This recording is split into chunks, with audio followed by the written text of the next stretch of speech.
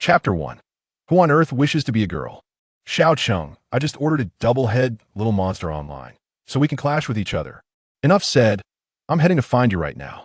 If it's not useful, I'm giving the seller a bad review. Beep, the call ended, and the phone was carelessly tossed aside onto the pillow.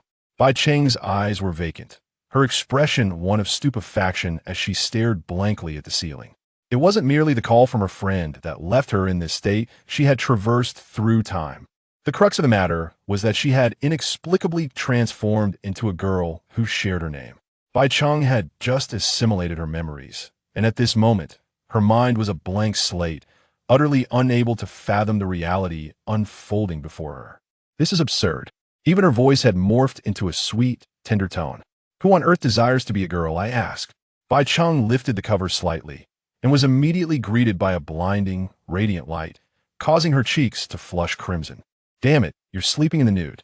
Bai Cheng felt tears welling up. She distinctly remembered joyfully leaving school, only to be met heat-in by a large vehicle while crossing the street. When she regained consciousness, she found herself in this rented room. This girl, much like herself, was an orphan, relying on government assistance for survival. It seemed that a life of reckless late nights had led to her untimely tragic existence. The rental space was modest yet equipped with all essentials. Beside the bed was a fairly tidy desk, and at the foot of the bed stood a full-length mirror, while the nearby trash bin overflowed with takeout boxes. The air conditioner above hummed, emitting a cool breeze at a chilling 16 degrees, and the tightly drawn curtains rendered the room dim even at noon. Bai Cheng instinctively tugged at the covers, extending her arm to adjust the air conditioning remote, raising the temperature a few degrees. This was her living environment. As for her occupation, she was still a student. Her friend, the aforementioned Xiao Cheng, was her classmate and the only companion she had. As she digested her memories, Bai Cheng turned on her side and picked up her phone to check it. The screensaver depicted two girls, their faces radiant with joy as they made heart signs to each other. The girl on the left, with her pink-dyed hair, was none other than her friend, Yunyan, and the other. Bai Cheng gasped in disbelief. Is that me? The girl on the right, with her flowing white hair cascading over her shoulders, had enchanting peach blossom eyes, a delicate cherry blossom mouth, and skin so fair it appeared almost translucent. The tuft of hair that perpetually stood on end atop her head added an endearing touch of innocence and charm. Bai Cheng was astonished. She immediately reached for her hair, and the white strands that slipped through her fingers confirmed her suspicions. No way. Am I truly this beautiful? This is akin to a character from an anime. Well, having been granted a second chance at life, even as a girl, I shall cherish it. Unlocking her phone, she delved into the pinned chat records with her friend. Xiao Cheng, I've tidied up the garden, so we can become divine beasts together. Come to my house today. How about we help each other out? Whoever arrives first has to treat the other to dinner. I discovered a quiet one we can wear to school. After skimming through a few messages, Bai Cheng felt her cheeks heat up. She even sensed a hint of embarrassment. As a lifelong single, these revelations shattered her previously innocent worldview. Such an adorable girl is actually how can this be just? This is utterly intolerable. Bai Cheng vehemently disapproved of such behavior. However, she quickly realized, it seems that I am indeed a girl now. The thought of having to develop feelings for a boy and engage in such activities was perhaps the most difficult to accept. Nonetheless, this serves as a reminder. As a boy, Bai Cheng often found himself in intense struggles with his hands, denying them any opportunity for pretentiousness. Yet now, she finally had the chance to satisfy her curiosity. Half an hour later, the sheets were wrinkled beneath her grasp, with a substantial portion of the blanket hanging off the bed. Bai Cheng lay flat, her expression vacant and her cheeks flushed, resembling a large character. Her fair feet had shifted from a state of tension to one of relaxation. She sighed deeply, savoring the fleeting and hard-earned comfort. It seems I need a shower.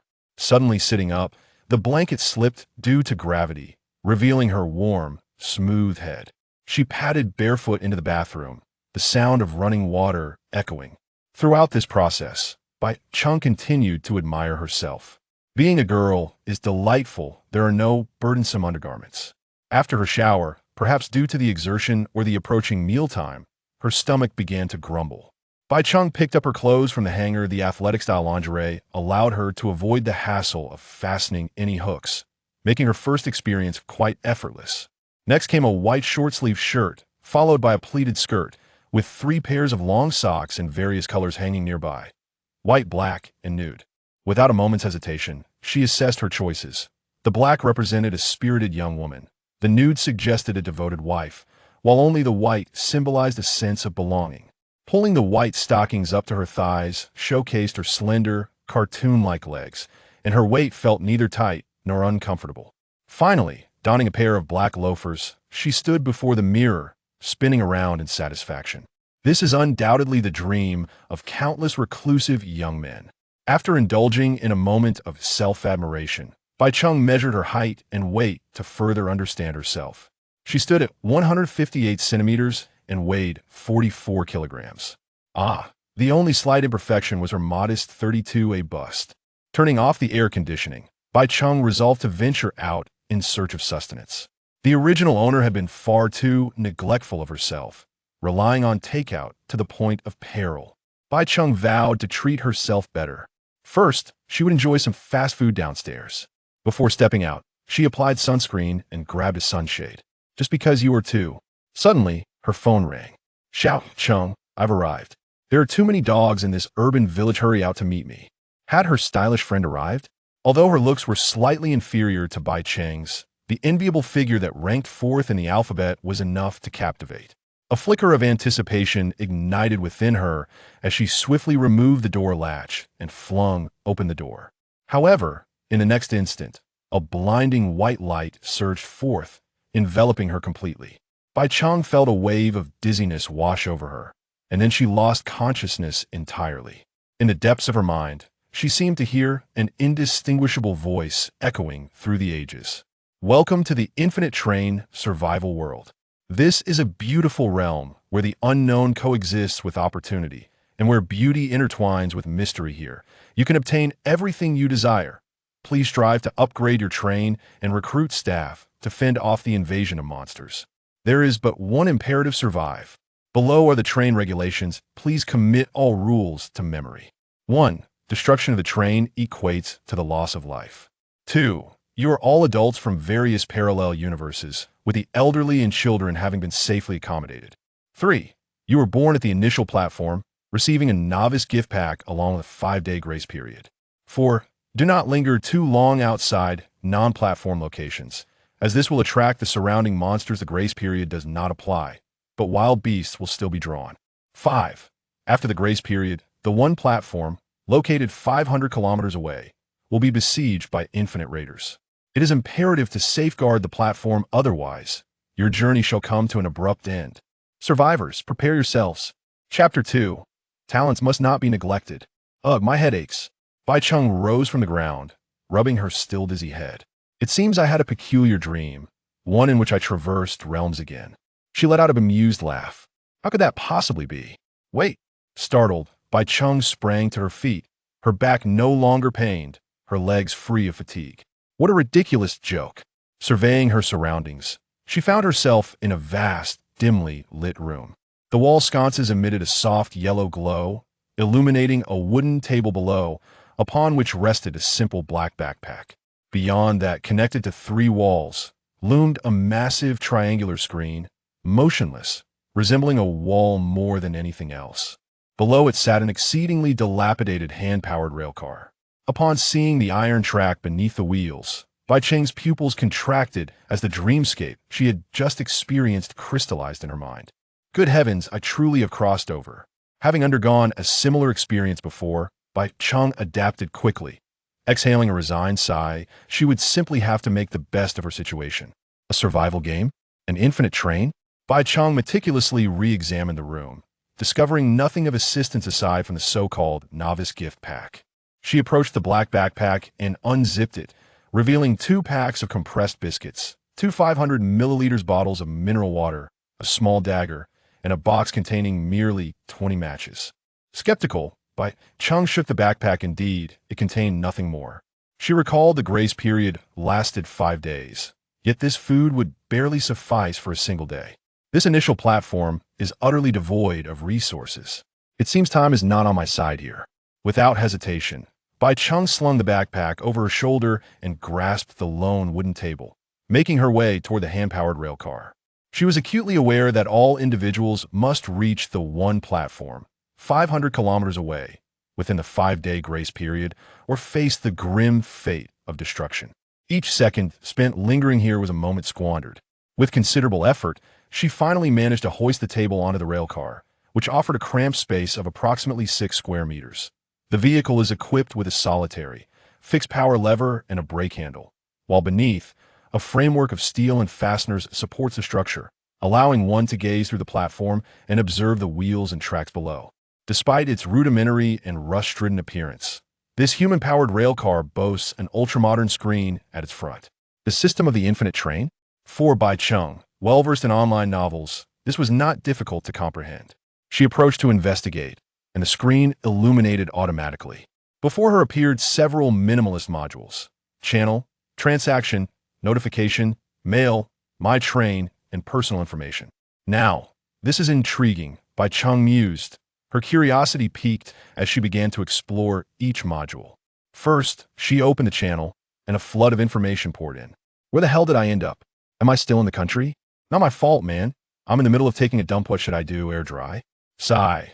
With a paralyzed mother, an alcoholic father, a useless brother, and an unfaithful girlfriend, perhaps coming here might be a blessing. Damn.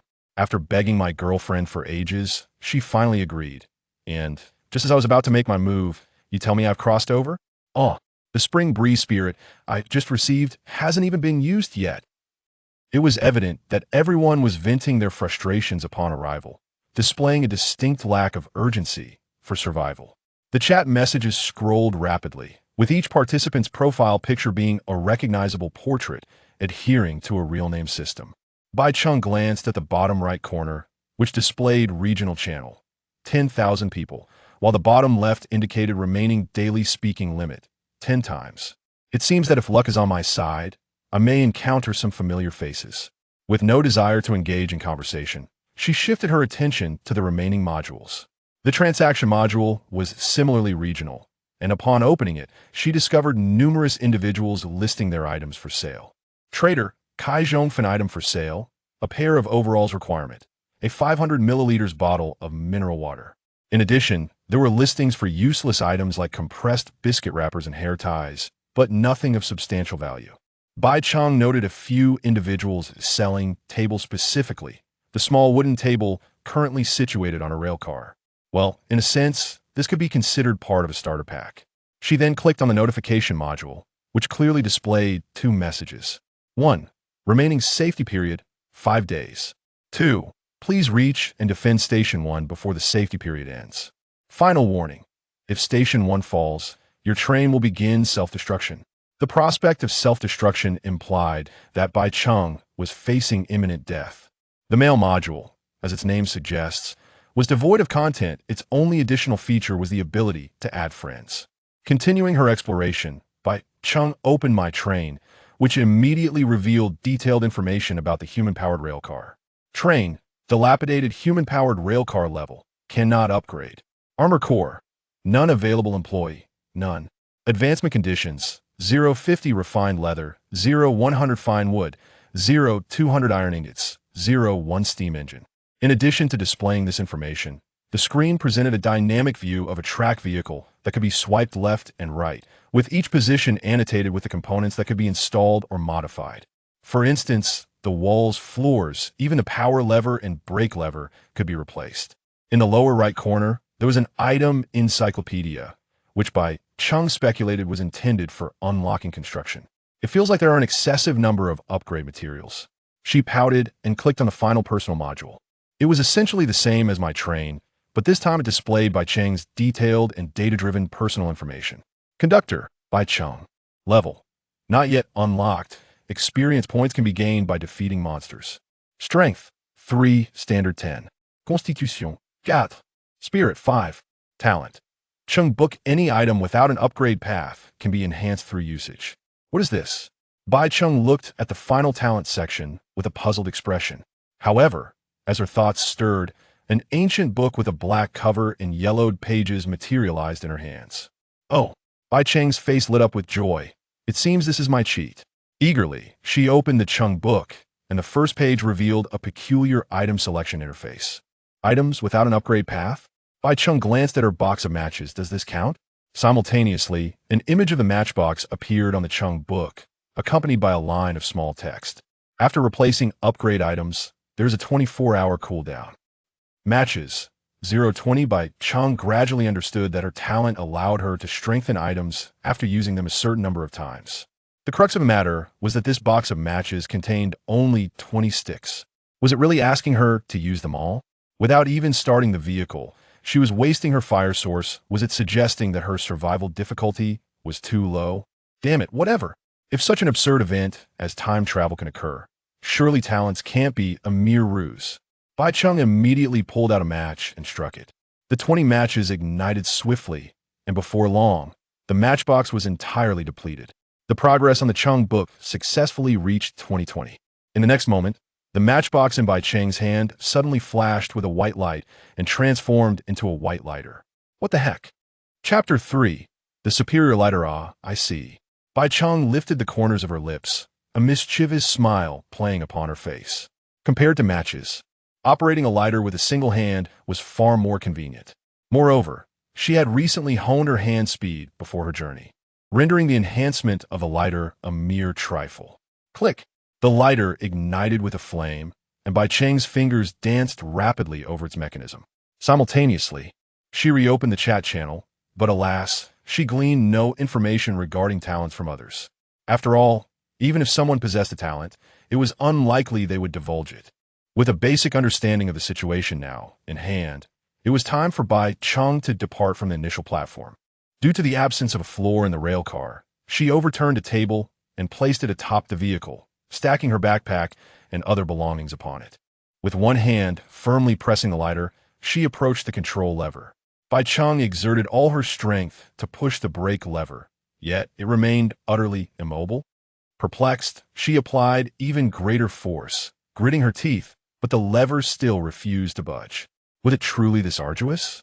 Stepping back, she delivered a forceful kick to the brake lever. With a satisfying click, the lever finally yielded. Yet, if I am to upgrade the lighter, does that not leave me with only one hand free? Bai Cheng raised an eyebrow, contemplating for scarcely a moment before abandoning the upgrade. The one-way manual control lever required both hands for operation. This time, Bai Cheng was prepared. She gripped the lever with both hands and exerted all her strength from the outset, even utilizing the weight of her body to press down. A creaking sound erupted from the decayed metal joints, making one's teeth ache. At last, the lever moved. In the next moment, the enormous triangular screen before her abruptly turned to ash, followed by a blinding white light that compelled Bai Cheng to squint her eyes. As she adjusted to the brilliance, the surrounding scenery transformed. Before her, a segment of iron track materialized, gently guiding the manual railcar forward. Surrounding her was a verdant expanse of grass, interspersed with a few trees, beneath a cloudless sky, bathed in radiant sunlight. The distant melodies of birds and the chirping of insects filled the air. A gentle breeze caressed her, lifting a strand of white hair beside her ear as she momentarily lost herself in the beauty of her surroundings. This scenery seemed rather pleasant.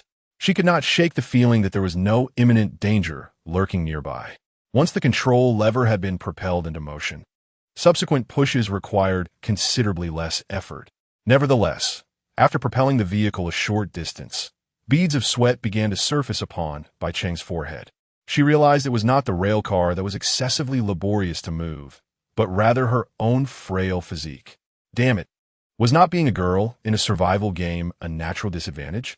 Furthermore, this rust-laden rail car moved at an agonizingly slow pace. Bai Cheng conservatively estimated it barely reached 10 kilometers h. Not only was she expending tremendous effort, but it also failed to surpass her jogging speed. In 5 days' time, if she could not even manage to cover 500 kilometers to the first station, she might very well perish on the journey itself. After enduring for approximately another 20 minutes, Bai Cheng could no longer hold on. Breathless, she plopped down on the overturned table, allowing the human-powered railcar to gradually decelerate. How infuriating!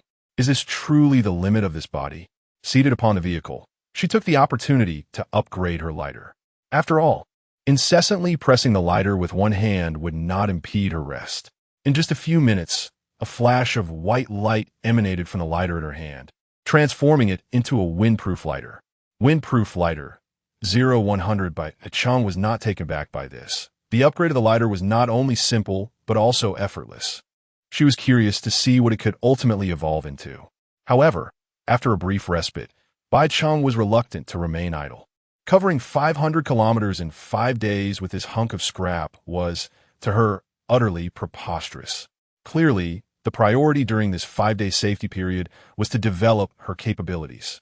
At this moment, the human-powered railcar was nearing a complete stop, prompting Bai Cheng to leap off. As her feet touched the soft earth beneath her, a sense of disorientation washed over her.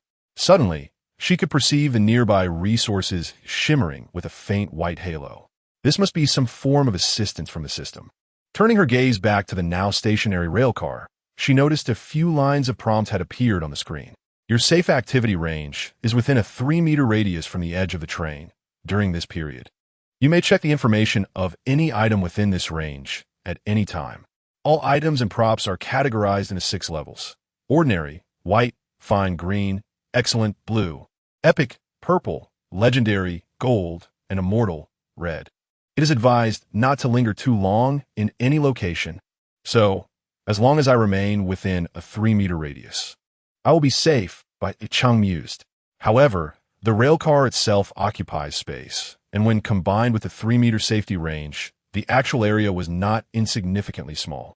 Yet this also meant that the effective safety range was not a perfect circle.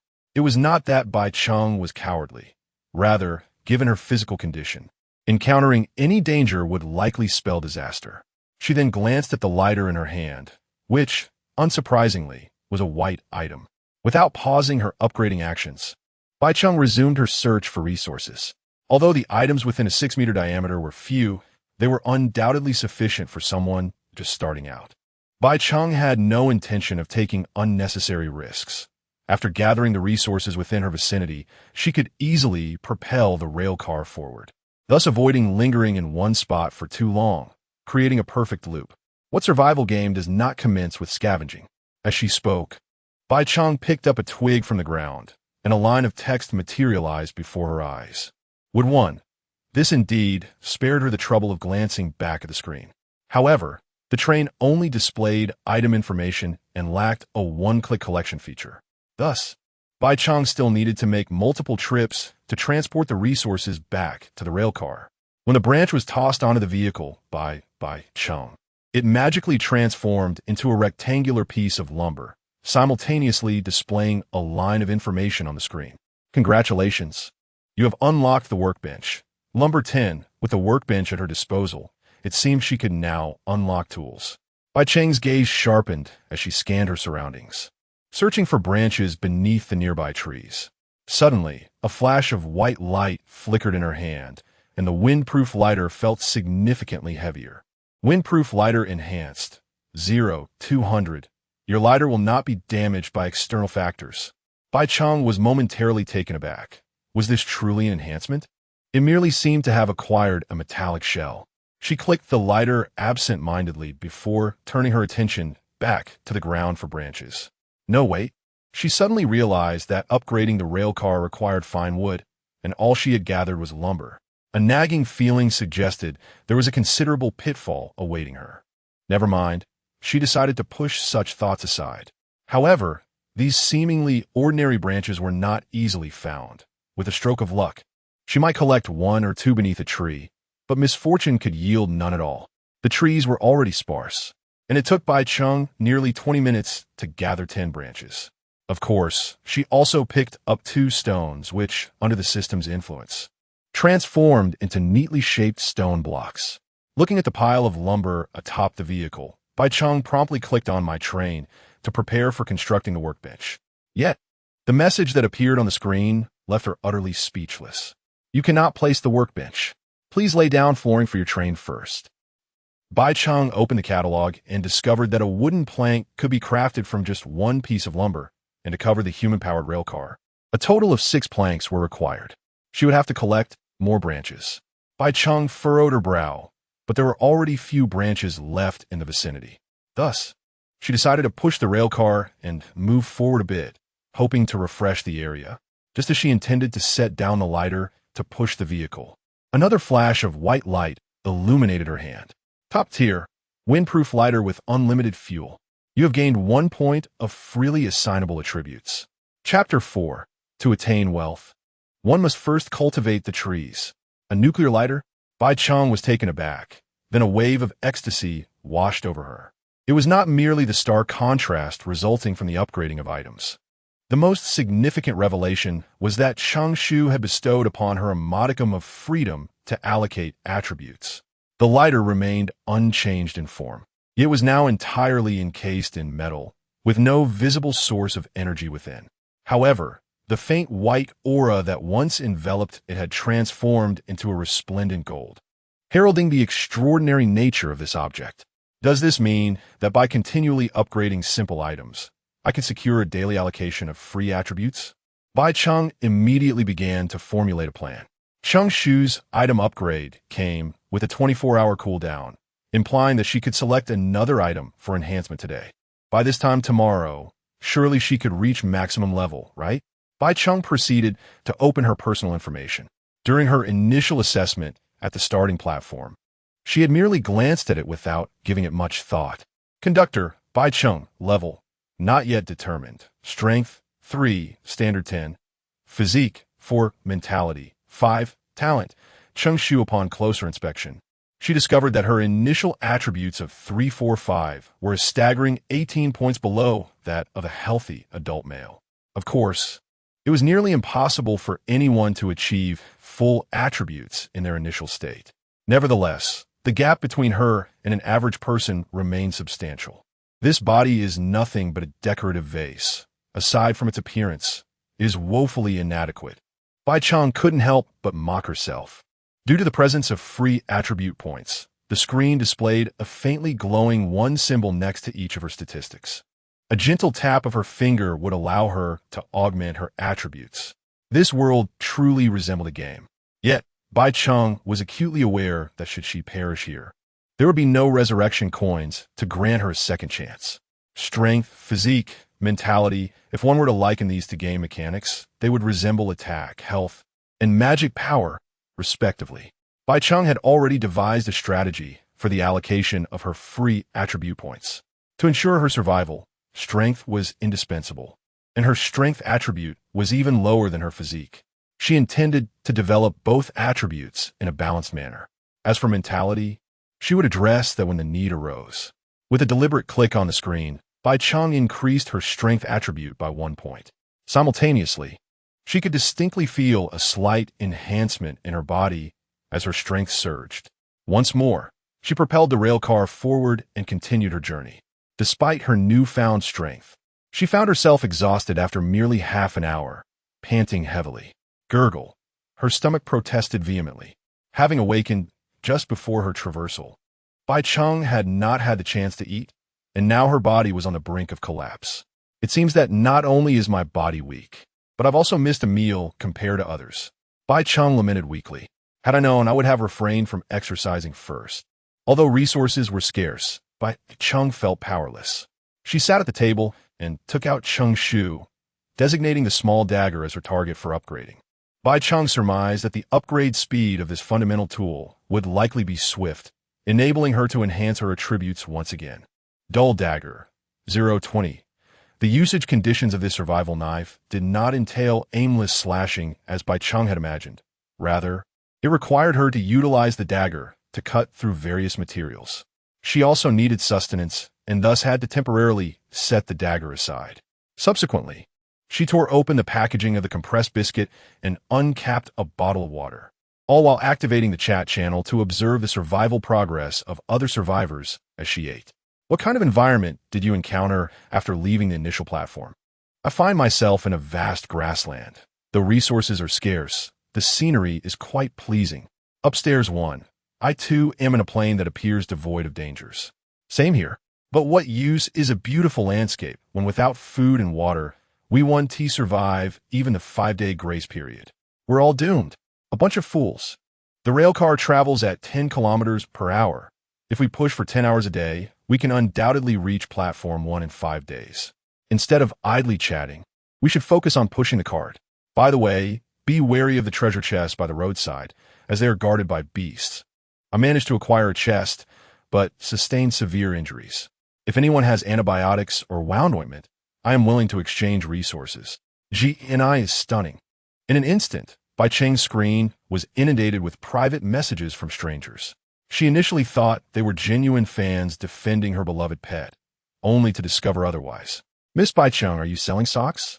I'll trade for water. Grinning. You're so beautiful. Do you have any that are unwashed? Covering mouth with laughter. Mom. Bai Cheng. This is the downside of real names, especially with a face like hers serving as an avatar. She was not one to shy away from attention, and her daily contributions to the conversation were not in vain. Most importantly, Bai Cheng was curious to see if her dear friend was on the same channel, hoping to strike a bit of luck. As for those private messages, she paid them no mind. Just as she was about to close the channel, her peripheral vision caught a glimpse of the total number of participants, which had already dwindled. Regional channel, 9923 10,000. How could so many have perished in such a short span? Bai Cheng was taken aback. It dawned on her that this world was far more brutal than she had anticipated. After consuming a packet of compressed biscuits and downing half a bottle of water, Bai Cheng felt a sense of satisfaction as she patted her belly. Fully revitalized, she was ready to commence her endeavors.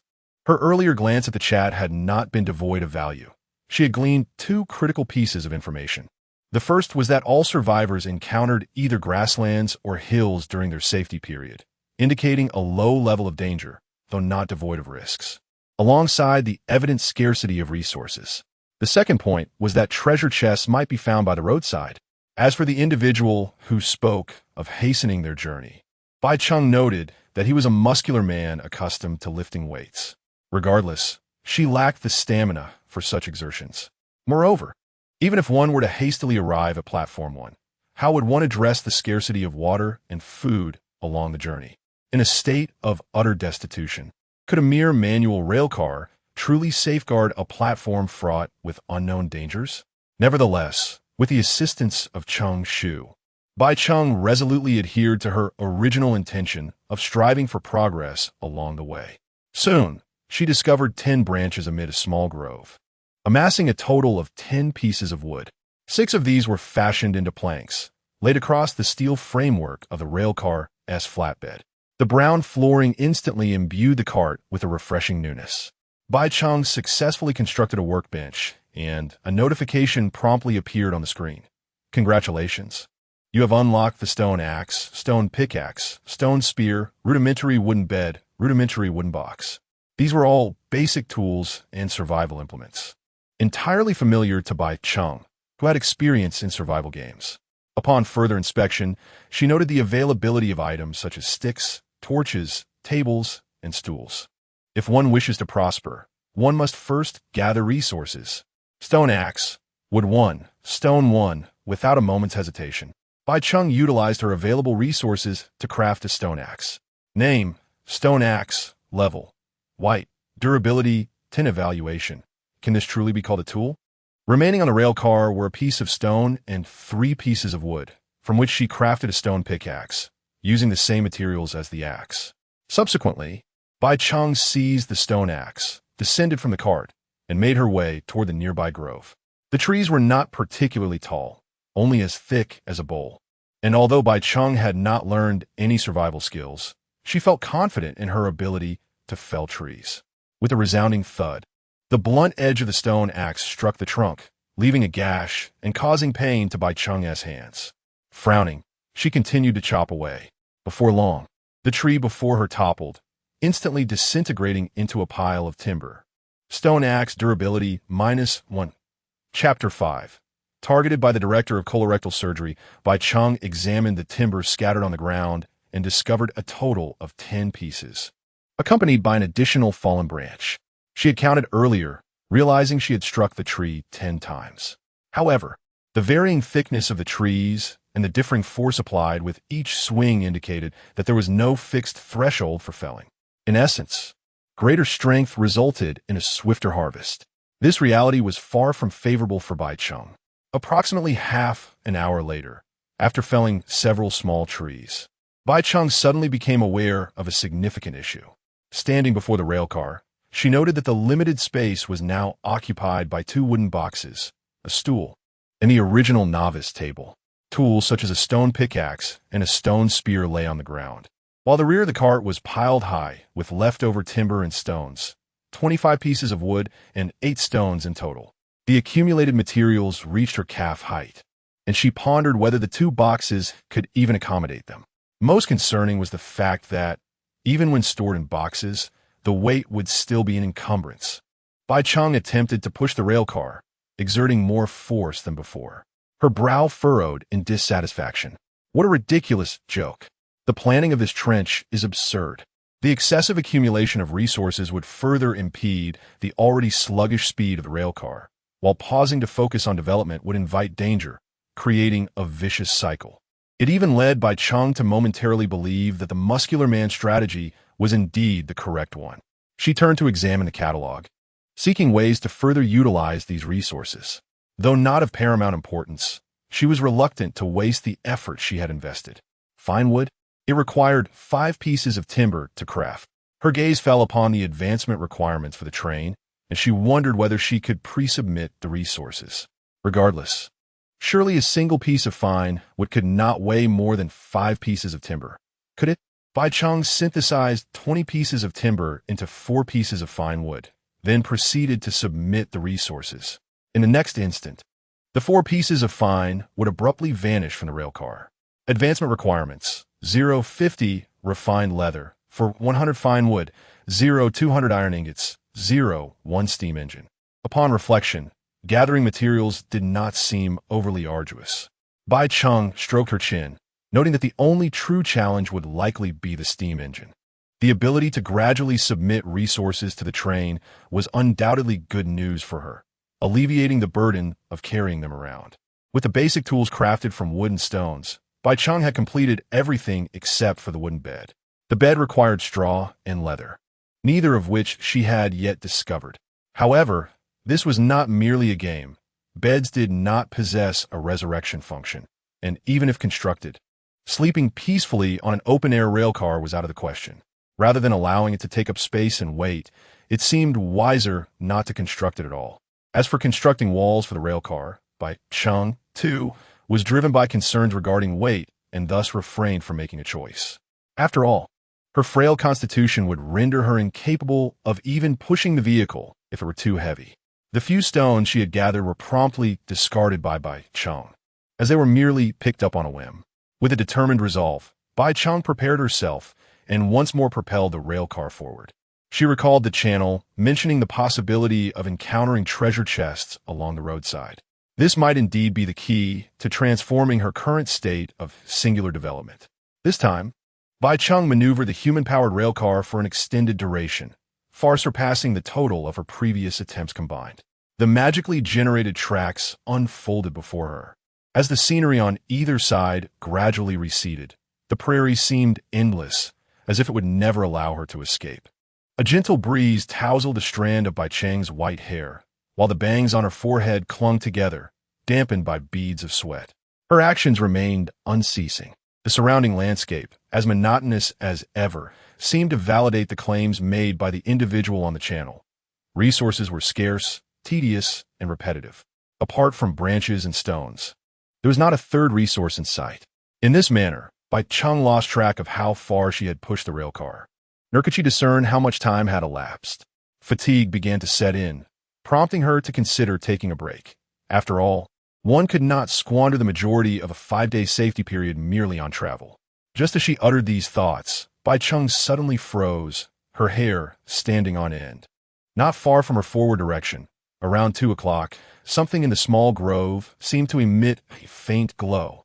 This radiance was markedly more intense than the white luminescence of her previous matches or the dagger.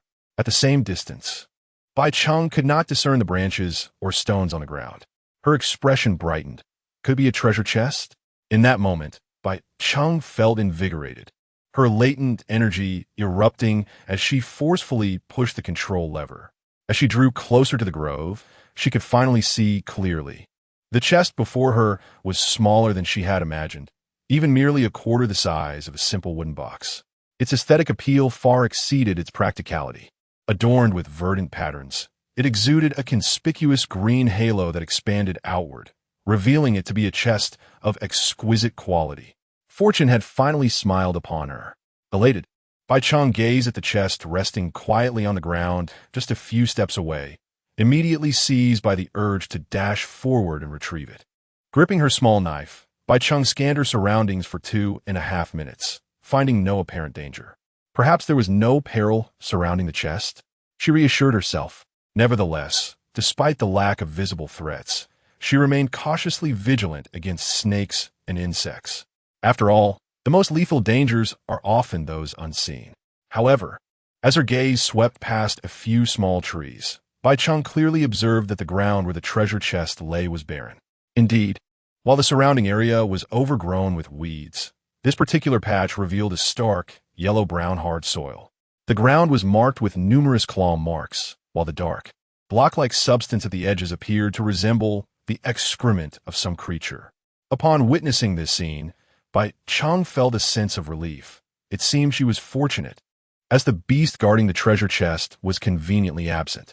After further confirming that no danger lurked nearby, she swiftly approached the chest and made her way back to the railcar.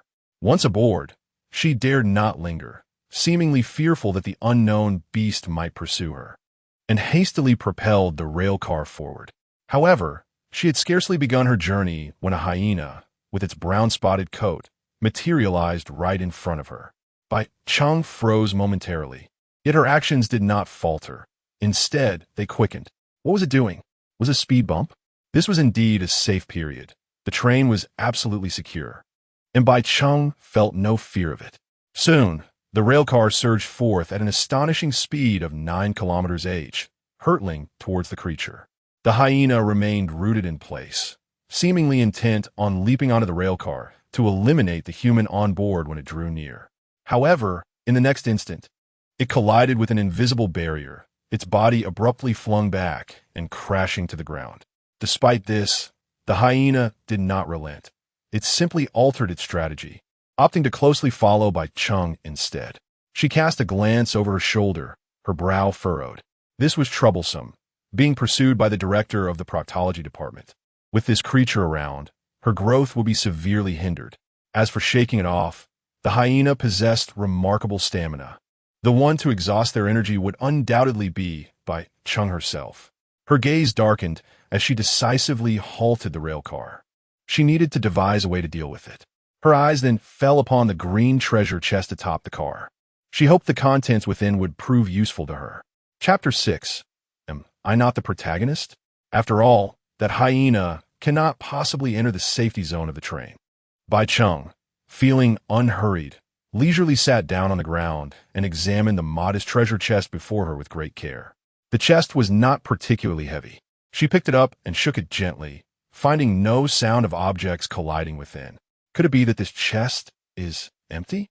Bai Cheng pondered, a hint of confusion crossing her mind. If it were indeed vacant and the hyena had its sights set on her, would that not be a grave loss? Yet, she leaned towards the notion that it was a SC Char Dinger's box. I must be the protagonist, right? Bai Cheng muttered, pouting slightly. No, everyone is the protagonist of their own life.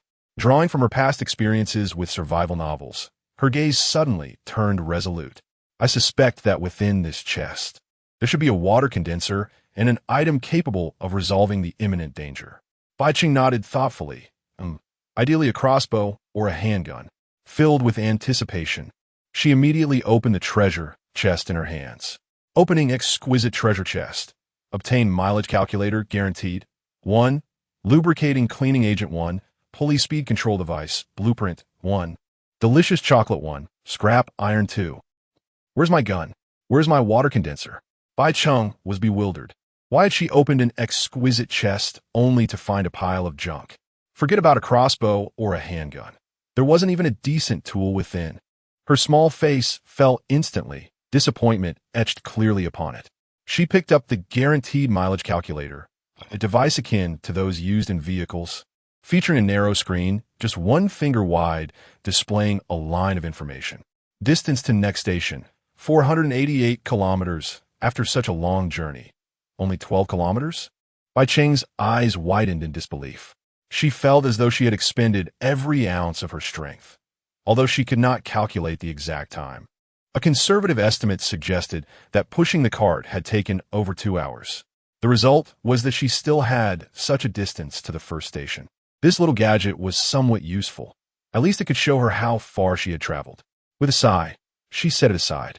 Tilting her head, she glanced at the hyena not far away, which was now lying on the ground resting due to the halt of the railcar. Bai Cheng stuck out her tongue at it and continued to inspect the other items. Lubricating cleaning agent. After use, it will rejuvenate your train and enhance its lubrication effect. Would you like to apply it to your human-powered railcar? Estimated speed increase of 50. Oh, this item seems quite useful. Bai Cheng's eyes lit up, and she promptly clicked to use it. In the next moment, a flash of brilliance enveloped the railcar beneath her feet. When she looked again, all the rust had vanished, leaving it looking brand new. Bai Cheng gripped the joystick once more and could distinctly feel how much easier it was to maneuver than before. Moreover, with a 50-speed increase, the maximum speed of the railcar had soared to 15 km/h. Title: Pulley Speed Control Device, Blueprint. Required materials: scrap iron X4, leather X2. Description: transform the basic downward pressure drive of the railcar into a more labor-saving pulley lever drive, significantly increasing the vehicle's speed. Note: using this blueprint will automatically unlock the construction, but blueprint-based constructions cannot be traded. Ah, yet another splendid item. Bai Cheng had anticipated that this wretched system would not allow them to continue traversing the road with their dilapidated railcar.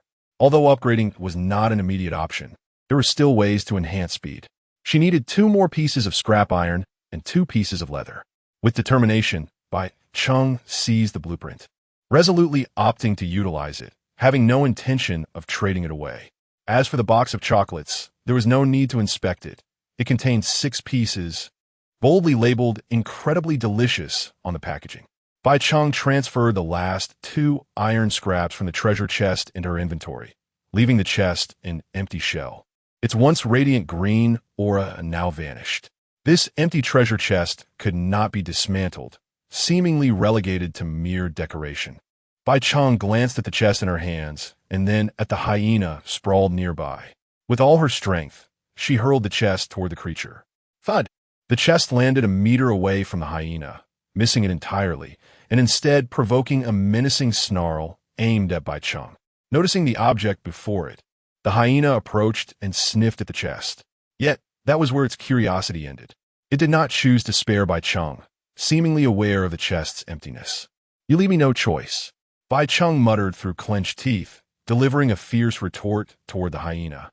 The treasure chest had not yielded the desired weapon, and the cleaned rail car certainly could not outrun the creature. Rather than gamble on the hyena's mercy, Bai Cheng recalled the scene when the creature had been repelled by the safety zone rule, and a lethal resolve began to take shape within her. The safety zone provided an invisible barrier around the train. If she could determine and exploit this range, Bai Cheng's gaze darkened, contemplating the possibility of using the rules to eliminate the hyena. She only hoped the creature would not be too clever. Her only weapons at present were a stone spear and a dagger from her novice kit. The advantages of the former were clear. Longer length equated to greater strength. Though lacking in sharpness, it was evidently safer. Bai Cheng picked up the stone spear, its wooden shaft extending over a meter, significantly increasing her margin for error. She quickly boarded the car, retrieved the dagger from the ground, and scraped it against a piece of wood. Not very sharp dagger. 120 within seconds. A green glow flickered from the dagger in her hand. Tetanus blade, 060. Evaluation. Appears to be a lethal weapon, but not suitable for hunting. Bai Cheng cast a brief glance at the evaluation, yet her hands did not falter in their task. The speed of her cuts on the wood was steady and effortless. Bai Cheng intended to elevate the dagger to its utmost pinnacle. Soon, the dagger in his hand flickered with a radiant blue light. Dagger that cuts through iron. 200. Evaluation. a most formidable weapon. 10 minutes later, the dagger ascended once more. Blade of Demon Slaying, 1000. Evaluation, a dagger capable of inflicting harm upon magical beasts. This time, Bai Cheng meticulously executed 1,000 strikes, laboring for over an hour, his arms alternating in their toil, both succumbing to a profound ache. The sun above had quietly traversed westward, its once blinding rays now transformed into a warm orange hue, casting an eerie stillness upon the surroundings. Perhaps due to the prolonged halt of the train, the air hinted at the potential arrival of wild beasts. Yet, Bai Cheng remained unfazed, harboring a flicker of anticipation. For this circumstance might very well deter hyenas, sparing him from further peril. As the final strike was delivered, the piece of wood had undergone a complete transformation. A flash of golden light heralded the dagger's ascension to its zenith. Pinnacle, blade of certain death unbound. Quality, legendary. Description, a weapon that guarantees death. Any creature pierced by it shall be afflicted with a curse of inevitable demise, save for its master. Evaluation, utterly invincible. You have gained 1 point to allocate freely to your attributes. Chapter 7, A Fatal Strike. Bai Cheng gazed at the dagger in her hand. Adorned in a striking red and black hue, its blade glimmering with a cold radiance, her eyes widened in astonishment. Could it be that a mere slice upon the hyena would suffice to dispatch it with ease? This truly felt like a divine artifact. Casting a disdainful glance at the stone spear at her feet, she unceremoniously kicked it aside. Turning her attention back to the screen, she resolutely opted to bind the dagger. Items bound thereafter are non-transferable. Bai Cheng dismissed this warning. Surely, no surviving souls could afford such a dagger at this moment. Even if they could, she had no intention of parting with it. Once again, she gained a point in her free attributes, choosing to augment her strength. Strength, 5. Physique, 4. Spirit, 5. Feeling the enhanced vigor coursing through her body, Bai Cheng's confidence surged. However, a tinge of confusion crept in. Both the matchstick and this dagger were evidently of the highest rank, represented by the color red, yet they could only be elevated to gold. Was there a peculiar limitation on the ultimate rank, or was there an inherent cap on the item's potential? She muttered to herself, but chose not to dwell on it. Raising her gaze to the heavens, she noted the sun in the west half concealed by clouds, casting a rosy hue across the horizon.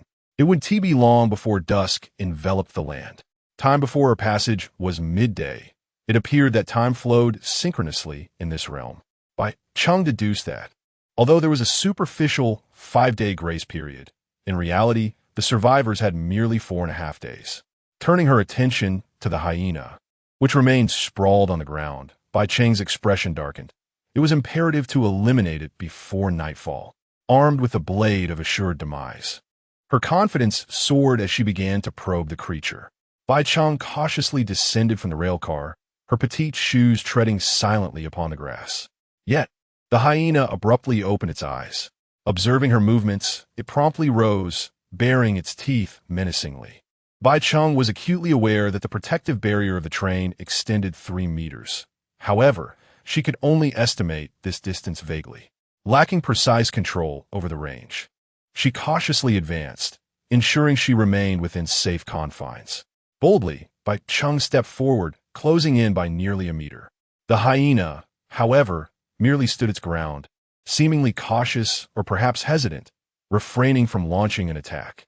Indeed, this creature had been tailing her, clearly aware that it could not approach the train. Furrowing her brow, she took another small step forward. This time, the hyena arched its back and retreated a step, as if intimidated by her presence. So clever? Bai Cheng felt a sense of challenge. At this rate, she could not ascertain the train's safety boundary. It seemed she would have to devise a means to provoke the beast. With a furrowed brow, she retrieved a piece of wood, marred by the dagger's blade, from the train. Suddenly, she charged forward several steps and hurled the wood with all her might. The sudden movement startled the hyena, prompting it to attempt a hasty retreat. However, with enhanced strength, Bai Cheng deftly struck the creature's spine with a piece of wood. The hyena let out a yelp, but upon glancing back, it realized the human was merely posturing and had retreated once more. Enraged, it turned back, baring its teeth and drooling. Yet soon after, it saw its adversary advancing again. Frustrated and left with no choice, Bai Cheng bit her lip and positioned herself a mere 3 meters from the train, a distance she deemed safely within her limits. "So, you claim to be the head of proctology?" She mused. Turning away, she placed her hands on the ground, her skirt revealing a radiant light directed at the approaching hyena. For a proctologist, this was indeed an open invitation, a once-in-a-lifetime opportunity. Bai Cheng provocatively wiggled her hips, and the hyena, unable to contain itself any longer, lunged fiercely in her direction. With a maximum speed of 60 km/h, the few meters between them vanished in an instant. Almost immediately, the hyena was upon her. Yet, as soon as Bai Cheng perceived the impending attack, she sprang to her feet and moved toward the train. In the next moment, an invisible barrier reverberated, followed by a dull thud. The hyena was abruptly halted, disoriented from the collision, and collapsed on the ground, unconscious. Observing the scene, Bai Cheng's lips twitched. "All right, I retract my earlier statement. This creature is indeed rather dim-witted." She hadn't even taken action, and the hyena had unwittingly sealed its own fate. However, it was likely not dead, so Bai Cheng quickly gripped her dagger and crouched down, plunging it into the hyena's belly. Blood gushed forth as she decisively withdrew her blade and retreated to the safety of the train. Then, she watched as the hyena began to convulse, dark incantations spreading from the wound throughout its body. Within moments, the incantations dissipated, and the hyena lay still, lifeless. A prompt appeared on the screen. "Congratulations. You have slain the wild-class hyena, earning 1 employee card, 1 infinite coin, 6 hyena meat, and 2 leather."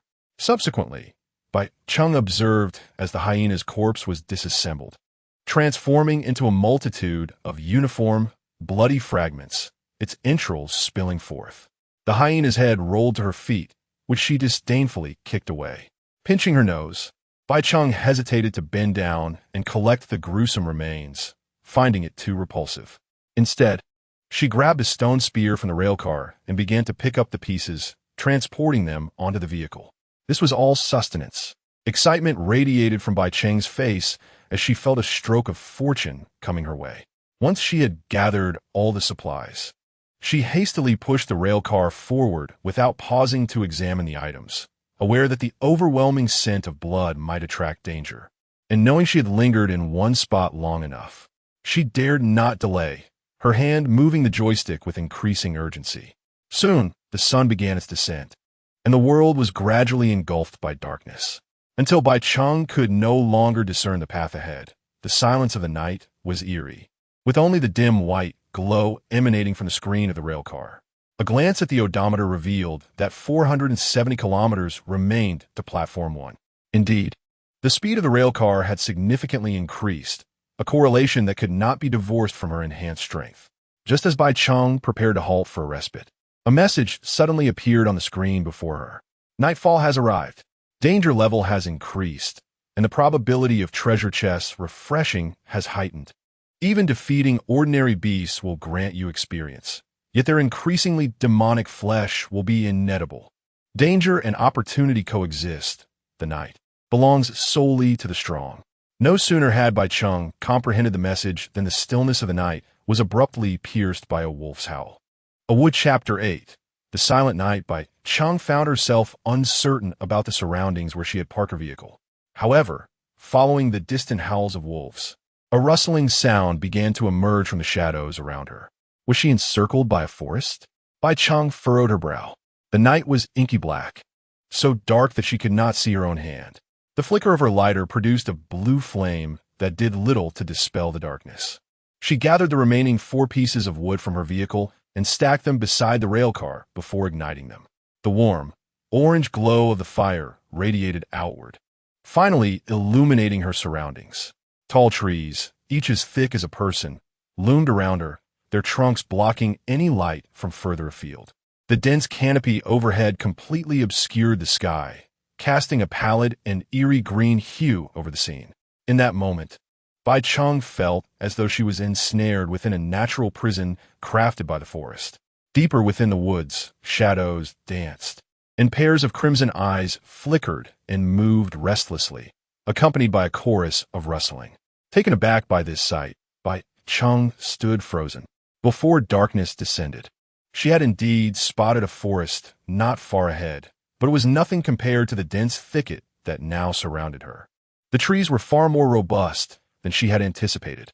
Moreover, her journey had traversed an unobstructed plain. Where could there possibly be a forest?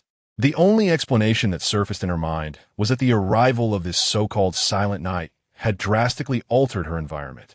This was not a reassuring revelation. Furthermore, in the depths of night, gaining a clear understanding of her unfamiliar surroundings was an impossibility. To venture forth recklessly would be both foolish and fatal. Despite the presence of wolves outside, Bai Cheng felt an unwavering certainty in her safety, bolstered by her prior encounter with hyenas during the day. She had no immediate plans to explore. Securing sustenance was her foremost priority. After all, the wood for the railcar was limited and would not burn for long. Bai Cheng quickly set to work, employing her dagger to slice through a portion of hyena meat with remarkable ease. She then skewered it with her stone spear and placed it over the fire to roast. She estimated the weight of the meat to be around 1 kilogram, which would be sufficient for her sustenance for an entire day. Yet, she pondered, the hyena must have weighed at least 30 to 40 kilograms. Why had only 6 kilograms of meat fallen away? But she quickly shook her head, dismissing the need for scientific reasoning in this bizarre world. While she had enough food for now, the scarcity of water presented a pressing issue. Bai Cheng currently possessed only a single bottle of mineral water, which would not last long. Why had she not brought a condensation device? She lamented inwardly. Nevertheless, the hyena meat was more than enough for her, and it could not be preserved for long, making it a viable option for trade. At least for the present, resources had not dwindled to the point of desperation. Before long, the flames crackled as the hyena meat sizzled and released its savory aroma. In the pitch-black forest, the wild beasts seemed to catch the scent and began to stir restlessly. Bai Cheng chose to ignore them, lifting the roasted meat to her nose and inhaling deeply. The fragrance was delightful. She blew on it gently and then savored the first bite with unrestrained delight. The meat was tough and chewy, devoid of flavor, accompanied by a faint hint of fishiness. The taste was far from the enticing aroma it had promised. Although it was edible, it was lacking in taste. Bai Cheng tilted her head back, forcing herself to swallow, constantly reassuring herself that even the most unpalatable meal was still preferable to compressed biscuits. After gulping down nearly half a bottle of water to aid her swallowing, she finally managed to conclude her dinner. She felt a wave of nausea wash over her. Hoping she wouldn't suffer from an upset stomach, Bai Cheng wore an expression that was on the verge of tears. Meanwhile, the bonfire beside the railcar had nearly extinguished, prompting her to retrieve the employee card and infinite coins she had previously acquired, searching for the prompts that had been displayed on the screen. The infinite coins bore no indication whatsoever. Their size was akin to that of a 1 yuan coin, featuring the words and patterns of the infinite train on both sides. It was evident that this was some form of currency. To prevent losing it, Bai Cheng tossed it in her box and turned her attention back to the screen. Name, employee card, hyena. Quality, ordinary. Description, obtaining this species employee card requires the first kill of a creature from the infinite world. Once used, it allows you to assign an employee to your train. Evaluation, who would fancy a hyena? Tip 1. Each train compartment can bind only one employee, once bound. The employee cannot be replaced or discarded. Should the employee perish, your compartment will incur damage. Tip 2. Without prerequisites, the employee will be absolutely loyal to you, and their life and death will be linked to yours. Tip 3. Employees can gain experience and grow stronger alongside the train conductor's prowess. Recommended employee configuration: white, green, blue, purple, purple. The straightforward explanation was immediately clear to Bai Cheng. Employees could not be easily replaced, implying that future expansions of the compartments would similarly face such constraints. Moreover, under certain conditions, employees could also betray her. Bai Cheng pondered this while stroking her chin, noting that the recommended employee configuration indirectly indicated that acquiring a green employee card at the outset would be impossible. After all, Dealing with an elite-level beast without the aid of an employee seemed insurmountable. In any case, the recommended configuration provided by the system was undoubtedly correct and suitable for the majority. Bai Cheng scrutinized the employee card in her hand, which displayed an image of a hunting dog on the front, with the words "Infinite Train" inscribed on the back. It was comparable in size to a playing card and made of sturdy material. This object appeared to lack any upgrade pathway, didn't it? Bai Cheng raised an eyebrow slightly and immediately summoned the Cheng book. With a mere thought, the item illustration on the first page of the Cheng book transformed into the likeness of the employee card. White employee card, 01. Does it require a matching color employee card for synthesis? Bai Cheng was taken aback. This upgrade method was remarkably straightforward and blunt. However, what astonished her further was her initial assumption that the 24-hour cooldown for changing items in the Cheng book would apply to items completed through upgrades. It had seemed that completed upgrades did not count as item changes. Although Cheng Shu possesses the innate talent of Bai Cheng, she has yet to fully comprehend the depths of her ability, akin to being unable to turn the second page of a book. The prior tasks of slaying hyenas and transporting goods, as well as pushing carts, were evidently regarded as mere labor, hence no notifications were issued. Nonetheless, this is undoubtedly fortuitous news for Bai Cheng. Could it be that I might elevate the quality of my foremost employees to golden status? In a situation where others are confined to selecting only white-quality employees, it is inevitable that these employee cards will become superfluous. By simply acquiring these cards through trade, Bai Cheng could enhance her own collection. However, the pressing question remains, what valuable assets does she possess for exchange? Meats are certainly out of the question. Any survivor capable of obtaining employee cards must have slain beasts themselves, thus they would hardly be in want of meat. Bai Cheng shook her head, realizing that employee cards are still quite scarce. Perhaps it would be prudent to wait a couple of days before pursuing exchanges. For now, she must first attend to her immediate matters. As she pondered, several white wolves with glowing crimson eyes stealthily approached the train from the obsidian forest. Bai Cheng chuckled softly. Ah, employee cards have come knocking. Chapter 9. Hunting the White Wolf with the assistance of the Cursed Blade.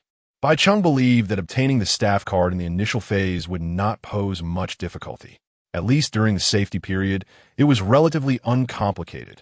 Bai Cheng contemplated employing her previous tactics. Despite the increasing number of white wolves gathering around the train, it did not affect her in the slightest.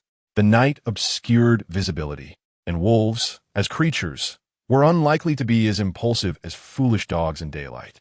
Bai Cheng raised an eyebrow, wondering if there was a method that entailed low risk and high margin for error. Her gaze fell upon the stone spear she had just used for roasting. If she were to affix the cursed blade to its tip, wouldn't it transform into a deadly spear? Although lacking string, Bai Cheng, being a girl, had a small hair tie at her disposal. She promptly removed a hair tie, her silken white hair cascading down her shoulders. After wrapping it several times, she found the connection between the dagger and spear still alarmingly loose, rendering it utterly unusable. It seemed that a mere flick could send the dagger flying away. Bai Cheng frowned. If the cursed blade were to fall outside the safety zone, it would spell trouble. Her gaze shifted downward, fixating on the white over-the-knee socks adorning her legs.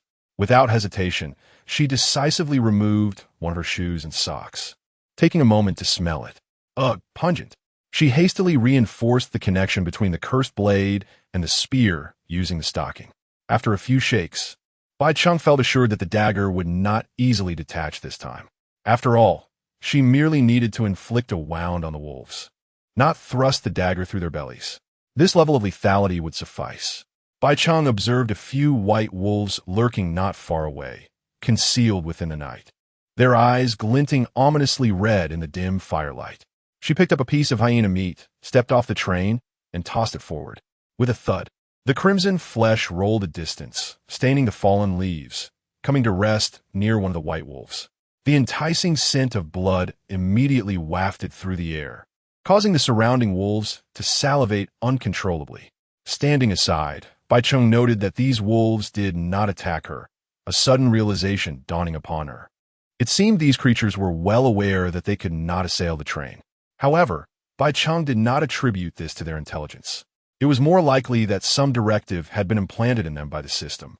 Otherwise, if all creatures behaved as foolishly as that hyena, it would be far too simple for survivors to exploit the rules to eliminate these beasts.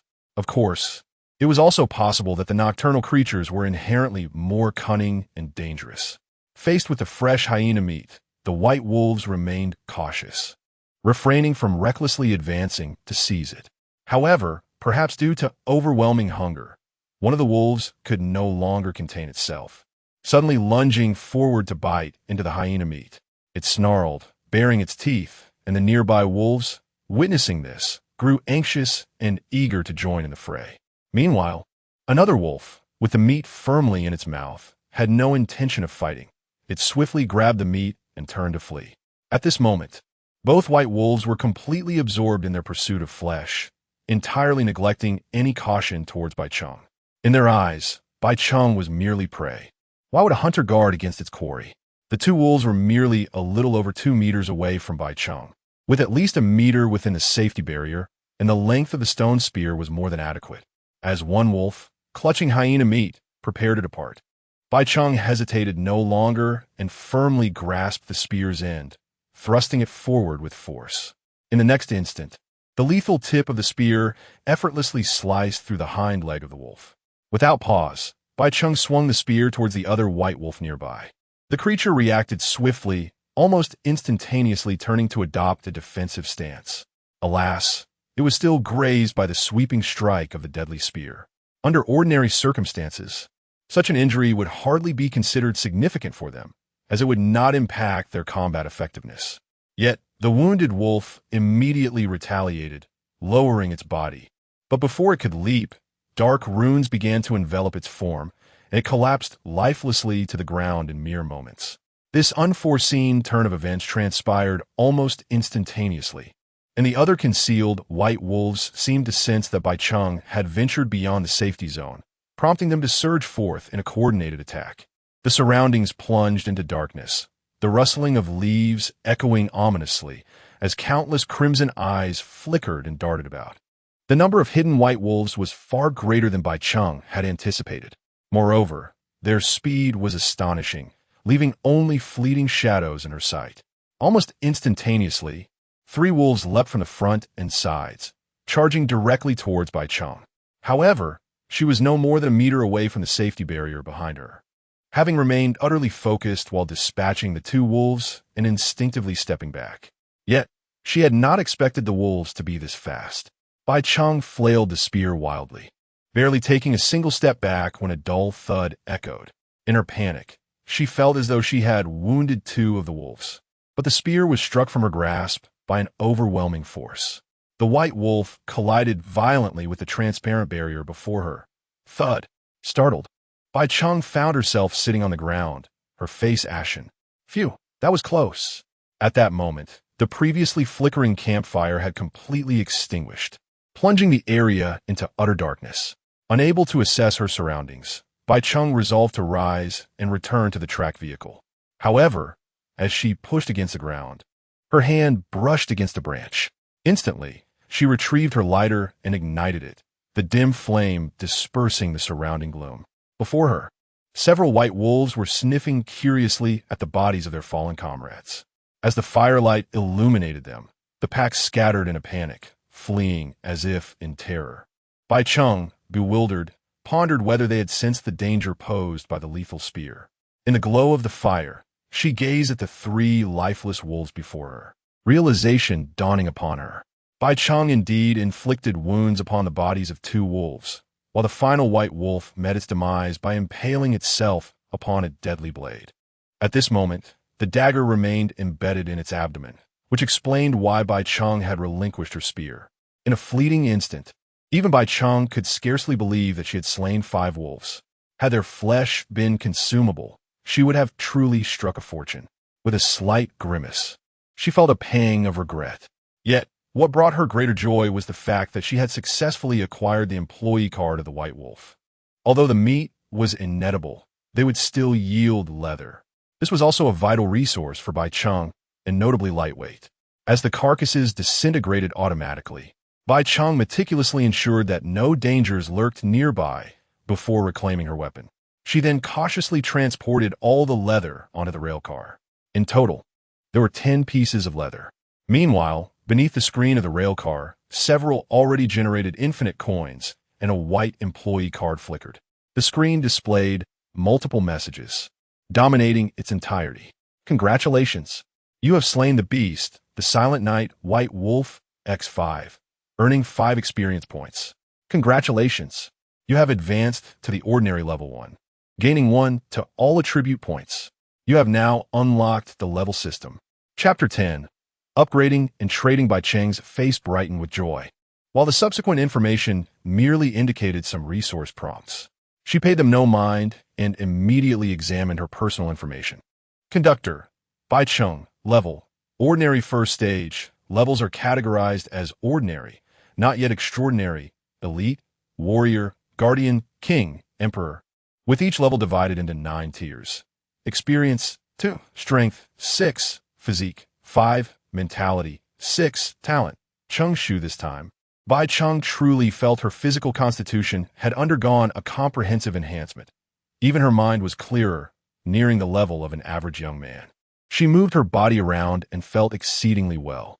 Indeed, risks and rewards are proportionate. Her gaze lingered on her level. Not yet extraordinary? This meant she was still an ordinary person. Could it be that in the future, she would ascend to heaven and earth, reigning supreme? After all, from the system's prompts regarding the monstrous beings, she had long suspected that this was no ordinary world. Bai Cheng closed the information panel and picked up the 5 infinite coins that had fallen to the ground, placing them into her box. This was quite commendable. At least the infinite coins were not directly dropped from corpses. She tilted her head towards the white wolf carcasses, illuminated by the flickering firelight, and clearly saw them shattered across the ground, reduced to a puddle of flesh and blood, akin to mud. She had initially thought the system merely indicated that the meat of the Silent Night beasts was inedible, even considering deceiving others for trade. However, it turned out that the corpses of the Silent Night beasts did not yield any meat at all. Instead, they transformed into pools of blood upon death. Nevertheless, apart from the meat, other items were plentiful, allowing her to gain experience points and unlock the leveling system ahead of time. Night trains encounter danger wherever they stop, and despite the nearby pools of blood exuding a strong smell, Bai Cheng had no intention of departing from this place. Instead, she utilized the faint light of her lighter to begin searching within a 3-meter radius around the train. Unlike the small trees of the day, the night revealed a dense, primeval forest where each tree stood robust, casting deep shadows. This resulted in branches scattered across the ground. Bai Cheng swiftly collected 4 branches around the train and rekindled the campfire. With a source of light established, she returned to the train to attend to her tasks. Name, staff card, Silent Night White Wolf. Quality, ordinary. Evaluation, perhaps this is a true dog? Similar to the staff card of the class Hyena, albeit with a different design on the front. Bai Cheng promptly affixed her 2 staff cards together, and in an instant, a green light flashed, revealing a new staff card. Green staff card, 02. Indeed, Bai Cheng immediately understood that combining 2 white staff cards produced 1 green card, indicating that the essence of upgrading this green staff card still required a card of the same level. Name, staff card Ferocious Tiger. Quality, ordinary. Evaluation, the King of Beasts. Without a doubt, she gazed at the pristine employee card in her hand, adorned with the image of a tiger bearing its fangs. In comparison to the hyena, the tiger, as the King of Beasts, undoubtedly possessed superior combat prowess. Bai Cheng calculated that in order to upgrade her green employee card to gold, she would require at least 14 white employee cards. At first glance, this number did not seem insurmountable. Yet the task of slaying 14 new species within a mere 4 days appeared daunting. Thus, the most prudent course of action would be to acquire them through trade. It dawned on Bai Cheng that safeguarding Platform 1 would necessitate the assistance of employees. Even she, as the train conductor, had a level, indicating that others must have avenues for advancement as well. Those rushing ahead were likely courting disaster. Bai Cheng shook her head and then opened the screen. Selecting the trade option, She had 5 pieces of hyena meat left, and without hesitation, she opted to list them all for trade.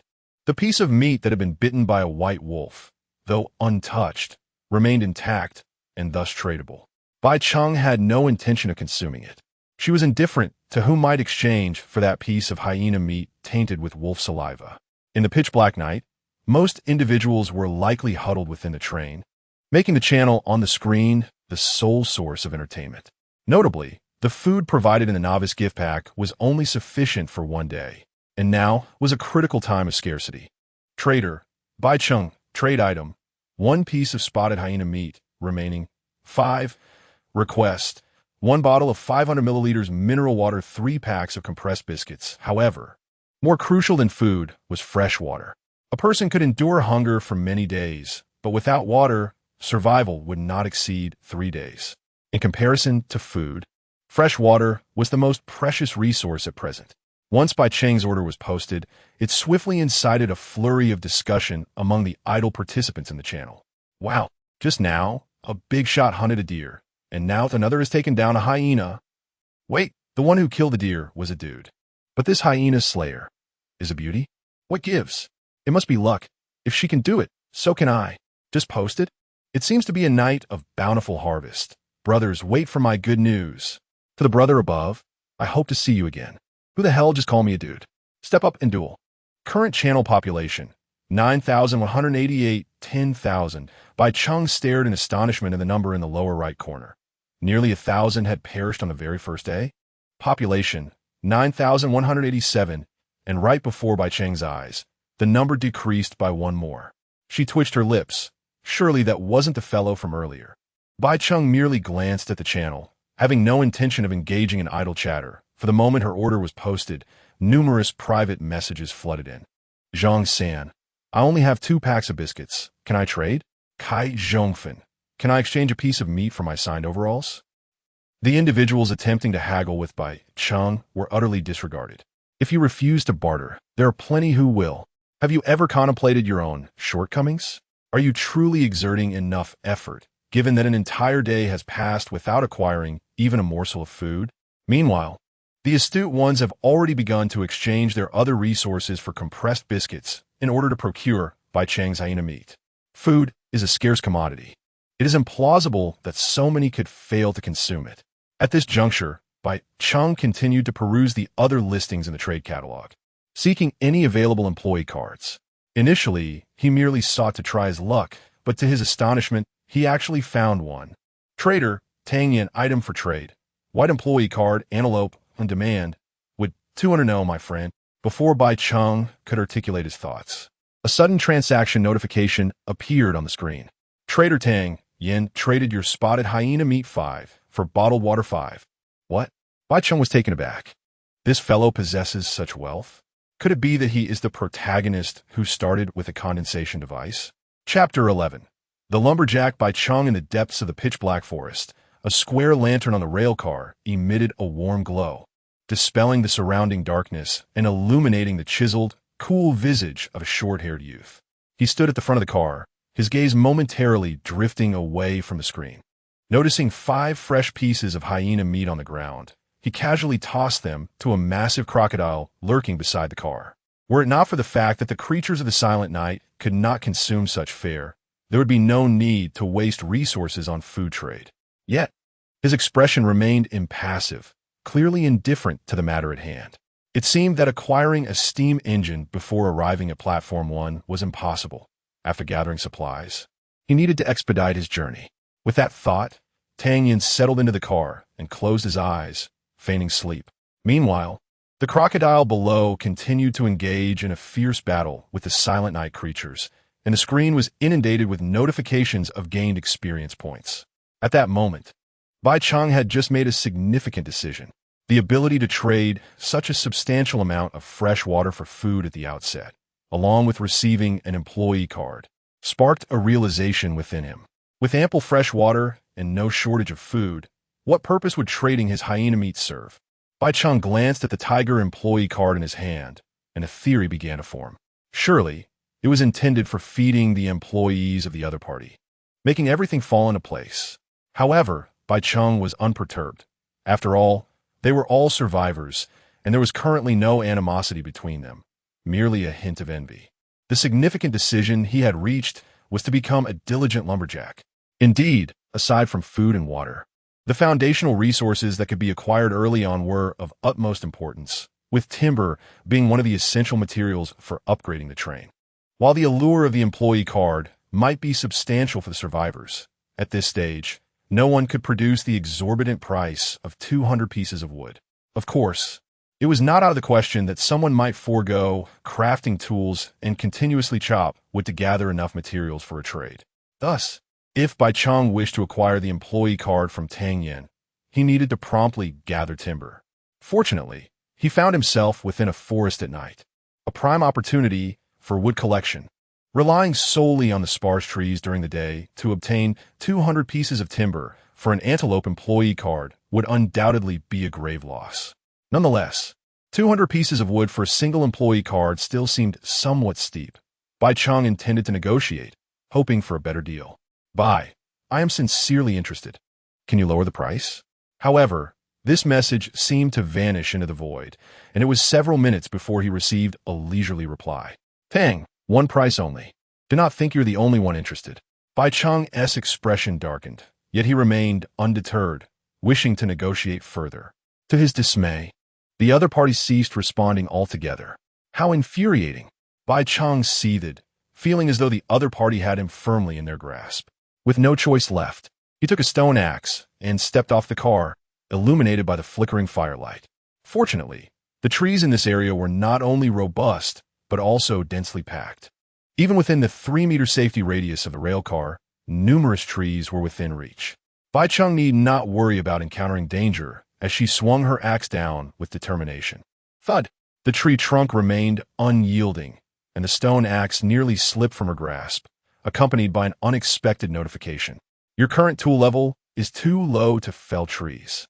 Durability -1. Bai Cheng's expression shifted to one of disbelief. Are you jesting with me? In the dead of night, surrounded by so many trees, I cannot fell even one? How infuriating it is to stifle the aspirations of a woodcutter. Frustrated, Bai Cheng promptly summoned the clear book, altering her upgrade target from the employee card to the stone axe. The employee card merely required the collection of cards to synthesize, and she could revert to it once all were gathered. Stone axe, 08, exhaust its durability? Bai Cheng raised an eyebrow, realizing the upgrade method was rather straightforward. After all, the trees at night were simply impossible to fell with a stone axe. Each swing diminished its durability. Without hesitation, Bai Cheng began to swing the stone axe, and in mere moments, its durability was entirely depleted. At the instant the stone axe shattered, a flash of green light flickered by. Iron axe, 030.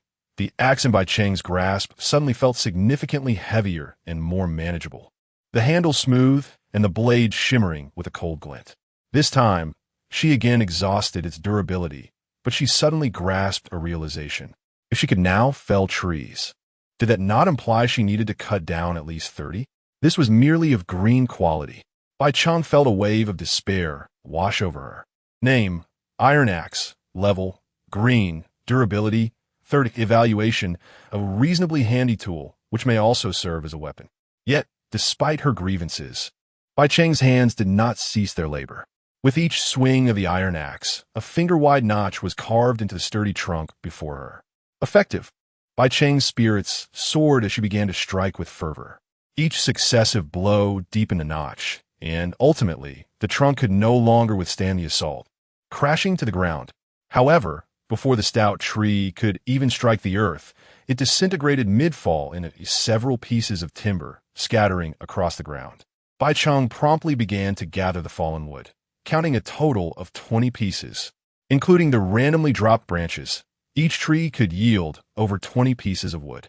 Though the timber dropped was less than Bai Cheng had anticipated, and the felling conditions were stringent, the sheer number of trees was overwhelming.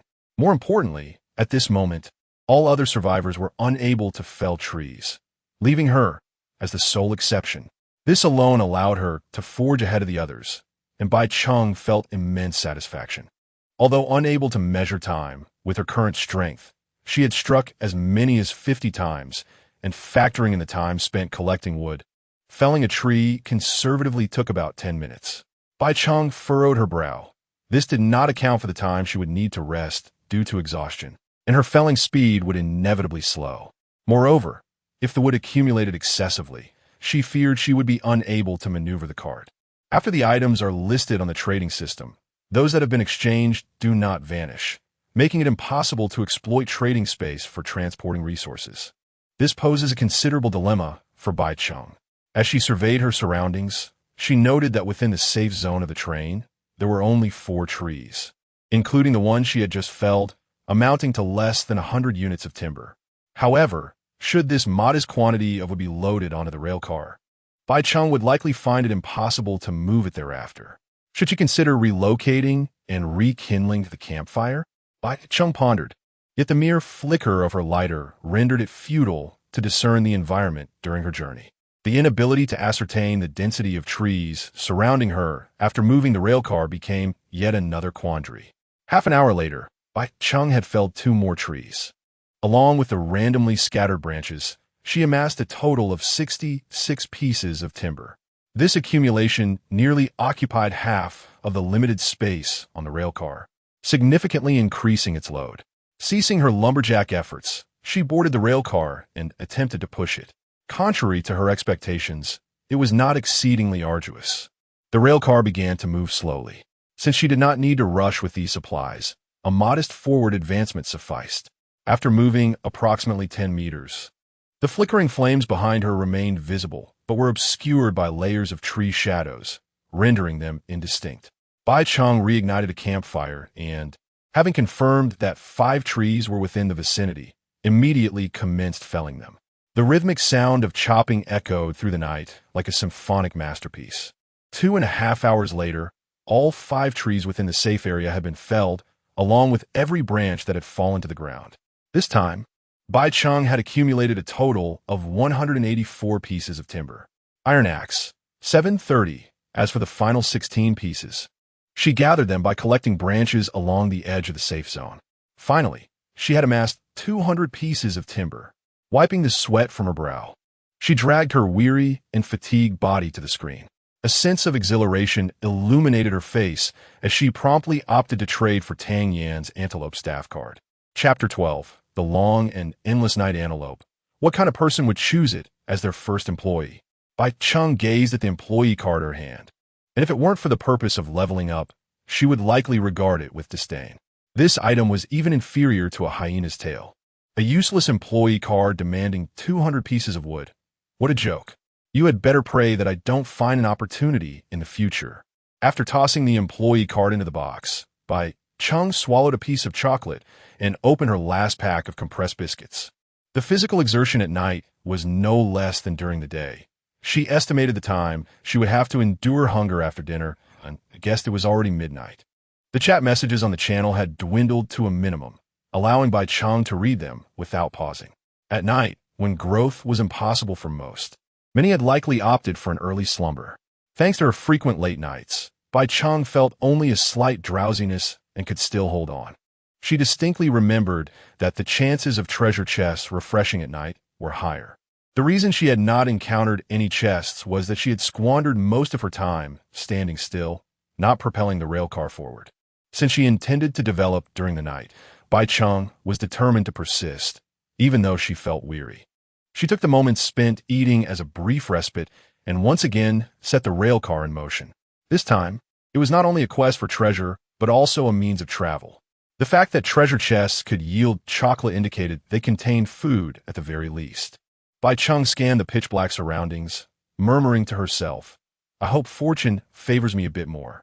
Wait, why am I referring to myself as this lady? Whether it was a figment of her imagination or a change in her demeanor, Bai Cheng felt as though she had become more feminine. I like girls, I like girls. I like girls. As she pushed the cart, she continuously reinforced this thought in her mind.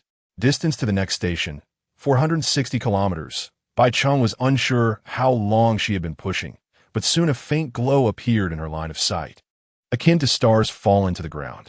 This perfectly confirmed her suspicion. Treasure chests could indeed shine at night. Otherwise, in the absence of visibility. Wouldn't increasing the drop rate be akin to being caught with one's pants down? Naturally, the weak light of the chest would be obstructed by tree trunks. Bai Cheng was uncertain whether she had missed any chests earlier, but in any case, she had discovered this one, and fortuitously, it was not far from the train. At the edge of the safe zone, this was practically a gift of a treasure chest. After acquiring the chest, Bai Cheng did not rush to open it. Instead, she continued to forge ahead while she still had the energy. She was acutely aware that her exhausted self could not endure the entire night. At this moment, she relied solely on the exhilaration from the treasure chest to sustain her weary body. Unbeknownst to her, Bai Cheng had already ventured quite far, and her pace in pushing the cart was slowing as fatigue set in. Bai Cheng tilted her head to glance at the two white treasure chests behind her, then turned her gaze to the odometer. Distance to the next station, 453 kilometers. No, she must persevere a little longer. Gritting her teeth, she continued onward. The journey was exceedingly tedious, and Bai Cheng's screen remained occupied with channel chatter. Although she did not engage in conversation, observing the sporadic exchanges among the survivors served as a distraction. However, she noticed a detail. The speaking count in the bottom right corner had reverted from 9 to 10. Given that the evening refresh was likely at midnight, it indicated that it was now early morning. This time, Bai Cheng did not travel far before deciding to abandon her journey, for not far ahead, a green treasure chest had appeared. She felt a surge of excitement, convinced that fortune was smiling upon her. Alas, the unfortunate news was that the chest was situated approximately 30 meters from the train. In the perilous night, Bai Cheng was reluctant to take such a risk. Yet, the allure of the green chest was too enticing to dismiss. Ultimately, her life was paramount. Perhaps it was worth a gamble. Bai Cheng ignited a campfire and gathered enough twigs and wood from the ground. Afterward, she seated herself on the rail car and opened the two white treasure chests she had previously acquired. Opening ordinary chest 2, obtained solar lantern 1, obtained scrap metal 2, wood 2. Was that all? Bai Cheng shook the chest in disbelief. 666, and it felt like a farce. The items from the two white chests combined were even inferior to those of a single green chest. The disparity was immense. Was it merely bad luck? Bai Cheng scoffed, disdainfully uttering, "Curse be it." The appearance of the white chests bore no distinction from the wooden boxes she could construct, save for their size, and they too were indestructible. In frustration, she tossed the two empty chests into the campfire. The flames crackled and swiftly consumed the chests. Bai Cheng picked up the lantern and attempted to switch it on, but it remained dark. There was nothing remarkable about it. It merely sported a modest solar panel atop.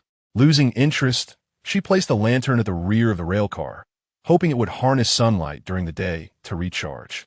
"Do not disappear on me," Bai Cheng silently prayed while gazing at the distant green chest. Subsequently, she sprawled across the rail car. The sky served as her blanket, the earth her bed. The temperature was pleasant, and the absence of wind alleviated any fear of catching a chill. As for the lurking beasts eyeing her, she chose to disregard them entirely. Unbeknownst to her, her breathing gradually became steady, and she slipped into a deep slumber. When the first light of dawn pierced the darkness, the surroundings began to transform. The sun ascended, and the temperature no longer retained the comfortable coolness of night. The sunlight was blinding, yet Bai Cheng merely stirred her eyelids, turned over, and continued to sleep. However, due to the transition from night to day, the temperature variance, and the unfamiliar environment, despite Bai Cheng's exhaustion from the previous night, she found herself unable to sleep until noon. Not only was she awakened by the heat, but a persistent sensation of bloating also lingered in her lower abdomen. Coupled with her lack of physical activity, the exertion from the previous day left her feeling acutely sore from the accumulation of lactic acid in her body. Bai Cheng attempted to move her limbs, only to grimace in pain. "Ouch, that hurts." She slowly rose, resembling an elderly man with limited mobility. The first thing she did upon standing was to glance back at the treasure chest not far away. The chest, radiating a soft green glow, sat quietly upon a patch of grass, and the unobstructed plain revealed no apparent dangers. The environment had reverted, and, astonishingly, the treasure chest remained. A wave of joy washed over her, and she felt grateful for having guarded the chest throughout the night. At that moment, Bai Cheng could hardly focus on her bodily discomfort. She even ignored the private messages appearing on her screen, instead preparing to retrieve the green chest. However, as she took a step forward, the bloating in her abdomen compelled her to frown. Never mind, I'll take a moment to relieve myself first.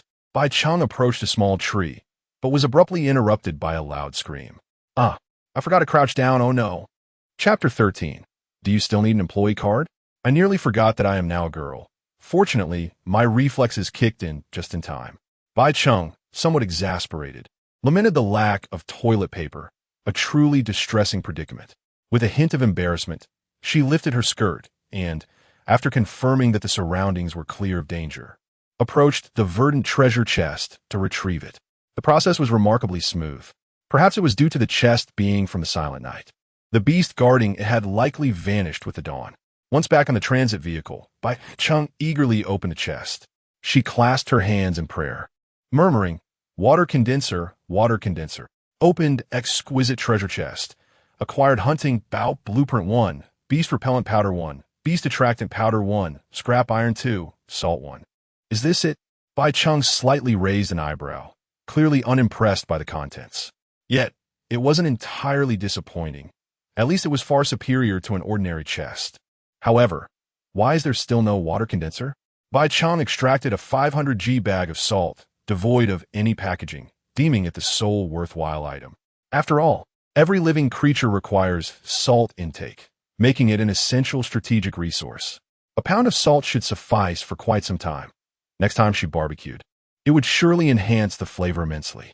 As she mused, her stomach began to rumble. She glanced at the chest, realizing she had no food left. Last night, Tang Yin had exchanged all her hyena meat for water. Initially, Bai Cheng had planned to trade half for water and half for compressed biscuits.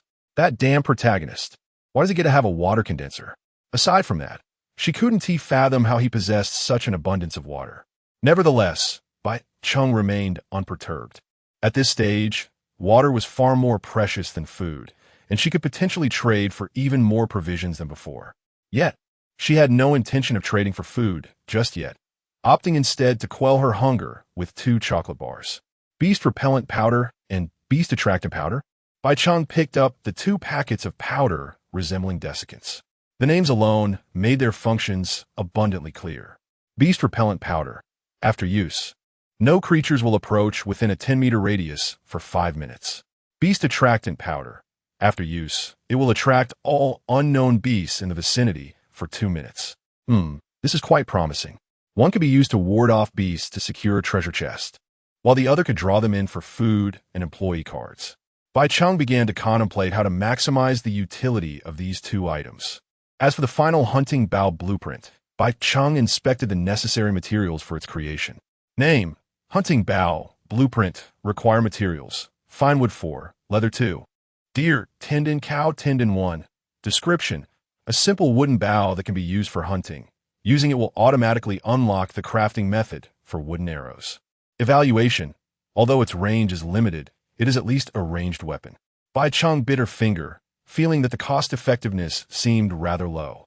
A wooden bow accompanied by wooden arrows, combined with an utter lack of hunting skills and insufficient strength, truly begs the question: can one utilize it for hunting? The crux of the matter lies in the elusive sinews of the cow and deer, which raises the inquiry of where one might procure such materials.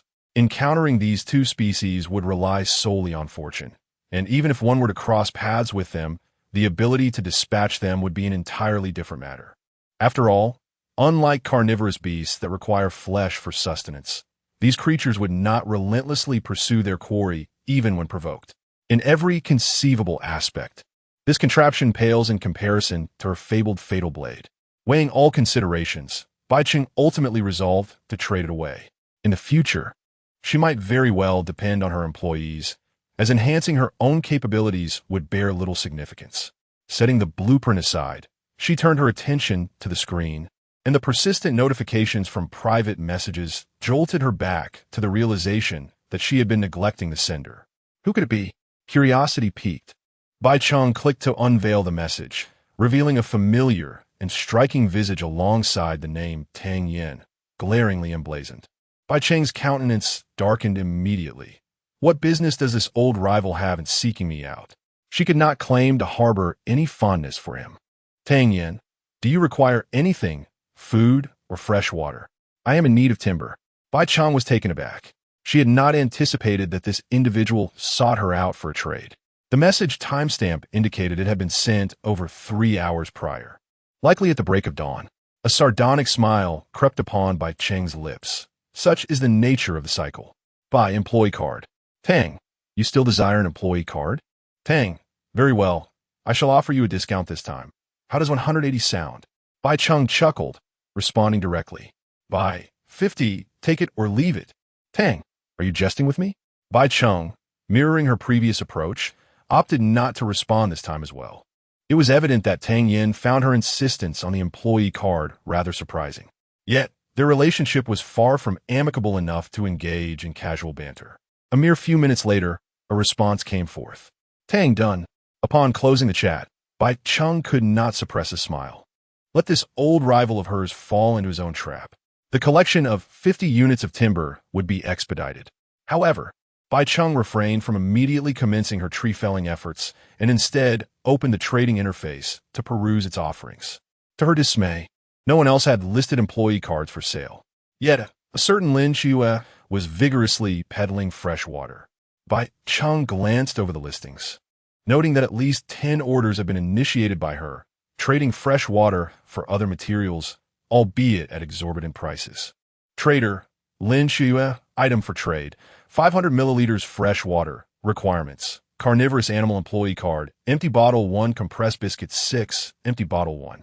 Almost every demand was accompanied by the necessity of an empty mineral water bottle. Another opportunist seeking to profit. How infuriating. Bai Cheng casually opened the chat channel, only to find everyone vociferously denouncing Lin Xue as a profiteer while she unabashedly indulged in self-promotion. Ladies and gentlemen, I have discovered a waterhole, but I shall not linger here for long. Time waits for no one, and those in need of fresh water should make haste to trade. Damned merchants, why don't you seize the opportunity?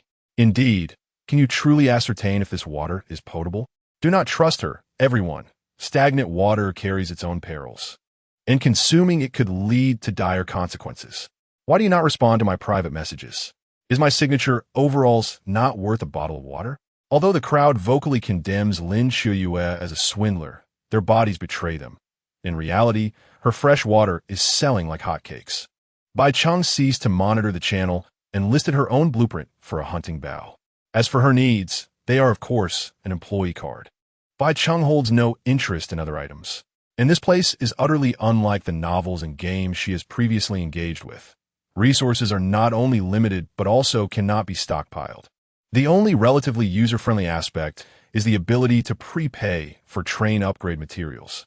Bai Cheng picked up her iron axe and eagerly disembarked to chop trees. Another busy day lay ahead. As Bai Cheng swung her iron axe against the slender trees, she was taken aback as it left a massive gash. The entire tree began to sway precariously. Stunned, she struck twice more, and the trunk suddenly snapped. Durability -1. She was astonished. 3 strikes for one tree? Moreover, the durability decreased as well. Wouldn't this mean that chopping trees during the day would significantly accelerate the upgrade process of the iron axe? Bai Cheng became utterly exhilarated, and soon there was not a single standing tree in her vicinity. Simultaneously, a blue light flickered from the iron axe in her hand. Chapter 14. Tang Yan's Persuasion. Name, Bronze Axe. Level, Blue. Durability, 50. Evaluation. As a conventional axe, it is capable of felling the vast majority of trees. The heavy azure iron axe in her hand swiftly transformed into a sleek and lighter bronze axe. Bai Cheng weighed it thoughtfully, finding it increasingly comfortable to wield. With the prospect of felling 50 trees, she mused that she could probably achieve her upgrade today while traveling. However, she soon shook her head. It was unwise to squander daylight hours. Resources were far more abundant at night. Nevertheless, her immediate goal was to secure an employee card through trade with Tang Yin. With a renewed sense of purpose, Bai Cheng pushed her rail cart, leaving a trail of felled trees in her wake. Before long, the modest cart was laden with nearly 100 logs, and she found it increasingly difficult to maneuver. Unlike the night, each thicket during the day was situated at a distance, making the time spent chopping trees feel longer than the time spent traveling. Glancing at the sun hovering above, Bai Cheng surmised that noon was approaching. Feeling a pang of hunger, she wiped the sweat from her brow and prepared to eat something, taking a moment to rest.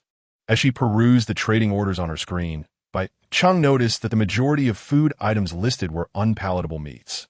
Little trading occurred for the flesh of herbivores or for compressed biscuits, which most seemed to reserve for their own consumption.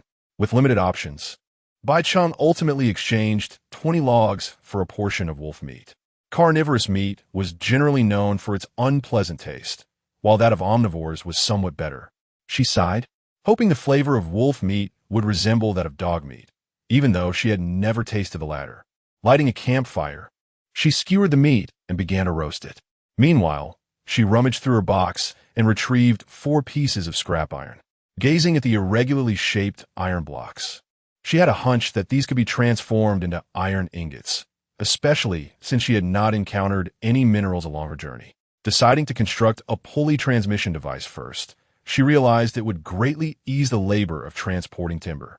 Name: pulley transmission device. Require materials: scrap iron X4, leather X2. Upon clicking to use, a brilliant light flashed from the control lever, and a new, seemingly simple device materialized before her. The principle was straightforward. The rail cart was originally manipulated by pushing the lever up and down, but now the addition of chains and gears would allow Bai Cheng to operate the cart with the ease of pedaling a bicycle. It looked promising. Bai Cheng took a trial ride and found that propelling with her feet was indeed far less strenuous than using her hands, thus sparing her from developing overly muscular arms. The meat was ready as well. She sprinkled some salt and quickly resolved her midday meal. Despite her fatigue, Bai Cheng knew her goal was yet unachieved, and she steeled herself to continue chopping trees. In no time, she effortlessly gathered the 50 logs. Bai Cheng successfully traded for her second employee card from Tang Yen. 12 more remained. She let out a sigh. She intends to upgrade all employee cards to gold once she collects them all. This time, Tang Yen did not utter a single word, and Bai Cheng understood that the two would never have another opportunity to collaborate. Bai Cheng was not surprised. In her view, this protagonist was not only too lazy to chop wood, but was also exceedingly arrogant, leading her to suspect he was a typical dragon-proud sky character. He had already traded 250 units of wood from Bai Cheng, leaving him just half the amount required for the train upgrade materials, which consisted of 100 fine woods. Bai Cheng surmised he would likely continue to trade the remaining wood for other resources. She instinctively opened the trading interface, but was met with a bewildering order. Trader, Tang Yen trade item, employee card, rabbit on demand, 150 wood. How do you still have that? Bai Cheng was astonished, seriously doubting that all the animals must have flocked to Tang Yen. Is this the aura of the protagonist?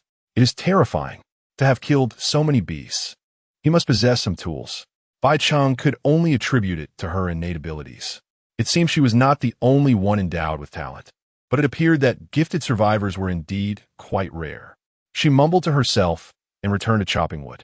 This time, the other party would surely not haggle, as the price had already dropped by 50 compared to before. Just as Bai Cheng had surmised, the other party was indeed collecting upgrade materials for the train, trading them for those utterly useless employee cards.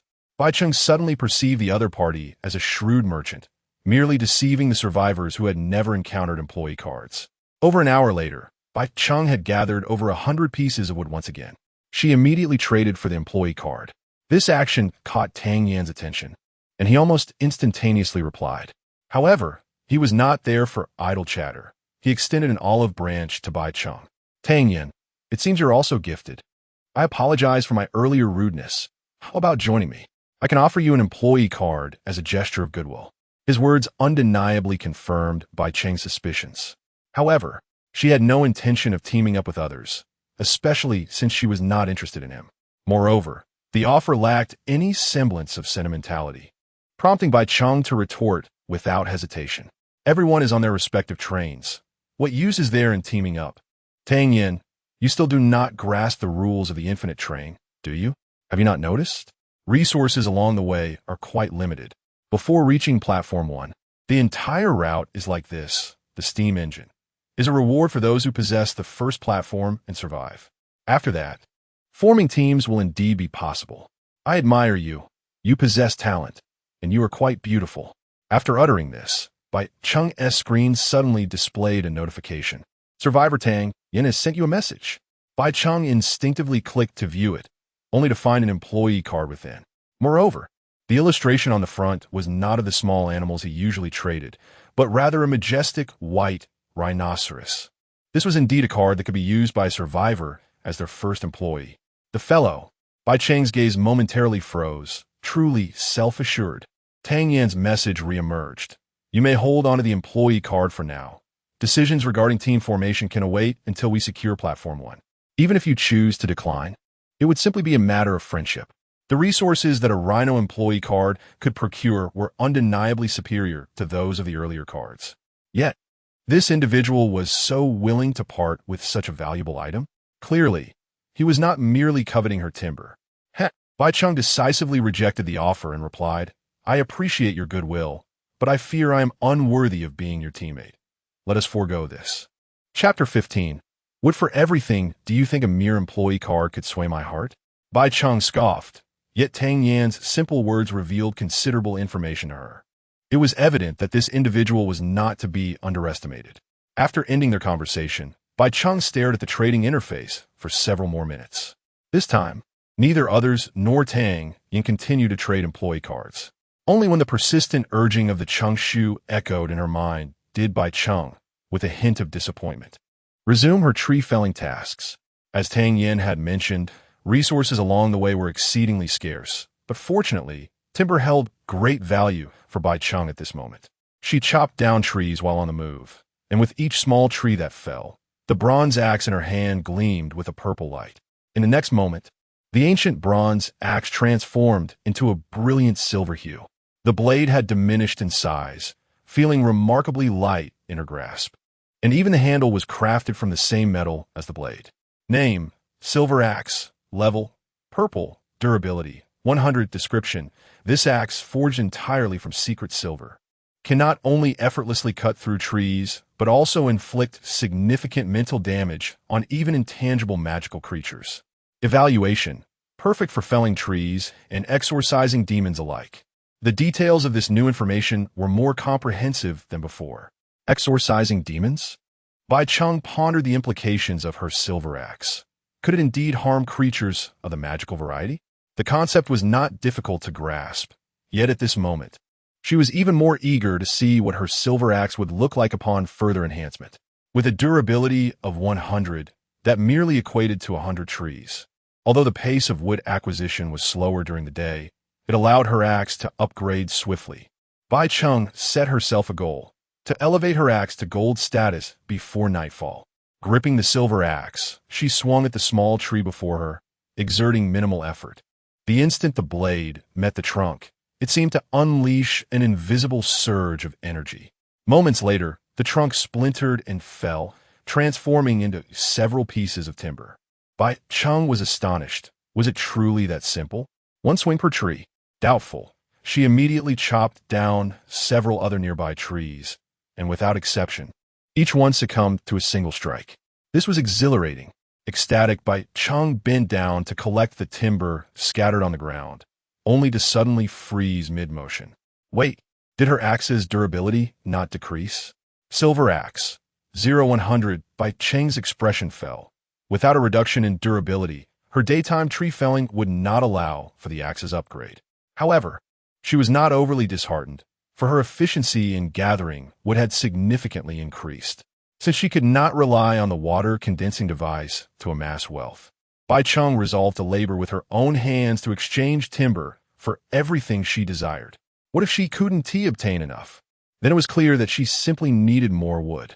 1 hour, 2.5 hours. 4 hours, Bai Cheng tirelessly persevered, forcing herself to fell tree after tree, while the cart, laden with wood, began to slow in its pace. The silver axe in hand remained as steadfast as ever, showing no signs of wear. Bai Cheng felt that her body had reached its limits, even under the circumstances where chopping trees had become almost effortless after the axe's upgrade. Raising her gaze to the sky, she noticed that the daylight was rapidly fading. Was it already getting dark? Furrowing her brow, she realized she wasn't particularly hungry at the moment. Casually tossing the axe onto the cart, she sank down onto the seat, her body aching, her hands feeling foreign. Utterly exhausted and weary. A glance at the odometer revealed distance to the next station, 446 kilometers. Was there still such a long way to go? Bai Cheng wore an expression of desolation. There was scarce provision along the road, and it seemed essential to hasten her journey after resupplying. Covering 500 kilometers in 2 days and 1 night, she had only managed to traverse 54 kilometers thus far, leading her to suspect that her pace was the slowest among all survivors.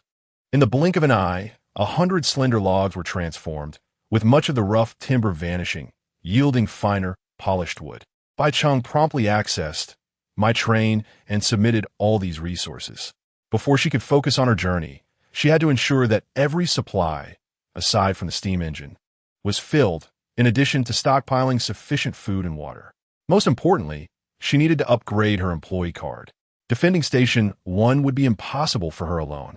However, considering that the top employee for everyone was a beast, some even inferior to beasts, could a mere animal truly safeguard the station? Bai Cheng found it hard to believe, which seemed to imply that the so-called dangers of Station 1 might not be as formidable as claimed, or that individual capabilities surpassed that of employees. Was it possible that this imposing title of Infinite Plunderer was merely a fade? Bai Cheng did not dwell on this matter for long.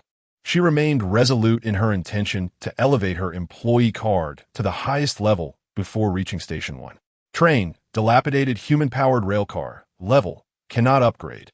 Armor Core, employees, none. Progress requirements, 050 refined leather, 100 fine wood, 200 iron ingots, 1 steam engine. Still lacking 100 pieces of leather. Bai Cheng raised an eyebrow. She planned to wait until after dinner to trade the remaining wood for all the leather she needed. Observing the dwindling fine wood on the cart, she decided to exchange some for food. Just as she opened the trading interface, an employee card suddenly fell from the sky. Trader Lin Chiuyue traded your hunting bow. Obtaining employee card 1. It had truly sold. Bai Cheng's expression brightened. She cast a glance at the employee card on the ground, which depicted a mouse. After trading fine wood for some food, she prepared to begin cooking. Naturally, she still habitually opened the channel for entertainment. However, this was secondary. Her primary concern was to keep a close watch on the progress of other survivors to ascertain whether she had fallen behind, or, if fortunate, how far ahead she might be. The first words that caught her attention left her momentarily stunned. Brothers, the onset of darkness is accelerating. She glanced at her watch, which clearly recorded that dusk had fallen at 6 o'clock the previous day, yet it was still not 5. Bai Cheng instinctively looked up at the sky. At that moment, the atmosphere was unusually dim, and it was a conservative estimate that complete darkness would envelop the surroundings in less than half an hour. Others in the channel echoed her sentiments, expressing their surprise at the early onset of night. I wondered why it was getting dark so early today. It seems it has come sooner than expected.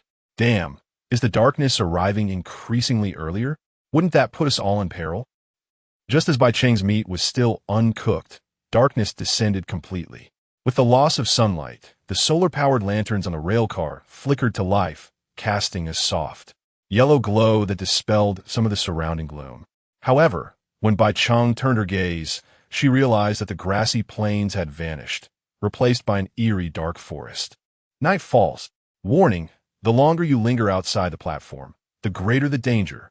In that instant, Bai Cheng was struck by the realization that the system was not referring to the duration of her stay in the parked vehicle, but rather to the cumulative time spent outside the platform. It was at this moment that she finally comprehended the singular task during the 5-day grace period prior to her arrival at Platform 1. Chapter 16. The increasingly perilous night, the supplies remained unchanged. Having satisfied the fundamental resource reserves, it was impossible for anyone to further their development. Bai Cheng's gaze sharpened, and combining this with the words previously spoken to her by Tang Yin, she had evidently deduced the basic rules of this world. The 5-day safety period was merely a time for everyone to prepare the materials necessary for upgrading the train. The later one arrived at the platform. the greater the dangers faced. In other words, the strategy employed by the muscular man in the earlier channel, who had rushed forward with fervor, was indeed the correct approach. Regardless, reaching the platform remained the singular task for all survivors. Bai Cheng had come to this realization and glanced at the remaining kilometers on the odometer. Sighing softly, it seemed imperative to hasten her journey. However, before that, she needed to gather sufficient wood. Bai Cheng grasped her axe and prepared to disembark. As her little shoes made contact with the soft grass, a rustling sound echoed. In the next instant, a shadow with blood-red eyes suddenly lunged at her. Thud! The creature's curved fangs, propelled by its massive strength, collided with the indestructible safety barrier, shattering upon impact. Subsequently, a black wild boar's head crashed heavily against the barrier, staggering and collapsing to the ground. Although startled, Bai Cheng was no novice in this world. Her reflexes were swift. She immediately seized the stone spear from her vehicle, its tip bound with stockings and elastic bands, forming a lethal blade. As the blade sliced through the coarse, dark fur, blood gushed forth, and in mere moments, the wild boar lay lifeless before her. Congratulations, you have slain the beast, Night Stalker Wild Boar, earning 1 experience point and an employee card. Bai Cheng leaned against the rail car, her heart still racing. She had completely failed to notice the boar's approach. Had it not been for the safety barrier, she would likely have sustained grave injuries. Watching the carcass of the wild boar gradually decompose into putrid liquid, its thick blood flowing towards her feet, she suddenly froze. She was scarcely 3 meters from the corpse, and she was now pressed closely against the rail car. The safety barrier was shrinking. Bai Cheng arrived at a startling conclusion, undoubtedly affirming the system's earlier warning.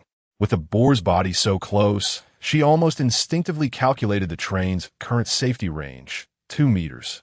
This meant that even though the woods were dense at night, the number of trees shrouded within the safety zone would be significantly reduced. Acquiring wood would become more challenging, but should suffice. Bai Cheng lifted her lantern, carefully surveying her surroundings. Although it was difficult to discern anything in the deeper darkness, she felt a chilling sensation, as if countless eyes were watching her from the shadows. This was a feeling she had never experienced the previous night. If she were to leave the safety barrier now, it would likely result in her untimely demise. She raised an eyebrow, withdrew her gaze, and resumed her task of felling trees. Compared to the arduous 20 minutes it took on the first night with a stone axe to fell a tree, Bai Cheng, wielding a silver axe, effortlessly severed a tree as thick as a person's torso with just 2 strikes. The efficiency had increased manifold, yet the durability remained unchanged. Bai Cheng found this hard to believe. This implied that she might not be able to further upgrade her silver axe. However, she paid little heed to it. Soon, she had felled 3 trees within a 2-meter radius around the train. After gathering the wood, Bai Cheng prepared to venture further to repeat the task of chopping trees. Though somewhat bothersome, it was still manageable. She furrowed her brows. Despite her growing fatigue, she was determined to achieve her objective. There was a possibility that the safe period would shrink again tomorrow. If she failed to complete her tasks today, she would truly have no opportunity left. For the subsequent 3 days of the safe period, Bai Cheng intended to focus solely on her journey, striving to reach Platform 1 at her swiftest pace. She was uncertain whether the scrap metal could be smelted into iron ingots, and, as she chewed on a chocolate bar, her mind continued to ponder the methods of acquiring iron ingots. Yet, as the railcar advanced less than 100 meters, the dim light of her lantern illuminated a thick mass of black substance not far ahead. It was roughly half her height, the nature of which was unclear, yet it completely occupied the railway extending before the train. Simultaneously, a warning message appeared on Bai Cheng's screen. Warning: an unknown foreign object obstructs the tracks. Please clear it promptly. Bai Cheng tightened her brows. The section of track ahead was beyond the safety barrier, and she had no intention of taking risks. This lady does not believe you can crawl inside the barrier. She understood this was a consequence of the prolonged stay leading to additional dangers. Nevertheless, she did not halt her actions, seemingly resolved to collide with the viscous mass directly. However, as the safety barrier met the black substance, the latter deformed and began to slowly ooze to the sides due to the pressure. The flow was sluggish, revealing its extraordinary stickiness. Concurrently, the rail car she was riding felt an immense force, moving only a few times before it seemed to sink into a quagmire, unable to advance an inch further. The train's speed was insufficient to displace the viscous mass before it. Fortunately, it was now adjacent to the safety barrier, and Bai Cheng could only frown and bring the train to a halt, taking her lantern to investigate the situation ahead. What on earth is this? Bai Cheng raised an eyebrow. She detected no foul odor, yet the system insisted on clearing it. Up until now, she had not unlocked any tools akin to a shovel, and the only method she could conceive was to burn it. Crouching down, she adjusted her lighter's flame to the maximum and pressed the switch. With a hiss, a blue flame erupted like a needle, piercing the thick black goo. The next instant, with a resonant hum, the mass of unknown goo ignited into flames. Fiery orange flames shot skyward, and thick smoke began to rise. The bright blaze dispelled the surrounding darkness, startling the wild beasts lurking deep within the forest, causing them to flee in haste. Bai Cheng's delicate face was flushed crimson as she turned to return to the tram. However, the screen did not display any notification of a kill, indicating that the strange entity was not a biological creature. Although the origin of this obstruction remained a mystery, its highly flammable nature seemed unlikely to hinder the survivors for long. Yet, Bai Cheng soon realized her misjudgment. The 2 trees surrounding her had been felled for timber, and after completing this task, the enigmatic mass in front of the tram continued to blaze. She felt a twitch at the corner of her mouth, surely not. Moreover, judging by the intensity of the flames, which had only just diminished, it would likely continue to burn for some time. Sitting cross-legged, she glanced at the silver axe in her hand and promptly summoned Cheng Shu. I wish to exchange for upgrade items. Chapter 17. The Golden Legend. Bai Cheng had begun to discern certain patterns in her innate abilities. To elevate her skills, it was imperative to put them to use. When it came to utilization, some items were remarkably straightforward to employ, such as matches and daggers. Bai Cheng could swiftly elevate them to their pinnacle, thereby garnering attribute points as rewards. Thus far, she had not encountered any instances where time accumulation was necessary for item enhancement. As she surveyed her existing possessions, Bai Cheng's gaze fixated upon an ordinary black backpack. This item, too, was a gift from the novice package, its internal capacity rather limited, even less spacious than the school bag she had previously used. After crafting a wooden box, the backpack seemed increasingly redundant. Bai Cheng had scarcely made use of it. Opening her book, she designated the backpack as her item for enhancement, and the information promptly materialized on the pages. Ordinary black cloth bag. 010. How simple indeed. Bai Cheng's expression brightened. She immediately retrieved a half-empty box of chocolates from the wooden chest, grasped it with her hand, and placed it into the backpack. Upon extraction, the usage count increased by 1. In an instant, a green light enveloped the black backpack in her hands, transforming it into a larger, more pocketed gray bag. Practical canvas bag. 020. Bai Cheng's hands did not falter. Instead, her speed intensified. A minute later, a blue light flickered, followed by a purple glow after 15 minutes. And after half an hour, with the completion of her final retrieval, the exquisite bag in her hands shimmered with golden radiance, finally reaching its utmost level. Top tier. A beautiful and practical space backpack. You have gained 1 point of freely assignable attributes. A space backpack. Bai Cheng exclaimed in astonishment, echoing her own words. This item was nothing short of miraculous in the early stages. It directly resolved her issues with transporting supplies. Yet, upon gazing at the modestly sized, exquisite backpack in her possession, she could not help but grumble. But why is it pink? The design on the front was not an endearing cartoon image, but rather a speeding train. Truly, the omnipresent logo. As for other details, it bore no distinction from an ordinary backpack. Through her usage, Bai Cheng had discerned that this backpack possessed a total of 10 compartments, each capable of holding a maximum of 20 units. It could store up to 200 units without any burden, which was quite commendable. Bai Cheng was satisfied, although she had yet to ascertain whether food would spoil if stored within. In an instant, the notion of trading supplies with others using this backpack surfaced in Bai Cheng's mind, then subsequently upgrading it through her book, thereby enabling an infinite accumulation of attribute points.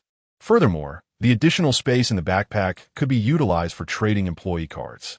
However, she promptly dismissed this idea. Firstly, she was still quite weak, and her talents should not be easily revealed. Secondly, the utility of a space backpack far exceeded that of an inconsequential employee card. She had no desire to assist unrelated individuals unnecessarily, especially as they might become competitors in the future. But what if I don't trade and keep it for myself? This backpack holds little value for all survivors. It seems one could easily exchange it for a considerable amount of resources. Bai Cheng glanced back at her wood. It was the only asset she had at her disposal. Yet, she shook her head in dismay. No, chopping trees has become increasingly difficult, and the leather has yet to be exchanged. This wood is simply insufficient. Reluctantly, Bai Cheng had to abandon her plans of grinding for attribute points, as her foremost task was to hasten her journey to Platform 1. There would be ample opportunities for grinding attribute points in the future. The second item Bai Cheng wished to upgrade was the wooden box, for it bore a similar principle to the backpack, ultimately evolving into a storage unit. However, the image of the wooden box did not manifest in her book as she had hoped, leaving her somewhat perplexed. Could the wooden box not be upgraded? She recalled the rules of the book. Any item or tool without an upgrade path could be enhanced through usage. Of course, nearly everything could be considered an item, presuming it was usable. The wooden box before Bai Cheng evidently met both criteria. Could it be that the box had an upgrade path? Bai Cheng suddenly understood. The reason it was unclear was that it had yet to be unlocked. Her gaze shifted to the solar lantern on the railcar. The image of the lantern appeared as desired. Inferior solar lantern, 020. Although powered by solar energy, the lantern also had a switch. Bai Cheng wasted no time and began to fervently press the switch. Green, blue, purple, golden, top tier, infinite energy lantern. You have gained 1 point of freely allocable attributes. The lantern had become more compact and luminous, presenting a sleek black exterior reminiscent of a delicate lantern, crafted from an unknown metal, and felt remarkably light in her hand. Bai Cheng was quite fond of it. Now she need not worry about illumination during the night. Once again surveying her surroundings, she pondered, what else could be rapidly upgraded? Single-use items, including food, were not eligible for upgrades and were promptly dismissed. The stone spear, the pulley transmission device, or the workbench. Bai Cheng had long noted that upgrading items that could not be crafted was significantly simpler, such as the backpack or dagger. Conversely, items that could be constructed, like axes or pickaxes, proved to be quite arduous to upgrade, with boxes being outright impossible to enhance. Both the stone spear and workbench were crafted items, and it seemed implausible to elevate them to their peak level anytime soon. Bai Cheng rubbed her chin in contemplation. But if she chose the pulley transmission device, the method of upgrading would likely involve time-consuming travel. Bai Cheng, still rubbing her chin, suddenly became aware of her attire. Clad in a white short-sleeved shirt, despite her efforts to keep it clean. The labor of the past 2 days exceeded that of the previous month combined, compounded by the sweltering heat and frequent perspiration. Bai Cheng frowned. Her shirt had indeed become somewhat soiled. Yet, there was little she could do, and she found herself curiously wondering, could clothing be upgraded? As her thoughts stirred, a white short-sleeved shirt and a blue pleated skirt materialized before her from the clear book in her hand. Bai Cheng was taken aback. This was somewhat absurd, wasn't it? Wasn't this just stripping? Without hesitation, she kicked off her shoes and began to undress on the platform, unbothered by her surroundings. Though it was open air, there was no one around, merely a few animals, leaving her with little reason for modesty. She undressed and redressed, marking the completion of a single use. Soon, the garment in her hand shimmered with golden light, signifying its final upgrade. Top tier, constantly comfortable summer outfit. You have gained 1 point of freely allocatable attributes. An outfit? Bai Cheng was somewhat perplexed. The clothing in her hands appeared no different from before, except for an enhanced texture. In her confusion, she opted to check the details. Name, constantly comfortable summer outfit. Quality, legendary bound. Function, capable of transforming into any summer attire at will, while also possessing self-cleaning and temperature-regulating properties. Evaluation, one piece is better than many. Bai Cheng was momentarily stunned.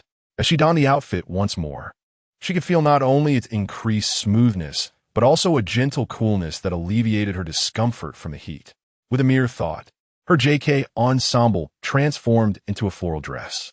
She spun around at a loss for words, with only two to describe it. Incredible. What about her shoes? Employing the same technique, the black leather shoes were also eligible for an upgrade. As a golden light flashed, Bai Cheng promptly checked the information. Name: Versatile Universal Shoes. Function: capable of transforming into various styles of footwear, equipped with self-cleaning properties while slightly reducing stamina consumption. The shoes proved even more useful than the clothing. Bai Cheng then glanced at her undergarment, and soon, another golden light illuminated the space. Function: capable of changing the size of letters at will. Bai Cheng. What does this mean? Looking down on are we? Chapter 18. Confessions from the Female Protagonist. After an hour of relentless effort, Bai Cheng finally completed the upgrade of all her attire. Now, she too embodied the essence of a golden legend. With her hands on her hips and a proud chest, she radiated an air of triumph. Upon glancing down at her outfit, oh no, her feet were no longer visible. The enhancements to her socks mirrored those of her other garments, allowing for effortless transformation and cleanliness, thus providing her with an abundance of choices and possibilities. Wait, what am I thinking? Bai Cheng hastily shook her head. With a mere thought, the black fishnet stockings on her legs transformed into a pair of ordinary white seamless socks. As for her physique, it reverted to a more modest form. After all that, it turned out to be mere padding, and she had initially believed it was the real deal. Bai Cheng pouted in mild disappointment. This endeavor proved to be quite fruitful. By upgrading her clothing, she instantaneously acquired 4 points of freely allocated attributes. In addition to the previous 2, totaling 6 points, an absolute windfall. However, through the process of upgrading, Bai Cheng also uncovered another characteristic of the Cheng book. Although items of the same type could be upgraded individually, subsequent enhancements were evidently far more cumbersome than the first. In other words, if Bai Cheng wished to amass attribute points, it would not be as effortless as she initially presumed. Not dwelling on this issue, as she was focused on her journey, Bai Cheng resolved to upgrade her roller speed device directly. As for the spear, she possessed the death blade for now, which sufficed. Roller speed device, 0-10. The 10 here did not refer to usage, but rather to a distance of 10 kilometers. Just as she had surmised, it appeared that there was no immediate prospect of completing its upgrade. Without hesitation, she allocated all the newly acquired attribute points to her physique and strength. Instantly, an immensely comforting energy coursed through her limbs, fortifying her body. She felt invigorated. Yet, this sensation lasted merely a fleeting moment. At that instant, Bai Cheng's mind was clear, and her spirit was buoyant. Conductor, Bai Cheng. Level, ordinary first tier. Experience, 3. Strength, 9. Physique, 8. Mentality, 6. Talent. Cheng book now. Her strength and physique significantly surpassed her mentality. Her attributes surely reached a level beyond that of the average human. After all, individuals with nearly maximum attributes could hardly be deemed ordinary. After a bit of movement, Bai Cheng scrutinized her body and discovered that the enhancement of her strength and physique had not rendered her bulky or transformed her into a muscle-bound figure. Oh, rather a muscular woman. She immediately felt relieved. This aspect was quite pleasing. She enjoyed the contrast. Closing her personal information, she lifted her gaze to see that the mass of black goo in front of the railcar had been entirely incinerated, the flames gradually extinguishing. With the obstacle cleared, Bai Cheng promptly prepared to resume her journey, for she could not predict when that substance might reappear. Meanwhile, the wood piled up in the car had long since been stowed away in her backpack. The rail vehicle now operates in a near-empty state. Despite Bai Cheng's fatigue, the ease of driving remains remarkable, bolstered by the enhancement of 6 attribute points. However, as she has just started the vehicle, the illumination reveals several dark objects resembling stones beside the wheels. At this moment, these items have crossed into the safety barrier, indicating they're not only inanimate, but also pose no danger. Curiously, Bai Cheng picks one up, and immediately a message appears on the screen. Coal 1. Coal. Bai Cheng is somewhat astonished. This is the product of the combustion of that dark substance. This is indeed a valuable find. In the future, coal will be an essential fuel for steam-powered vehicles. She meticulously inspects the ground and collects a total of 5 pieces, placing them all in her storage box before continuing her journey. Perhaps due to the recent enhancements, Bai Cheng, who had felt a bit drowsy, now brims with energy. Before long, she fills her backpack with 200 units of wood, and even the rail vehicle becomes laden with it. However, there is no room left on the vehicle, so she decides to exchange some of the wood for leather. Sitting cross-legged on the ground, she accesses the trading post. Simultaneously, she kindles a campfire to prepare her dinner while trading. Currently, leather's primary function is to upgrade the train, while wood, apart from upgrades, is also utilized as fuel and for crafting tools. Leather, however, can only be obtained by hunting beasts, whereas wood is nearly ubiquitous. The difficulty in acquiring the two resources is not equal, hence the price of leather is significantly higher than that of wood. Bai Cheng browses various trading orders and estimates the exchange ratio between the two to be 1:5. This is the lowest price. It will not get any cheaper, only more expensive. 50 exquisite pieces of leather require 500 units of wood. Bai Cheng raises an eyebrow. Indeed, it is a considerable workload. The trading interface reveals no direct orders exchanging leather for wood. Most participants are still trading leather for water. Bai Cheng promptly lists her order and glances back at the supplies on the rail vehicle, letting out a sigh. Alas, she cannot proceed until all this wood is traded. Upon observing the remaining participants in the channel, 8888, Bai Cheng feels a twinge of concern about whether these individuals can consume her stock of wood. 1 or 2 pieces of leather could easily be traded for 10 or so units of wood. It is a simple task. Will anyone truly trade leather for wood? Even she herself is uncertain. Just as she finishes this thought, all the wood before her vanishes, replaced by 50 irregular pieces of brown leather exuding a hint of blood. No way. Bai Cheng is taken aback. There truly are those willing to trade. Trader Lin Xiaoyue has traded your 250 units of wood, and you have received 50 pieces of leather. Lin Xiaoyue? Bai Cheng gazes at the slightly plump visage of the girl in the photo before her and wonders, isn't this the same girl who sold water previously? Those who can secure a water source are either the male protagonist or the female protagonist, and the male protagonist has already made his appearance. Fortunately, I declined Tang Yan's attempts at persuasion at that time. Otherwise, the female lead would have sought me out for a confrontation. Bai Cheng trembled momentarily, feeling a wave of relief. This was a situation best avoided. Lin Xiaoyue inquired, how much timber do you have left? I need an additional 200 pieces. At that moment, another message arrived for Bai Cheng, proposing to take over her subsequent orders. Bai Cheng's expression brightened, and she promptly replied, no problem, but I can only trade with you later. Lin Xiaoyue responded, are you going to chop it down now? Bai Cheng chuckled. How could one possibly fell trees at night? What I meant is that I need to prepare. She was testing whether this lady possessed any talent. No chance of that happening. However, the other party's response seemed rather indiscreet. Lin Xiaoyue continued, just so happens.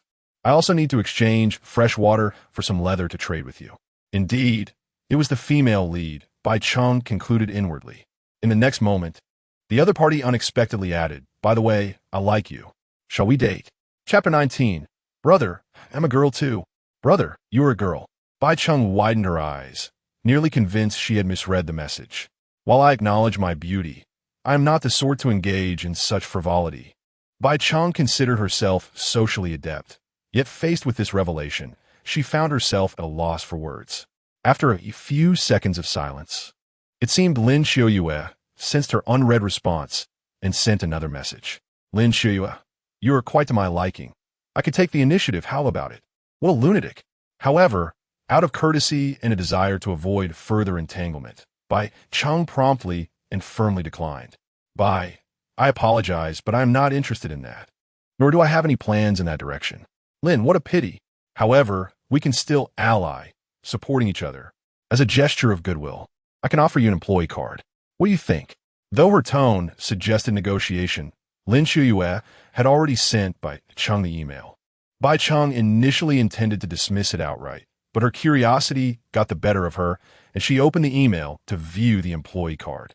To her astonishment, the front of the white card displayed a rhinoceros. How can a female protagonist selling water possibly hunt a rhinoceros? This is absurd. Bai Cheng was momentarily taken aback, but after a brief moment of incredulity, she quickly regained her composure. No, this must be the card in Tang Yan's possession. Lin Shuyue's situation among the survivors was fortunate, and she had skillfully leveraged this fortune to capture the protagonist's attention, thus drawing her into an alliance. Yet, it was clear that this rhinoceros employee card was merely a tool for her to attract Bai Cheng, indicating that Lin already had better options. How infuriating! As if I am merely a garbage bin for your leftovers. Bai Cheng bit into a piece of roasted wolf meat, her expression one of dissatisfaction. You keep shoving your unwanted scraps my way. Moreover, she felt utterly unappreciated for her capabilities, receiving only superficial compliments on her looks. How vexing! Bai Cheng raised a finger and decisively tapped the screen to decline. Bai, I already have an employee. I appreciate the offer, but if we are to collaborate, I will contact you first. Lin, okay, Bai. You won't refuse to trade with me just because I turned down your proposal, will you? Pitiful. Lin, of course not. Dear, pat on head. Ugh, repulsive. After sending a disapproving emoji, Bai Cheng swiftly closed the chat interface, fearful of encountering Lin's round face staring intently at the screen. After finishing the last bite of meat and downing half a bottle of water, she stood up. Chopping trees and gathering resources is of utmost importance. She lifted her axe, ready to disembark and fell trees. But as she raised her head, she was met once again with that ominous dark mass ahead on the tablet. Bai Cheng arched an eyebrow. Surely this thing won't obstruct me at every turn? While a blockade was bearable, the problem was that this entity would take at least half an hour to burn away, a colossal waste of time. Consequently, traveling by night would be nearly impossible. Indeed, only the daylight is suitable for travel. Bai Cheng ignited the viscous substance before her and then began to diligently chop down trees. The half hour that the viscous material burned was more than sufficient for Bai Cheng to fell all the trees within the safe range of the railcar, as there were hardly any trees within a 2-meter radius. She even managed to spare a few minutes for respite. Of course, Cheng Shu would never condone such behavior, but the railcar was impeded by the viscous substance, seemingly caught in a vicious cycle. Just as Bai Cheng was about to exhale in relief, the familiar voice in her mind echoed once more. Well, the attempt to exploit a bug had failed. She sighed and armed herself with a stone spear, patrolling the vicinity of the train, hoping to fortuitously slay a few beasts. Yet these creatures were exceedingly cunning. It appeared that as long as Bai Cheng remained within the safety barrier, they would steadfastly lurk in the depths of the forest, refraining from launching any assaults. Unfazed by her fruitless endeavors, Bai Cheng merely regarded it as a period of rest. After several repetitions of this routine, approximately 2 hours later, she finally succeeded in harvesting 250 pieces of timber and ignited the black viscous substance 5 times, yielding 25 pieces of coal. Finally accomplished, Bai Cheng breathed a sigh of relief, hoping that the other party had not yet succumbed to slumber. She did not place an order immediately, but instead sent a private message, to which Lin Shuyue replied almost instantaneously. Lin, are you done? You've worked hard. Bai Cheng smiled faintly and courteously responded. Yes, I thought it was quite late and assumed you had already gone to bed. Lin, I often stay up late. And in this environment, how could one possibly sleep? Besides, I did promise you, didn't I? Before Bai Cheng could initiate the transaction, the other party's message appeared first. She decisively clicked confirm, finally gathering the leather required for the upgrade. The other party sent several more messages, seemingly eager to engage in casual conversation. But Bai Cheng did not respond immediately. Instead, she synthesized all her leather into exquisite leather before making the submission. Train upgrade requirements: 50-50 exquisite leather, 100-100 fine wood, 0-200 iron ingots, 0-1 steam engine. Now, only the iron ingots and steam engine remained. Acquiring the steam engine would likely necessitate reaching Platform 1, but she pondered about the iron ingots. Bai Cheng gazed at the information on the screen, stifling a yawn as she contemplated. She needed to hasten her journey, otherwise time would surely elude her. She wished to prepare adequately before arriving at Platform 1. Yet the pressing time seemed to thwart her intentions. What to do about the upgrade of the employee card? Bai Cheng's gaze fell upon the bag of beast-attracting powder in her box. Perhaps she should use it tonight? At that moment, Lin Shuyue's message popped up again. Since Bai Cheng had closed the train interface, this time the message unfolded directly. Lin, do you need thatch? I've noticed many people in the channel are unaware of how to obtain thatch, which can be used to craft beds. Lin, you can exchange it for any resources. I don't need fresh water, anything else is fine. Lin, by the way, I heard from Tang Yen. You should know him, right? He mentioned that you acquired several employee cards from him. Do you still need them? Bai Cheng was taken aback, realizing that the two indeed had a connection.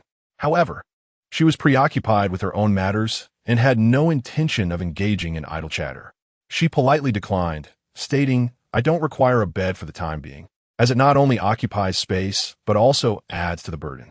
Lin replied, that's true, considering we girls naturally possess less strength. And straw can typically only be found near beast dens. Drying it ourselves would be a waste of time. Then Lin inquired about the employee cards. I still have 4 here, which are surplus and of no use to me. Would you like them? This statement unmistakably indicated to Bai Cheng that she already had employees. Bai Cheng raised an eyebrow, realizing that Lin was aware of her collection of employee cards, and she certainly desired them. Yet, she pondered, what could a girl who had amassed wealth primarily through water possibly need? What could she offer in return? She had just completed her stock of timber, having exchanged it for leather, which clearly indicated that her resources were sufficient. At this point, her progress was likely on par with Bai Cheng's, if not further along. Closer to Station 1. This was largely because Bai Cheng had devoted most of her time to chopping wood. Although she yearned for the employee cards, the realization that she had nothing of value to trade compelled her to decline. I'm sorry, but I have nothing left to exchange with you, Bai Cheng said. Lin responded, oh, we aren't completely lacking. How about trading scrap iron for the employee cards? Bai Cheng was incredulous that she would propose such an idea. Although she had no scrap iron, she could still offer timber in exchange. Bai Cheng instinctively opened the trading interface to check the exchange ratio for the two resources. However, what met her gaze was Tang Yen, who was actively acquiring scrap iron with a substantial amount of food in his trading orders. Bai Cheng's pupils constricted as she quickly grasped the situation. Chapter 20. My fortune has finally arrived. Lin Shuyue's desire for scrap metal was undoubtedly not a mere coincidence. Tang Yan's extravagant acquisition of scrap metal clearly indicated that scrap could indeed be refined into ingots. This group of individuals, could they have even procured smelting equipment? Bai Cheng couldn't help but feel astonished. It seemed her progress had been far surpassed by these people. She cast a glance at the price offered by Lin Shuyue. 5 pieces of scrap metal in exchange for an employee card. Looking at the market price, after Bai Cheng's calculations for the lowest value, she realized that a single piece of scrap metal was nearly equivalent to a piece of leather. 5 pieces of leather for an employee card? That was almost akin to giving it away for free. This price was exceedingly favorable for Bai Cheng, yet upon further reflection, it made sense. The employee cards held no value for the other party, making any exchange a profit. However, she still opted to offer Bai Cheng a low price. Perhaps it was the insatiable hormones coursing through her veins. Unlike leather, scrap metal had limited utility. Aside from being used for crafting roller gear systems, it currently served no other purpose.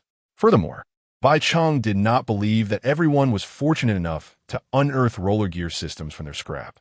A piece of scrap weighed around 1 kilogram, and its irregular shape merely occupied space and added weight on the vehicle.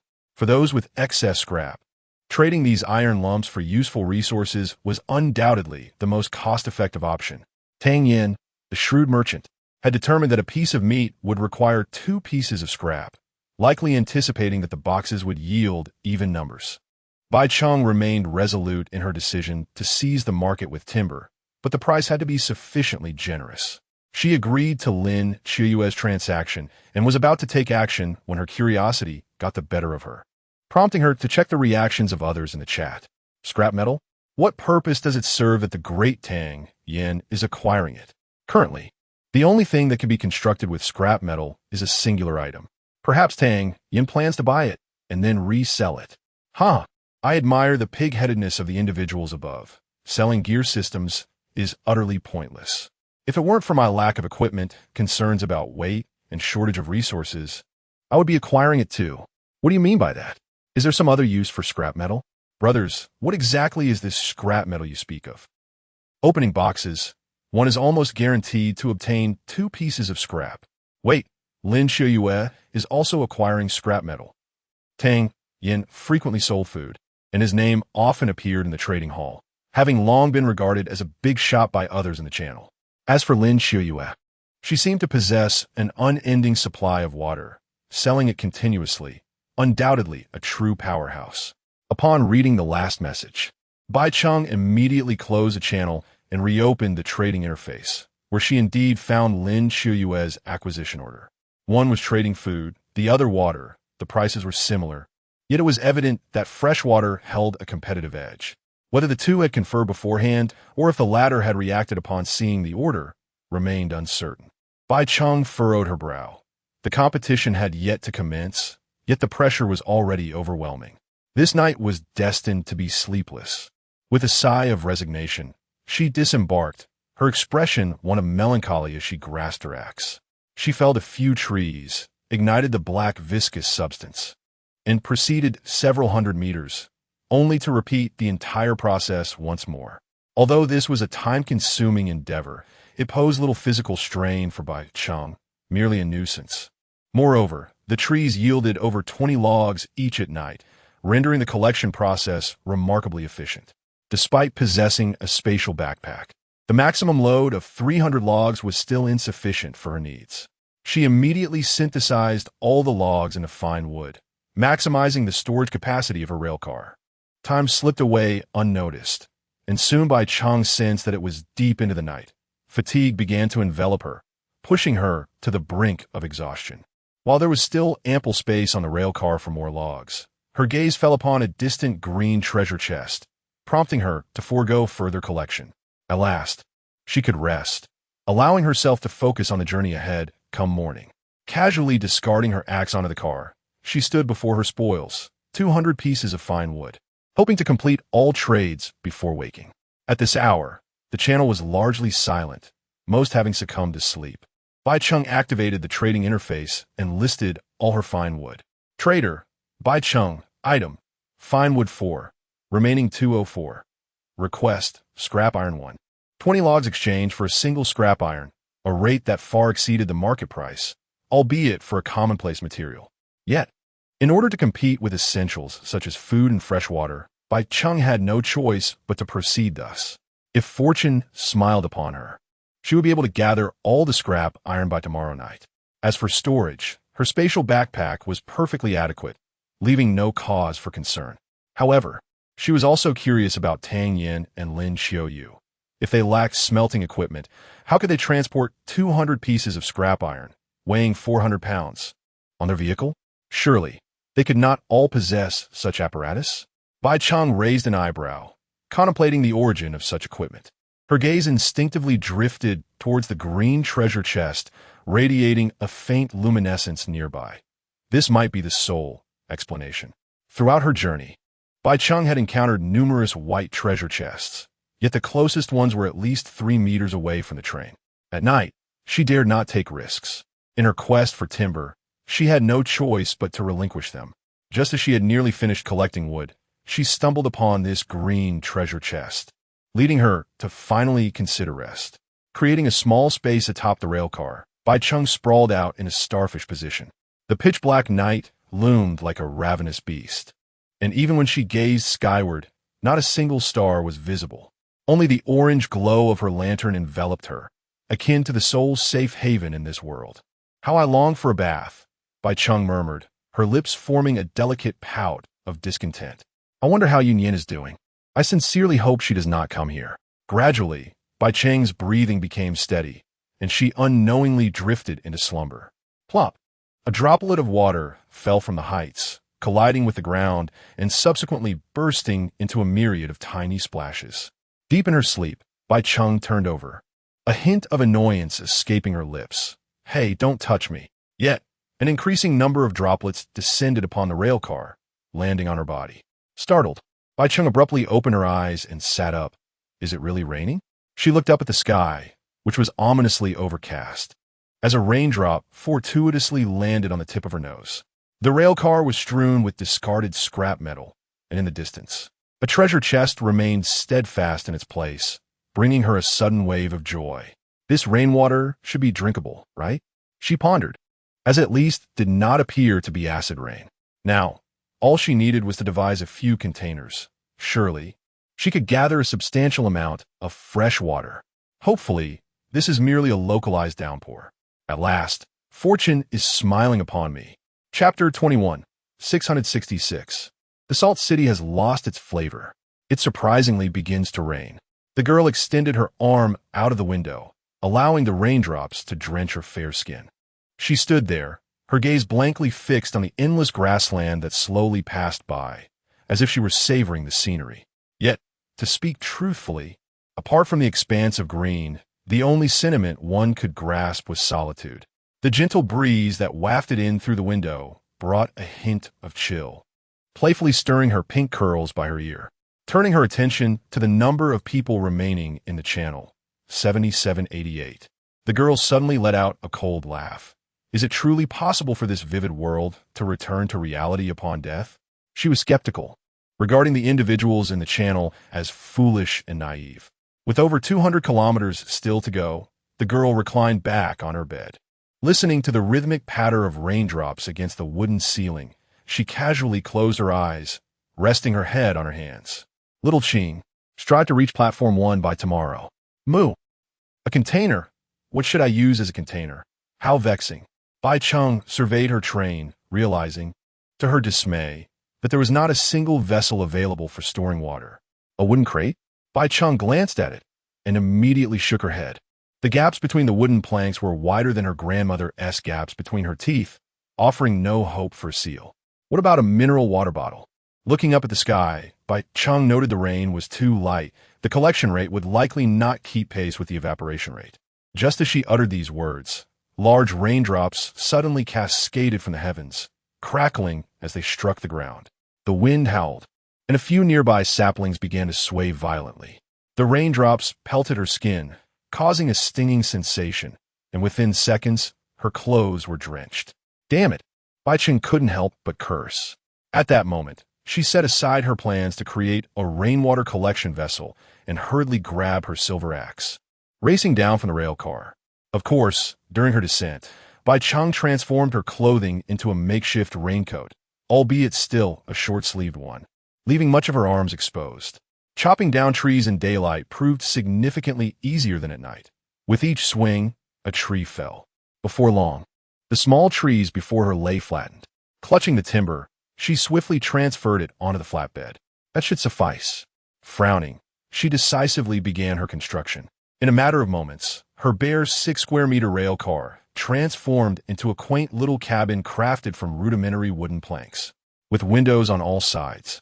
The cabin appeared bright and inviting while allowing her to keep an eye on her surroundings, and she had also fashioned a simple outward-opening wooden door.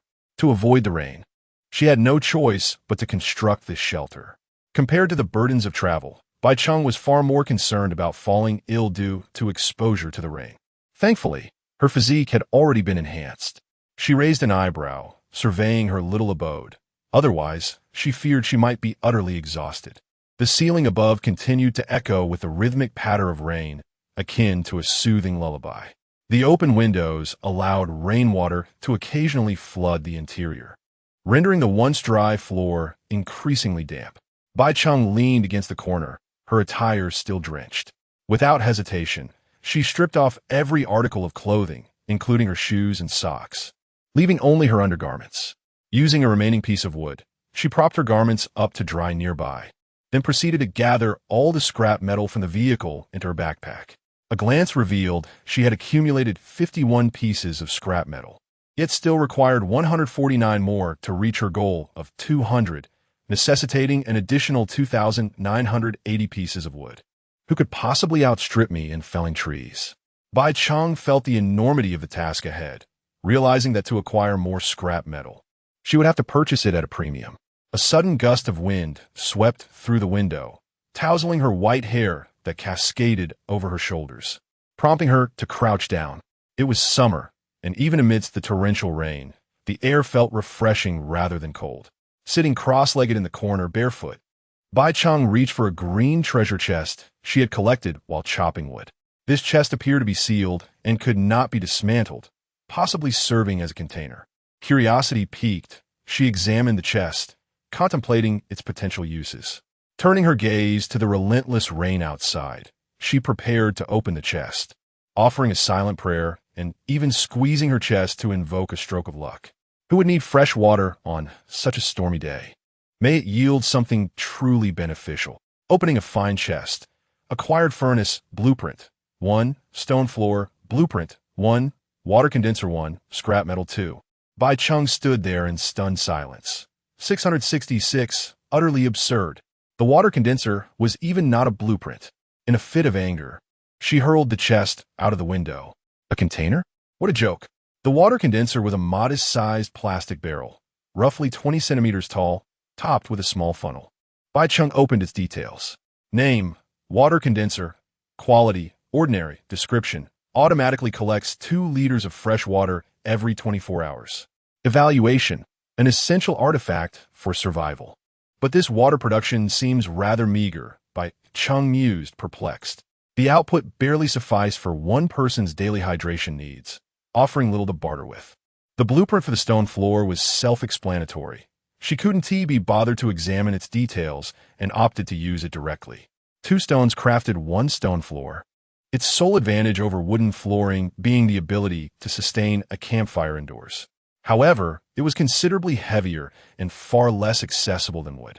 Bai Cheng had no intention of constructing it, as it would merely add to her burdens.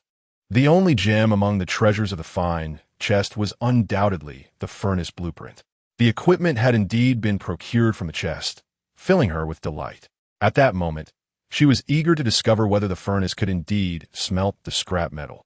Name, furnace, blueprint. Quality, ordinary. Materials required, scrap metal tin. Description, capable of processing and refining metal or materials. Evaluation, an indispensable structure of the era. Without a moment's hesitation, Bai Cheng promptly opted for construction, placing it in the corner of the room. As a flash of light illuminated the space, a towering gray stone structure in the shape of a triangular prism emerged.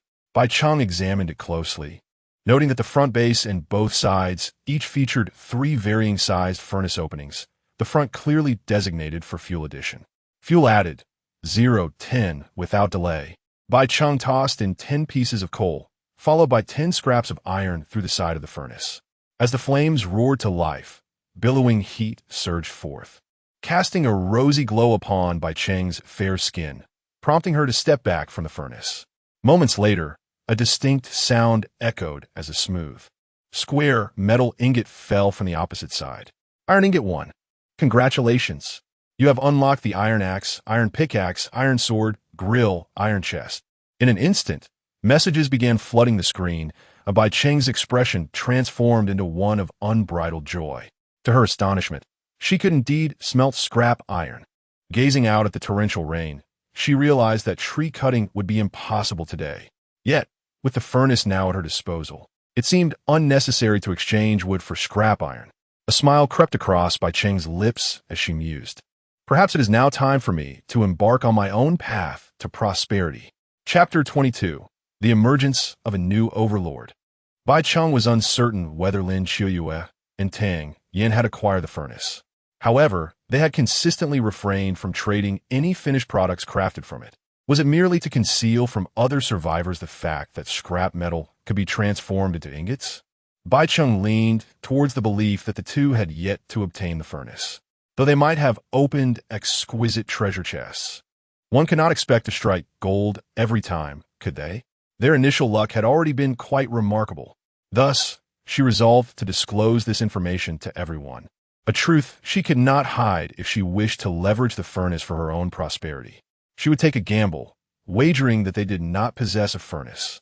Nonetheless, Bai Cheng did not act immediately. She was still calculating the time required for the furnace to smelt iron ingots. Additionally, she had yet to transact for the 4 employee cards in Lin Qiuyue's possession. Suddenly, 20 pieces of scrap metal felt rather pricey. Bai Cheng winced at the thought. Yet she still took the initiative to contact her counterpart. Lin Shuyue appeared somewhat surprised and inquired curiously. Lin, it's already afternoon. I thought you had decided against trading. Bai Cheng was taken aback, glancing out at the overcast sky. Is it really already afternoon? She realized that her wood-gathering expedition last night had likely squandered considerable time, and she had probably gone to bed around 3 or 4 in the morning. The entire morning had been spent in slumber. Had it not been for the rain, she would have had no idea how long she would continue to sleep. How infuriating. It was already the 3rd day, and she had yet to make any progress on her journey. A sense of urgency washed over her. Fortunately, with the furnace now available, she would no longer need to toil away at chopping trees for resources. Bai Cheng first exchanged the 20 pieces of scrap metal before responding. Bai, apologies for the delay. I was occupied with other matters and could not find the time. Of course, she could not admit to having slept through the morning, for that would reveal her ability to chop trees in the depths of the night. Lin, oh, so you come to realize that scrap metal can be smelted into ingots? Last night, you collected scrap metal at a high price using fine wood and have since become quite the figure among many. However, some may be quite upset, as not many are trading scrap metal for food anymore. As she spoke, Lin Chua accepted Bai Cheng's trade. Instantly, 4 employee cards adorned with different animals appeared at the bottom of the screen, including that of a rhinoceros. Bai Cheng picked up the card with a sigh. You have ultimately found your way into my possession. Yet, Lin Shuyue's words left Bai Cheng feeling somewhat embarrassed, as if she were being pointed out. Nevertheless, since the other party had agreed to trade, Bai Cheng could only express her apologies. Bai, I'm sorry. I merely wished to collect materials. I did not intend to encroach upon your business. Lin, oh, no need to apologize. If it weren't for the rain, it wouldn't have affected me at all.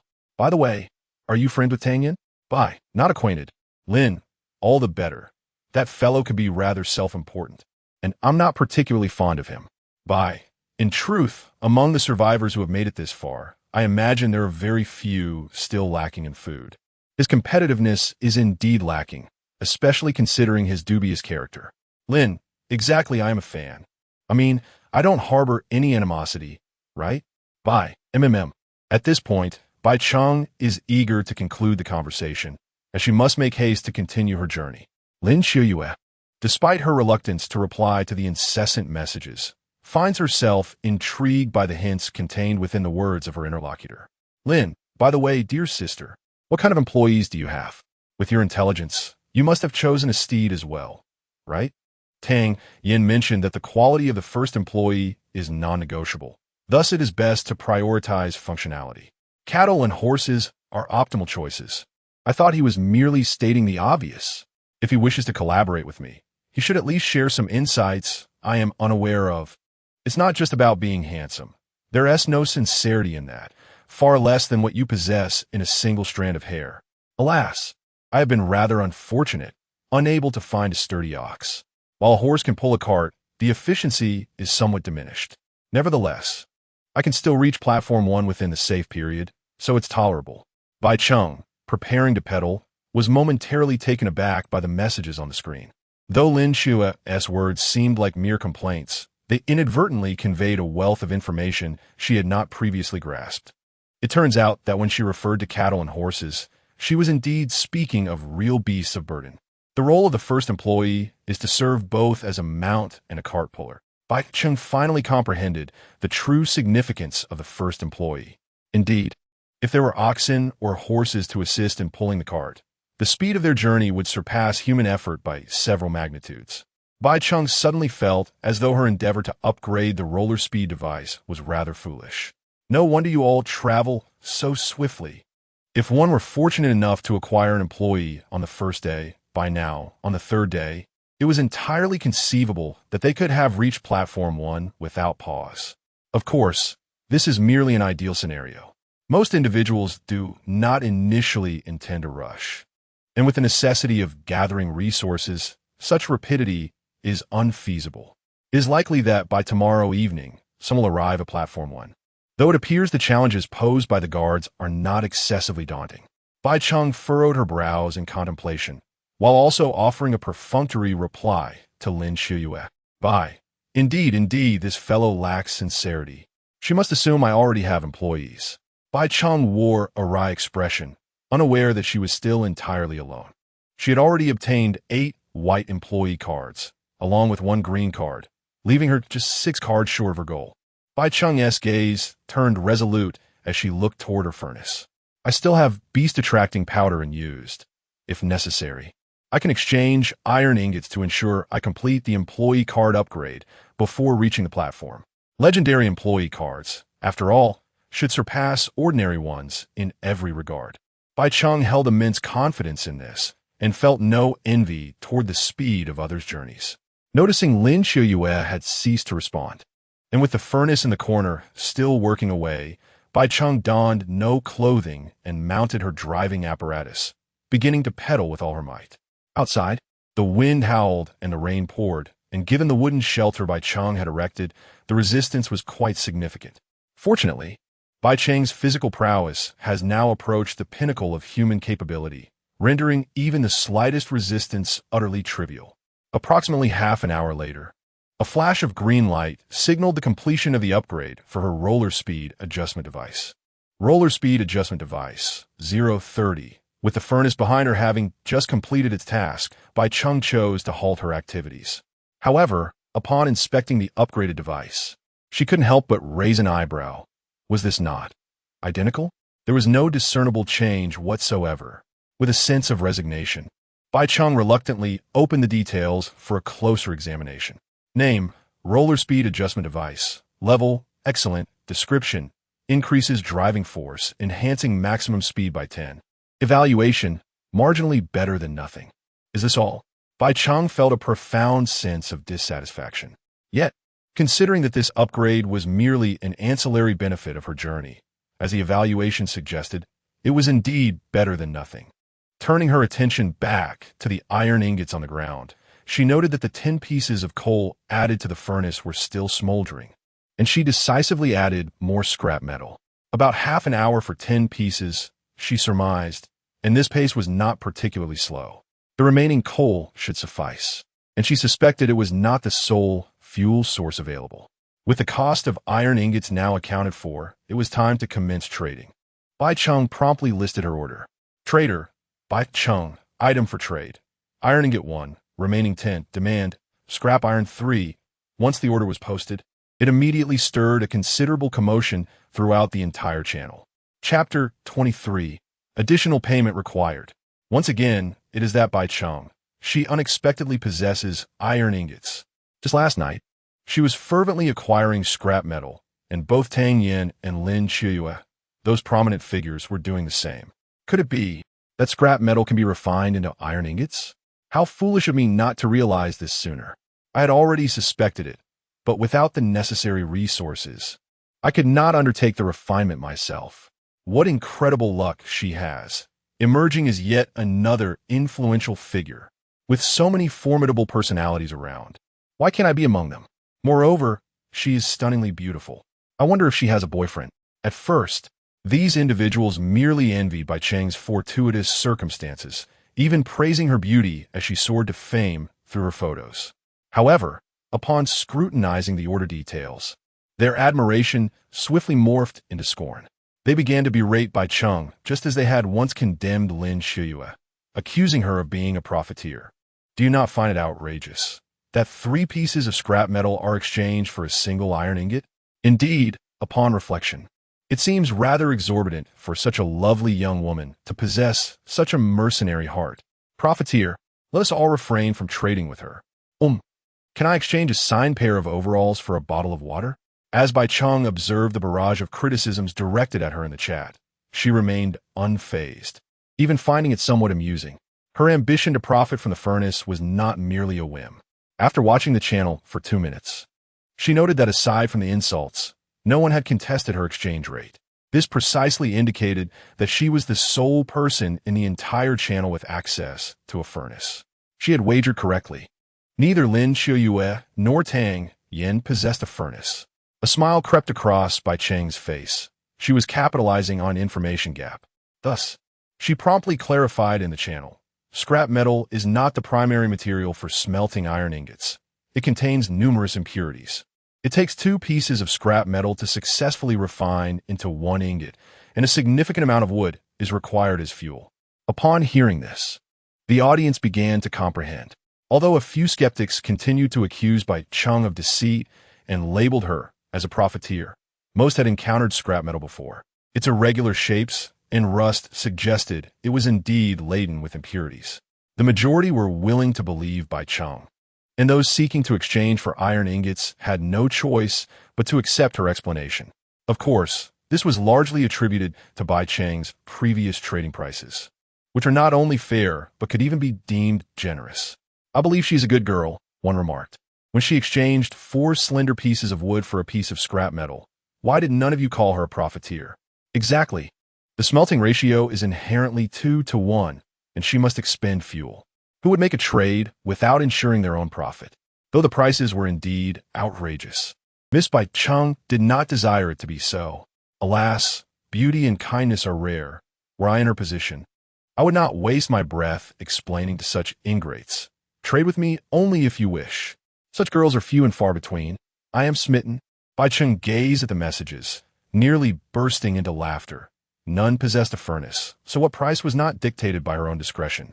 She closed the channel, dismissing the chatter of these individuals. Concurrently, she had calculated the fuel-to-smelting ratio for the furnace. A fully loaded furnace contained 10 units of fuel. Taking coal as an example, 1 piece of coal could smelt 2 iron ingots. A single furnace of coal could adequately smelt 2 furnaces worth of scrap iron. Additionally, wood could also be added to the fuel furnace. Though Bai Cheng had not tested this, she suspected the ratio would be significantly lower than that of coal. Each half hour, she could procure 5 pieces of coal, totaling 2 furnaces worth of smelting per hour, allowing for continuous operation. Glancing at her stored chest, she noted that the coal acquired last night was entirely sufficient for today's needs. However, even if it fell short, she could easily procure more. Currently, the channel retained over 8,000 members, indicating a relatively small market, with survivors trading iron ingots sporadically. Nevertheless, Bai Cheng felt no concern, as this was precisely conducive to meeting demand. Last night, she had amassed 51 pieces of scrap iron. After accounting for the construction of 10 furnaces and trading 12 to Lin Xiu, only 29 remained in her possession. Moreover, she was already on her second furnace. The heat was stifling. Bai Cheng grimaced. The furnace radiated excessive warmth, and in this cramped space, even in her bare skin, she was drenched in sweat. She touched her clothes, which had long since dried, and hurriedly donned them, activating the cooling mode. After confirming that both the scrap iron and fuel had been adequately supplied to the furnace, she prepared to continue her journey. However, just as she stepped onto the propulsion device, she noticed that 2 private chats had appeared on the screen without her noticing. "Tang Yen?" Bai Cheng raised an eyebrow. What could this fellow want? The other private message was, of course, from Lin Xiuyue. She could well imagine the contents. "Sister, you're amazing. How did you manage to obtain a furnace?"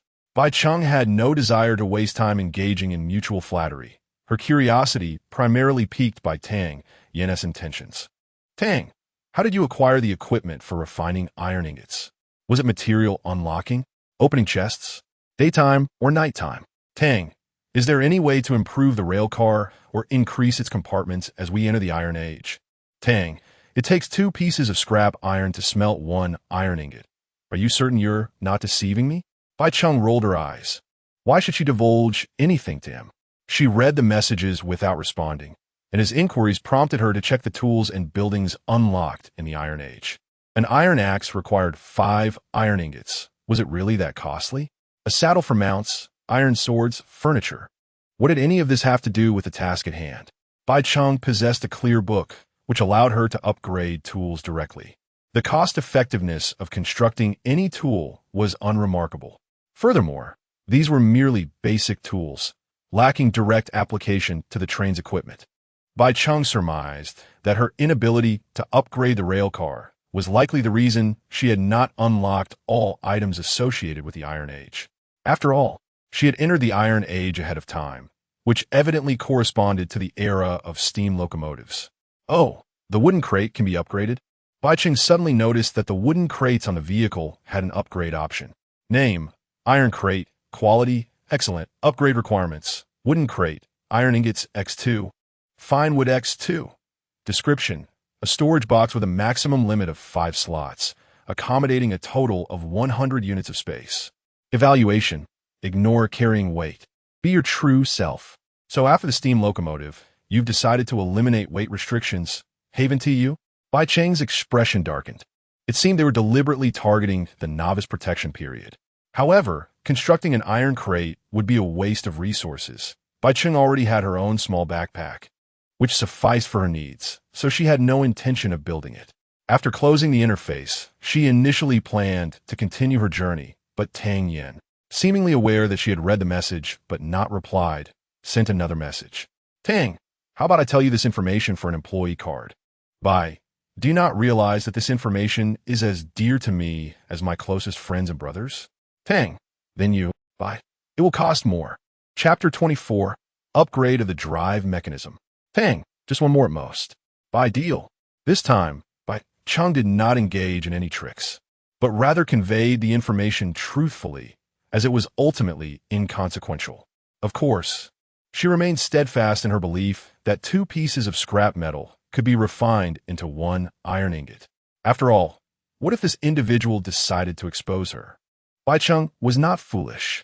Upon receiving the information, Tang Yen resumed his aloof demeanor, ceasing all correspondence. As she gazed at the 2 employee cards sent via email, Bai Cheng smiled with satisfaction. Though they were merely a mouse and a weasel, akin to the common workers on the street, they were of paramount importance to her. Bai Cheng promptly reviewed all her employee cards. She currently possessed 10 white cards and 1 green card, leaving only 4 more needed to synthesize a golden one. Perhaps today she could completely upgrade her employee cards? Coincidentally, Cheng Shu could also now exchange for upgraded items.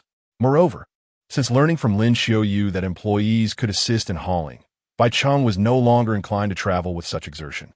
However, it must be noted that employees were not fixed. What if the golden employee synthesized could not assist in hauling? Bai Cheng shook her head. Before the safety period concluded, the employee cards could certainly be upgraded to golden, so there was no need to rush. Frequent changes to Cheng Shu's upgrade items would only diminish the margin for error. Although the roller drive mechanism appeared somewhat dubious, Bai Cheng believed that it possessed the capability to reach Platform 1. For now, she resolved to continue upgrading the drive mechanism, and only resort to exchanging iron ingots if employee cards became unattainable. With her mind made up, she focused on her journey. Hours slipped by in an instant, and through the channel chat, Bai Cheng confirmed her suspicions. The rain outside had ceased, leaving the world drenched and shrouded in darkness. The screen displayed the ominous phrase, "The silent night descends," yet the actual time was merely 4 in the afternoon. It seemed the level of danger had escalated, prompting Bai Cheng to raise an eyebrow. It was only when she felt resistance while advancing that she chose to stop and rest.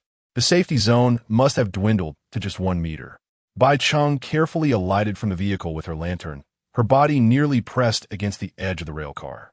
Once she ignited the black, viscous substance ahead, she finally lifted her gaze to the surrounding pitch-black forest. Countless pairs of crimson eyes lurked in the darkness, and even atop the treetops, a massive, unknown bird seemed to be watching her intently. The entire forest was eerily silent. The rustling sound from days prior had vanished completely. These beasts had grown more cunning, Bai Cheng concluded. They were no longer foolish enough to launch blind attacks that would only bring about their demise at the hands of survivors. Tomorrow night, it seemed, the safety barrier would be confined to the space within the vehicle. Retracting her gaze, Bai Cheng re-entered the small cabin. During the daylight hours, while tending to the furnace, she had focused on her journey, and after upgrading the roller transmission mechanism, her efficiency had significantly improved. She had traveled a total of 66 kilometers. Distance to next platform, 387 kilometers. The daylight hours are dwindling, leaving me with little time to hasten my journey. However, the current speed of the Bai Cheng railcar has nearly reached 30 kilometers per hour, making it entirely feasible to arrive at the platform within 2 days. Had it not been for the tempestuous winds and torrential rain today, coupled with the demands of the furnace, Bai Cheng could have traveled much further. Of course, the roller transmission device has once again been upgraded, now boasting a superior blue classification. Name: Manual Piston Pressure Drive Device. Level: Superior. Description: a powerful driving force, supplemented by a special mechanical apparatus that significantly conserves physical energy. Evaluation: though it may be somewhat inadequate, it still offers a glimmer of hope. Manual Piston Pressure Drive Device. 37200. The recently upgraded manual piston pressure drive device bears little resemblance to its predecessor. Complex mechanical gears interlock and connect to the control lever at the base. Although foot propulsion has reverted to hand-driven, the exertion required has increased compared to before. Yet, Bai Cheng can distinctly perceive that once the rail car is in motion, the speed accelerates rapidly, with only the initial effort being somewhat taxing.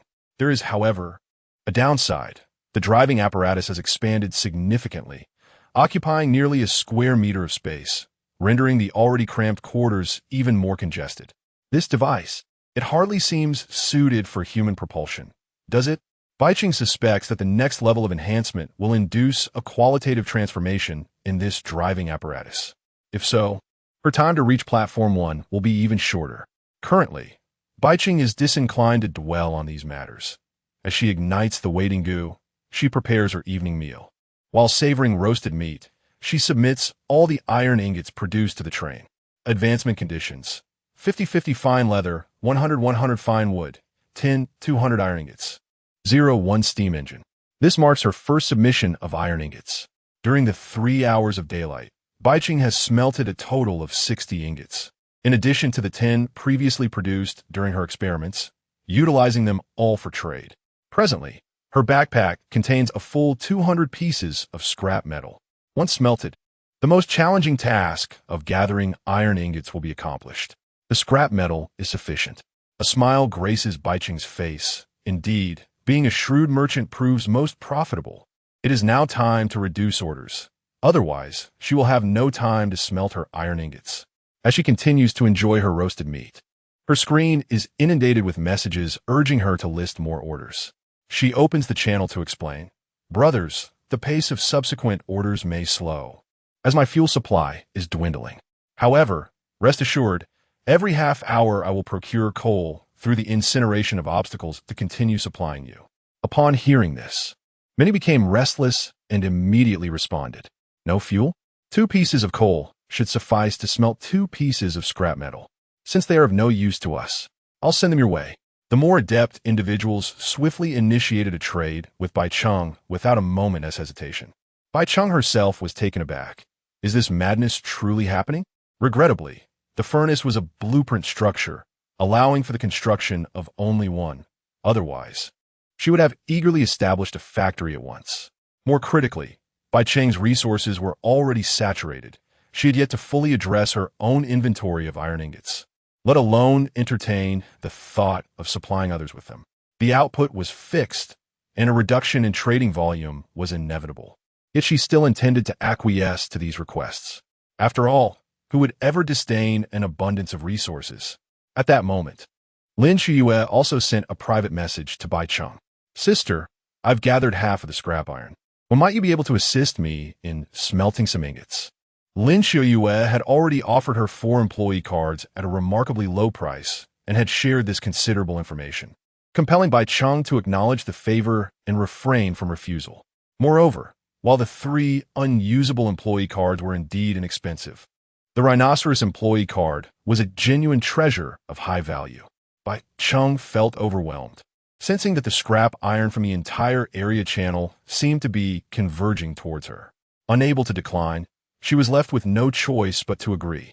However, before she could voice a response, Lin Shiyue's message arrived ahead of her.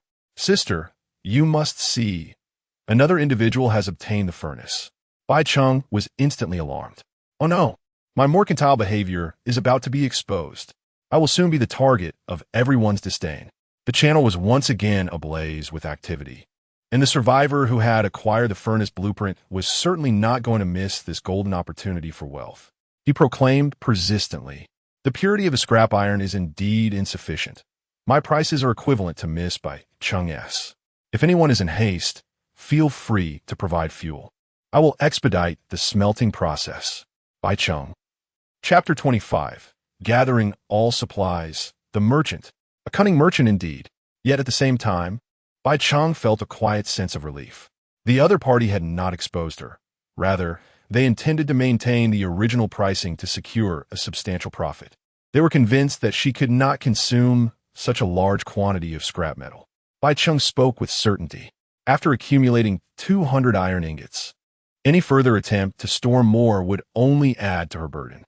Before reaching Platform 1, no one would be foolish enough to do so. This also alleviated a considerable amount of pressure from her shoulders, and the remaining supplies from the transaction were more than sufficient. Of course, if the merchant's deception were to be unveiled, they could also share some of the backlash with Bai Cheng. However, her willingness to engage in such a scheme indicated her indifference to the consequences.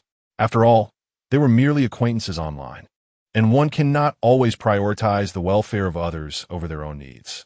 Bai Cheng glanced around her cramped quarters, her gaze ultimately settling on the 2 wooden chests. In her modest 6-square-meter room, there were currently 2 boxes, a table, a workbench, and a furnace, leaving just enough space for her to lie down. The area was indeed quite congested. It seemed that she could store at most 500 or 600 units of supplies, and that was under ideal circumstances. Bai Cheng was certain that the subsequent iron ingots would prove highly useful, but the most crucial resource was coal, the primary fuel for steam locomotives. As she read Lin Qiuyue's message on the screen, Bai Cheng chose to disregard it. Though they were not exactly friends, Lin had provided her with assistance in the past, and Bai Cheng did not wish to betray her. Yet, she also harbored doubts about Lin's intentions to speak the truth. Thus, ignoring her seemed the wisest course of action. Bai Cheng silently accepted orders from others, and, as expected, a moment later, Lin Qiuyue sent another message. Lin, sister, you probably haven't gathered all your iron ingots yet, and you're still short on fuel, so I won't trouble you. Xiao Ran has already agreed to trade with me. Upon reading this, Bai Cheng felt a wave of relief wash over her. The misfortunes of others were of no concern to her. Xiao Ran was the fortunate one who had acquired a furnace. He had not been active in the marketplace previously, indicating a lack of wealth. Now, with a furnace at his disposal, it was evidently essential to cultivate a good relationship with Lin Qiuyue, the freshwater vendor. Bai Cheng even speculated that the price he offered Lin was likely below market value, perhaps under the guise of making a friend. However, such matters were of little consequence to her. For that very night, she could refine all the scrap metal into iron ingots. Moreover, the surplus scrap could be extravagantly utilized to create tools and trade for the last few employee cards. With only 2 days left in the grace period, most individuals should have secured their own employees, and the value of redundant employee cards would only diminish further. Yet, Bai Cheng had not observed any survivors selling employee cards in the marketplace. It seemed that those with less desirable employees, such as rabbits and mice, were aware that these cards held little appeal. There was no need to squander beast attractant powder, as it could still be used at night to gain experience. Bai Cheng glanced out at the inky darkness of the night before resuming her monotonous and repetitive tasks. The night train moved at a sluggish pace, yielding only 5 pieces of coal every half hour through the process of combustion. Simultaneously, the furnace would produce 10 iron ingots in the same time frame. The night stretched on interminably, long enough for Bai Cheng to smelt the remaining 190 iron ingots and still have ample time to rest. The waiting was tedious. She could only stare blankly at the screen, wishing for automation. As the night deepened and the train continued its stop-and-go journey, time became an elusive concept. Finally, with the completion of this batch of ingots, a glimmer of excitement flickered in Bai Cheng's eyes as she sat curled up in the corner. She promptly submitted all the iron ingots. Train advancement requirements: 50-50 exquisite leather, 100-100 fine wood, 200-200 iron ingots, 0-1 steam engine. At last, she had gathered all the necessary materials. Bai Cheng felt a surge of joy. She still had 10 iron ingots in her backpack, serving as bargaining chips for trading with others. The subsequent ingots produced would be pure profit for her. She felt no urgency now. After all, her own rest was far more significant than the resources of others. Moreover, rather than hoarding large quantities of iron ingots, she preferred to stockpile coal. Although she had lost track of time, Bai Cheng estimated it must be around 2 in the morning based on the batches produced by the furnace. After waking, she would gather supplies while on the move. She resolved to collect all employee cards by tomorrow and complete the upgrade, aiming to reach Platform 1 by tomorrow night. As for the remaining 5th day of the safety period, Bai Cheng deemed it entirely unnecessary. Besides, she was not lacking in resources, especially given that the 5th day posed even greater dangers. Resources on the road were finite, and the distance to the platform was fixed. Even the wealthiest individuals would find themselves at a similar level after 5 days. The only way to gain an edge over others in this infinite train world was to push forward relentlessly. Bai Cheng finally ignited the black sludge in front of the train, cast a glance at the nearby white treasure chest, and retreated into her small dwelling. After replenishing the furnace with scrap iron, she lay down on the floor and closed her eyes. Meanwhile, even in the depths of night, others remained fervently busy. In the same mysterious forest, Xiao Ran had constructed a small wooden house for his train, a necessity after the torrential rain during the day. Now, he stood excitedly in front of the screen within his abode, animatedly discussing a collaboration with someone. Haha, another deal. I'm going to strike it rich. The corners of his mouth had been lifted in a grin all night, nearly cramping from the effort.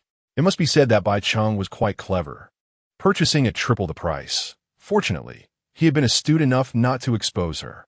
With the acquisition of a furnace, Xiao Ran considered himself among the elite echelon of the entire channel. He looked down upon nearly everyone, even those few who were well known within the channel. Bai Cheng? Merely another individual possessing a furnace. No more than that. What else did she have? Dan Jiang, a mere butcher, who truly lacks food these days. Lin Xiuyue? She is a different matter. She possesses fresh water and has amassed wealth over the course of 4 days, enough to stand alongside him. Alas, her looks leave much to be desired.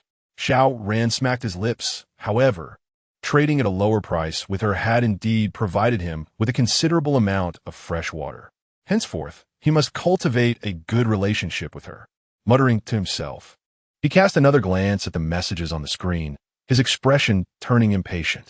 What is this nonsense from Tang Yen? Is he pretending? Only a fool would divulge the truth. Yet, Tang Yen across the screen seemed convinced that the ratio of scrap metal was not 3-to-1, attempting to negotiate a lower price. Staring at the subsequent messages sent by the other party, Xiao Ran was taken aback. He wishes to team up with me? Suddenly, a staff card materialized before him, adorned with the image of a brown bear. Xiao Ran was astonished, followed by a surge of elation. Chapter 26. At last, the legendary employee can be synthesized. On the following morning, Bai Cheng awoke early from her slumber on the track. It was uncertain whether she had acclimatized to her surroundings or if her physical constitution had been enhanced. Regardless, the persistent aches that once plagued her body had vanished. Although her physical form was resilient, her spirit was waning. The past several days had deprived her of restful sleep, not to mention the absence of basic hygiene practices. In a bid to conserve space, she had foregone the construction of a bed, opting instead to rest directly on the floor. At this moment, Bai Cheng, with her hair resembling a disheveled nest, emerged from her drowsiness. Her first order of business was not to don her shoes, but rather to replenish the furnace with fuel and scrap metal. After attending to these chores, she rubbed her eyes and put on her shoes and socks before stepping out of the wooden cabin. Last night had not been particularly fortuitous. She had not encountered any exquisite treasure chests. Nevertheless, Bai Cheng was determined to maintain a steady supply of fuel. The rail car could not come to a halt. And even if she had found a splendid chest, she had no intention of waiting idly until dawn. Once she had addressed her urgent needs, Bai Cheng returned to the wooden cabin with a look of disdain, dragging along the treasure chest. Was it not said that the fairy's droppings were imbued with the essence of strawberries? Perhaps she simply had not yet reached that tier of existence. With renewed vigor, Bai Cheng hastily set her course, eager to escape the foul-smelling area. The reason for the stench? Best left unasked. Most survivors believed in pushing forward at full throttle during daylight hours, and thus, after Bai Cheng resumed trading, the entire channel quickly buzzed with activity once more. Despite Xiao Ran assisting her in sharing the burden, The number of individuals seeking to have iron ingots smelted by Cheng remained substantial.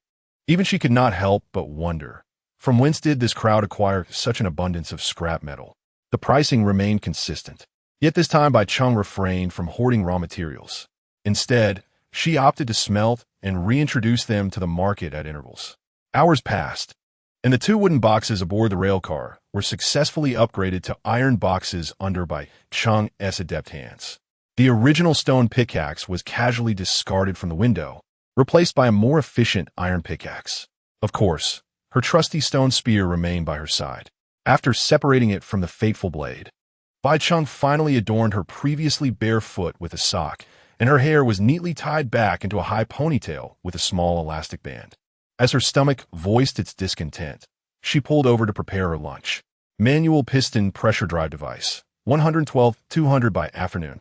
She would be able to upgrade the drive device once more. At this moment, Bai Cheng was brimming with enthusiasm. The sensation of having nothing to do but focus on the journey ahead was utterly intoxicating. She tossed aside the stone spear and crafted an iron spear instead. Virtually all the tools aboard the railcar had been revitalized, and even the wooden walls could be reinforced with iron ingots.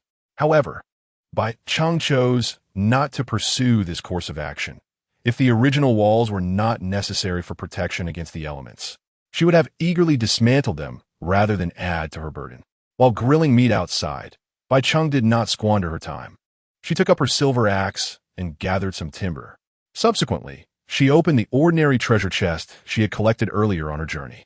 To be candid, Bai Cheng held no expectations for the contents within, as she now lacked for nothing. Opening a common treasure chest, received 1 watch, 1 sugar-free bread, 2 scrap metal. It seemed that the less one cared about luck, the better it turned out to be. Bai Cheng's spirits lifted as she picked up the watch. A sleek black mechanical timepiece that required no adjustment of time. It displayed 11:10. Having skipped breakfast, an early lunch was certainly in order. She attempted to clasp the watch around her wrist, but it was evidently a men's model. Her slender wrist rendered it loose and unremarkable. Never mind. Sighing, Bai Cheng set it aside on the table for the moment, as it was not the right time to upgrade it.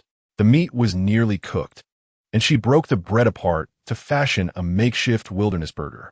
To her surprise, there was indeed bread in the box. Chew, chew, chew. Perhaps due to enhanced physique, she could now consume over half a kilogram of meat compared to the previous struggle with smaller portions. She hoped to avoid any weight gain. After swiftly concluding her lunch, Bai Cheng resumed trading with others in the channel. Throughout the morning, even after refreshing all her tools, her backpack still contained a stock of 20 iron ingots. However, this time, she sought not to trade scrap metal, but to collect the final 4 employee cards. Trader, Bai Cheng, trading item, iron ingot 1, remaining 4, demand, any employee card. In a situation where everyone believed that 1 iron ingot equated to 3 scrap metals, exchanging a useless employee card for an iron ingot was undeniably lucrative. After all, a worthless employee card could hardly be sold. No survivor would desire a redundant worker. Yet, Bai Cheng's demand was precisely for any employee card. Before she could even scroll through the channel to observe the chatter, her 4 iron ingots were swiftly snatched up. In their place, 4 employee cards appeared before her. A mere glance revealed a fox, a field mouse, among others, which she neatly collected and added to her existing employee cards. With 14 white cards and 1 green card, the synthesis of a legendary employee was finally within reach. Bai Cheng's face radiated excitement, but she tempered her impulses. With the drive mechanism still needing less than 100 kilometers for an upgrade, she resolved to complete that first before exchanging for new employee cards. While the drive mechanism would not reach its pinnacle, Bai Cheng believed she could effortlessly arrive at Platform 1 thereafter. Even if her legendary employee could not pull her cart, she lost all interest in the idle chatter and immediately set off with determination. She aimed to complete the upgrade and synthesize the legendary employee as soon as possible. This way, even if she could not reach Platform 1 today, possessing an employee would allow her to earn experience during the night. Thus, regardless of her arrival, the outcome was exceedingly beneficial to her. Hours slipped by, and the outside world gradually dimmed into twilight. Bai Cheng was acutely aware that darkness would descend by 3 o'clock today, and the safety perimeter of the train would consequently shrink to the confines of the carriage. During this time, while balancing the operation of the furnace, she had successfully stored 50 iron ingots and nearly 100 pieces of coal in her backpack. Bai Cheng's ambition was to fill her backpack and iron chest entirely with iron ingots and coal. With daylight so fleeting, it seemed that she would not reach Platform 1 until tomorrow. Casting a glance at the increasingly dimming sky outside, Bai Cheng couldn't help but sigh.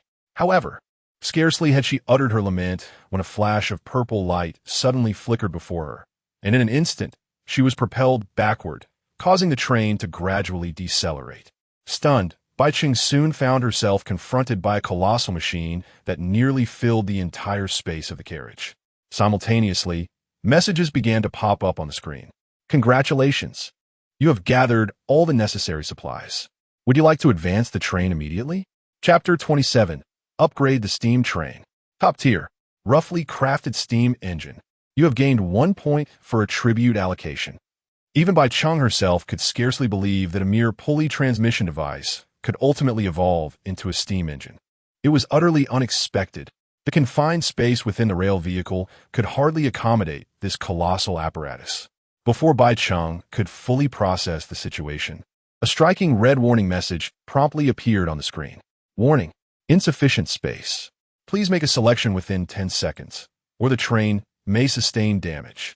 Without a moment's hesitation regarding the mandatory choice, Bai Cheng opted for the upgrade. She swiftly pressed the upgrade button at the bottom of the screen, and immediately, a blinding white light engulfed her from all directions, completely consuming her.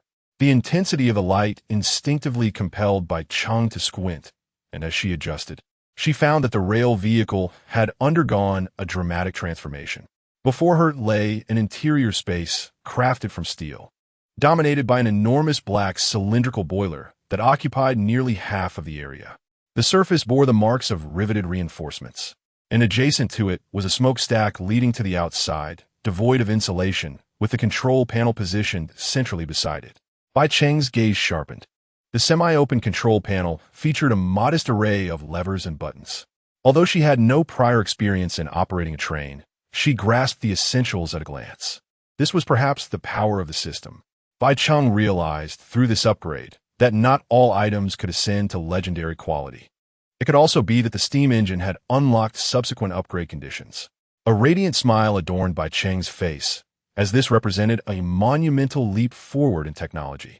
She eagerly stepped forward to explore. Her curiosity gravitated more toward the steam engine than the control panel, particularly pondering how to set this behemoth into motion. On either side of the boiler were several pipes, with the furnace door directly facing the firebox, serving as the entrance for fuel. Near the front of the train were colossal cylinders and various linkage mechanisms. Additionally, the indispensable water tank loomed large. This was the aspect that troubled Bai Cheng the most. While she had fuel, she lacked sufficient water.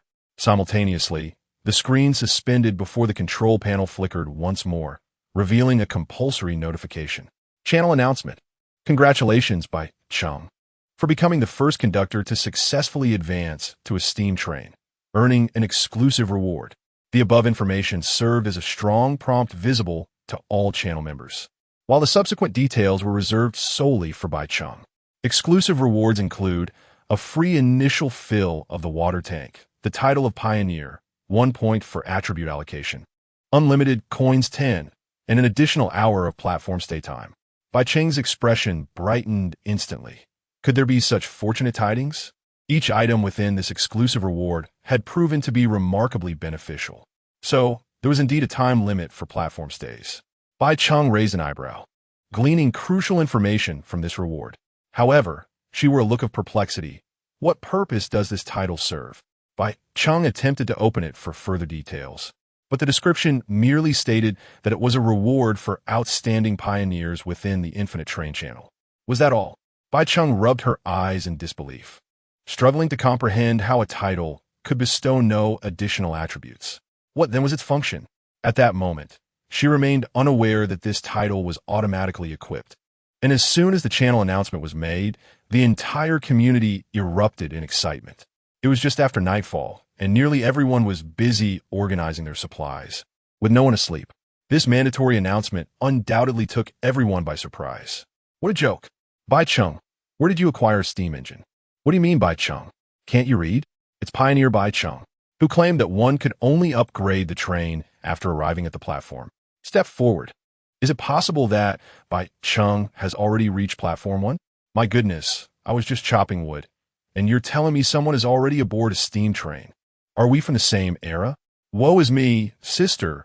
I seek sponsorship. I've been under the weather lately, and my voice sounds somewhat masculine. Not bro. Have you also become a sister? Among these survivors, the one most astonished was undoubtedly Tang Yan.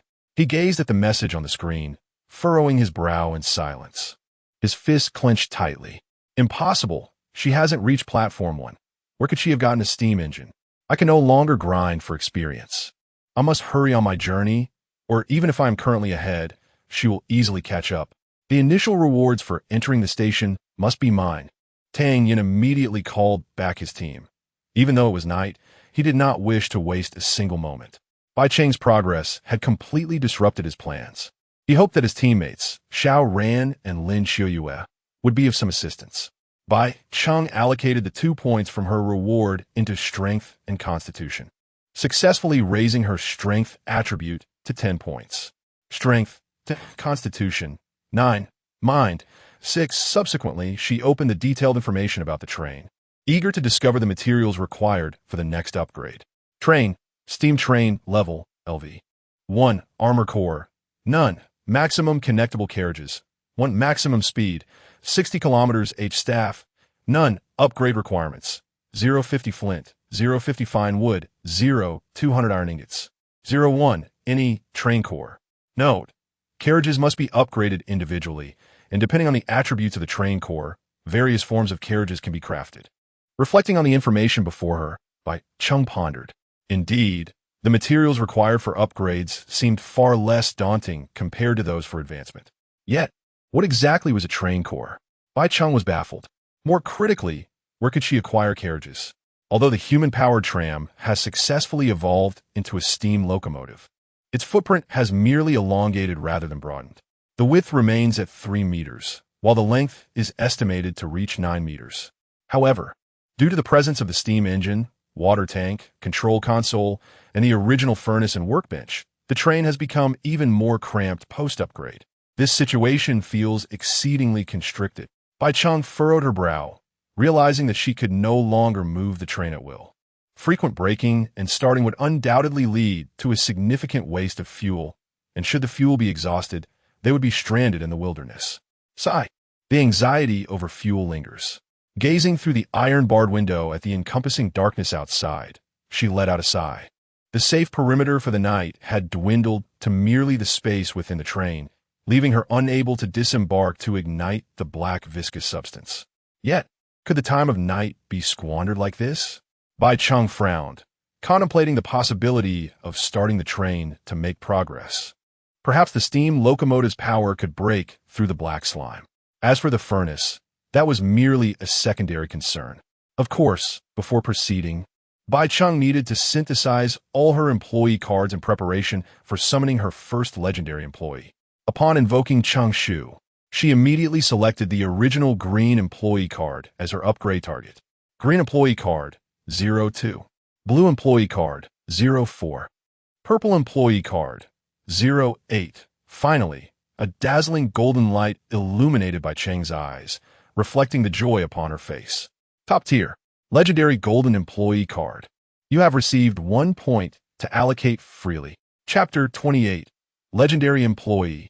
Bai Cheng immediately raised the resplendent golden card in her hand to examine it. The back was as usual, but the front displayed a golden question mark. What could this possibly mean? Bai Cheng furrowed her brow, feeling somewhat perplexed. Name, employee card, unknown. Quality, legendary. Evaluation, a random legendary creature will accompany you on your legendary journey. The description remained unchanged, offering no useful information. Despite its randomness, all legendary creatures must possess remarkable qualities, she mused, gently stroking her chin. She hoped to summon an employee with formidable combat prowess. As for auxiliary roles like mounts or carts, they were entirely unnecessary for her at this moment. Would you like to bind this employee card? Binding will result in the automatic activation of the employee card. Bai Cheng decisively clicked confirm. In an instant, the shimmering golden employee card transformed into a myriad of starlight, ultimately coalescing on the ground into a tall, imposing figure. In the blink of an eye, the radiance solidified, revealing a muscular man clad in attire reminiscent of martial arts uniforms, exuding an invisible aura of authority. With striking red hair, he stood at least 2 meters tall, making Bai Cheng appear diminutive in comparison. Perhaps it was merely her imagination, but it felt as if the temperature within the carriage had risen following the employee's appearance. Simultaneously, a thread of disappointment welled up within Bai Cheng's gaze. Her legendary employee card had summoned an ordinary-looking muscular man. If only he were a stunning beauty, she could have accepted it. Bai Cheng internally lamented, even beginning to regret not having directly utilized the Green Tiger employee card. After all, no matter how formidable a single individual might be, could they truly rival a tiger? Yet, the towering muscular man seemed oblivious to the emotions flickering in Bai Cheng's eyes. Instead, upon meeting her gaze, he knelt on one knee. "Esteemed train conductor, I shall pledge my life to follow you." His coarse, gravelly voice resonated in her ears. Bai Cheng distinctly remembered that initial employees were guaranteed to be 100% loyal, with only the train conductor's unusual actions potentially affecting their allegiance. Upon hearing this title, she frowned in dissatisfaction. "Train conductor, my lord? Such an unpleasant designation. From now on, call me young master," Bai Cheng casually suggested. Evidently, she regarded her new employee as a regular individual. However, being a legendary employee, she believed he must possess extraordinary qualities, so she carelessly began to inspect his information. The kneeling man displayed a hint of human-like confusion. "Young master? But isn't the train conductor a human female?" After a moment of contemplation, he corrected himself. "Understood. I shall henceforth refer to you as Mississippi." At that moment, Bai Cheng paid no heed to the titles, her eyes widening in astonishment as she gazed at the information displayed on the screen, her expression one of incredulity. "Employee, nameless, you may assign a name. Race, Crimson Flame Lion. Level, Elite Level 1. Quality, Legendary. Trait 1, Power of Crimson Flame. This race possesses the ability to wield fire. Trait 2, King of Beasts. The Crimson Flame Lion can command all beasts. Trait 3, unique to the race. Combat power against opponents of the same level is increased by 20, with the ability to change size at will. Note, employees can only gain 90 of experience from kills, with the remaining 10 going to the train conductor. Is it truly not a human? Bai Cheng felt a mix of surprise and joy. The capabilities of this legendary employee could only be described as extraordinary. The Crimson Flame Lion, it appears, belongs to the category of magical beasts. Bai Cheng gradually came to understand. For survivors like her and the beasts, they were born as ordinary beings, while the conductors like Bai Cheng could only elevate their levels through experience gained over time. However, this employee, being a magical beast, had entered at a significantly higher level, immediately attaining the elite status. Not only was his combat prowess formidable at his level, but being one tier higher rendered him virtually invincible. What brought Bai Cheng the greatest joy was his trait as the King of Beasts, which allowed him to command all beasts, effectively resolving her future food concerns. No, it was more than that. Her gaze shifted to the window, where beasts roamed in the tranquility of the night, and slaying them would yield experience points. An elite magical beast in the wild would not be a slaughter? Bai Cheng suddenly reconsidered. Perhaps she could continue her journey in the morning. Tonight, she would focus on grinding experience points. Once more, her eyes fell upon the robust figure of this employee. The previous disdain had vanished, replaced by delight and excitement. "Rise, rise. Please do not remain on your knees." "Yes, Mississippi." The figure responded before standing, yet remained motionless as if awaiting further instructions. Bai Cheng smacked her forehead. "I almost forgot to give you a name." She was notoriously inept at naming things, but since the race was the Crimson Flame Lion, from now on, you shall be called Crimson Flame, Bai Cheng declared without much deliberation. "Thank you for the name," Mississippi Crimson Flame replied respectfully. "Now, go outside and slay those beasts to gain experience." Bai Cheng promptly issued a new command. Crimson Flame acknowledged her, opened the train door, and leaped down. Bai Cheng was eager to witness his strength and hurried to the window to observe.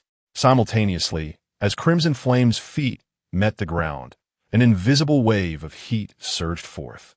The surrounding dark forest stirred without wind, and soon Bai Cheng observed pairs of crimson eyes in the distance, as if encountering a plague, hastily retreating. Crimson Flame crouched low, and soon his entire body began to sprout fur, igniting in crimson flames. In the blink of an eye, he transformed into an immensely large lion. To what extent, you might ask? He was nearly level with Bai Cheng's steam train. Roar! He lowered his stance and let out a fierce roar, immediately followed by a crimson ring of fire that expanded outward. The nearby beasts, upon hearing this furious bellow, were momentarily stunned, frozen in place. As the fiery ring swept past, flames ignited upon their bodies, and in the blink of an eye, they were reduced to ashes.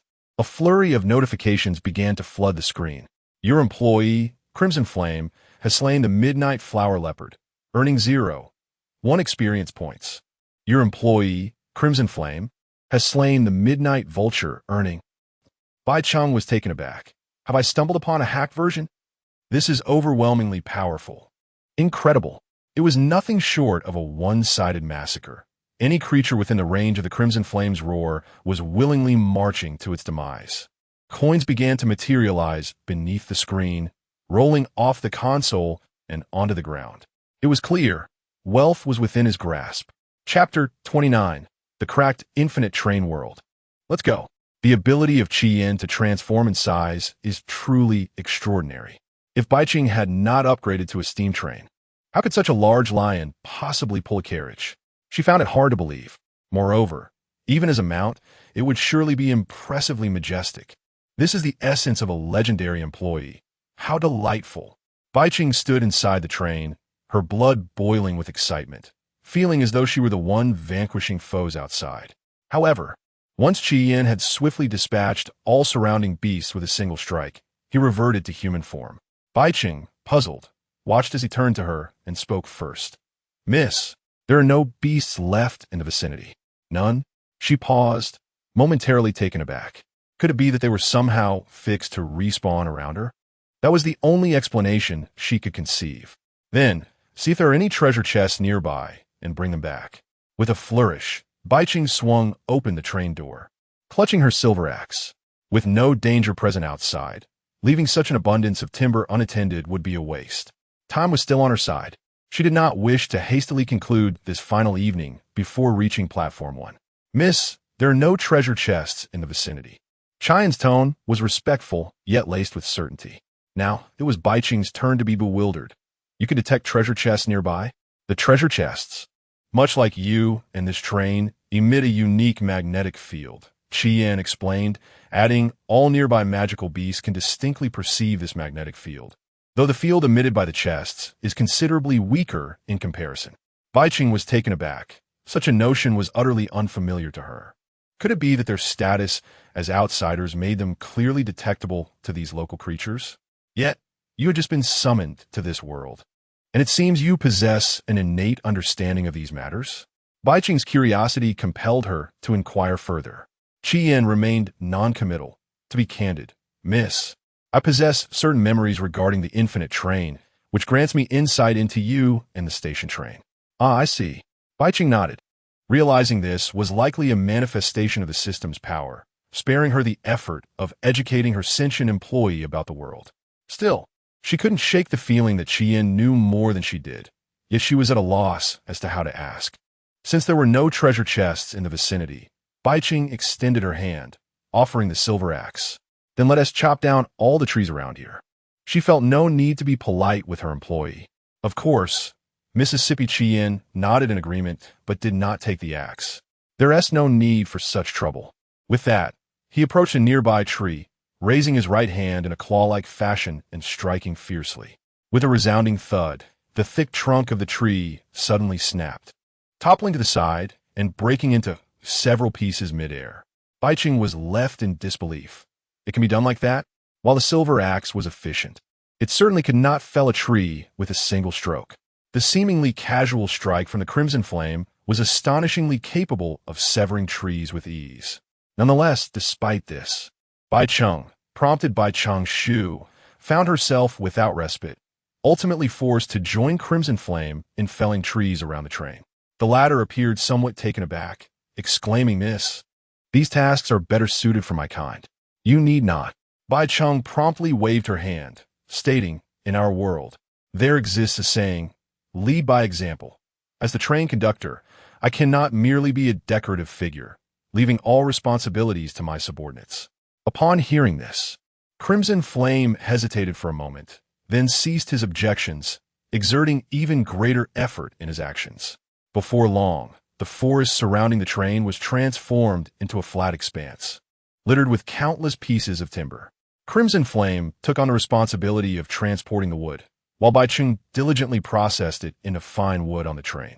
The materials required for the train's upgrade were promptly submitted, yet there remained a substantial surplus. Bai Cheng initially intended to stockpile iron ingots and coal before reaching Platform 1. But after the train's upgrade, she decided to add fine wood to her inventory goals. After all, the train required a considerable amount of fuel for its journey, and wood could serve as a valuable reserve when necessary. Furthermore, iron ingots could be directly utilized in the upgrade materials, thus saving considerable space. This evening marked the final night, and with Crimson Flame's assistance, she could amass a significant quantity of resources, complemented by the furnace trading. Bai Cheng resolved to complete the submission of all available resources before arriving at Platform 1. Moreover, there was also Cheng Shu's upgrade, which necessitated the selection of new upgrade objectives. However, upon surveying the interior of the train, Bai Cheng discovered that nearly all items eligible for upgrades had been exhausted. The silver axe had not diminished in durability, while the steam engine, along with its materials and living components, were all non-upgradable. She furrowed her brow. Could it be that upgrading the iron pickaxe was the only option? Yet, there were no minerals in sight. The only choice left for Bai Cheng was to select the watch as her upgrade target. Fortunately, the basic upgrade was not overly demanding, merely requiring time. After loosely fastening the watch to her wrist, she returned to the bustling activity of trading at the furnace. Bai Cheng had initially anticipated a calm and fruitful night. However, shortly thereafter, Crimson Flame returned with several pieces of coal, inquiring with curiosity, "Miss, are we not on our way?" Upon seeing the coal, Bai Cheng suddenly realized the oversight. Indeed, with Crimson Flame wielding the power of fire, his elite prowess could effortlessly clear the path ahead, ensuring an unobstructed journey for the train. This would allow for a smooth passage even during the night. "You are absolutely correct. This serves as a timely reminder," Bai Cheng exclaimed. "Crimson Flame, proceed ahead and incinerate all this black sludge. It should burn for at least half an hour, so you must venture a bit further." Yet, she had evidently underestimated the capabilities of an elite magical beast. "Half an hour?" Crimson Flame scratched his head, puzzled. "As soon as I ignite them, they simply transform into coal, much like the decomposed wood, and do not burn for long at all." Upon hearing this, Bai Cheng was utterly taken aback. Originally, were these not rules established by the system? Subsequently, a smile of delight graced her lips. "If that is the case, let's set off at once." "Yes, Mississippi." Bai Cheng decisively opened the furnace door, and immediately a message sprang forth. "Would you like to add fuel?" "Boiler fuel, 0100." Upon seeing this, Bai Cheng let out a sigh of relief. It appeared that a mere touch was all that was required to replenish the fuel. Fortunately, this is a world of games, sparing her the arduous labor of constantly feeding coal into the boiler like a slave. Otherwise, the very act of the train's journey would be utterly exhausting, she mused. "However, I must make a stop along the way. It would be imprudent to add too much fuel lest it go to waste." Bai Cheng then glanced at the odometer, which indicated that 250 kilometers remained to the next station. "Let us add 10 pieces of coal and see how far we can go." As the flames ignited within the boiler and the pressure rose, Bai Cheng gently pushed the control lever. A resounding whistle echoed throughout the forest. The smokestack belched forth a substantial plume of black smoke, followed by clanging sound. As the entire steam train awakened like a mechanical beast from slumber in the night. The two windows at the front of the locomotive glowed with a warm, lantern-like orange light, resembling a pair of eyes. The vehicle finally began to move with a slow grace. Outside, the crimson flame transformed once more into a colossal lion ablaze with fiery hues. In this instance, unlike before, its four paws erupted with flames, creating a blaze beneath it. The crimson flame then galloped through the forest, illuminating the path ahead, while clearing the way for the train driven by Bai Cheng.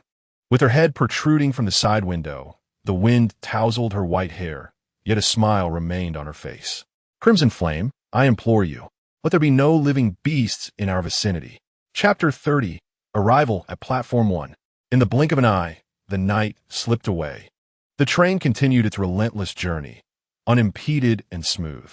After a night of uninterrupted trading, gathering materials, and further transactions, Bai Cheng's name remained prominently displayed at the exchange, establishing her as a celebrity within the entire channel.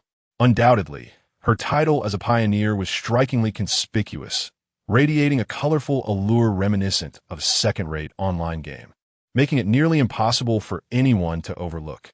Though the majority of survivors had succumbed to slumber in the late hours, rendering the world significantly quieter, Bai Cheng still reaped substantial rewards. Her small backpack was bursting with supplies, filled to the brim with coal, due to the fixed refining speed of the furnace, and the necessity of some for trading. Bai Cheng had only managed to acquire 90 iron ingots, but her 2 iron chests were overflowing with scrap iron materials. In truth, Bai Cheng had intended to construct 2 additional iron chests for storage, thus enabling her to gather even more. However, the cramped space within the front of the train left no room for further construction. At this moment, even the original iron chest had been stacked together by Bai Cheng. After all, while the train could operate autonomously and the Crimson Flame could continuously accumulate experience for her, Bai Cheng still required rest. Knock knock. Before the dawn had fully broken, Bai Cheng was roused from her slumber by the sound of the Crimson Flame knocking at the door. Rubbing her drowsy eyes, she sat up abruptly. Before her lay an uncountable number of leathers, mingled with many visible infinite coins, forming a small mountain that completely buried her lower half. The air was tinged with a faint metallic scent, emanating from the pile of leathers before her.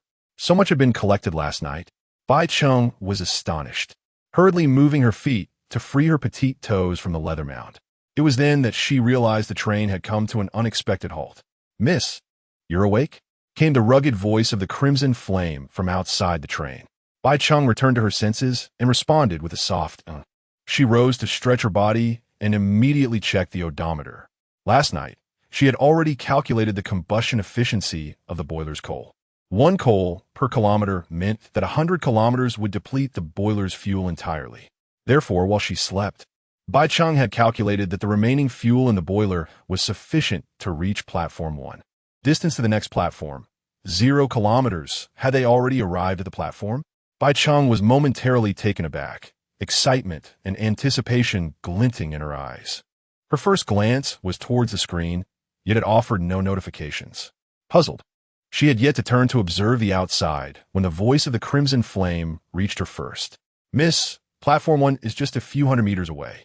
Bai Cheng was caught off guard, quickly ascending to the control panel and gazing out the window. At that moment, the sun rose in the east, and the surrounding scenery had transformed back into a vast grassland. Not far from her line of sight stood an enormous triangular screen, standing oddly and abruptly upon the prairie. Although Bai Cheng referred to it as a curtain, its surface was actually smooth and flat, devoid of any wrinkles and impervious to external conditions. This curtain was brown, adorned with peculiar totem-like designs that were distinctly visible even from a considerable distance. Had it not appeared so suddenly, Bai Cheng might have nearly forgotten its existence. Wasn't this the very curtain from the initial platform? She raised an eyebrow, realizing that its emergence signified her arrival at the platform. Bai Cheng averted her gaze and, upon looking down, noticed her wristwatch, which clung to her skin with just the right amount of pressure, almost as if it were non-existent. She promptly summoned the Cheng Shu, and the upgrade information on the first page was particularly striking. Top tier, multifunctional wristwatch. You have gained 1 point of freely allocable attributes. Indeed, Bai Cheng was not overly surprised and began to examine the features closely. Name, multifunctional wristwatch. quality, legendary. Description: a delicately crafted women's wristwatch with an unceasing pointer that requires no time correction and includes a built-in compass. Evaluation: perhaps not as impressive as the little genius. Bai Cheng shook her wrist. It was satisfactory enough to serve as an ornament. She tapped the screen, preparing to allocate her attributes, only to discover that all her dimensions had increased by 1 point. Bai Cheng was momentarily taken aback. Conductor: Bai Cheng. Level: Ordinary second tier. Experience: 2, 5. Strength: 11, 1. Constitution: 11. Mentality: 7. Talent. Cheng Shu, she had leveled up. To be honest, Bai Cheng did not notice any substantial changes in her physique. After a brief moment of excitement, she allocated her free attribute point to strength and closed the screen. Surveying the disarray of supplies strewn about, Bai Cheng decided to tidy up a bit before starting the train at Platform 1. She opened the train door. "Qi Yin, you rest for a moment." However, before she could finish her sentence, she was astounded by the sight before her. There stood Qi Yin, a few meters away from the train, and beneath his feet lay a pile of over a dozen white treasure chests, prominently featuring 2 green chests among them. This was a bountiful harvest, Bai Cheng exclaimed with excitement. Qi Yin maintained a respectful tone. "Miss, these are all treasure chests I collected on the road throughout the night." "Very well," Bai Cheng replied. "You take a break for a while. We will set off from Platform 1 shortly." After saying this, she eagerly initiated the thrilling moment of opening the chests. To be honest, the white chests held little allure for Bai Cheng now. They contained merely basic supplies, and she was no longer in need of anything. Congratulations on opening a common treasure chest. Obtain flashlight 1, towel 1, mirror 1, mixed barbecue seasoning pack 1. Bucket of instant noodles 4, meat floss bread 6, compressed biscuits 4, scrap iron 22. As she gazed at the array of items before her, Bai Cheng let out a sigh of relief. Fortunately, there were no duplicate items, and most of them were practical living necessities and food, which were still beneficial to her. Bai Cheng silently offered a prayer in her heart before opening the last 2 exquisite treasure chests. Congratulations on opening the exquisite treasure chests. You have obtained the exquisite leather bed, blueprint 1, kiln, blueprint 1, flower pot, blueprint 1, condensation device 1, and scrap iron 4. It was a modest harvest, Bai Cheng reflected with satisfaction. She then picked up the blueprints, recognizing their purposes merely by their titles, and chose not to inspect their details, instead placing them on the table. The current confines of the train could scarcely accommodate any further constructions. After organizing all the supplies, Bai Cheng selected the flashlight as the upgrade item for Cheng Shu, simultaneously pressing the switch while adding fuel to the train. With a soft whir, the train gradually commenced its journey, and this time, Qi Yin stood within the carriage. The two gazed ahead, silently observing the enormous, triangular screen in the distance drawing ever closer. Meanwhile, on the plains, Tang Yan's arms had nearly succumbed to numbness. Sweat drenched his clothing, rendering him almost completely exhausted, teetering on the brink of collapse. Yet he persisted, seemingly tireless, exerting every ounce of strength to propel the rail cart, hardly pausing to wipe the perspiration from his brow. In hindsight, he lamented that it would have been wiser to employ a cart puller. It was all Bai Cheng's fault for disrupting his plans. Gritting his teeth, Tang Yan's eyes gleamed with fierce determination. Throughout the night, he had lost count of the resources he had missed.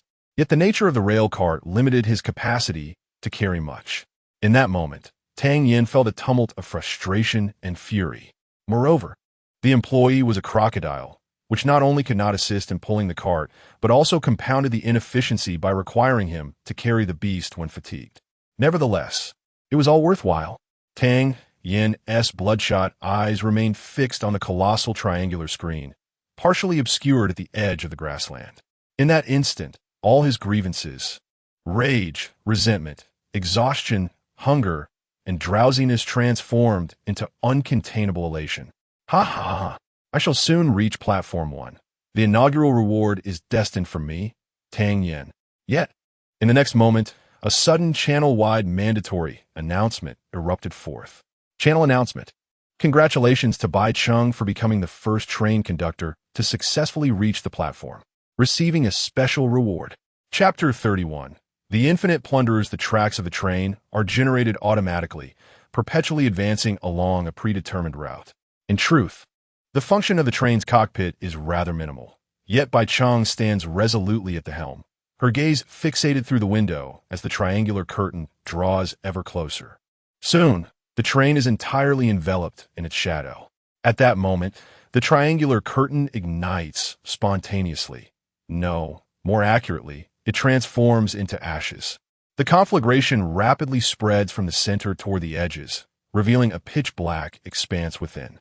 The tracks extend into this void, and the train gradually enters.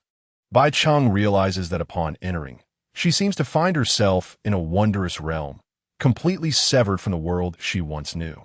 The interior space is not as dim as she had imagined. Rather, it is adorned with specks of light, seemingly distant yet tantalizingly within reach. Instinctively, she pulls down the brake lever, the wheels screeching against the tracks, and after a brief jolt forward, the train comes to a steady halt. Simultaneously, numerous strips of lights overhead illuminate with a ghastly white glow, thoroughly brightening this interior space. The screen flashes several notifications, drawing Bai Cheng's attention. Channel announcement. Congratulations to Bai Cheng for becoming the first train conductor to successfully reach the platform, earning an exclusive reward. Platform arrived. One Swamp Mine Station. Platform type. Solo platform. Platform description. This station offers rest services and is equipped with abundant supplies, which have attracted the covetous eyes of the infinite plunderers. Please exercise caution. Remaining departure time, 541 hours. Your safety period has ended prematurely. Tip. While docked at the platform, you need not worry about your train being destroyed, but remain vigilant against theft. Upon reading the information above, a flicker of realization dawns on Bai Cheng. She had initially pondered what would become of her train after reaching the platform, but it appears her concerns were unfounded. Furthermore, she never anticipated that she would be the first survivor to arrive at the platform. The last exclusive reward had been quite satisfactory, and she now harbors similar expectations. Bai Cheng then shifts her focus to her reward. Exclusive reward includes coal fuel for boiler capacity, the title of Pioneer, 1 point of freely allocatable attributes, infinite coins 10, extended platform stay of 1 hour. You have received the title of Pioneer, reward substituted for 1 point of freely allocatable attributes. Wait, why is it the same as the previous reward? Bai Cheng's spirits plummet, and her anticipation for subsequent exclusive rewards diminishes significantly. However, this does not imply the rewards are lacking. With 2 points of free attributes, an additional hour of docking time, and infinite coins, the bounty is undeniably generous. Of course, who would refuse something that is given freely? Moreover, through the information on the screen, Bai Cheng discovers that this place is in fact a mine. She withdraws her gaze and shifts her focus to her pickaxe. Surely, this could yield a modest profit, she muses. Grasping the pickaxe in one hand and a flashlight in the other, she hastens to press the switch. With a resounding clang, the train doors swung open, allowing Bai Cheng to gain a clearer view of the platform. At that moment, she found herself in an expansive indoor space designed for train docking. The massive, familiar triangular curtain loomed before the vehicle, flanked by walls, while directly in front of Bai Cheng stood a sleek, high-tech door. Apart from this, the enclosed area offered little in terms of visual allure. It appeared that all the excitement lay beyond the door. Bai Cheng's gaze sharpened as she refrained from hastily disembarking. Moments later, a flash of golden light emanated from the flashlight in her hand. Top tier, a flashlight with unlimited energy. You have gained 1 point to allocate freely. Bai Cheng smirked slightly, tossing the flashlight carelessly onto a nearby table. Subsequently, she allocated 3 points to her attributes and selected a pickaxe as her upgrade target. Having completed her preparations, she called out to Qi Yin, "Let us go." She felt no trepidation regarding the dangers of Platform 1. After all, if even the elite Qi Yin could not handle the threat, it would be better for everyone to perish together. Stepping off the train and onto the platform, the two approached the imposing door. The door was black, its surface smooth and seamless, resembling a sliding door. To the side, a small screen displayed an inquiry prompt. "Would you like to log into Platform 1? Without hesitation, Bai Cheng decisively clicked confirm. Logger, Train conductor Bai Cheng. Platform login fixed reward. 1 random blueprint. Departure countdown. 5 hours 59 minutes. Observing her surroundings, Bai Cheng noted the absence of the blueprint, surmising it would refresh directly within the train. She had no intention of wasting time checking. In the next moment, something seemed to activate behind the door, and the long-sealed iron gate suddenly swung open with a jolt. Simultaneously, a towering spire at the center of the platform shot a beam of white light skyward, piercing through the clouds as if connecting to the heavens. Outside the platform, a rusted train stood, and a group of individuals appeared to have been waiting there for quite some time. At the forefront, a gaunt man with a scarred eye beamed with delight upon witnessing the spectacle. He was the first to leap from the train, beckoning a wild boar to approach, mounting it while raising a hammer above his head, exclaiming with fervor, "Brothers, this is the first platform we shall seize, and I am certain it will not be the last." Though their arrival was slightly earlier than anticipated, it mattered little. By eliminating her, all resources, water, and provisions would be ours. Everyone had been stuck at the ordinary level for far too long. In this world teeming with monstrous threats, who would willingly remain ordinary? Upon hearing this, the crowd erupted with fervor. "Indeed, we too shall ascend to the extraordinary. I have never regretted the choice I made. Only by banding together can we grow stronger. We are all in this, boss." One disheveled old man revealed a lewd smile, commenting that it would be even better if the vehicle's owner were a woman. A group of individuals disembarked, each mounted upon a formidable black wild boar, their sole weapon being a hammer of iron. They swiftly secured the ropes at the ends of their hammers around their wrists. The leader of the group immediately rallied his comrades with a spirited cry, "Brothers, charge!" The assembly surged forward, wielding their hammers and swinging the reins, making a bold advance toward a nearby platform. Their exuberance was palpable, each face alight with anticipation. However, just then, a thunderous roar echoed across the sky. Chapter 32. Platform 1 of the Quick Passage. The iron door creaked open, releasing a cloud of thick dust into the air. Gazing at the straight staircase ascending before her, Bai Cheng stepped forward. Soon, she found herself in an extraordinarily spacious circular hall, surrounded by enormous floor-to-ceiling windows, with the dome itself crafted from translucent glass.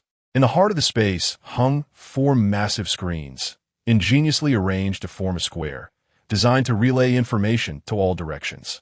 The periphery of this indoor plaza was lined with countless rooms, one side even displaying platform numbers and rows of neatly arranged seating. Bai Cheng's eyes zeroed in on a glowing sign at the door of a distant room. She could have sworn she glimpsed facilities resembling restrooms and convenience stores. This truly resembled a legitimate platform. No, it indeed was a real one. Suddenly, the meaning of the term restoration mentioned in the platform's introduction dawned upon Bai Cheng.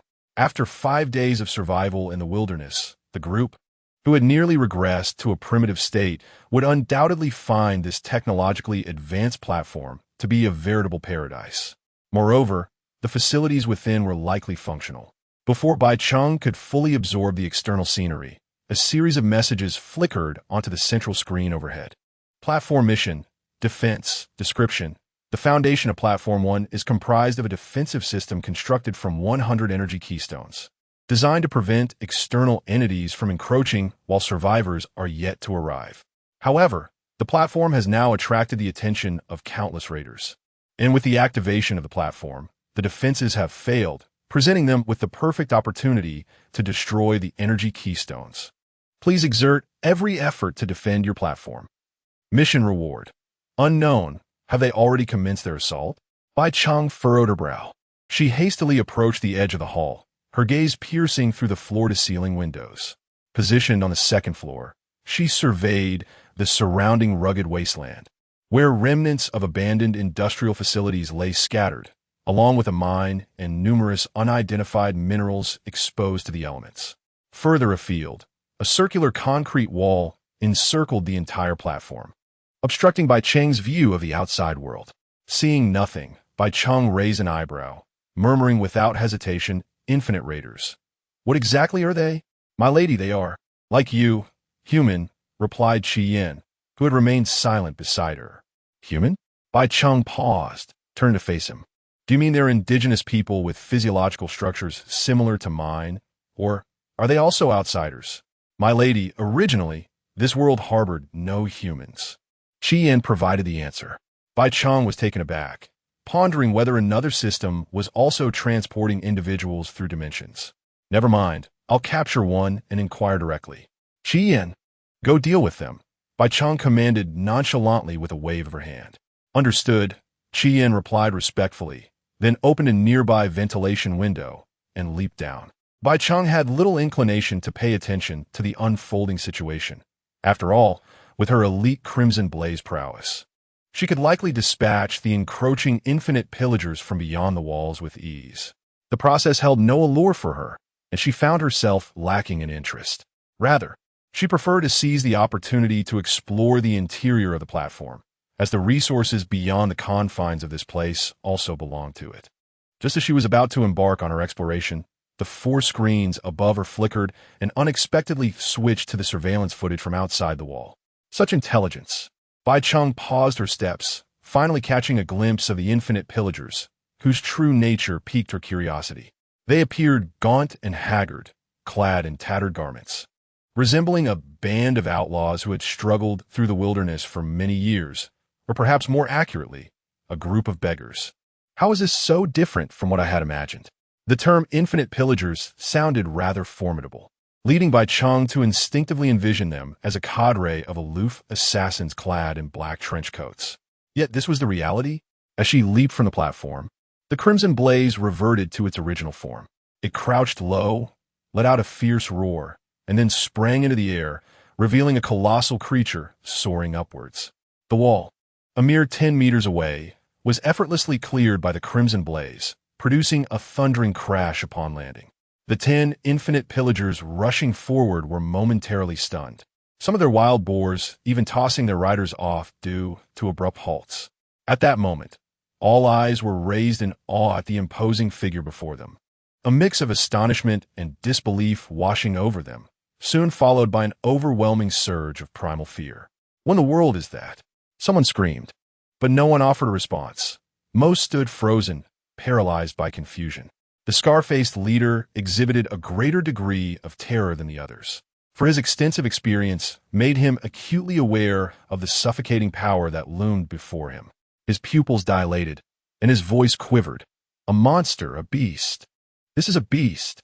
The scar-faced man cried out in panic, desperately tugging at the reins, eager to flee, entirely forsaking the charge towards the platform and his comrades surrounding him.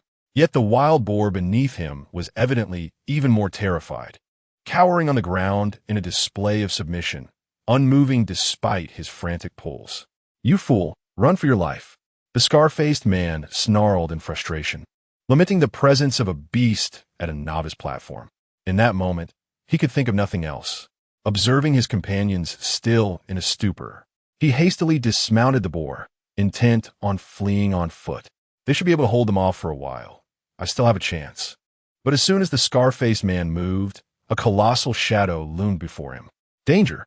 His hair stood on end, and he found himself rooted to the spot. In the next heartbeat, he lost all consciousness. For the Crimson Blaze, annihilating these infinite pillagers was as effortless as hunting the beasts of the forest. He merely needed to move his claws to unleash a flame of energy, effortlessly annihilating them. It scarcely qualified as a battle. Meanwhile, Bai Cheng, stationed within the platform, promptly diverted her gaze. Although she was a survivor and had slain numerous beasts, taking a human life was an unprecedented experience for her, leaving her heart heavy with unease. She could only continually remind herself, this is a world where the weak are preyed upon by the strong. If I do not kill, I shall be killed. Drawing a deep breath, she turned her attention back to the screen, still curious about whether there were any treasures hidden within the dilapidated train of the relentless marauders.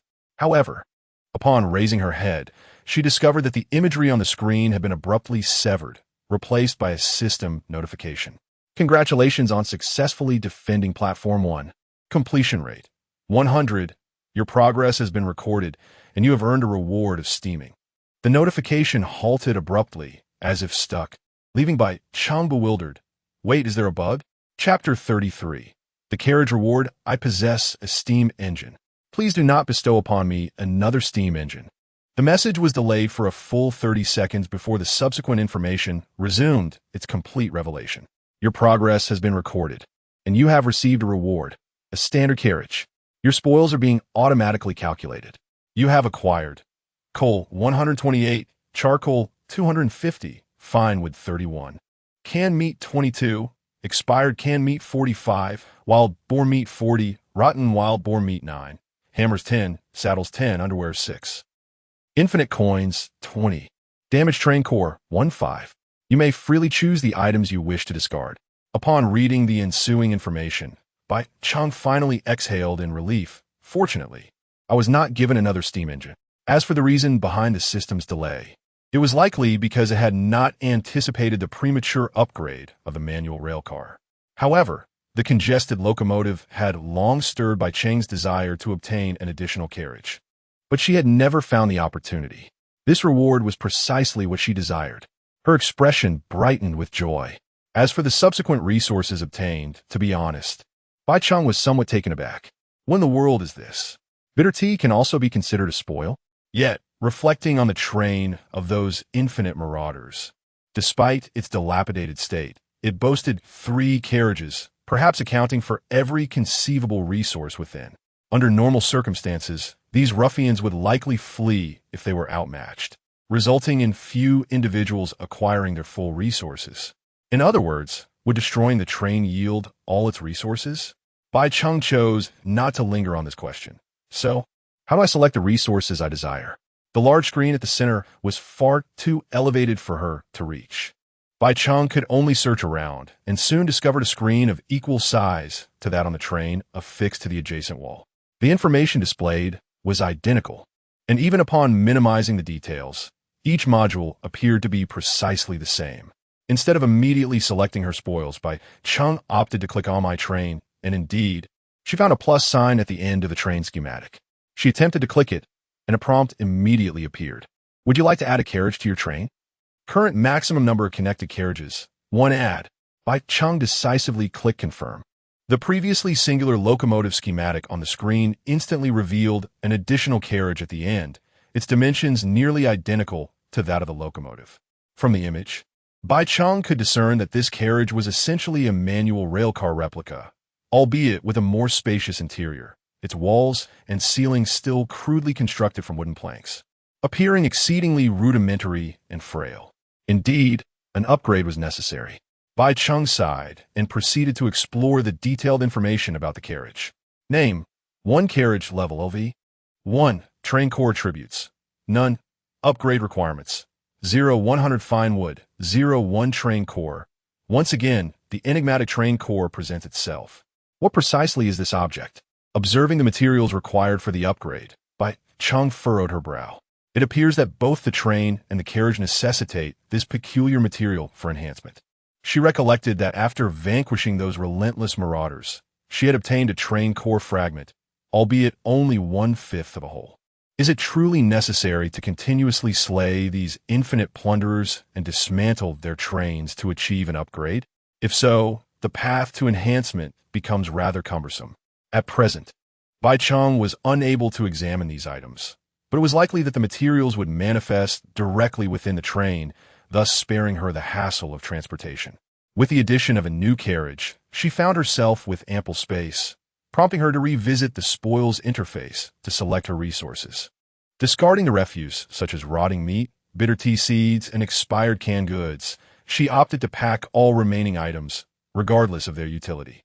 Meanwhile, Qian had returned to the platform, clutching a lecherous old man, whom he unceremoniously dropped onto the ground. The man trembled in fear, scarcely daring to move. However, as the old man glanced up, his gaze fell upon a pair of long, slender, fair legs. As his eyes traveled upward, the sight of a graceful girl with flowing white hair widened his eyes in astonishment. At that moment, she turned to glance back, and her flawless visage could only be described as a work of art. A woman, a student. The old man, lying prostrate on the ground, was consumed by excitement, his voice trembling as he exclaimed, "Ah!" Bai Cheng's expression soured, prompting Qian to immediately stomp down with his foot. Crack. Ah. The lecherous man cried out in agony. A sound reminiscent of bones fracturing echoed through the air, crimson and white seeping across the ground. The scent of blood mingled with the fragrance of heather filled the atmosphere. Feeling comfortable? Bai Cheng inquired, gazing down at him with a playful smile. You filthy bitch, you bus. He spat, gritting his teeth with rage. One day, I will. His threat was abruptly cut short as Chi Yin delivered a powerful kick to his abdomen, sending him sprawling 5 meters away, where he crashed against the wall, spewing forth a copious amount of blood. Although he did not fully comprehend the meaning behind the words spoken by the human before him, he understood that they were undoubtedly insults directed at his lady. Despite Chi Yin's deliberate restraint, the man was still left grievously injured by the force of the blow. Now lying on the ground, he was barely clinging to life, clearly subdued. Bai Cheng crouched beside him, resting her chin on her hand, twirling a strand of her hair with a relaxed demeanor. Now, tell me about your origins, would you? She prompted, tilting her head and narrowing her eyes. Otherwise, I might just roast you alive. The lecherous man appeared to recall the gruesome fate of his fallen comrades, causing him to shudder in fear. Cough, cough. He spat out a mouthful of fresh blood, frail and weary, declaring, the journey will grow increasingly arduous. You will inevitably become like us. Bah! He expelled a glob of blood and burst into raucous laughter. We are but pawns, incapable of altering our fates. Do not be naive, ladies. Bai Cheng deftly sidestepped, her expression darkening. In a low voice, she uttered, Chi Yin. Yes, miss, Chi Yin replied as he approached. Bai Cheng turned away, no longer paying heed to the relentless marauder. Soon, a piercing scream echoed throughout the vast platform. Madman, Bai Cheng muttered softly, before moving to inspect the other rooms within the station. At that moment, the central screen displayed her ranking information after the selection of spoils was completed. 1 station area channel ranking, first place, Bai Cheng, completion rate 100, second place. In a reward settlement remaining time, 40 hours, 40 hours? Bai Cheng glanced at the time, coinciding perfectly with the conclusion of the 5th day's safe period. She paid it little mind, for before her stood something far more intriguing. An automatic vending machine? Bai Cheng's gaze roamed over the machine, adorned with a plethora of dazzling goods. One item, resembling a circular core, instantly captured her attention. Product name, Carriage Element Core, Chapter 34. Search and engage, secure, and withdraw. Product name, Compartment Element Core, Attribute. Random, description, tailor your exclusive compartment. Serving a multitude of purposes including breeding, cultivation, comfort, and defense. Price, 1,000 infinite coins. Infinite coins appear to be the currency of this world, as all transactions at the station necessitate their use. Glancing at the information displayed, Bai Cheng's lips twitched in irritation. Why not just rob someone? Although Chi Yin had been diligently grinding experience to earn infinite coins for her, Bai Cheng currently possessed a mere 400 coins, far from the requisite 1,000. Nonetheless, she resolved to attempt a purchase. Your infinite coins are insufficient. Current balance, 406 coins. Well then, Bai Cheng had no choice but to temporarily abandon her pursuit. However, from the description of the items in the vending machine, she gleaned a general understanding of the specific function of this compartment element core. She had initially expected it to pertain to train cores or armor cores. With a disdainful curl of her lips, she shifted her gaze to other products. The vending machine before her was a veritable cornucopia of items, ranging from blueprints and tools to food and beverages. Product name, Furnace, Blueprint, Bonfire, Blueprint, Kiln, Blueprint. Price, 100 coins, 30 coins, 80 coins. Regrettably, the blueprints were mostly ones Bai Cheng had already encountered, and their prices were exorbitantly high, lacking any semblance of cost-effectiveness. Who would actually purchase blueprints at the station? Bai Cheng scoffed, continuing to scroll through the screen in search of more useful supplies. Although the array of goods was dazzling, the vending machine itself was rather compact, with the selection process entirely conducted on a modest screen before her. After swiping past the page of construction items, her eyes were met with various food options. Product name, Cheap Canned Meat, 2 protein bars for. Price, 1 coin, 1 coin. What is this? Bai Cheng raised an eyebrow. At such a low price. The ingredients couldn't possibly be devoid of cockroaches, could they? She grimaced in distaste, feeling somewhat nauseated. After all, those who could effortlessly reach Platform 1 and fend off endless marauders certainly wouldn't be lacking in food. The food offered in the vending machine was comprised entirely of synthetic, unknown fast food items, devoid of even a single pre-prepared dish, rendering it utterly subpar. With a swipe of her hand, she turned to the next page, which featured an assortment of beverages. At last, one item caught her eye: iced tea. Priced at 1 infinite coin for 2 bottles, she promptly purchased 10, downing half a bottle in one go with a look of satisfaction. What a delight! It seemed there were indeed treasures to be found. This discovery rekindled Bai Cheng's interest in further exploring the vending machine. The following page showcased tools, those that could only be obtained through unboxing and could not be crafted. A few items immediately captivated Bai Cheng's attention. Product name: Wall Lamp Condenser Sun Hat Card Door Lock Survival Dagger. Price: 10 coins, 20 coins, 1 coin, 25 coins, 5 coins, unlimited. Although these items do not significantly aid Bai Cheng, it cannot be said that they are entirely without merit. Of course, the most crucial aspect is that these items can be upgraded through the Cheng book. They are essentially walking attribute points. Aside from food, all items in the vending machine can only be purchased once. Without hesitation, Bai Cheng mindlessly bought all of them. -101 coins, unlimited. However, as she observed her balance fluctuate, Bai Cheng suddenly paused. Despite each item being inexpensive, how did she end up spending over 100 unlimited coins? Her intuition told her that these unlimited coins would surely have greater significance in the future. With so many items, she was more than equipped to level up to the next platform, and she could not afford to squander any more resources. The means to acquire the core of the train and the armor core remained a mystery. What if they also required monetary expenditure, similar to those elemental cores from the carriages? She needed to devise a plan to save money and refrain from impulsive spending. Bai Cheng hurriedly diverted her gaze from the vending machine, only to be captivated by a prompt on the wall of the room. Bathing. Hot water provided. At a discounted price. Could she take a bath? Bai Cheng was taken aback. The door was locked and required unlimited coins to unlock. She glanced at the price, which was 5 unlimited coins. Without a second thought, she chose to pay. 5 days. Can you imagine how I've spent those 5 days? Pushing open the door, the interior layout mirrored that of a hotel. Were it not for the insufficient time, she would have suspected that accommodation services were available here as well. She swiftly undressed and stood before the mirror, admiring her reflection. Her cheeks flushed with a hint of vanity. She still looked perfect. This was, after all, only her second bath. Bai Cheng's mind was devoid of any other thoughts. She simply yearned for a refreshing wash. However, her body, after all, warranted a thorough cleansing. With so much pressure, it was essential to relax at appropriate intervals. No, that would be a sheer waste of time. Soon, the sound of rushing water filled the bathroom, drowning out other noises. Ultimately, only Bai Cheng's exclamation remained.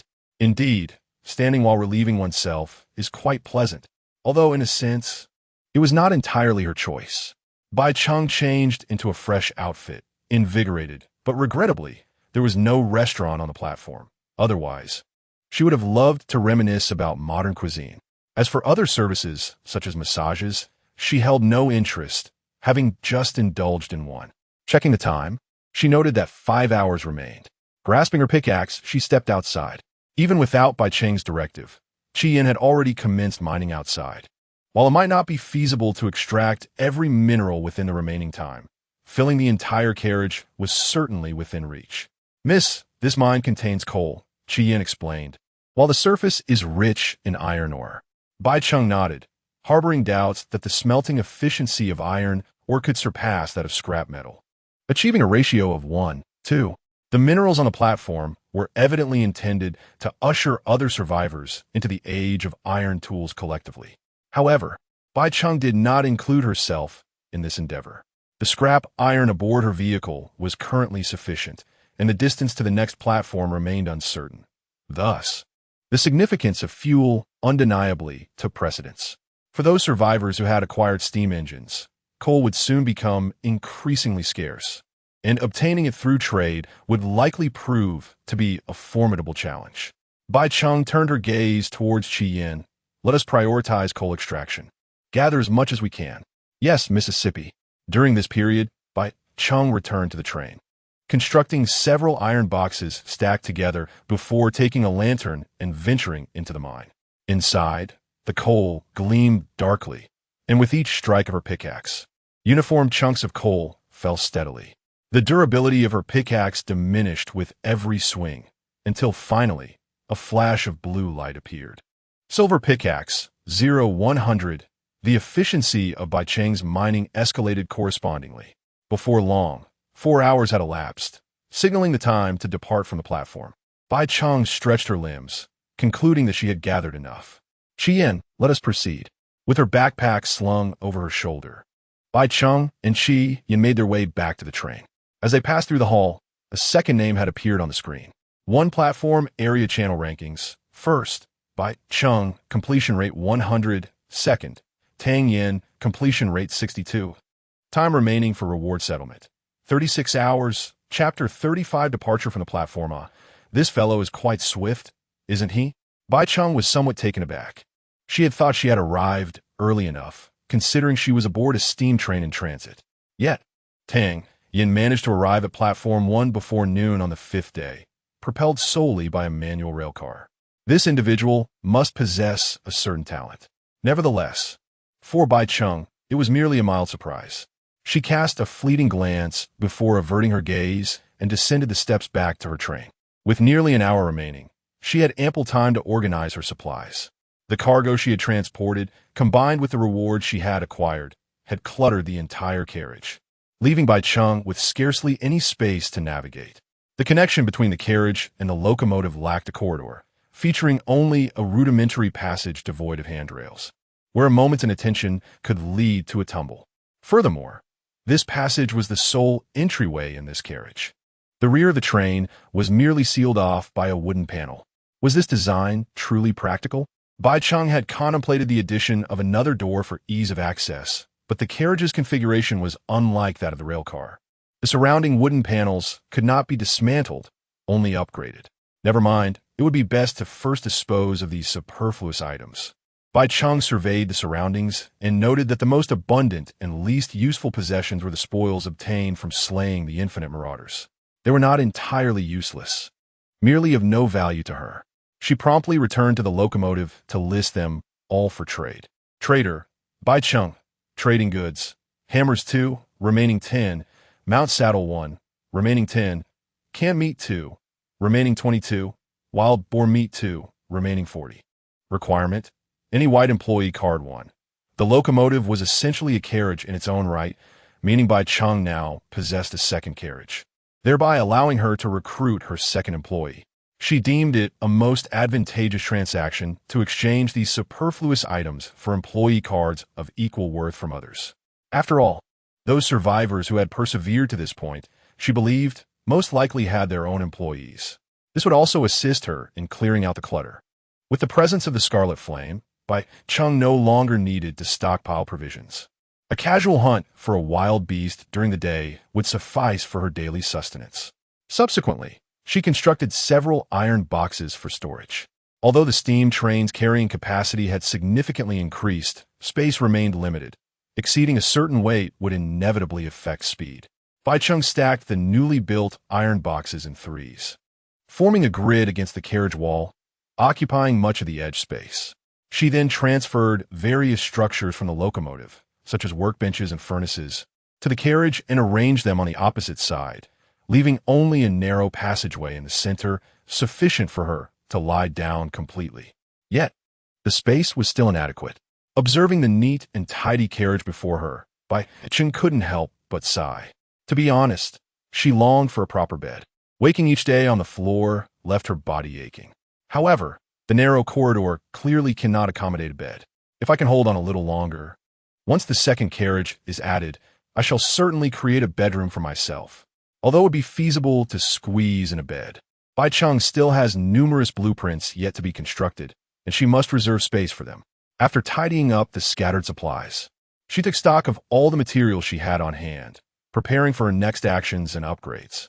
Basic materials: 200 scrap metal, 100 refined leather, 100 iron ore, 250 charcoal, 450 coal, 320 infinite currency. Her 9 iron boxes, along with her backpack, were filled to their maximum capacity of 1,100 units. As for finer materials like thin wood, Bai Cheng left none behind. All were submitted to the upgrade list. This also included the boiler and furnace. As they were soon to depart from the platform, covering 100 kilometers would certainly not reach the next station. All these resources were what remained after her additions. Blueprints, refined leather bed, kiln, flower pot. Facilities, water condenser 2, furnace, workbench, iron boxes 9, wooden table. Items, space backpack, infinite flashlight, deadly blade, silver axe, silver pickaxe. Infinite lantern, beast repellent powder, beast attractant powder, infinite lighter, multi-functional watch, towel, mirror, wall lamp, sun hat, train door lock, survival dagger. As for the items, there were far too many miscellaneous ones. Most were acquired through opening boxes, and Bai Cheng had also purchased some from the vending machine earlier. Except for single-use items. Nearly all these objects could be upgraded through the Cheng book, thereby earning attribute points. This was her sole means of strengthening herself, aside from gaining experience points through defeating enemies. She stood still and summoned the Cheng book. Silver pickaxe, 2100. It was uncertain when the next upgrade for the pickaxe would occur. Fortunately, this enhancement of the silver pickaxe was achieved through an upgrade selection, thus preserving Bai Cheng's opportunity to change upgrade items once a day.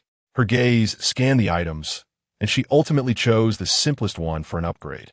Sun hat, 020. It merely required repeated wearing. Bai Cheng took the sun hat and walked into the driver's cabin. Glancing at the screen displaying the remaining departure time, less than half an hour left, she immediately activated the train and released the brake lever. Departure. The steam train let out a roar and began to move slowly. Simultaneously, the massive triangular curtain ahead suddenly turned to ash, followed by a blinding beam of light. As the train exited the platform, a sense of clarity emerged. Once Bai Cheng adjusted to the intense brightness, she promptly turned her gaze towards the window. A dim sky, scattered towering dead trees, and an unknown green substance emitting a faint glow surrounded her in a muddy expanse. An eerie silence and desolation, akin to the end of the world. This appeared to be a marshland. Bai Cheng leaned against the window, diligently observing her surroundings. The air was thick with oppressive humidity, and the ground was marred by irregularly sized mud puddles. Some dead trees lay toppled across the terrain, their decaying trunks cloaked in a verdant blanket of moss. Bai Cheng initially believed this desolate landscape posed no imminent danger. However, upon closer inspection, she noticed a murky puddle that seemed to harbor some unknown creature, lurking with latent peril. In the distance, a massive black bird perched upon a tree trunk, nearly blending into its surroundings. Its piercing gaze fixated on the direction of the train. "Miss, I detect a faint scent of kin," Qian suddenly spoke. At his words, Bai Cheng's expression darkened. The kin he referred to could hardly be lions, but rather ferocious beasts. This suggested that the swamp might already be infested with monsters. The safety of the moment had vanished, and neither Bai Cheng nor the train had any protective barriers. Moreover, the vast expanse of the swamp revealed nothing but desolation. The muddy terrain and fallen trees could very well obstruct the train's progress. Panic began to grip Bai Cheng as she realized that relying on Qian alone would not suffice for her safety. Glancing at the scattered white employee cards from a completed transaction, she made a resolute decision. She must urgently promote her second employee. Chapter 36. A Frenzied Upgrade. Points Allocation. Top-notch. An easily overlooked cap. You have gained 1 point of free attributes. As the golden light flickered in Bai Cheng's hand, the once ordinary sun hat transformed into a sleek black flat cap. Unlike other garments that reached their zenith, this hat bore a peculiar trait. Bai Cheng, intrigued, began to examine it. Name: Forgotten flat cap. Quality: legendary. Description: when there are more than 2 individuals present, you may be overlooked. The effect intensifies with the number of people. Evaluation d'Fscap. Ah, it indeed possesses some utility. Bai Cheng gave a slight shake and casually donned the black cap, redirecting her gaze. She retrieved the door lock she had previously purchased at Platform 1 to use as an upgrade item. The system indicated that the murky mine station was a single-person platform, implying the existence of multi-person platforms. While trains at the platform couldn't be destroyed, safeguarding against thieves remained prudent. Bai Cheng examined the iron lock in her hand, which appeared intended for door installation. She attempted to access the information, and, as expected, an installation prompt appeared. However, there was only one lock, while 3 doors awaited. Ultimately, Bai Cheng opted to install it on the carriage door. Carriage door lock, 010. Insert the key to unlock, lock it. Bai Cheng stood in the corridor connecting the train head to the carriage, repeating this process. The wind whipped around her, tangling her hair, while the swamp beneath the wheels and the desolate scenery on either side flashed by like a revolving lantern. Before long, with a shimmer of golden light, the lock finally completed its ultimate upgrade. Top-notch, indestructible smart lock. You have gained 1 point of free allocation attributes. Previously, the lock had already dispensed with the need for keys, relying instead on dual authentication through fingerprints and irises. The final upgrade similarly added a distinctive feature. Name: Indestructible Smart Lock. Quality: Legendary. Bound. Description: the lock cannot be destroyed and can only be opened by the authenticated user. Evaluation: Unbreakable. Another conceptual item had manifested. Bai Cheng gazed at the lock before her, her expression devoid of exuberance. While the lock was indeed impervious to damage, the carriage door was merely crafted from wood. Though the train at the platform could not be destroyed, who could ascertain whether this included the carriage? Bai Cheng's assessment was useful, yet limited. She continued to upgrade other items, while Qi Yin remained vigilant within the carriage. The swamp harbored few creatures, predominantly wild beasts, and slaying them during the day yielded no experience points. Moreover, with the train perpetually in motion, collecting any dropped beast meat was impractical. Nonetheless, upon entering Qi Yan's attack range, he didn't hesitate to dispatch the wild beasts. This served 2 purposes, ensuring Bai Cheng's safety and, although he couldn't collect meat, acquiring leather was an opportunity not to be wasted. Bai Cheng distinctly recalled that by the time she departed the platform, it was already past noon, if estimated by the usual onset of dusk. Today marks the 5th day, and twilight will soon descend at 2 o'clock. She cast a glance at her watch, noting that it was already 1:30. The silence of night seemed imminent, and traversing the evening roads would likely prove arduous.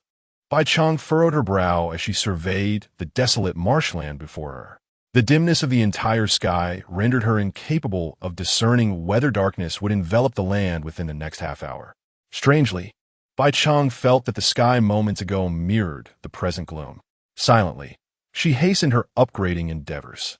Half an hour later, the wall lamp she had procured from the vending machine was upgraded to a chandelier capable of infinite illumination, granting her 1 point of freedom attribute. Another half hour passed, and the mirror she had unboxed transformed into a small makeup mirror, revealing things invisible to the naked eye, bestowing her with an additional point of freedom attribute. After yet another half hour, her towel reached its pinnacle, becoming durable and self-cleaning, earning her 1 more point of freedom attribute. Following this, the cup she purchased was upgraded to a space cup, capable of holding up to 30 liters of fresh water, adding yet another point of freedom attribute. After yet another half hour, Bai Cheng chose to upgrade her final item, a survival dagger, which bore a close resemblance to the initial dagger she received, but was slightly more refined. However, this time she refrained from completing the upgrade. Survival dagger, 0200, to count as a single use. This dagger must sever any item, perhaps due to the prior upgrades of similar items. The difficulty of this upgrade had evidently escalated. Bai Cheng glanced around, only to realize that she had nothing suitable for cutting. Wood? Certainly not. This was a dagger, not an axe. Just as Bai Cheng found herself in a quandary, a gentle breeze wafted through the window, lifting a few strands of her white hair, causing her pupils to constrict. Of course, I can cut my hair. Severing a single strand would be effortless, and reaching 200 cuts would merely require a few strands. Without hesitation, Bai Cheng plucked a hair from her head and placed it on the table, ready to cut. However, the train's motion rendered it difficult to maintain precision for achieving multiple cuts. Moreover, she feared losing the hair. Otherwise, she would have to pluck another. And the thought of becoming bald genuinely troubled her. After all, this was the upgrade for the green-quality survival dagger. Ultimately, she managed to cut the single strand fewer than 40 times, and within that half hour, she had only upgraded the dagger to blue quality. Sharp dagger. 0500. How dare they try to leave me bald? Bai Cheng pouted, her expression one of indignation. The magnitude of this dagger's upgrade was considerable, and it seemed unlikely that she would complete it anytime soon. Just as she prepared to press on with her upgrades, a glance at her watch left her momentarily stunned. It was already 4 o'clock. Unbeknownst to her, 2.5 hours had slipped away while she focused on her upgrades. Raising her gaze to the window, she saw that the sky remained shrouded in dimness. The silence of night had yet to arrive. Could it be that the onset of darkness had returned to its normal timing? She swiftly approached the front of the vehicle, brushing aside the leather that had fallen to the ground, and first glanced at the odometer. Distance to the next station, 1810 kilometers prior to departure. Bai Cheng had already checked the odometer, noting that the journey from Station 1 to the next station spanned a full 2,000 kilometers. Although the system did not explicitly indicate that this was Station 2, Bai Cheng had implicitly designated it as such. Qian, do you sense any danger? She inquired, turning her head. Not for the moment, Qian affirmed. Miss, daylight hours are generally safe. Only the creatures that emerge in the dead of night pose a threat to the train. Upon hearing this, Bai Cheng's gaze sharpened as she glanced at the time and remarked, for now, there's no need to eliminate the surrounding beasts. You should rest well for the time being. Understood, Qian responded respectfully, then picked up a piece of beast meat to consume raw, his eyes still sharp. This meat was collected earlier, intended for their meals today. And there is water. Help yourself if you're thirsty or hungry, Bai Cheng added before turning her attention to the screen to allocate her attribute points. Throughout the day, by upgrading these items through the Changshu, she had acquired a total of 6 free attribute points. Bai Cheng distributed them evenly. Conductor, Bai Cheng. Level, ordinary 2nd tier. Experience, 20 strength, 15 vitality, 15 mentality, 9 talent. Changshu, of course, during the process of upgrading the items. Bai Cheng had also continued the refinement in the furnace. In 3 hours, she had smelted 60 iron ingots, all of which were submitted to the front of the vehicle. Meanwhile, the sky outside had begun to darken, and a shroud of mist seemed to gradually envelop the entire swamp. Chapter 37. The Descent of the Silent Night. Merging channels, Bai Cheng glanced at the time. Only a few minutes remained until 5 o'clock. It was indeed darker than before, a delay of 2 hours. She recalled vaguely that someone in the channel had mentioned the first day's sunset occurred at 6 in the afternoon. Yet, no matter how she pondered, Bai Cheng could not discern any discernible pattern. The surrounding fog thickened, and as the twilight deepened, visibility diminished further. After a day's journey, the train's fuel was also nearing depletion. Just as Bai Cheng prepared to add coal to the boiler, a sudden loud crash erupted. Bang! The train jolted violently, causing Bai Cheng to stumble momentarily. What on earth? She exclaimed in surprise, quickly realizing that the train's speed had noticeably decreased. Simultaneously, 2 alerts popped up on the screen. Warning, train damage. Durability -1 miss. Our train has collided with a fallen tree branch, Qian reported after a brief inspection. However, what astonished Bai Cheng even more was the fact that the train could sustain damage. Qian can be cleared? She inquired immediately. Then came another loud thud. The lights flickered, dust cascaded from above, prompting Bai Cheng to furrow her brow. Durability -1 miss. There are numerous tree branches obstructing our path, and I fear that my efforts to clear them will not keep pace with the train's forward momentum. As he spoke, Qian's brow furrowed in an unusual display of hesitation, as if he wished to say more. So we must come to a halt, then? Bai Cheng pondered, noticing his reluctance. What is it? Miss, I have sensed creatures approaching from the vicinity. Your safety must be our priority, Qian continued. I do not advise attempting to clear the branches. Bai Cheng understood immediately and nodded. She had initially wondered what the matter was. It turned out to be merely Qian's own thoughts, albeit difficult for him to articulate. After all, Qian typically answered questions directly, rarely indulging in unnecessary dialogue, much like a true employee who harbors respect and deference for his superior. Yet, this only served to demonstrate that he was a being of thought, not merely a tool, nor a beast. Bai Cheng called out. At your service. There's no need for such formality. I am not as unapproachable as you might believe, Bai Cheng reflected before continuing. Just focus on your duties when commanded. And during other times, feel free to relax. There's no need to be so tense. Having spoken, Bai Cheng proceeded directly to the control panel and pulled down the brake lever. The wheels screeched against the tracks, sparks flew, and the speed began to decelerate gradually. Qian stood rooted, watching Bai Cheng's retreating figure, his expression shifting until only a respectful, "Yes, I understand," remained. Given the current circumstances, stopping was indeed unavoidable. As Qian had stated, despite possessing elite-level abilities, he could not simultaneously manage the obstacles ahead while ensuring the train and Bai Cheng's safety. The tranquil night has descended, and through the window, Bai Cheng can only discern a shroud of grayness, with the surroundings entirely enveloped in mist. She surmises that this time is different from the last.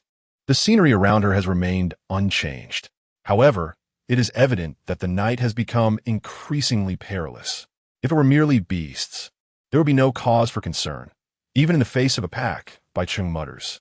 Yet, observing Qian's vigilant demeanor, she fears that matters may be more complicated than they appear. With the safety period now gone, the train is even at risk of damage, rendering travel impossible at night. This system is utterly confounding. Bai Cheng curses under her breath and promptly checks the train status, hoping to ascertain whether the durability lost could be restored. After all, here, the train's life is her own. Train durability, 98, reparable. Bai Cheng exhales in relief and quickly clicks to initiate repairs. Would you like to consume 2 iron ingots and 2 fine wood to repair the train? I should have known. Bai Cheng rolls her eyes, then recalls that if beasts were to besiege the train, it would likely diminish its durability. This not only indicates that traveling at night is impossible, but it also prevents survivors from taking refuge within the train. Yet, guarding the train at night, with such limited daylight, makes it impossible to rest and travel. This system shows no regard for human needs. All the fine wood within the train has already been submitted for upgrades, and now she must venture outside to procure more timber to repair the train. She turns her gaze to Qian, stating, I need 2 pieces of fine wood to repair the train. Understood. Mississippi. Qian promptly turns and opens the train door, a wave of dampness and chill rushing in. Bai Cheng switches on her flashlight, illuminating the outside as she watches him leap from the train and step into the mist, gaining a clearer understanding of this desolate night. The mist, thick and gray, appears almost tangible, as if it would completely engulf anyone who dared to touch it. Neither sight nor light can penetrate its depths. It lingers quietly just ahead, obscuring any view of the trees, while only a bubbling mire is visible at her feet. Turning to look behind the train, unlike the surrounding environment, she can clearly see her entire train, as if an invisible barrier has halted the encroaching mist. Before long, 2 sounds emerge from the mist. Qian seems unaffected as he swiftly returns with the timber. Once the train is repaired, Bai Cheng prepares her evening meal, while Qian stands guard around the train. He ignites some surrounding trees, yet the flames fail to dispel the mist, and due to the marshy terrain, the fire cannot spread. Observing the scene, Bai Cheng increasingly feels the urgency of recruiting a second employee. From her various trades, she has acquired a total of 46 white employee cards, a substantial stack, akin to a deck of cards. Without even glancing at the channel for distraction, she hastily finishes her roasted meat and seizes the moment to upgrade her dagger. As she upgrades, she cannot help but lament. It's all this assassin's fault. Otherwise, I would have had a second employee today. How vexing. This time, Bai Cheng refrained from tugging at her own hair and instead focused on slicing raw meat.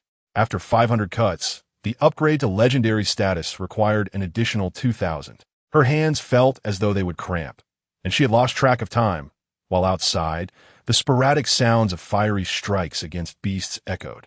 At last, a flash of golden light darted past. The once numb and weary gaze of Bai Cheng reignited with brilliance, transforming into joy and excitement. At that moment, the clock struck midnight. Before she could examine the dagger in her hand, several notifications suddenly appeared on the screen before her. Channel announcement. Congratulations to everyone for successfully reaching Platform 1. Due to a significant decrease in the number of survivors, the channel will undergo a merger and the team feature will be activated. Chapter 38. The team function is activated. Channel merge? Bai Cheng was evidently taken aback upon reading this message, feeling a wave of astonishment wash over her. Was it due to the dwindling numbers? She quickly glanced at the remaining participants in the channel. Regional channel population, 5,999. How could there be such a sudden drop in numbers? Bai Cheng was shocked, but she swiftly regained her composure.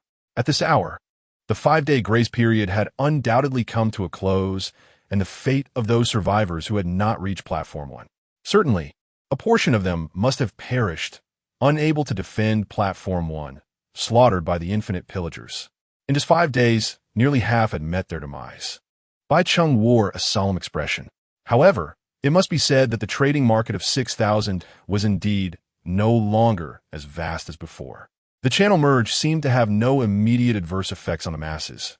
Rather, it appeared to be more beneficial for survivors like Bai Cheng. Yes, and there was also that so-called team function. Just as Bai Cheng was about to investigate, the system promptly revealed more detailed information.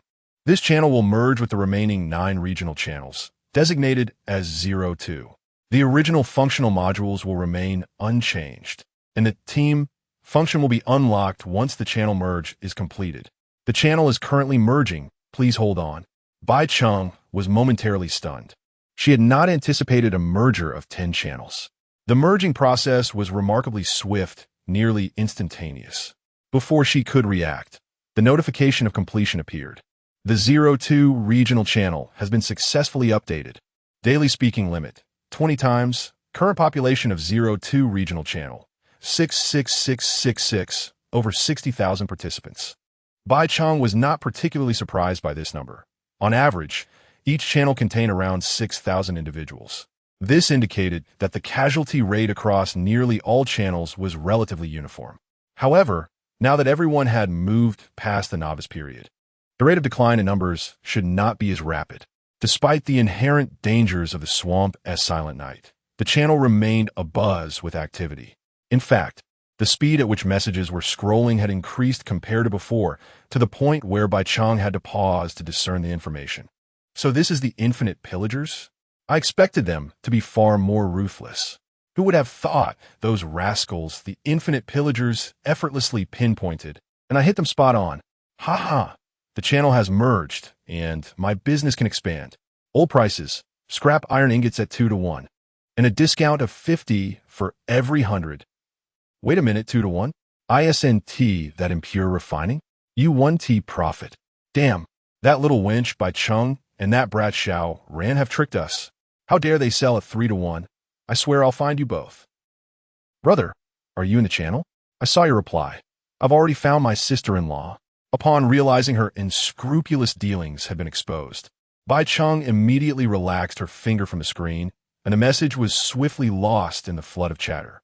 She pursed her lips, contemplating whether she would be subjected to online backlash. As expected, her inbox quickly filled with private messages, each one more scathing than the last. Fortunately, Bai Cheng possessed a formidable mental fortitude and decisively blocked them all. Whether this group of individuals could successfully reach Platform 2 was uncertain, and she felt no concern for their fate. After all, it was merely bad luck on their part. If they had the courage, they could vent their frustrations directly at her. It could only be said that the sheer number of participants in this channel merger was overwhelming, and the proportion of survivors who had previously been wronged by Bai Cheng was relatively small. Consequently, their vitriol was soon overshadowed by messages from survivors of other channels. Bai Cheng observed for a while longer and noted that the majority of people were displaying excessive joy, even enthusiasm. She raised an eyebrow, puzzled. What could possibly warrant such excitement over a mere channel merger? However, upon seeing messages seeking companions, a flicker of anticipation stirred within her. With the channel merger, the scope was now broader. Should she also speak up? Yet, the dazzling title of pioneer next to her name made her feel somewhat awkward. At that moment, a flurry of messages flashed across the screen, radiating vibrant colors, leaving her momentarily stunned. Bai Cheng quickly clicked pause and scrolled upwards, her eyes widening in astonishment. Pioneer cold condensation. Seeking teammates, females only. Pioneer Nyodali. I'm looking for a sincere teammate. Pioneer Tang Yen. Recruiting pioneer teammates or gifted survivors. Serious inquiries only. Our team currently has 3 members. Bai Cheng was genuinely taken aback. She had initially thought that her unique title, which did not enhance her attributes, would at least be considered rare. Yet, it seemed to have become commonplace so swiftly. It was evident that cold condensation and Nyodali were originally from other channels, of whom Bai Cheng knew nothing, but Tang Yen was someone she recognized. A character who had relied on selling food and had not even possessed a furnace, yet managed to achieve over 60% completion on Platform 1. Could he even maintain his second place? To her surprise, he too had a title. Bai Cheng held no contempt for him. It was merely that his demeanor had been exceedingly understated. Was he perhaps relying on some unknown talent? From his words, she could distinctly sense that he possessed information that even she was unaware of. Moreover, his search for additional pioneer teammates implied that those bearing this title were not few in number, but rather quite abundant. Suddenly enlightened, Bai Cheng immediately searched for the names Lin Xiuyue and Xiao Ran within the channel. To her astonishment, they too held the title of pioneer. It appeared that this title lacked any substantial merit. Rubbing her chin thoughtfully, she then exited the channel and returned to the initial interface. Compared to the original 6 functional modules displayed on the screen, a 7th module had now emerged. Team. Bai Cheng promptly clicked to investigate. Would you like to create a team? Introduction. The team can accommodate a maximum of 7 members, including the captain. Joining the team requires mutual confirmation between the captain and the members, and there is a 30-day cool-down period during which one cannot exit the team. Functionality. Members of the same team can collectively arrive at the same platform, leading to enhanced difficulty and resource availability corresponding to that platform. Note, if the captain perishes, the second member to join the team automatically assumes the role of captain, with all other rules remaining unchanged. Some functionalities are yet to be fully unlocked. Multiple individuals can log into the same platform. Bai Cheng was taken aback. This would undoubtedly diminish the platform's difficulty, although the notification indicated that difficulty would increase with the number of participants. If each individual brought along 2 employees, could not more than 20 individuals conquer a single platform? However, this functionality was largely irrelevant to Bai Cheng, as she had no intention of forming a team and possessed a legendary employee. Bai Cheng chose not to create a team and instead clicked to exit. With the recent surge in the number of individuals acquiring furnaces, the exchange rate for scrap metal had plummeted, prompting her to seek alternative avenues. As usual, Bai Cheng opened the trading post to browse through the orders.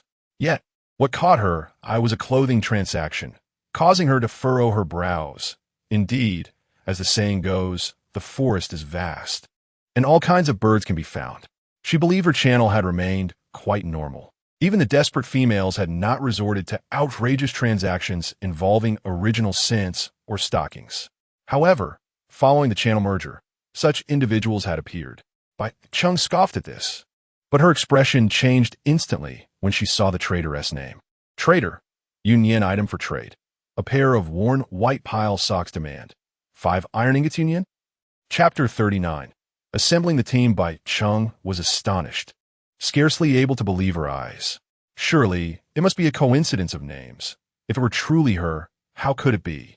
Bai Cheng rummaged through her memories of her close friend, only to find that most of the information was beyond approval. She twitched her lips. Indeed, this was something she could do. Since the trading platform displayed only names without avatars, Bai Cheng had to delve into the channel for further search. Upon entering the name, 5 dazzling characters appeared. Pioneer Yunyan, accompanied by a striking profile photo of long pink hair, elegantly curled at the ends. The exquisite face was unforgettable to Bai Cheng, with enchanting almond-shaped eyes and a subtly upturned mouth that seemed to smile playfully. With such striking features, coupled with a face she knew all too well, she was utterly convinced. This was a Yunyan she knew. What a misfortune for this girl. For a moment, Bai Cheng was torn between excitement at having a reliable companion and lamenting that her friend had also arrived in this wretched world. Yet, it seemed that Yunyan possessed a gift. Otherwise, she would not have earned the title of pioneer. This only deepened Bai Cheng's confusion. if she was indeed capable. Why resort to selling her socks? Surely, no one would have such peculiar tastes. Yet if it were Yunyan, one could never be certain. Reflecting on her memories, Bai Cheng could only offer her friend a simple two-word assessment. Incredible. Having already experienced such a transformation herself, she harbored serious doubts that Yunyan was not the one who had traversed into a female form. Of course, aside from her somewhat ravenous tendencies, Yunyan was undeniably dependable.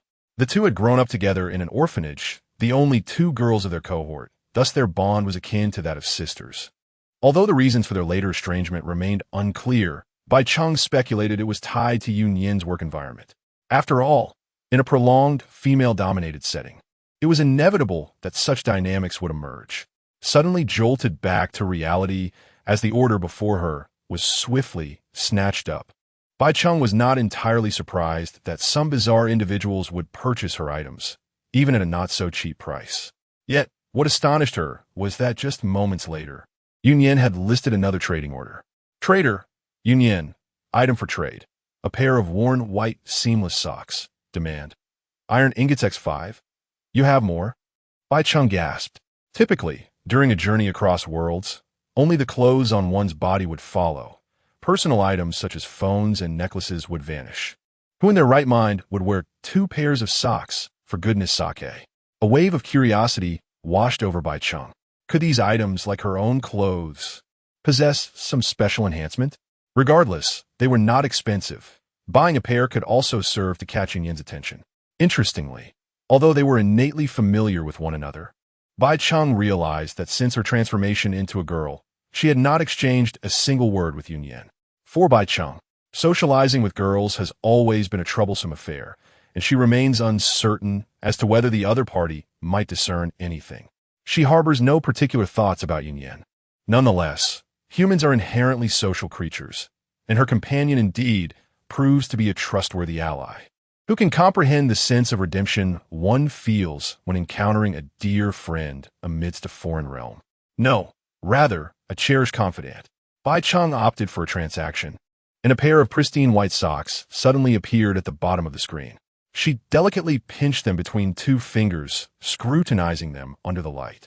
The fabric bore a slight yellowish hue and a faint sour scent, unmistakably worn. Yet, no matter how one perceived them, there remained a pair of exceedingly ordinary socks. At last, Bai Cheng could ascertain that these were indeed intended for the peculiar sorts. What on earth could one truly prosper from such a thing? She found herself perplexed, though more so in a state of incredulity.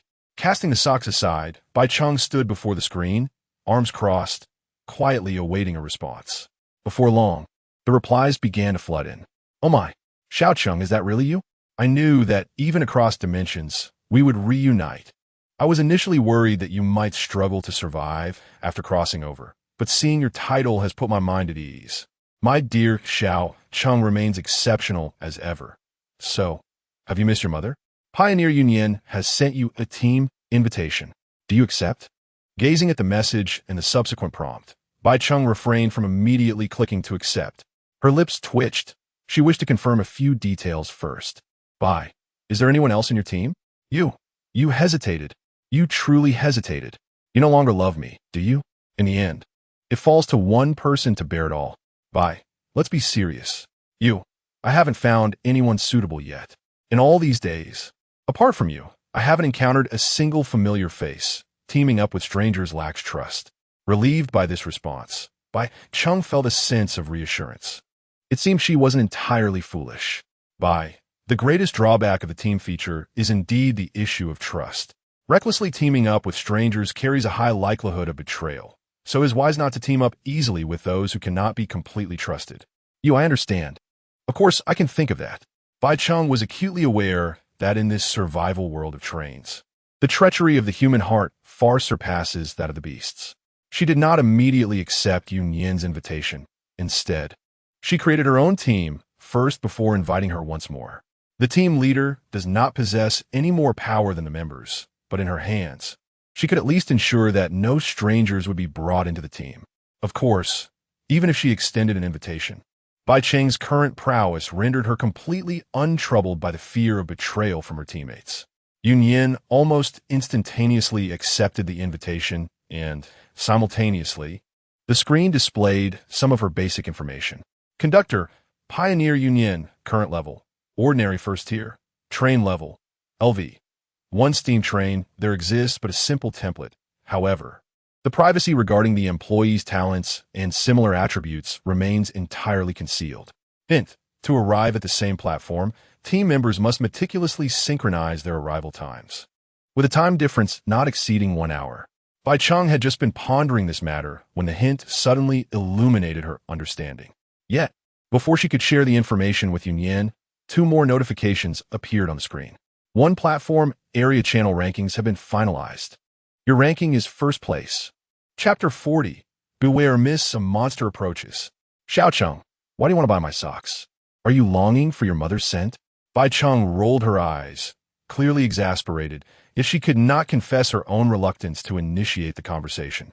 It seemed that her dear friend Yin remained unchanged, displaying an unwavering attitude even amid the wilderness survival of the infinite train. Choosing to ignore the matter, Bai Cheng redirected her inquiry. Do you have a mileage chart? How far are you from platform 2 now? Still 870 kilometers to go, you replied. Bai Cheng was taken aback, feeling a sense of surprise. She glanced at her own mileage chart. Distance to the next platform, 809 kilometers. It was worth noting that she had set off half a day earlier, yet Yin's remaining distance was nearly the same as hers. This indicated that you must have departed from the platform around noon on the 4th day as well, having completed tasks such as defeating the infinite plunderer, gathering supplies, and upgrading the train. Both were level 1 steam trains, thus their speeds were undoubtedly similar. Given the mileage, their departure times differed by merely an hour. Bai Cheng suddenly realized that Yin's talent was likely formidable. In this light, it was no surprise that she had earned the title of Pioneer. Who would have thought that Yin was not lagging behind at all? Bai Cheng stroked her chin, pondering that if they both traveled at a normal pace, they could almost reach the next platform simultaneously, barring any deliberate time manipulation. However, her curiosity got the better of her.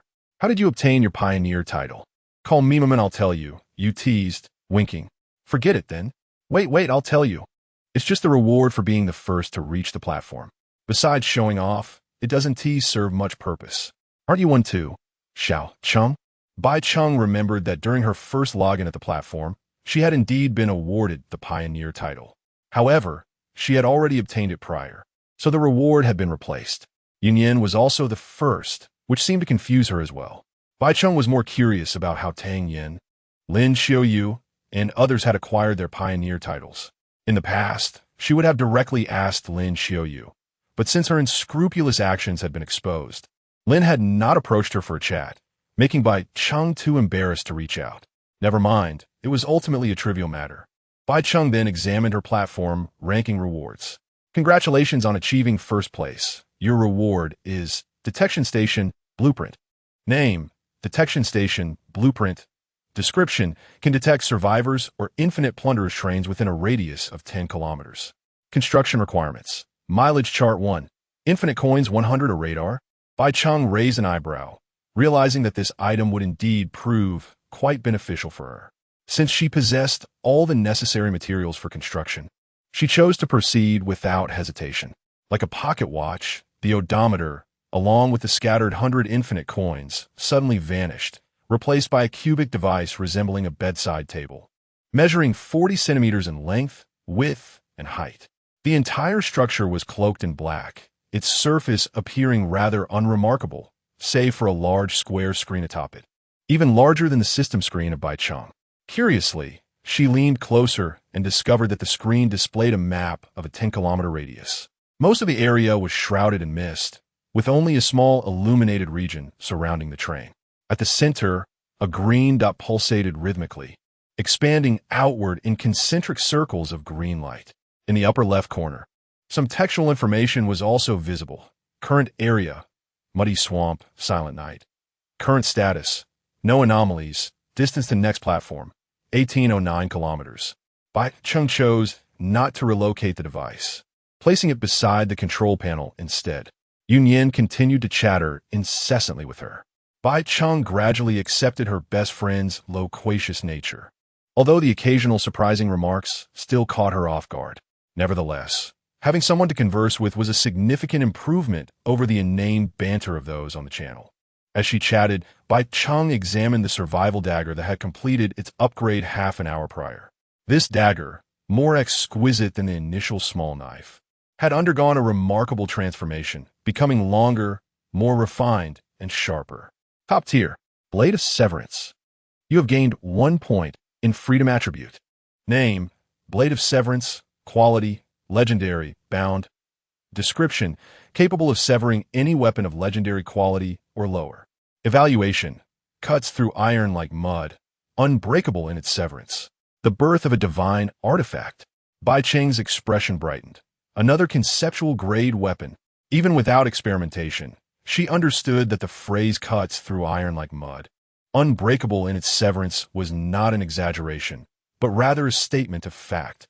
It was worth the countless hairs she had sacrificed for this upgrade.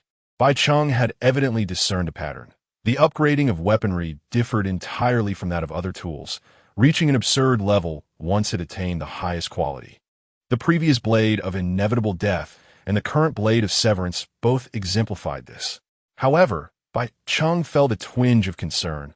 Should she continue upgrading the dagger, the time required would undoubtedly increase significantly. Yet, upon reflection, this weapon did not seem essential, as relying on the Crimson Flame was entirely sufficient for combat. Moreover, she was about to recruit her second employee, which rendered the significance of these weapons seemingly diminished. Perhaps, in due course, the weapon she had crafted could also be upgraded. Bai Cheng contemplated that items such as iron swords and iron spears would undoubtedly possess extraordinary characteristics as well. Observing her mental attribute reaching 9 points, Bai Cheng ultimately decided to allocate an additional point to it. Now, her attributes had all surpassed 10, elevating her physical capabilities beyond that of an ordinary individual. Bai Cheng felt an overwhelming strength coursing through her veins, believing that she could vanquish a robust yellow cow with a single punch. She raised her arms to showcase her biceps, which, in truth, bore no muscle at all, setting aside the Blade of Severance. She then picked up a stack of white employee cards. To her surprise, such valuable items during the novice phase had become commonplace. Bai Cheng casually perused the cards, discovering several beast employee cards among them, all of which were being sold at low prices. If memory served, the second employee could indeed opt for cards of green quality. Yet nearly everyone still lacked a carriage, and thus could not recruit their next employee. As she gazed at the employee cards in her hands, a flicker of uncertainty crossed her mind. She hoped that these 40-odd cards would successfully combine into a singular golden one. Just as she selected an employee card as her upgrade target, an alarmed voice echoed from outside the carriage. "Miss, beware. A magical beast approaches." Chapter 41. The Undying Beast. Bai Cheng paused momentarily in her actions, swiftly turning her gaze towards a card door. Yet, her vision was shrouded by a dense gray mist, revealing only a fleeting glimpse of Qi Yan, who stood tense and alert upon the muddy swamp. Gathering her composure, Bai Cheng retrieved a flashlight and directed its beam into the obscurity, only to find that the majority of the light was devoured by the fog, leaving her with a mere patch of visibility before her. As she observed Qi Yan's silhouette, her instinct urged her to inquire. But the fear of distracting him held her back, rendering her gaze fixated on the direction that he was vigilantly watching. While concern lingered in her heart, curiosity also bubbled within her regarding the nature of these beasts. Beasts! Qi Yan was one of them, a golden legend. Surely, he could handle a confrontation alone. Couldn't he? In the next instant, however, several flickering azure lights began to dance amidst the mist before her. They resembled ghostly flames, akin to eyes, emitting an unsettling radiance that pulsed in the air. Bai Cheng's eyes narrowed, and she gasped in shock. There were numerous. The azure glimmers shifted and weaved through the fog. And suddenly, a shadow lunged forth from the haze with alarming speed. 1, 2, 3. They spiraled through the air, trailing long, dark cloaks that wrapped around Qi in an instant. So swift was their movement that Bai Cheng could scarcely discern their true form. Suddenly, the outermost shadow came to a halt. Illuminated by her flashlight, Bai Cheng discerned a figure draped in a black robe, devoid of limbs, with a voluminous hood concealing a thick, swirling black mist within. Two flickering azure flames danced ominously from within. What on earth is this? Before Bai Cheng could fully process the sight, the shadow moved. With a swift motion of its sleeve, it hurled a blue fireball directly towards her. Despite her panic, Bai Cheng did not freeze in terror. Her instinct drove her to seek refuge behind the train to evade the impending attack. Yet, before she could make her move, a crimson pillar of fire surged forth, engulfing the approaching blue fireball in an instant. This pillar transformed into a whip-like blaze, cracking through the air. As the fiery whip lashed out, a dazzling vortex formed around Qi Yin, erupting violently. Every shadow in the vicinity was ensnared without exception, their forms igniting as if doused in gasoline, consumed by the fierce flames. In that moment of ignition, the creatures abandoned their offensive, desperately attempting to flee into the mist. However, the flames spread with a swiftness that surpassed Bai Cheng's expectations. Before they could retreat, their dark cloaks were reduced to ashes. It wasn't until several seconds later that the dazed Bai Cheng finally registered the conclusion of the encounter. Was it over? Yet, facing such creatures for the first time stirred remnants of fear within her. Were these ghosts? At that moment, Qi Yin remained vigilant, explaining without turning his head, "Miss, these are undead beings. They lack physical form, but fortunately, their sole weakness is fire." Bai Cheng discerned the underlying implication in Qi Yin's words. Were it not for their vulnerabilities being precisely countered by Qi Yin, he would have been utterly powerless against this group of incorporeal fiends. Observing that Qi Yin remained ever vigilant, Bai Cheng inquired, "Will they launch another attack?" The subordinate hesitated. "It is uncertain. Such undead creatures typically do not require sustenance.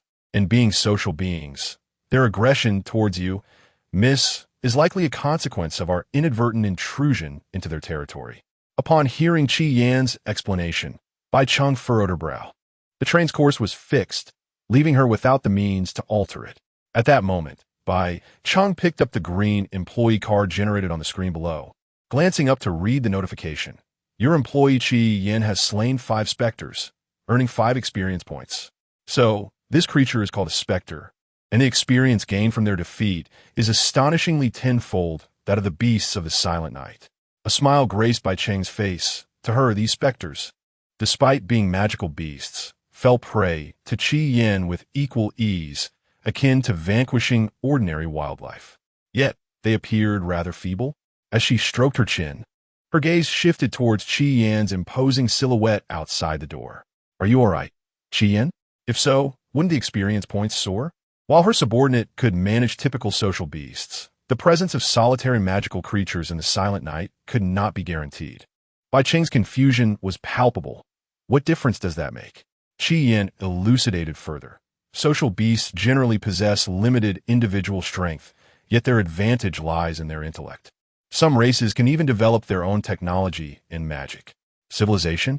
Bai Cheng was taken aback, finally grasping why the indigenous beings of this world had no humans. In other words, weak magical beasts must be social, but social beasts are not necessarily weak. Furrowing her brow, Bai Cheng found this notion comprehensible, akin to the behavioral patterns of wild animals, albeit in an enhanced form.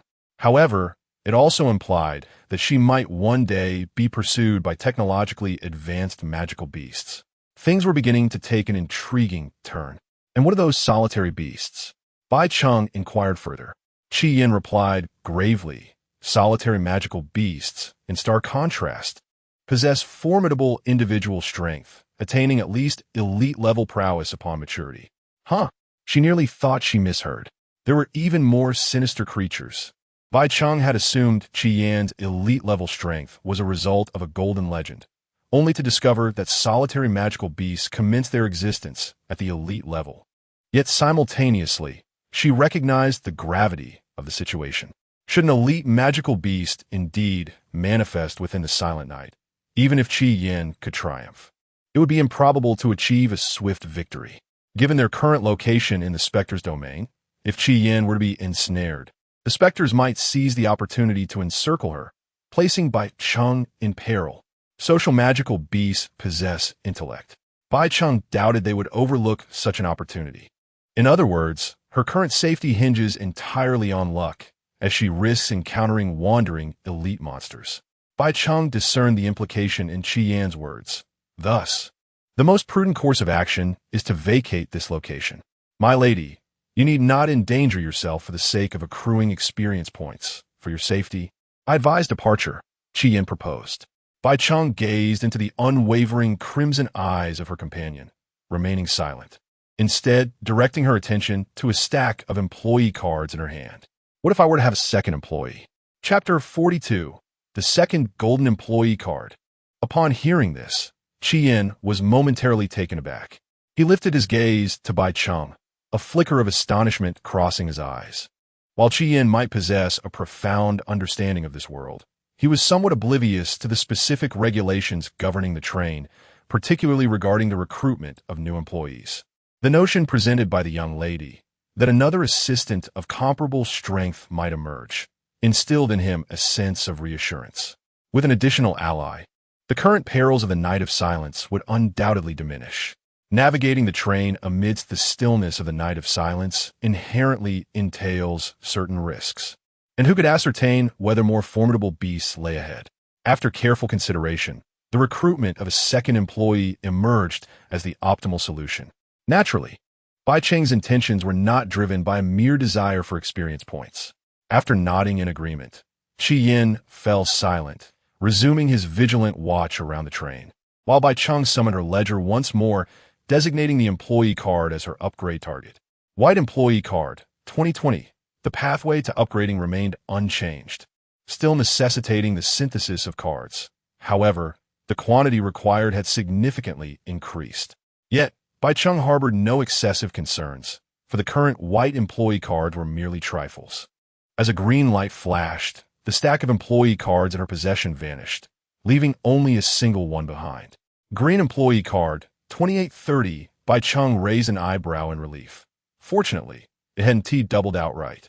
The previous Spectre employee card she had acquired was similarly absorbed, yielding no unexpected surprises. One green employee card equated to 2 white employee cards.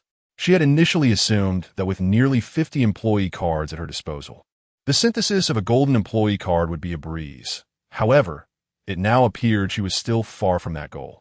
With no alternative recourse, Bai Cheng resolved to continue trading the surplus materials she had amassed.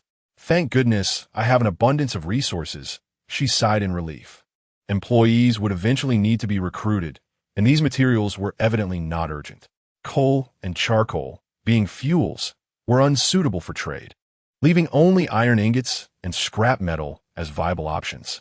As for the tools, they were essential for upgrades and thus could not be relinquished. Turning to the carriage, she observed the leather spread across the floor, material she had previously moved in preparation for a makeshift bed at night. Almost forgot about these. Bai Cheng smacked her forehead. This leather was currently the most redundant item for her, as neither the train nor the carriage upgrades required it. Moreover, any that might be traded could easily be replenished by hunting beasts later. She decided to assess the quantity at hand. Without delay, Bai Cheng synthesized all the leather into exquisite leather. Seizing the moment, she promptly submitted them to the trading post.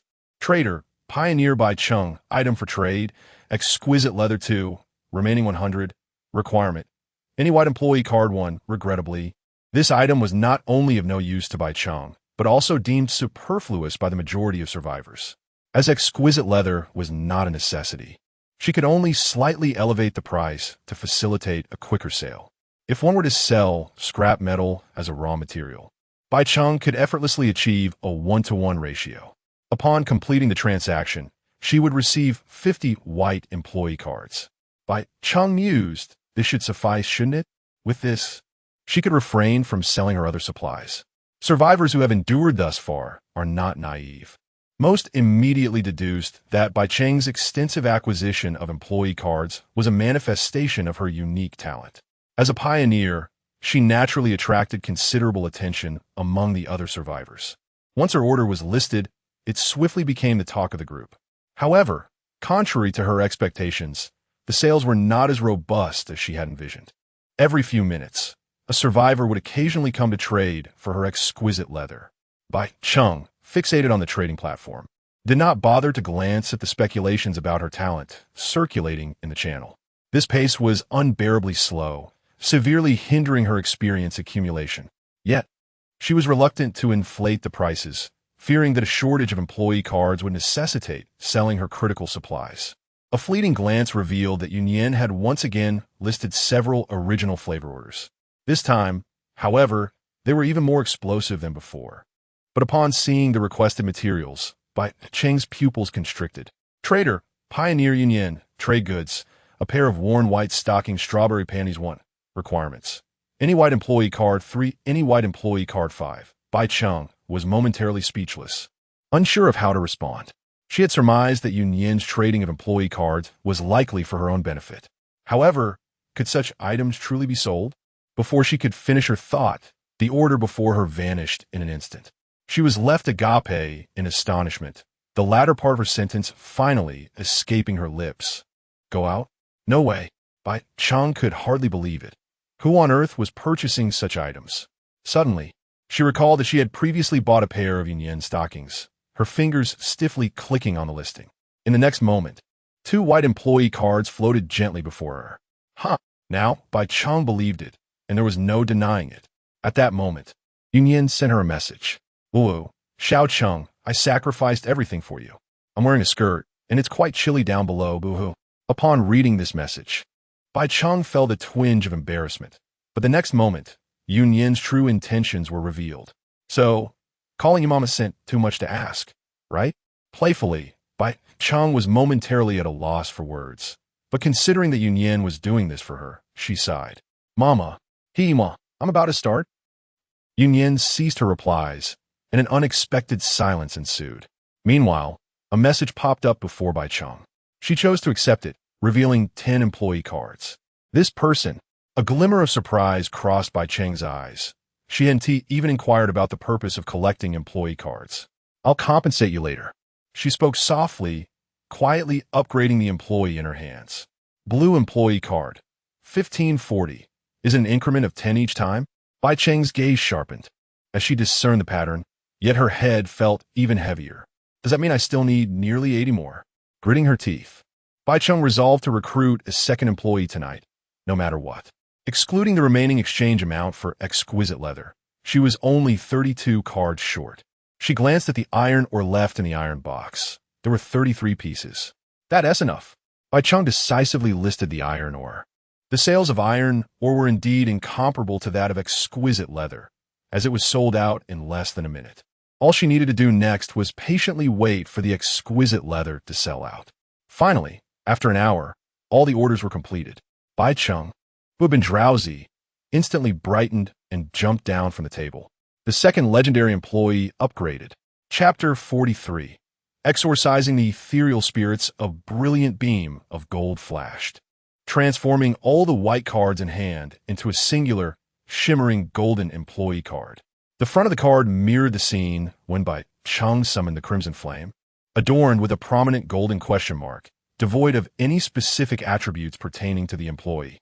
Name, employee card unknown. Quality, legendary. Evaluation, a random legendary being shall accompany you in your legendary journey. The introduction was strikingly identical, leaving Bai Cheng rather unimpressed as she decisively opted to utilize it. The golden card disintegrated into a fine powder, akin to scattered starlight, gradually coalescing into a humanoid form. However, this time, the silhouette that emerged bore no resemblance to the imposing figure of the Crimson Flame. It was neither grand nor exaggerated in stature. In stark contrast to the nearly 2-meter-tall physique of the Crimson Flame, the second employee about to be recruited was evidently much smaller. As the luminous points dimmed, the figure became increasingly distinct. To Bai Cheng's astonishment, the height of this entity was quite similar to her own. She furrowed her brow in speculation. Could it be a girl? Esteemed conductor, I have heeded your summons and come to follow you. A melodious and clear feminine voice resonated. As the figure knelt before her, Bai Cheng instinctively glanced downward, revealing a girl with gradient purple-pink hair. The smooth, pale expanse of her back was laid bare before Bai Cheng's eyes, with her upper body being modestly concealed by a narrow band of fabric. Beside the girl on the ground lay an exquisite long sword sheathed in purple, presumably her weapon. Bai Cheng was somewhat taken aback. Could employees possess their own weapons? More details eluded her as the girl knelt with her head bowed. Please rise. There is no need for such formality, Bai Cheng urged, striving to steady her emotions. The girl slowly ascended, and despite their comparable heights, she lowered her gaze respectfully. Nevertheless, Bai Cheng was still able to behold her flawlessly delicate visage and striking cerulean eyes. To her surprise, her second employee was indeed a stunning maiden. The girl wore loose-fitting trousers in a purple-black hue, the most concealing garment she donned. As for her feet, they remained entirely bare. After thoroughly assessing her enchanting new employee, Bai Cheng found herself unable to discern any peculiarities based solely on her outward appearance. She appeared indistinguishable from an ordinary human girl. However, drawing from her experience with the Crimson Flame, Bai Cheng was far from believing that the girl was merely an ordinary individual. Moreover, as the employees were to be recruited from local beings, and with no humans present, how could she possibly recruit a human? Employee, nameless, you may bestow a name. Race, spirit race, level, elite level 1, hero, quality, legendary, spiritual weapon and rank, purple kite common. Characteristic 1, sword mastery, possesses exquisite swordsmanship and a physique far surpassing peers. Characteristic 2, spirit severance. The spiritual weapon evolves with the wielder's level, capable of inflicting wounds upon both body and soul. Characteristic 3, combat specialization, born for battle. Gains insights through combat, growing braver with each encounter. Upon perusing the young lady's information, Bai Cheng found himself somewhat puzzled. Yet he could surmise that her race likely possessed an innate spiritual weapon, perhaps an integral part of her being. However, compared to the 3 characteristics of Qi Yin, hers appeared rather unremarkable. There was no mention of the abilities she wielded, nor any augmentation to her offensive power, only a vague assertion of growing braver through combat. Overall, she seemed akin to an ordinary individual who had diligently trained to enhance her strength. Yet, Bai Cheng was resolute in his disbelief that she could be such an inconspicuous figure. His gaze fell upon her exquisite purple longsword, its sheath adorned with a carving of a soaring kite. Noticing her predominantly purple attire, he spoke, "From now on, you shall be known as Purple Kite." "Thank you, esteemed Captain Xie," Purple Kite replied coolly. At that moment, Bai Cheng turned his attention to the door of the carriage. The area surrounding the train remained relatively secure within the last hour, with no sign of the specters returning. Qi Yin maintained vigilance, firmly stationed at the fog-shrouded junction. "Go forth, cleanse the area of specters, and strive to acquire as much experience as possible," Bai Cheng commanded, and Qi Yin glanced back at his new colleague. Spirit race. Truly a rare lineage. Qi Yin's eyes flickered with surprise. However, Purple Kite paid him no heed, striding past him and plunging into the fog with her blade drawn. Before long, Bai Cheng observed ephemeral purple flashes of light within the mist, accompanied by a series of notifications on the screen. "It seems the home of these specters is quite near," Bai Cheng mused, retracting his gaze as the fog obscured his vision. As for Qi Yin, with Purple Kite engaged in combat, he remained to safeguard the train and Bai Cheng's safety, refraining from movement. "Qi Yin, does the spirit race possess any peculiar traits?" Bai Cheng's voice suddenly emerged from behind. He had allocated additional attribute points, now holding the Clear Water device, having chosen it as his new upgrade target. Clear Water device, 01, upgrading through freshwater production, yet another time-consuming enhancement. Upon hearing Bai Cheng's inquiry, Qi Yin swiftly turned to explain, his earlier tension dissipating. "Miss, though the spirit race is scarce in number, each individual is a warrior favored by the heavens. To vanquish them requires overwhelming force. Otherwise, one risks finding themselves at a disadvantage, unable even to escape." Upon hearing her words, Bai Cheng gently stroked her chin. If it were not for the overwhelming disparity in levels, wouldn't he, the demon spirit clan, be invincible? Qi Yin furrowed his brows, reluctant to concede, yet he admitted, in a one-on-one battle, there is nearly no chance of victory at the same level. The fact that Qi Yin held such an opinion left Bai Cheng momentarily astounded. However, before she could utter another word, she suddenly felt a warm sensation emanating from her lower abdomen, as if something had collided with her, swiftly cascading throughout her body, transforming into a wave of delightful comfort. She was well aware of the implication. She had leveled up. Bai Cheng was eager to rise and return to the carriage for a closer inspection, but before she could move, the mist before her began to swirl, and Ziyuan approached with a serene expression, wielding a blade. In her hand, she held a treasure chest that emanated a faint blue glow. Chapter 44. The blue treasure chest to emerge as a pioneer ahead of all others. One must undoubtedly possess exceptional talent. Bai Cheng has been acquiring employee cards indiscriminately. Who in their right mind would need 50 employee cards? Her talent must be related to the employees. And then there's Lin Xiaoyue. From where does she acquire such abundant fresh water? It seems she might exhaust herself before she runs out. Her talent is certainly connected to water. Our channel S Yunyan is equally enigmatic. She has suddenly begun to gather employee cards as well. Either she is a friend of Bai Cheng or an adversary, but one thing is certain. They must be acquainted. Humph. The most mysterious of all is that Lung Ningxue, who quietly ascended to the status of a pioneer, even ranking first in the channel. But what purpose does this title serve? Surely, it cannot merely be for show. Pioneers are individuals who have made their mark within their respective channels. Their names frequently appear in the trading posts, often accompanied by extravagant resources and occasional system announcements. Without exception, they are celebrities, and their actions have led to speculation regarding their talents. Tang Yin observed the messages on the screen, nodding in agreement with the conjectures presented. A smirk tugged at the corners of his mouth. Fortunately, I have not overly showcased myself within the channel. These individuals are likely unaware that revealing one's talent could invite endless raiders. Yet, he sighed and shook his head, lamenting the limitations of his own talent. If only he could discern the abilities of these individuals, he could more effectively select superior teammates. Reflecting on his recent exchanges with Xiao Ran, Tang Yin's brow furrowed. The other party seemed rather naive. Could such a fool truly possess talent? How did he even become a pioneer? Tang Yan's expression hardened. If he dares to deceive me, I shall utilize him to replenish the core of my train. Meanwhile, a locomotive was slowly advancing, occasionally crashing into tree trunks. Lying in bed, Neodali clutched a green employee card, bursting into raucous laughter. Ha ha! I'm truly fortunate to have stumbled upon two magical beasts engaged in combat. Now I'm merely one carriage away. Boom! Notifications sounded continuously on the screen. Train durability, -1. Current remaining durability, 49. It's time to repair the train. Neodali sprang up with a fish-like leap and consumed the supplies he had prepared long ago. Everyone must surely be resting at this hour. Now is the perfect opportunity for me to widen the gap between us. A smug smile graced Neodali's face.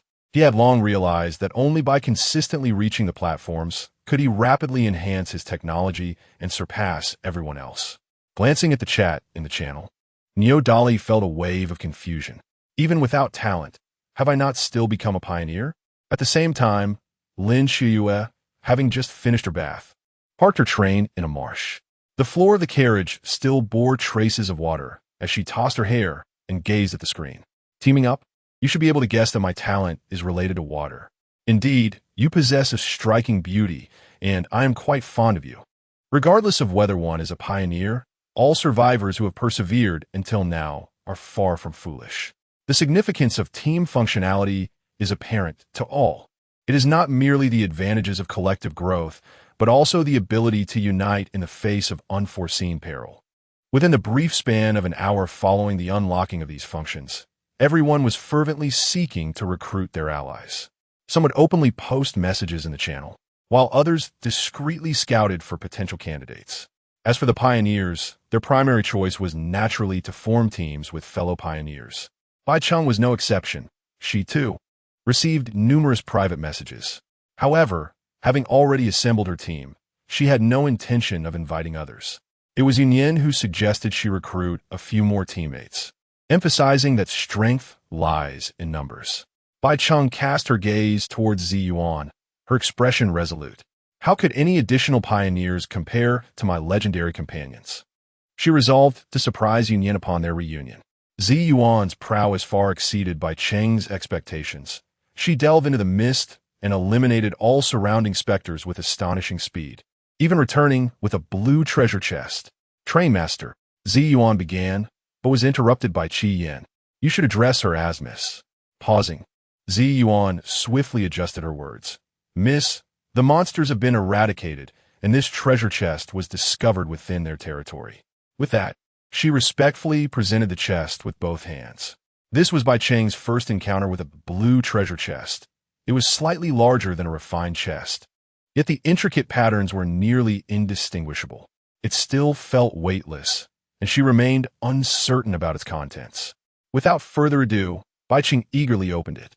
Opening excellent treasure chest. Acquired Train Core, Element Collector 1, Train Track Line 1, Fine Wood Decoration, Blueprint 1, Potato Seeds 10, Scrap Metal 10. There were only 5 items within the blue treasure chest, yet apart from the last 2, Bai Cheng had neither seen nor even heard of the first 3. A Train Core Element Collector? Bai Cheng lifted the modest cylindrical device, which contained 3 staggered, transparent tubes filled with an unknown liquid. Presumably, it was intended for cabin modifications. Name, Train Core, Element Collector, Quality, Excellent, 1 Element Collection. None, 2 Element Collection. None, 3 Element Collection. None, compatible with Train Core. None. Description, a crucial device for collecting elements to modify the train's core. It requires power to activate. Evaluation, your every action can contribute to element collection. Is it not convenient enough? Bai Cheng furrowed her brow. Power? She glanced at her rudimentary steam train. Generating electricity with a steam engine was certainly feasible, but alas, she lacked the necessary equipment. Wait, could this train track line be? Bai Cheng's eyes sparkled with realization as she began to examine its information. Name, train track line. Input devices. None. Output devices. None. Introduction. The train track line will automatically lay itself over the entire train, providing you with power through the steam engine. Evaluation. Is this scientific? What a wonderful invention. Bai Cheng's face instantly lit up with joy as she decisively chose to utilize it. In the next moment, she noticed several interwoven lines appearing on the ceiling of the train. One line connected directly to the steam engine, while additional lines extended downwards to connect with other devices. Bai Cheng glanced at the information on the screen, and the input device section now prominently displayed the name of the steam engine. She then clicked on the output device. But the only facility available for addition at that moment was the elemental collector she had just acquired. However, Bai Cheng did not feel disheartened. Even with electricity, the lack of equipment meant she could not yet improve her current living conditions. Yet, it was at least indicative of a promising beginning. As for the last blueprint for exquisite wood decoration, Bai Cheng could discern its purpose merely by its name. Name, Exquisite Wood Decoration, Blueprint. Introduction, upon use. It will automatically adorn one of your carriages with exquisite wooden decor. Require materials. Fine wood 50, there is simply not enough timber. Bai Cheng sighed, reluctantly setting aside its use for the time being. She stifled a yawn and turned her gaze outside the train, commanding, Qi Yan, clear the tree trunks ahead. We need to advance a distance, and then continue to slay the surrounding beasts. Chapter 45. The anxiety of endurance, the rhythmic clatter of the train reverberated through the floor. Reaching Bai Cheng's ears, groggy and disoriented, she slowly opened her eyes. Through the window, the sky had brightened, yet it remained dim enough to obscure whether it was morning or afternoon. Last night, Bai Cheng had persevered until late, losing track of when she had drifted off to sleep. In her hand, she clutched an already torn white package, beast-attracting powder she had employed to enhance her efficiency in slaying monsters during the night. The effect had been striking. The moment the powder wafted into the air, numerous flickering ghostly lights had illuminated the surrounding mist. Both Qi Yan and Zi Yuan had steadfastly guarded the vicinity of the train, collectively vanquishing countless beasts. Rubbing her eyes, Bai Cheng rose and made her way to the front of the train. Qi Yan was at the helm, gazing ahead, the screen still displaying the kill notifications from the previous night, an overwhelming count, already exceeding 99. Bai Cheng chose to disregard it, instead focusing on 3 green employee cards scattered upon the floor. A new breed of monsters? She bent down to pick them up. The illustrations on the cards depicted a skull, a ghoul, and a zombie, all of which were social creatures of the undead. Miss, they're all types of undead beings. Qian explained, somewhat sheepishly. To speak of it, the skeletons posed no challenge to us. They reformed shortly after being scattered, thanks to Ziyuan's ability to eliminate them. Bai Cheng paused, only then realizing the situation. The train continued to chug along, with only her and Qian in the front. Where has Ziyuan gone? Before Qian could respond, a youthful figure gracefully leaped through the door and landed securely inside the train. Miss, did you call for me? Oh, it's nothing. Just take a rest. Bai Cheng gestured dismissively, watching as Zin nimbly returned to the roof of the train. After nearly a night of relentless combat, she felt a surge of strength coursing through her body. Bai Cheng accessed her information panel, and, as anticipated, she had leveled up. Conductor, Bai Cheng, level, ordinary level 4, experience, 43, strength, 16 stamina, 15 mentality, 11 talent, clear book. However, more than her own advancement. Bai Cheng was concerned about the status of her two employees. After all, their rising levels would bolster her overall power. Employee, Qian race, Qian magic lion, level, elite level 3, 6. Employee, Ziyuan race, spirit race, level, elite level 3, 2.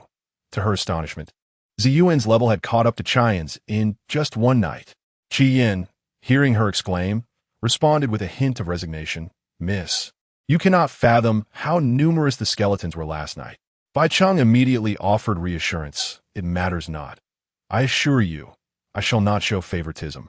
It is now 10 in the morning, and the train has been traveling for 4 hours, covering nearly 240 kilometers. The fuel in the steam boiler is, of course, insufficient, which highlights the advantages of having intelligent employees. Qian and Ziyuan are not merely adept at vanquishing foes. They also possess the skills to operate the train, replenish the fuel, and maintain the furnace's continuous operation. Moreover, the two can alternate shifts, making it entirely unnecessary for Bai Cheng to personally attend to such trivial matters. However, Bai Cheng is currently beset by concerns regarding the train's endurance. The distance to Platform 2 is a staggering 2,000 kilometers, and even if she were to exhaust all her reserves of charcoal and coal, it would still fall short. Presently, there are 300 units of coal and 250 units of charcoal remaining in the box. Bai Cheng's gaze sharpened. At most, they could last for no more than 9 additional hours before fuel depletion. She had long since tested the burning efficiency of charcoal in the furnace, which stands at a ratio of 2 to 1. Although this efficiency is rather low, wood is abundant, and charcoal can indeed be produced. After calculating the time, she deduced that the fuel would run out around 7 in the evening. Was the quiet night an opportune moment for gathering timber? Yet she quickly shook her head. The trees available for collection around the train were exceedingly limited, and this area had long ceased to be a forest. Preparations must be made in advance. Resolute in her decision, Bai Cheng swiftly turned and pulled the brake lever. The wheels squealed against the tracks, sending forth sparks and a piercing sound that echoed in her ears as the train began to decelerate. She immediately retrieved the blueprints for the kiln. Name, kiln, blueprint, description. Adding fuel allows for the processing of certain special resources, such as charcoal, glass, red bricks, and so forth. Construction requirements. Stone, 20. Wood, 10. Due to the cramped space within the carriage, Bai Cheng contemplated for a moment before finally relocating the furnace to the front of the train. By this time, the train had come to a gentle halt. Qian, Ziyuan, I require timber and stone, she instructed. With that, Bai Cheng boldly opened the train door and descended, wielding her silver axe. The trees in the marsh, though sparse compared to a forest, were still robust and imposing. Bai Cheng surmised that felling them would yield ample timber. Moreover, with the clarity of daylight, she could survey her surroundings without obstruction, minimizing potential dangers. Qian and Ziyuan promptly leaped down from the train and its roof, commencing their tasks as per Bai Cheng's directives. The entire expanse of the marshland was soft, with filthy puddles scattered across the ground, and some withered trees seemed to rise directly from the mire. Bai Cheng decided to leave such trees for her employees. At last, she discovered a tree that was relatively easy to fell. With a swing of her silver axe, she found that chopping it down was indeed more laborious than with the previous trees. A smile graced Bai Cheng's face. This indicated that the withered trees in the marsh were of a higher caliber. With a resounding crack, the hefty tree, thick enough for several people to encircle, finally succumbed, splintering into a heap of timber. Timber 30, green pus crystal 1. What is this? Bai Cheng queried, her expression one of confusion as she gazed at the filthy, green, block-like translucent crystal on the ground. She lacked the courage to pick it up. How revolting. She gritted her teeth and mustered the courage to pick it up, then returned to the carriage to check the information. Name, green mucus crystal. Description, an elemental block composed of a toxic substance, capable of significantly accelerating vegetation growth. Use. Instinctively, Bai Cheng clicked to use it, and the object immediately vanished. At that moment, she noticed out of the corner of her eye that a pipe of the elemental collector was already filled with some green energy. Bai Cheng suddenly understood, so that was it. She then resumed her tree cutting, while also keeping an eye on the progress of Qi Yin and Ziyuan. Qi Yin, with his fiery fists, could effortlessly shatter an entire tree with a single blow. As for Ziyuan, Bai Cheng observed her wielding several strikes, and to her astonishment, the surrounding dead trees were sliced with a smooth precision. Each display was more astonishing than the last. Just as Bai Cheng was preparing to fell a second tree, her two companions had already cleared every dead tree surrounding the train. Their efficiency was nothing short of remarkable. To acquire more would now, one would either have to venture further away or simply advance onward. However, obtaining stone posed a bit of a challenge. Without any stone mines, she could only rely on her eyesight to locate and gather them piece by piece. Standing at the edge of the mire, Bai Cheng's gaze fixated on a white stone embedded in the mud. This is flint. Chapter 46. A convenient task. Bai Cheng was pondering how to acquire this item when she unexpectedly discovered it beside the mire of the swamp. Although its demand was modest, it was an essential material for upgrading the train. Rather than collecting it herself, she delegated the task to Qi Yin. With the stones now gathered, she was poised to construct a kiln to replenish her supply of charcoal. Bai Cheng decisively chose to build. The structure resembled a hemisphere, approximately reaching her waist in height. The furnace had an opening at the base for adding fuel, while simultaneously serving as an outlet for the finished products. Its design was akin to that of a smelter, albeit with a maximum capacity of 20 units. After adding the timber, Bai Cheng promptly ceased her attention to it. Throughout the day, Bai Cheng did not hurry as she usually did. Instead, she traversed 200 kilometers at full speed, consuming all the coal in 2 iron boxes. Concurrently, the processing of iron ingots was completed and submitted to the upgrade materials, thereby freeing up more space within the train. Currently, Bai Cheng had only 100 units of coal left, but she took her time, stopping intermittently to gather wood with her companions. The original iron boxes were refilled with timber, and it was conservatively estimated that, after processing, the total amount of charcoal would approach 1,000 units. With all the boxes filled, the excess would still overflowed, cramming the carriages and the locomotive, rendering the interior increasingly cramped. The night falls. At this moment, the sky outside had fully darkened, and the gray mist in the distance began to envelop the train. Bai Cheng glanced at her wrist to check the time, her brow furrowing. It was already dark at 4 o'clock. Time was indeed advancing once more. This also implied that tonight would be more perilous than the last. However, Bai Cheng felt no trepidation, confident that it remained within her capacity to manage. Qi Yin, Ziyuan, let us continue to vanquish foes and strive for strength tonight. Yes, miss, came the synchronized responses from the roof and the front of the train. Bai Cheng commenced her preparations for dinner, which essentially consisted of grilling meat. After a week of this fare, she felt she could scarcely tolerate it any longer, yet there was no alternative. Suddenly, she recalled the potato seeds she had acquired inside. When will I be able to plant them? She felt that there was a severe shortage of space in her carriage and pondered how those survivors with only a single locomotive managed to live. Tonight, Bai Cheng had no specific plans, as her fuel supply was sufficient and overflowing, unable to fit within the confines of the carriage. As she munched on her grilled meat, she opened the screen for diversion and glanced at the upgrade progress of her train. Train, steam train level, LV. 1. Armor core, none. Maximum connectable carriages. 1. Top speed, 60 kilometers H. Employee 1. Chien, elite level 3. Employee 2. Zun, elite level 3. Upgrade requirements. 50-50 flint, 50-50 fine wood, 200 iron ingots, 0-1 train core. The only thing lacking is this wretched train core. Bai Cheng pouted in dissatisfaction. The difficulty of collecting this item is exceedingly high, isn't it?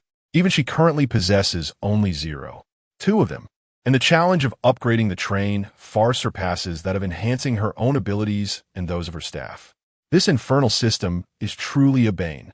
Name, Carriage 1, Level, LV1, Train Core Attributes, none. Upgrade requirements, 100 fine wood, 0-1 Train Core. Bai Cheng has also completed the resource requirements for the carriage upgrade, yet she still lacks a single train core. She was utterly speechless. By the way, how is the elemental collector faring? She had completely forgotten to check it today. Out of the 3 pipes, 2 were already filled with energies of different colors. 1 was fully charged, while the other was only halfway filled. Name, Elemental Collector, 1 Element Collection, Wild Growth 100. Description, this non-toxic gas accelerates plant growth, reaching maturity in just 7 days. 2 Element Collection, Domestication Deterrent 34. 3 Element Collection, none. Compatible Train Core, none. Bai Cheng's gaze froze for a moment before a flicker of joy appeared on her face. This wild growth is perfect for cultivation, with a mere 7-day maturation period. Could it be that she would soon have vegetables to consume?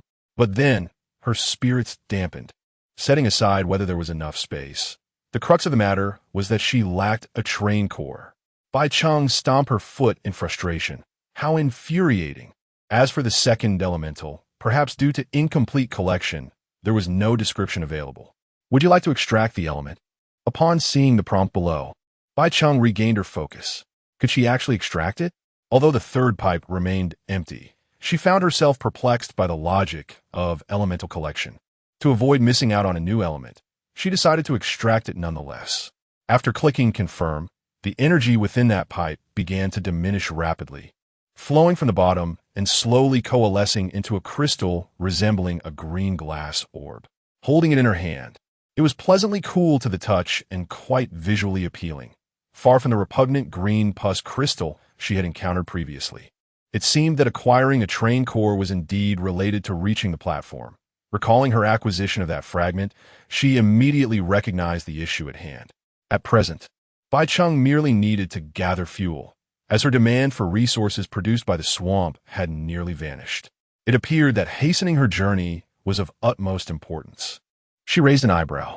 However, since Bai Cheng was now a teammate with Yunyan, they needed to arrive at the platform within the same hour to reunite. Thus, even though she was eager to proceed, it would not do if her companion could not keep pace. Bai Cheng sent a message to Yunyan. How much longer until you reach platform 2? Her companion, quick-witted, immediately grasped the implication of Bai Cheng's words, responding with surprise. Xiao Cheng, don't you lack anything at all? Indeed, merely replenishing the fuel would suffice. Xiao Cheng is remarkably swift, yet I still require certain equipment and materials, and the supplies for the train have not been fully submitted. Bai Cheng sighed, poised to continue her response when an unexpectedly cold voice emerged from outside the carriage. Miss, there's a dungeon. A dungeon? What could that possibly entail? Bai Cheng pondered, approaching the door to gaze at the speaker. Miss, within lies an intricate underground labyrinth, harboring numerous magical creatures, Ziyuan elaborated. The muck accumulating at the various entrances will yield scrap iron, leather, and wood once shattered. Understanding Ziyuan's implication, Bai Cheng realized she was inquiring whether she desired these materials. She glanced back at the carriage, which was already brimming with timber, leaving no room for additional items. Moreover, the iron ingots had been provisionally submitted. Any further need would have to await an upgrade. Not necessary. She began to articulate, only to promptly retract, bring it all back. She resolved to bestow these surplus materials upon Yunyan, thereby facilitating her development. After all, it was a simple task. Chapter 47. Journey with utmost effort. On the following dawn, the train sped across the muddy marshes at a velocity of 60 kilometers per hour. Ziyuan, clutching her sword, sat cross-legged atop the train, her eyes closed in meditation, undisturbed by the fierce winds that tousled her hair. Meanwhile, Qian stood at the helm, gazing ahead, his demeanor noticeably more relaxed compared to the night prior. Although the night posed the risk of encountering solitary, elite-level magical beasts, Bai Cheng was unfortunate enough not to have crossed paths with any. She speculated that perhaps the time had yet to arrive, and lingering a few more days might yield encounters. Inside the carriage, the timber supply remained plentiful, and Bai Cheng herself could not ascertain how many kilometers the train had traversed. Rubbing her eyes, she drowsily pushed open the carriage door and entered. A glance at the information on the detection console revealed distance to the next station, 1,060 kilometers. Over 1,000 units of timber could be converted into an equivalent amount of charcoal, yet only sufficient for about 500 kilometers of travel. The train's pace seemed sluggish, and daylight hours were fleeting. In reality, even without Bai Cheng supplementing the timber en route, the charcoal within would sustain them until nightfall. Feeling a twinge of irritation, she ran her fingers through her hair, realizing that only 9 hours of daylight remained, and the fuel supply was just adequate. Bai Cheng yearned to press forward with all her might to reach the station swiftly. However, the remaining distance was evidently insufficient for her to accomplish this within a single day.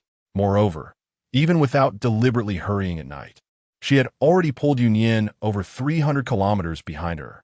Fortunately, following Bai Cheng's provision of supplies the previous day, Yunyan was now well stocked, lacking only in fuel, thus also capable of traveling at full capacity.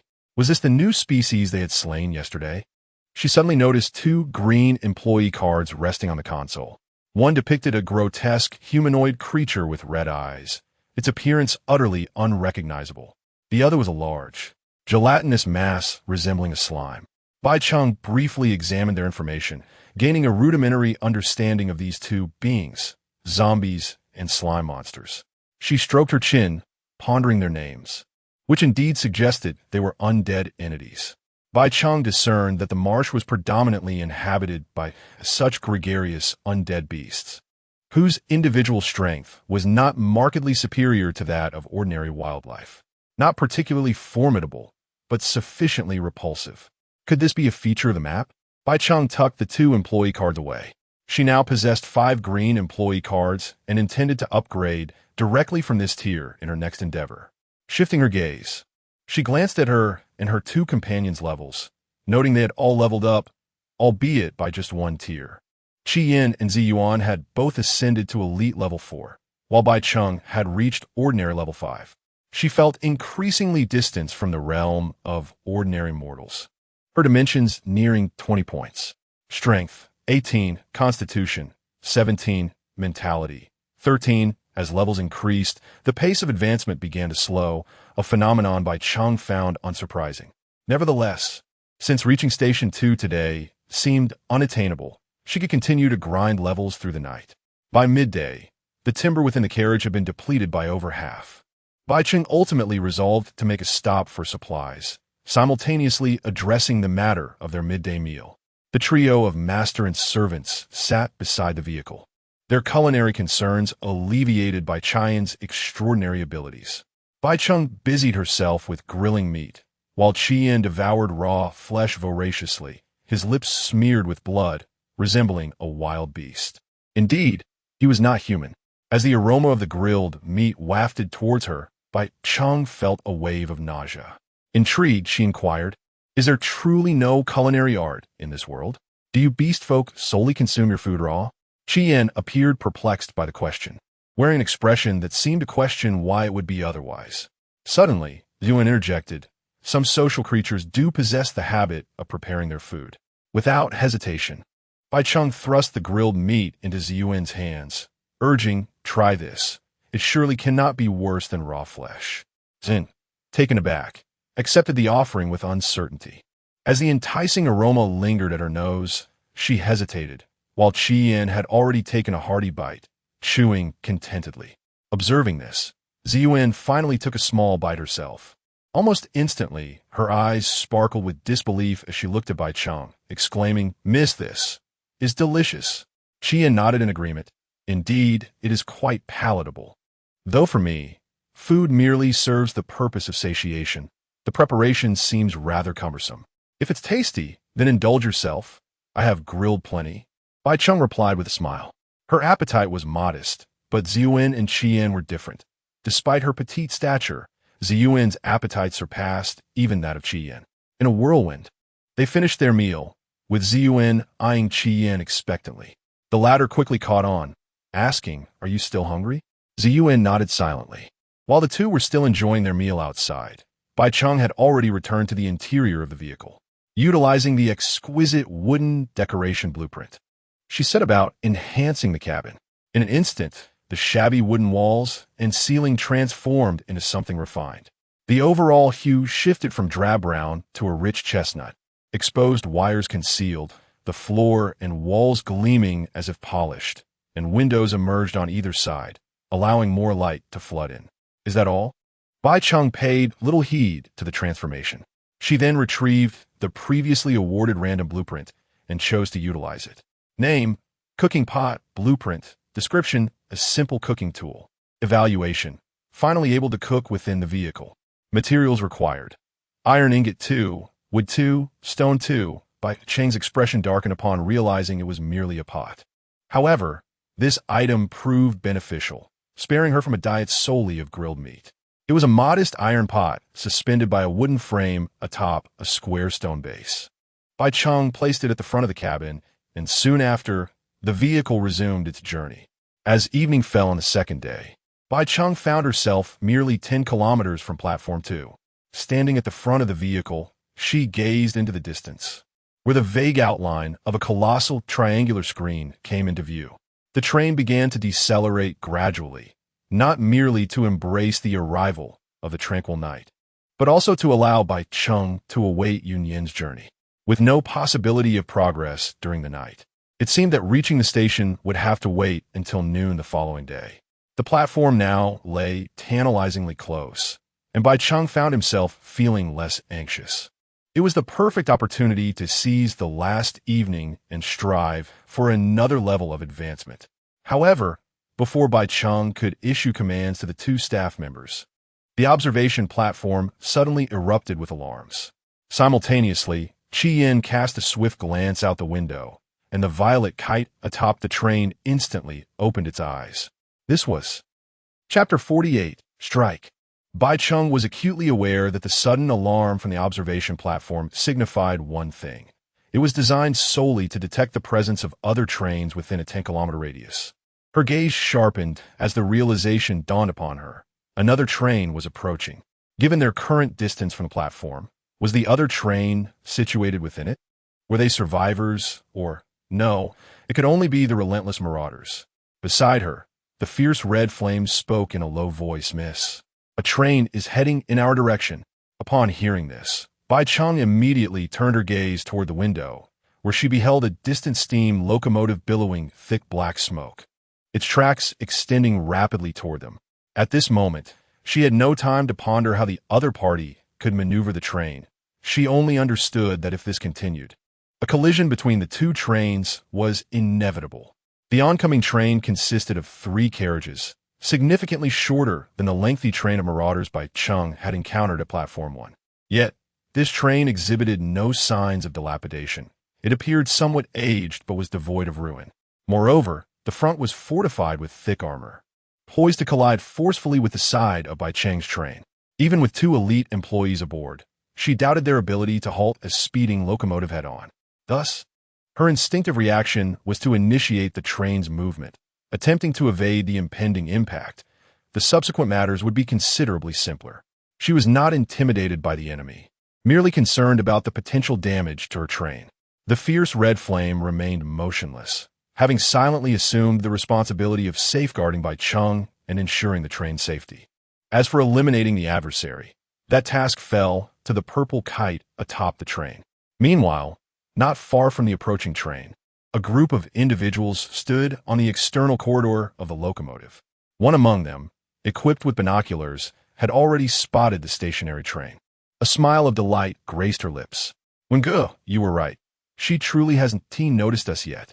The man behind her replied with a tone of condescension. Of course not. She would never have reached the platform so quickly if there were any detection systems in place. To be frank, if the other party intended to take refuge within the platform, they would be at a loss for how to proceed. The others chimed in agreement. Indeed, our luck is remarkable.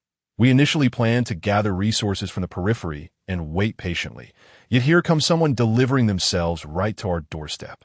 I recall that we could form teams the moment we entered the muddy marsh, and the fact that they halted in front of the platform clearly indicates they are waiting for allies. The last of the four, a young woman, spoke with barely concealed excitement. Ha ha, if that is the case, we don't mind waiting a little longer. Laughter and joviality filled the air, as they showed no regard for their adversary. The man named Gu, the conductor of the train, clenched his fists and sneered. If we kill her, we can upgrade our carriages. Our strength will increase, and we shall eventually break free from this cursed place. Within the carriage behind the four individuals, 6 employees, fully equipped and ready for departure, awaited. However, aside from a rather dim-witted bison, the remainder of the staff were all humanoid figures, exuding an eerie and ominous aura. At that moment, the woman at the forefront, peering through binoculars, suddenly exclaimed in surprise. Ah, it seems they have noticed us, but what? Is the train moving? Gu immediately furrowed his brow, poised to return to the driver's compartment to alter the train's course. Yet, before he could turn, the woman's voice resonated once more. The train isn't moving, but that girl is standing atop it, staring intently in our direction, as if she has already detected our presence. With that, the woman hastily lowered her binoculars, a shiver of dread coursing through her from the cold, piercing gaze of the girl, compelling her to avert her eyes. An unsettling sense of anxiety gripped her, though she could not fathom the reason. Upon hearing her words, the 3 others displayed a nonchalant demeanor, while Gu and another man exchanged sinister smiles. So, it's merely a girl, ha ha ha. The distance between the two parties was a mere 10 kilometers, and at full speed, a collision would occur in 5 minutes. At this juncture, Bai Cheng dared not waste a moment and had already pulled down the control lever. Yet, the train required time to accelerate, and even 5 minutes left her uncertain of their chances. Although the train began to move sluggishly, Bai Cheng's heart raced with trepidation. Soon, she realized the opposing train had also increased its speed. Their train's maximum velocity was astonishingly over 60 kilometers h. This meant that the impending collision would transpire in less than 5 minutes. Move, cursed train. Bai Cheng was genuinely anxious now. Beside her, Qian was fully focused, prepared for battle. Miss, I shall guide you away from the impending collision. The train's durability should withstand the impact. Upon hearing this, Bai Cheng's heart sank further. This clearly indicated that, in Qian's assessment, her train could not evade the collision. The sole recourse was to endure the blow, unwilling to succumb to despair. Bai Cheng stole another glance at the time, 14:56. Only 4 minutes remained until the arrival of the silent night, and it was evident that time was no longer on their side. Furthermore, even when silent night descended, whether those trees could halt the reinforced locomotive was an entirely different matter. Bai Cheng cast her gaze once more out the window. The oncoming train rapidly approached, magnifying in her sight, almost within arm's reach. Yet, her train speed barely exceeded 20 kilometers per hour, and according to her trajectory predictions, the opposing vehicle would collide directly with the rear of the carriage. At that moment, the figure atop the train, Ziyuan, had already opened her eyes. Gazing at the swiftly approaching train in the distance, she slowly rose to her feet, the blade unsheathed, illuminating a chilling glimmer in the twilight. As the intricately carved kite bird motif radiated a searing purple energy, Ziyuan crouched slightly, adopting a stance, her left hand holding the sword horizontally before her. In that instant, the surrounding air stilled, as if time itself had come to a halt. Her azure eyes pierced through the blade, fixated solely on the oncoming train. Ziyuan took a deep breath, simultaneously raising her right hand and gripping her left wrist tightly. At the very moment the train approached before her, she sprang into action. With a sudden surge of power, the train's roof buckled under the terrifying force, followed by a resounding crash. Durability -6. Inside the train, Bai Cheng was momentarily taken aback, and even the relentless marauders on the opposite train were momentarily frozen in place. In the next instant, Ziyuan plummeted from the sky, the piercing sound of her blade resonating through the air as a massive violet blade of light swiftly cleaved towards the oncoming train. With a hum, a white line rapidly connected across the entire train, and, astonishingly, this iron behemoth was suddenly split in two. Chapter 49. Then I shall choose for myself at this moment. Time seemed to come to a standstill.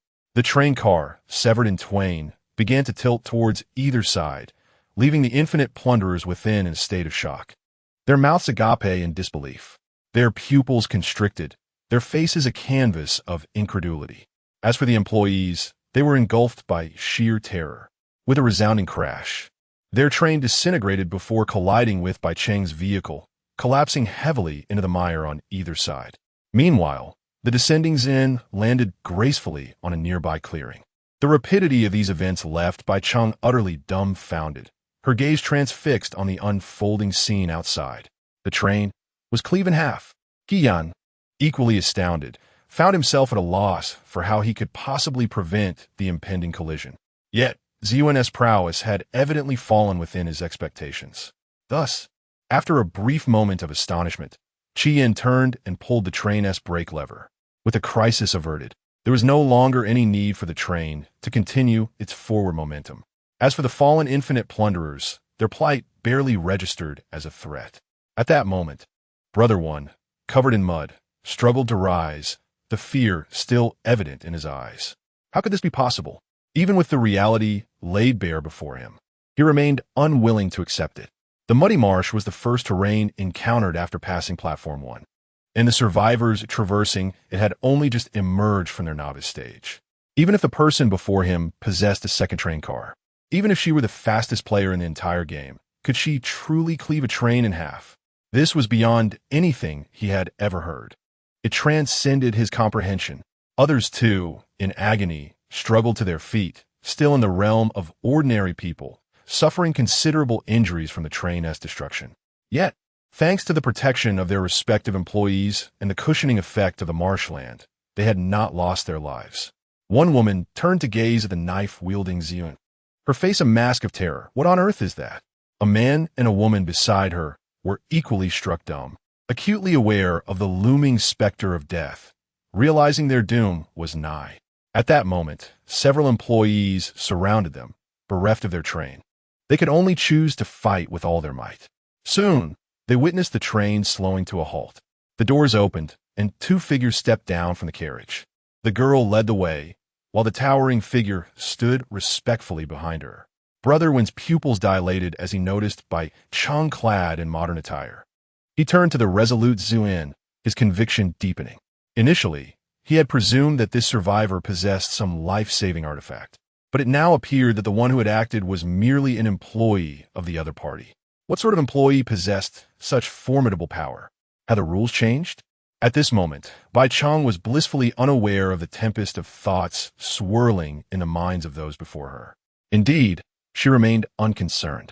As Bai Cheng slowly advanced, several individuals were so frightened that they retreated in haste. Their employees stood resolutely in front of them, and Bai Cheng recognized these figures. Apart from the deceased wild buffalo, the 5 employees before her comprised 2 ghouls, 2 skeletons, and a specter, all products of the murky swamp. Although Bai Cheng had never witnessed the ghouls and skeletons firsthand, the illustrations on the employee cards she possessed bore some resemblance to these entities. As for the specter, she had seen it with her own eyes, which further solidified her conviction. The specter before her emitted not black mist, but red fog, appearing as if it had undergone a mutation. However, she did not dwell on this, speculating that such a transformation might have occurred after becoming an employee. Is there anyone willing to engage in conversation with me? Bai Cheng suddenly uttered a perplexing statement, leaving the 4 individuals speechless. They remained tense, as if facing a formidable foe. Bai Cheng raised an eyebrow, her patience waning. Then I shall choose for myself. With that, she took a step back and summoned the Crimson Flame. Upon hearing her command, the Crimson Flame surged forward, creating a crimson fire ring. The bright light dispelled the surrounding darkness and illuminated the terrified faces of the four, their pupils dilating in fear. In an instant, as the employees made a move, the fire ring engulfed them along with their masters. They had no time to scream before the tremendous force hurled them away, silencing them completely. The flames crackled as they consumed the corpses, leaving only one woman, who was utterly paralyzed by fear. She collapsed to her knees, seemingly drained of all strength, tears streaming down her face. "Please, don't kill me, I beg you. I ask, you answer," Bai Cheng said, frowning, indifferent to whether the woman would respond.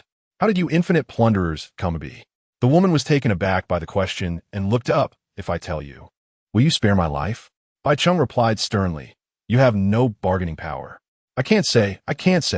The woman hastily explained. "Do you have paper and pen? I can write it down for you." Bai Cheng's frown deepened. In this survival world, it was a feat to have enough to eat, let alone possess paper and pen. The woman clearly recognized the futility of her request. She glanced around and then crawled to a relatively dry patch of ground, picking up a stone to write with. Yet, as she inscribed the first character, her body suddenly stiffened and she collapsed with wide eyes. "Miss, she is dead," the crimson flame reminded her. Bai Cheng was momentarily speechless and could not help but scoff. What nonsense is this? A confidentiality agreement. She approached the woman's lifeless body and noticed that the small grooves in the soil formed a distorted character. System? Bai Cheng raised an eyebrow, recalling why the infinite plunderer she had captured at Platform 1 had appeared so resolute in refusing to divulge information. It seemed they had become infinite plunderers due to a system, yet for some reason they were unable to speak of it. Due to the enlightening revelations brought forth by the Crimson Flames, Bai Cheng was unequivocally certain that these individuals, like herself, were also outsiders. This wretched system was indulging in its own air of mystery. Nevertheless, she had essentially deciphered the underlying reason. If one must perish, then so be it.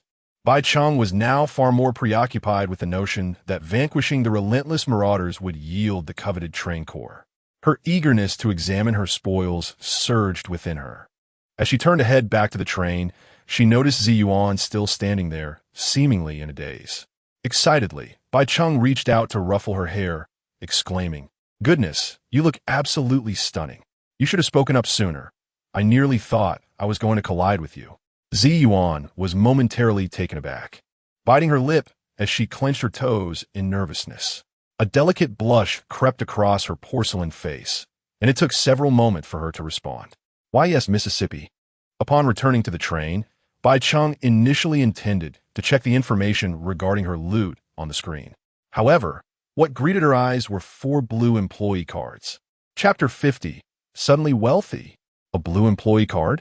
Bai Cheng was momentarily taken aback, struggling to comprehend the situation. Were these individuals actually employees? They appear to be nothing more than ordinary communal monsters, pathetically weak. Bai Cheng recalled that there were 6 employees on the opposing train, 2 of which, a white card and a green card, were evidently standard. Curiosity piqued. She began to peruse the details of these seemingly mutated employees. Name: Outstanding Employee Card, Elite Corpse Demon. Description: they've been enhanced by some unknown force, rendering them significantly stronger. Evaluation: however, the results seem somewhat unsatisfactory. Bai Cheng paused, keenly grasping the crucial information. This suggested that employees could indeed elevate their ranks through subsequent enhancements. Undoubtedly, these relentless marauders' employees must have originally been of green quality. It remained a mystery how they had managed to elevate them to the blue outstanding level. With a sharp intake of breath, Bai Cheng pondered the implications. Thus, could it be that Cheng Shu was also unable to enhance items and employee cards to the ultimate red immortal level due to a similar reason? Perhaps it required some sort of core? She raised an eyebrow, recognizing the significance of this information, which was pivotal for seizing the initiative. Her attention then shifted to the screen, where she began to examine the spoils she had acquired. Although the number of marauders in this latest attack was fewer, their configuration was evidently more luxurious than before. The treasures obtained were undoubtedly substantial. Your loot has been calculated. You have received charcoal 980 with 500, empty iron boxes 20, iron axes 2, iron ingots 50, detection platforms 1, green pus crystals 35, flower pots 10, tomato seeds 20, tomatoes 30, poison eel meat 10. Infinite coins 80, damaged train core 25. You may freely choose which items to discard. Bai Cheng's expression brightened. She had not anticipated that the 4 individuals' train contained such an abundance of resources, far surpassing those of previous encounters. Moreover, the hall was largely devoid of worthless items, with even the most common wood holding potential value for her. However, a dilemma arose. If she wished to collect everything, the train simply lacked the capacity. After all, it was only a single carriage, while the opposing party had a full 4-carriage load of goods. Alas, an excess of resources can also be a burden. Bai Cheng lamented, though a smile crept on her face, more challenging to suppress than an AK. Since there was no way to accommodate everything, the logical choice was to sell some. As everyone transitioned past the novice phase, the furnace had become a ubiquitous device, causing coal, scrap iron, and the like to become rare commodities, with even wood appreciating in value. Consequently, Bai Cheng found herself with scant resources to engage in long-term trade. Yet despite this, the self-sufficient Bai Cheng realized that she did not seem to be lacking in any essential materials. This time is no different from the last. She need not worry about the incessant countdown from the platform. Instead, she has an entire night to leisurely attend to these matters. To her surprise, these individuals have even managed to cultivate tomatoes. The absence of an element collector among their spoils indicates that their carriage is merely an ordinary one. The time from planting tomatoes to their maturity suggests that these people have been living on the train for quite some time, likely longer than the survivors. Unfortunately, there is no means to store them. Bai Cheng pursed her lips and took a bite of tomato. The juicy, crimson flesh burst in her mouth, awakening her senses. How tart! She promptly gifted 10 tomatoes to Yunyan, reserving 10 for her cooking, while selling the remainder. It had been a while since she last checked the trading post. She was curious about the current prices. With a few clicks, she familiarized herself with the market. 1 iron ingot for 1 infinite coin, 1 charcoal for 2 wood, 1 piece of any beast meat for 1 piece of scrap iron. Stroking her chin, Bai Cheng noted that the exchange rates had returned to a more reasonable state. However, she lacked nothing, rendering the exchange of these items utterly pointless. Her fingers danced over the screen, swiftly listing nearly all her recent acquisitions on the trading platform, retaining only the infinite coins, tomato seeds, and the incomplete train core as essential resources. She even sold off the majority of the charcoal, as she had no space to store it. Trader, Pioneer Bai Cheng, items for trade, wood 4, remaining 500, green pus crystal 3, remaining 35. Clearly, converting them into currency was the most advantageous choice. As for tools and facilities, such as pickaxes, axes, and detection pots, she assigned reasonable prices that would surely appeal to the masses. Glancing at her current balance, she noted a total of 996 infinite coins. These were the fruits of her and Jian's labor over the past couple of days.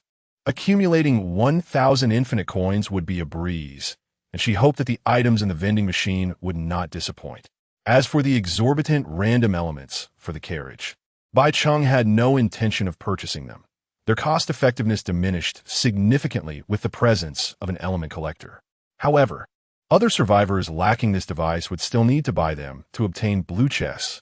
She sold 4 flower pots, keeping 6 for herself, and also sold the flower pot blueprints she had just acquired. Now equipped with wild growth elements, seeds, and pots, she could commence planting immediately if space permitted. Once she acquired the next carriage, she intended to transform it into a cultivation compartment. She was resolute in her decision. She fervently hoped that the platform would indeed house infinite marauders.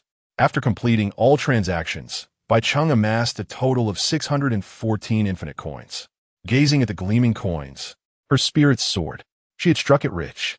As the hour grew late, outside the vehicle, Zen was engrossed in vigilance while savoring barbecued meat. While Qian had already plunged into the mist, wreaking havoc, Bai Cheng stretched languidly, preparing to retire for the night. Suddenly, a flash of golden light emanated from the water condenser before her. Top tier, the infinite water vessel. You have gained 1 point of freedom attribute. What is this? Bai Cheng was taken aback. an inexhaustible source of water. Her prolonged efforts in upgrading the water condenser had not been in vain. At that moment, the water condenser before her had transformed into a sleek black vessel, equipped with a switch at the top that dispensed water with a mere press. Name: the infinite water vessel. Quality: legendary. Description: the flow rate of the water is fixed. It can only flow out, never in. Evaluation: a cup capable of holding the vast ocean. Bai Cheng promptly grasped the vessel and pressed the switch to test the water flow. How to describe the flow rate? It was smaller than she had imagined, yet sufficient, akin to the rate at which she would relieve herself. Setting the vessel down, her gaze shifted to another water condenser she possessed. The time required for a second upgrade would undoubtedly be longer, and another vessel of infinite water would hold no further utility for her. Well then, you made a part. Infinite coins, 3 this time. Bai Cheng opted for a simple upgrade item, her small rubber band. Rubber band, 010. However, she decided against further upgrades and intended to sleep instead. Just then, a message from Yunyan suddenly appeared on the screen. Xiao Cheng, I have arrived at the platform, and your tomatoes are truly difficult to eat. Chapter 51. The unyielding Yunyan what? Bai Cheng exclaimed, her face a portrait of astonishment. She glanced at the clock. It was 1:30 in the morning. She promptly replied with a hint of confusion. Are you traveling at this hour too? You responded, I didn't want you to wait outside for too long. More importantly, I simply yearn to see you right away. However, Bai Cheng's concern lay elsewhere. So, was your train faring? Traveling through the night posed risks. If fortune smiled upon them, they might encounter fewer fallen branches obstructing their path. Yet, should luck be unkind, not even an hour would suffice. Half an hour could deplete the train's endurance. It was akin to pushing resources to their limits. You reassured her, it's manageable. My staff can assist with clearing the way. As long as I can effect repairs swiftly, the train will remain intact. Bai Cheng was momentarily taken aback. This girl was truly formidable. Nevertheless, recalling that you had once been the top performer in her channel, she realized it would be unjust to label her as impoverished. A smile crept onto Bai Cheng's lips. It seemed they could arrive ahead of schedule tonight. She quickly inquired, have you reached the platform yet? Not yet, you replied. The Great Triangle lies ahead. Xiao Cheng, did you not mention you were still 10 kilometers away? Bai Cheng replied, I can reach the station. I'll set off right now. Covering 10 kilometers within an hour posed no challenge. Great. Bai Cheng promptly called out, Qi Yin, clear the obstacles. Ziyuan, board the train. We are preparing to enter the station. Understood, miss, came their simultaneous responses from different directions. In the next instant, Qi Yin transformed into his true form, a blazing figure darting into the mist to forge a path. Ziyuan nimbly leapt, taking her place atop the train. As Bai Cheng pulled down the control lever, the train began to move slowly, gradually gaining speed. The mist swirled around them, obscuring her view of the road ahead, save for a flickering flame glowing faintly in the haze. The odometer on the detection console began its countdown. Suddenly, a colossal, triangular curtain loomed within the fog, materializing before Bai Cheng's eyes. Even without her command, the train began to decelerate gently. Qi Yin reverted to human form and returned to the train just as the triangular curtain began to dissolve into ashes, allowing the train to glide smoothly into position. Arrived at Platform 2 Snow Mountain Castle Station. Platform type, Team Station, Platform description, and remaining departure time. 6 hours. Bai Cheng raised an eyebrow at the suddenly illuminated screen. Why was there no introduction this time? However, judging by the name, it seemed reminiscent of a castle. Without hesitation, she swung open the train door, and the enclosed triangular space was suddenly awash with light, resembling daylight. Turning to survey her surroundings, she noted that this was still a single-track station. This meant that even upon entering the platform, Yunyan's train would not be alongside hers. Upon entering the station, Bai Cheng had even sounded the horn, but received no response, further indicating that they had not arrived at the same location. Bai Cheng immediately sent a message to Yunyan, but there was no reply. It appeared she had already entered. Bai Cheng stepped forward, her foot landing on the platform. Let us proceed, she declared. The distinction between a team platform and a solitary one was negligible. Thus, she harbored no concerns regarding the train's safety. nor did she feel the need to station an employee, as she pressed her fingerprint and underwent iris recognition on the ultramodern gate before her. A line of information promptly appeared on the adjacent screen. Login. Train conductor Vanguard Bai Cheng. Platform fixed reward. Random blueprint. Departure countdown. 5 hours and 59 minutes. As a mechanical door slowly opened, a dimly lit corridor came into view. This time, it was not an ascent of stairs, but rather a winding, shadowy path. Ziyuan followed behind, while Qian took the initiative to lead the way ahead of Bai Cheng. With a snap of his fingers, crimson flames danced at his fingertips, dispelling the surrounding darkness. After a few minutes of walking, the trio arrived at a spacious, pitch-black hall filled with an eerie silence. Qian was undeterred by the night. He stepped forward first, igniting the wall sconces with the flames in his hand. With a hum, the fire ignited, illuminating the sconces along the designated path. The orange-red glow instantly banished the gloom, allowing Bai Cheng to discern her surroundings. A crimson carpet, seemingly stained with blood, stretched straight toward a throne, an imposing seat entirely composed of bones, its edges heaped with pallid skulls. Draped over the throne was a black robe, with a massive black scythe leaning against the armrest. Yet before Bai Cheng could examine the scene in detail, a voice, both familiar and urgent, resonated from the darkness beside her. "Xiao Cheng, be cautious. Quickly hide in the shadows, avoid the light." Bai Cheng was momentarily taken aback, struggling to comprehend the situation, when she suddenly noticed the black robe shifting not far ahead. A pair of deep blue lights flickered from beneath the broad hood as a surge of dark energy seized the scythe with ferocity. In the next moment, it leapt from the throne, moving with such speed that only a fleeting shadow remained. The blade of darkness rushed toward Bai Cheng. With a clang, Ziyuan acted swiftly, drawing her sword to block the incoming scythe. Qian was not far behind. With a fiery fist, he unleashed a powerful shockwave that sent the figure in black reeling backward.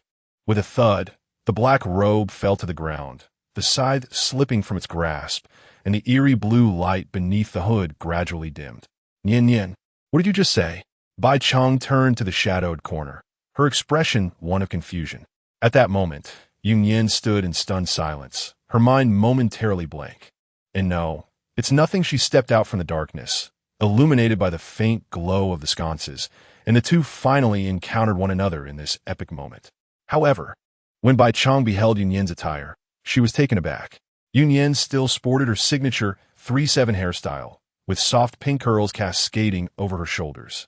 Her complexion unadorned by any excess embellishment. She wore a shoulder-bearing pink t-shirt, exuding an air of simplicity and grace. The lower half was adorned with denim shorts.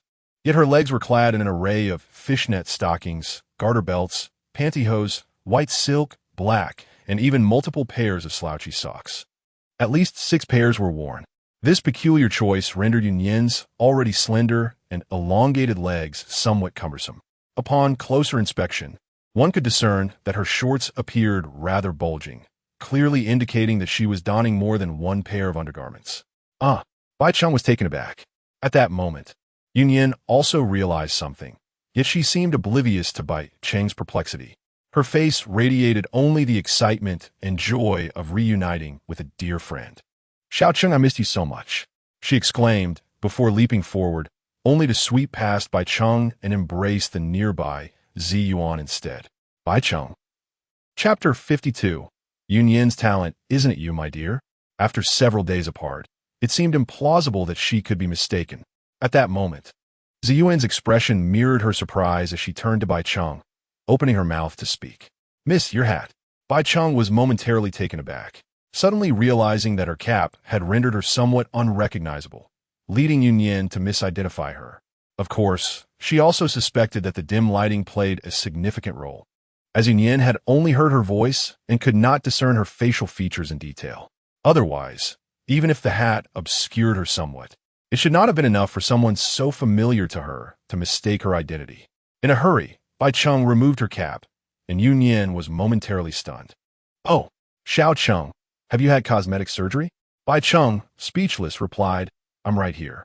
"Xiao Cheng," Yunyan exclaimed, rushing forward to envelop her in a tight embrace. The overwhelming presence of the Empress was rather suffocating, leaving Bai Cheng momentarily breathless. Yet, she felt the softness of Yunyan's form. Bai Cheng struggled free, placing her hands firmly on Yunyan's shoulders, scrutinizing her appearance with a frown. What on earth are you wearing? Huh? Yunyan glanced down, realization dawning. Oh, of course, these are for trading. They are the key to my fortune. Wait, Bai Cheng rolled her eyes. Where did you acquire so many socks, and is that underwear? It's my talent. I use my talent. Yunyan declared proudly, succinctly explaining her ability. In essence, it allowed her to restore and recreate the original form of any item from its fragments. However, this talent had its limitations. She could not restore materials processed by the system, such as iron or coal. Consumables like food and water were similarly excluded. Her talent primarily focused on items or tools, and the time required to restore them increased with their level or rarity.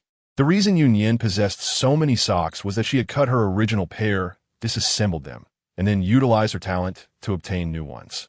She chose clothing because the restoration process incurred almost no cool-down time. Remarkably, there was a market for such items. Bai Cheng was taken aback. Yunyan's talent was distinctly different from her own, yet undeniably powerful. No wonder she had risen to the top of her original channel. This was also Bai Cheng's first encounter with the talents of other survivors. Her emotions were somewhat conflicted. It wasn't jealousy over Yunyan's strength, but rather a realization that other talented survivors might be extraordinarily formidable. If that were the case, had this group of pioneers all become elites? With 10 channels merging, there would be at least 10 survivors who were exceptional geniuses among thousands. What are you thinking about? Yunyan waved her hand in front of Bai Cheng's face. You still haven't told me what your talent is. Bai Cheng, momentarily lost in thought, cast her gaze over Qi Yin and Zi Yuan, smiling as she uttered 2 words, enhancement. Enhancement? Yunyan appeared somewhat indifferent, following her line of sight to observe. She scrutinized Qi Yin and Zi Yuan, pondering their identities. Were they new allies? Yunyan bit her finger, deep in contemplation. I distinctly remember. They are all my employees. Enhanced employees, Bai Cheng elucidated first. Yunyan exclaimed, drawing out the sound. Why is my employee a buffalo that only grazes? The reason she had not brought employees into the station was precisely this. A buffalo offered her little assistance. The two, having reunited after a long separation, found themselves in another world, and their conversation flowed abundantly. They explored the station together, while Qi Yin and Zi Yuan quietly assumed their roles as bodyguards. What exactly is this thing? Bai Cheng approached the center of the hall, eyeing the black robe and the adjacent black scythe with curiosity. However, her primary focus remained on her 2 employees, for they were native magical beasts and might possess some knowledge of this unknown entity. Yet, after a glance at each other, Qi Yin and Zi Yuan shook their heads in unison. Miss, I have never encountered such a creature, but it exudes a heavy aura of death. It appears to be a type of undead, Qi Yin remarked. Zi Yuan crouched down to grasp the black robe and sniffed it. After a moment, she frowned and said, Miss, this is not a living being. Bai Cheng was taken aback, and beside her, Yunyan voiced her own hypothesis. Xiao Cheng, I believe it resembles a platform boss. A test arranged by the system for us survivors. She continued, explaining, when I first entered the hall, I sensed something unusual and hurriedly closed the door to flee back to the train, but then it fell silent, leading me to suspect it was related to the lighting. Yunyan turned on her flashlight and illuminated the surroundings.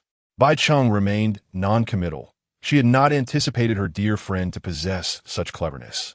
Miss, it is powered by the residual death energy within it. The energy source should be this castle, Zi Yuan remarked as she stood, casually picking up the black scythe from the ground. Bai Cheng's understanding dawned. Miss, the quality of this weapon is exceptional. Upon hearing Zi Yuan's words, her brows arched. So, it's a spoils of war then? Let us take it. Although she was uncertain how such a scythe would be of use to her.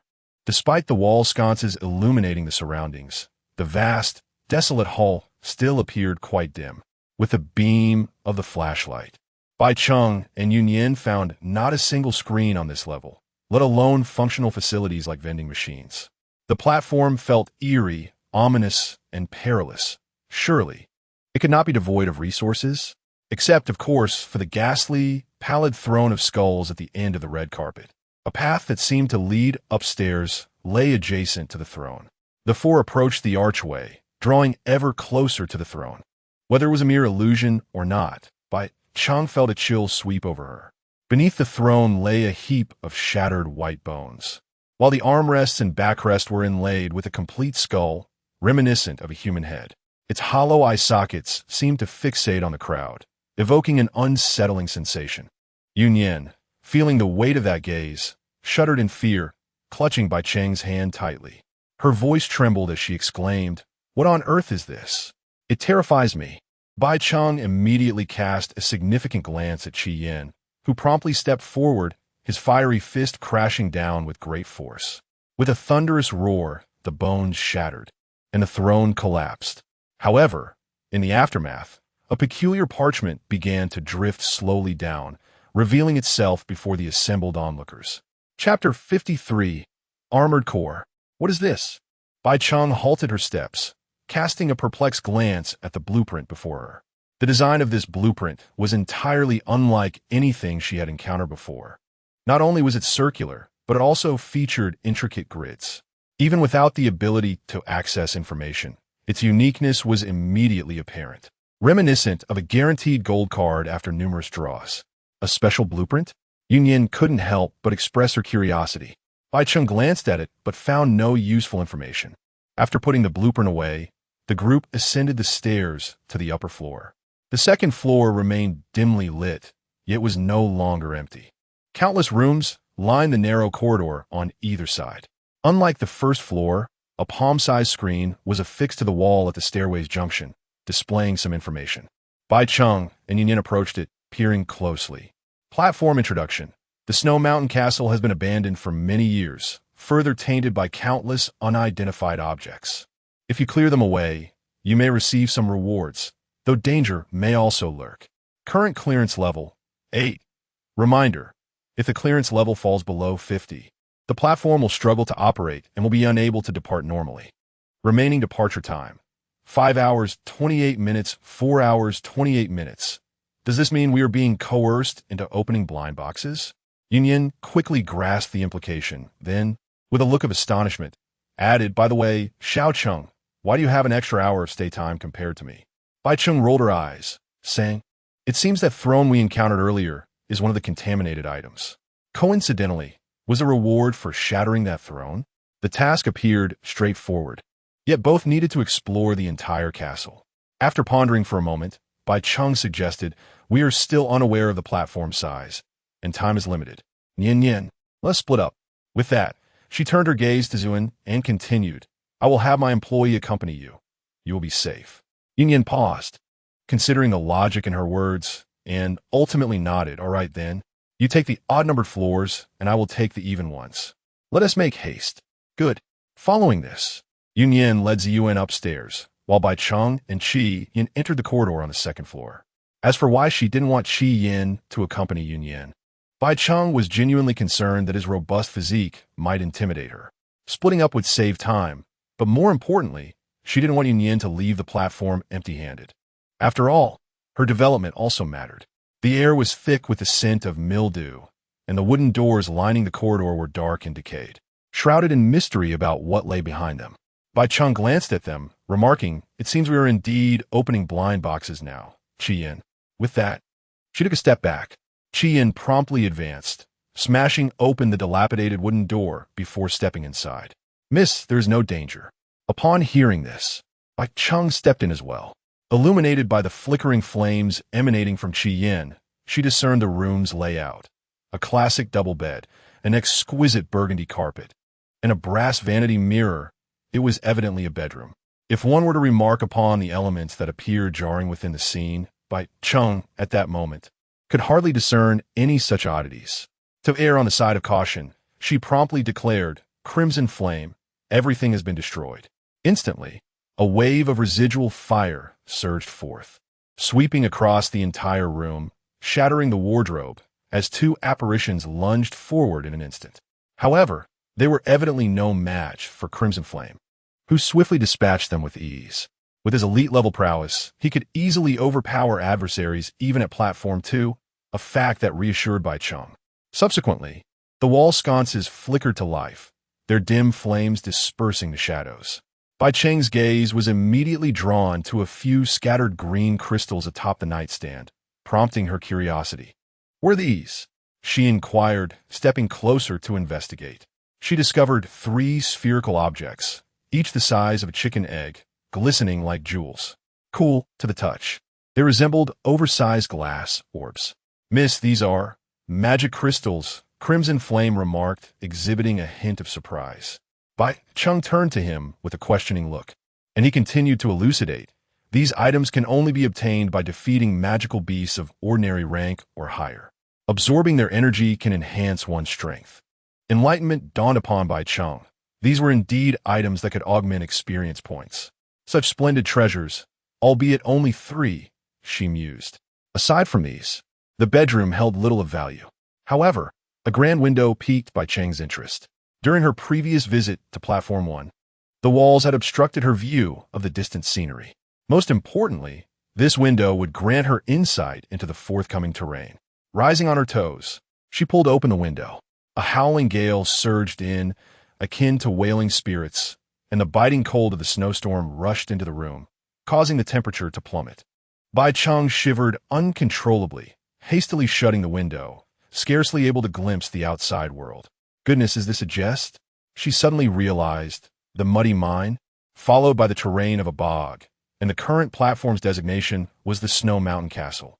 Clearly, she was about to immerse herself in the wintry allure of the snow country. How I despise winter. Afterward, until Bai Cheng and Crimson Flame had cleared the final room on the 2nd floor, they encountered no further magic crystals, nor any blueprints. The notion of danger coexisting with reward was rather misleading. It was evident that 80% of their experience was fraught with peril. Bai Cheng grumbled as she exited the room, her expression one of discontent. As she stepped back into the corridor, the sconces on either side abruptly illuminated. At the end, bathed in the orange glow of flames, stood a chest approximately half her height, quietly awaiting discovery. An unexpected boon, Bai Cheng exclaimed with delight. This chest differed significantly from those encountered in the wild. It was not only larger, nearly the size of a storage container, but also devoid of any ornate designs or level indications. Upon opening it, she found a spatial treasure chest, boasting 5 slots for storage, with each slot accommodating 20 units. Bai Cheng acquired a total of 100 copper ores, all neatly tucked away in her backpack. The reward inevitably left her somewhat disheartened. However, after refining the copper ingot, she would successfully unlock the products of the Bronze Age. Returning to the stairwell, the cleaning progress displayed on the screen had already reached 49. Bai Cheng and Shi Yin did not spot Yun Yin or Ziyuan on the 3rd floor, indicating that their pace was equally swift. Upon reaching the 4th floor, in stark contrast to the 2nd floor's living quarters, there were no dark corridors or countless rooms, but rather a vast hall. At the far end, directly across from the entrance, loomed a large screen, its dim white light illuminating the center of the hall where a uniquely shaped structure was situated. It resembled a hemisphere, surrounded by irregular black metal strips converging at the apex, supporting a diamond crystal that intermittently emitted a brownish glow. Surrounding this edifice were 4 heaps of debris resembling refuse. Intertwined branches enveloped unknown objects, with black mist rising and green, ethereal lights flickering in succession. The moment Shi Yin stepped into the 4th floor hall, 4 swirling clouds of black mist surged forth, giving rise to 4 peculiar green creatures. With their crimson eyes, they immediately launched an attack on Shi Yin. The outcome was predictable. They were effortlessly vanquished. Even the 4 heaps of refuse were incinerated, and the central building's crystal fell to the ground amidst the fluctuations of fiery energy. Simultaneously, a line of information appeared on the nearby screen. Congratulations. You have obtained the Train Armor Core. Chapter 54. Cleaning Progress 100 Armored Core. Bai Cheng's eyes widened in disbelief, which quickly transformed into sheer ecstasy. In her impression and understanding, this armored core was intended to enhance the attributes or defenses of the entire train. Accordingly, Its rarity should surpass that of a standard train core. However, to Bai Cheng's astonishment, she had acquired this significant item merely at the second platform. With a screen conveniently before her to display information, she eagerly began to examine it. Name, armored core, quality, excellent, attribute, basic defense barrier, description, upon fusion. It will automatically generate an elite-level protective barrier around your train, requiring activation every time, lasting for half an hour. Fusion. You may utilize the skills of the armored core, but once fused, it cannot be altered, only replaced with a higher-level core of the same attribute. Evaluation. Even the most basic product can substantially enhance your train. Bai Cheng's gaze sharpened, her expression reflecting an undeniable realization. However, she was taken aback to discover that the skills of the armored core could also be conferred upon the train conductor.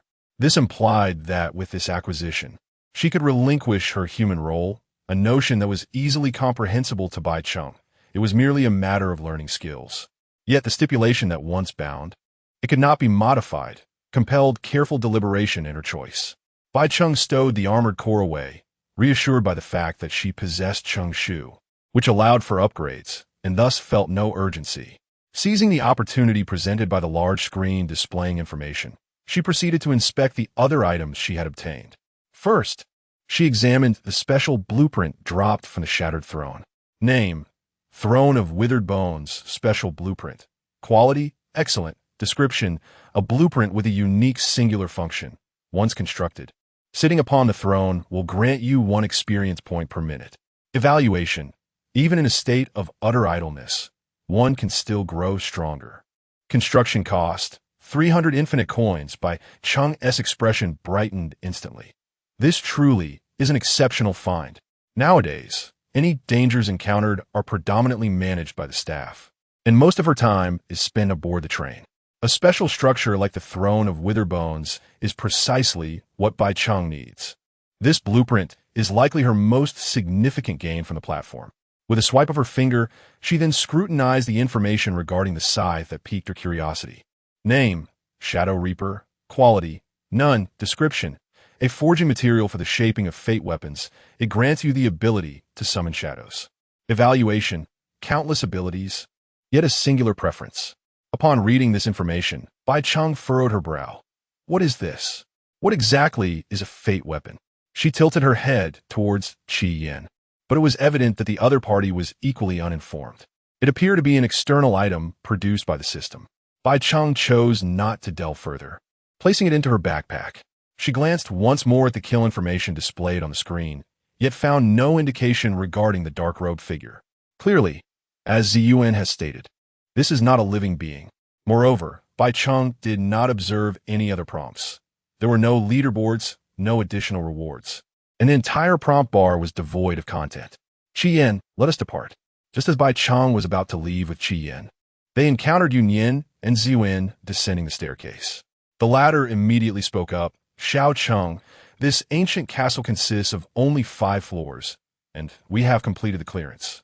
Bai Cheng glanced at the small screen beside her, confirming that the clearance progress had indeed reached 100. Yun Yin, seemingly recalling something, added, by the way, there's a vending machine upstairs. The next terrain is a snowy mountain, and it conveniently sells winter coats. However, speaking of this made her quite irate, pouting in dissatisfaction. How could a single winter coat demand 100 infinite coins? They might as well just rob it. Upon hearing this, Bai Cheng's eyes lit up, for she sensed an opportunity. Yin Yin, let's go take a look. Bai Cheng ascended to the 5th floor and encountered a rather incongruous vending machine at the end of the corridor. Drawing from prior experience, she navigated it with ease, quickly browsing through the majority of items. Unlike the first platform, the vending machine at the second platform had added numerous items. The food selection was no longer limited to canned goods. It now included instant noodles, packaged sandwiches, and various other delights. As Yun Yin had mentioned, the item section indeed offered a variety of winter coats, not just sets, with prices that were outrageously steep, reaching 100 infinite coins. It is worth noting that 100 infinite coins could procure nearly a month's worth of food from the vending machine. Yet, after departing the platform, they were met with the frigid terrain of the snowy mountains. It was imperative to purchase the winter coat. Bai Cheng pursed her lips, feeling as though they were being exploited by unscrupulous merchants. Not merely unscrupulous, but utterly shameless. Yun Yan exclaimed in outrage, yet ultimately, with no other option, she resignedly purchased the winter coat. Bai Cheng refrained from buying clothing, opting instead for enough provisions to sustain the three of them for 3 days. Yin Yin, resources are scarce in the snowy mountains. You ought to acquire some food as a reserve. This indeed reminded her, as a glimmer of inspiration sparked in Yun Yan's eyes. I have an idea. We could stockpile additional food. Once other survivors enter the snowy mountains, food prices will undoubtedly soar, and we could sell it for a profit. However, upon hearing this, Bai Cheng shook her head. Following the channel merge, the number of survivors had increased significantly, and their journeys varied greatly.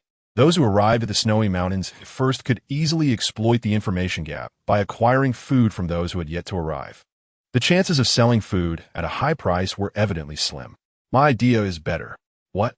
Yun Yan looked perplexed, but soon realized that Bai Cheng's gaze was fixated on the winter coat in her hand. She immediately reacted, her expression turning ecstatic. Of course. How did I not think of that? Xiao Cheng, you are a genius. Yun Yan immediately turned around and excitedly planted a kiss on Bai Cheng's cheek, her demeanor so natural that it caught everyone off guard. Bai Cheng, on the other hand, froze momentarily, grateful that the dim lighting concealed the blush creeping onto her cheeks. After several seconds of astonishment, Bai Cheng finally took a deep breath and spoke with utmost seriousness. Therefore, Yin Yin, you are forbidden from selling those intimate garments again. Yun Yan pouted, attempting to explain, but they aren't that intimate. In fact, what I sell is just the outermost layer, and it doesn't even touch the skin. That is still unacceptable. Upon hearing Bai Cheng's tone, which was both earnest and unyielding, she immediately softened, lowering her head in a display of contrition. I was wrong. Yin Yin, your talent is remarkable. There are countless ways to acquire resources. Do you understand how others perceive you?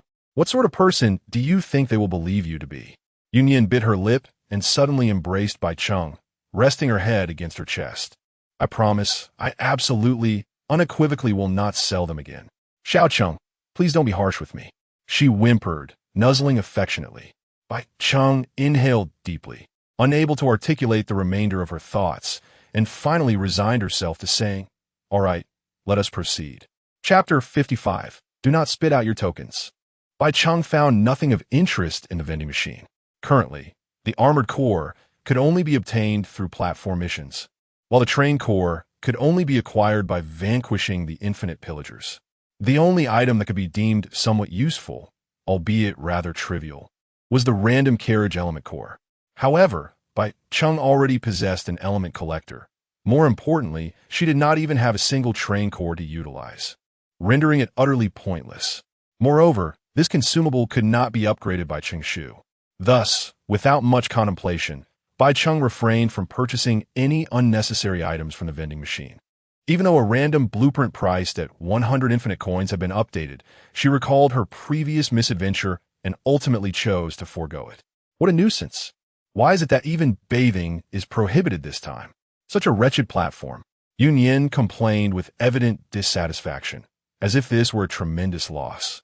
Bai Cheng secretly sighed in relief, genuinely fearing that her companion might engage in some imprudent behavior. After all, it was easy to accept Yun Yan, but the thought of playing a farming game together was quite another matter.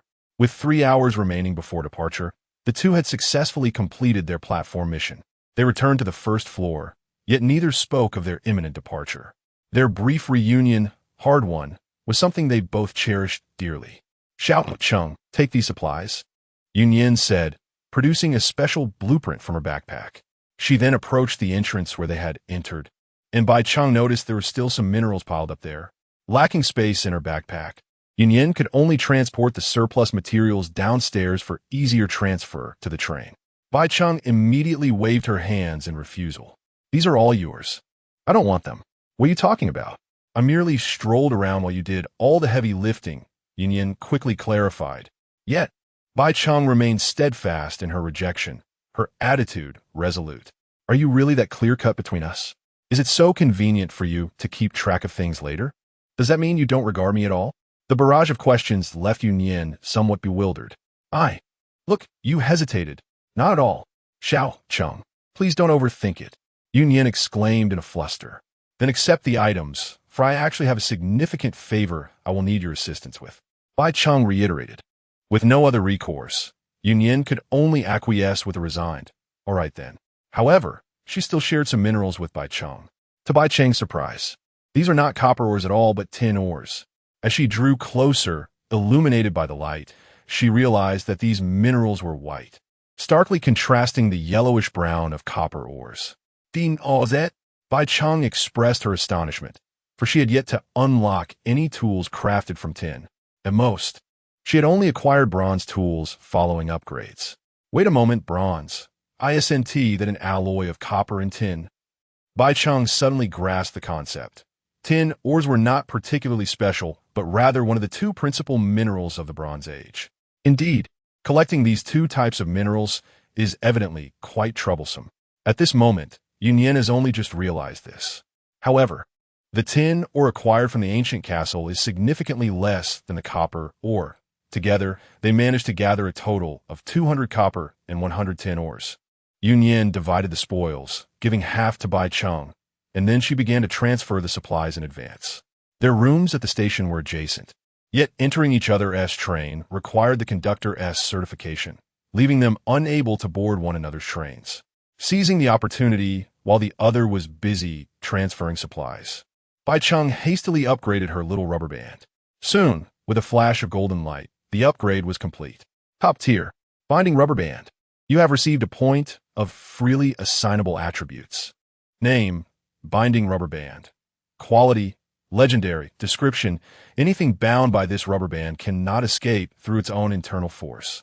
Evaluation, irremovable handcuffs or leg shackles. Bai Cheng's gaze swept across the information in the notebook, her face momentarily reflecting a flicker of doubt. The current rubber band was indeed more elastic than before, capable of binding both hands without issue. Yet, the crucial question remained, whom would she bind with it? Just then, Yunyan returned after transferring her supplies, holding a cotton outfit in her hands. Bai Cheng noted that the legendary item, the rubber band, had not been bound to anyone. So she stepped forward and presented it to Yunyan. Yunyan, this is for you. Huh? As she was about to inquire about the reason, her gaze fell upon the faint golden glow emanating from the rubber band in Bai Cheng's hand, leaving her astonished. Huh? She recognized it at once as Bai Cheng's rubber band. Seeing the other party voluntarily tying her hair, she refrained from voicing her refusal. Then, I'll give you mine.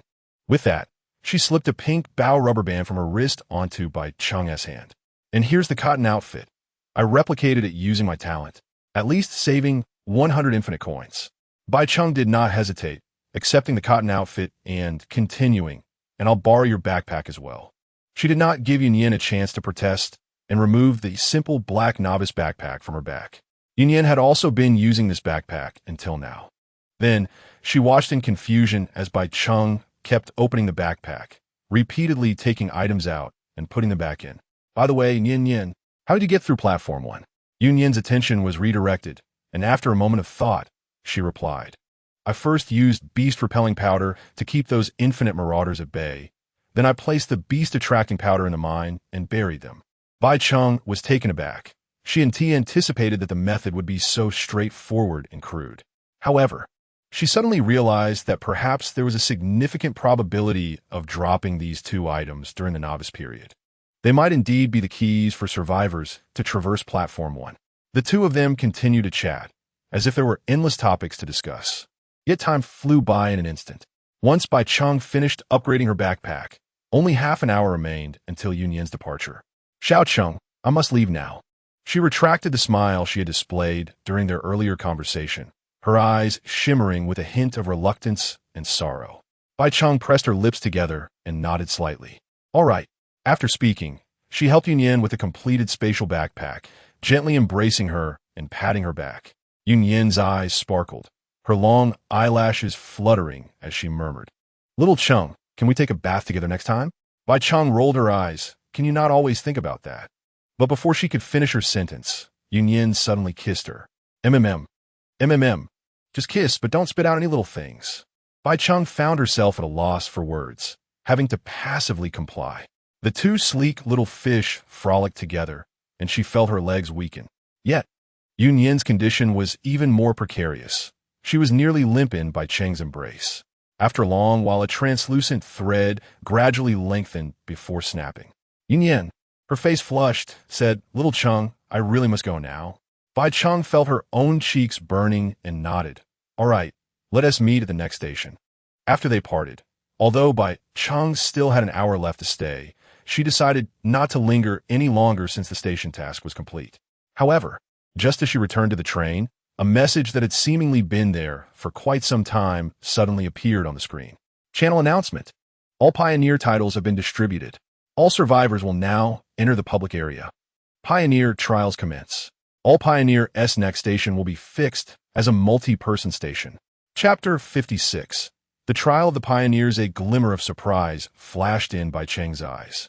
Upon her arrival at Platform 1, she had already surmised the presence of a multi-person platform, having observed that the platform was designated for individual use. However, she had not anticipated that just after 2 platforms, she would be thrust into a multi-person arena. What would await the numerous survivors converging upon this platform?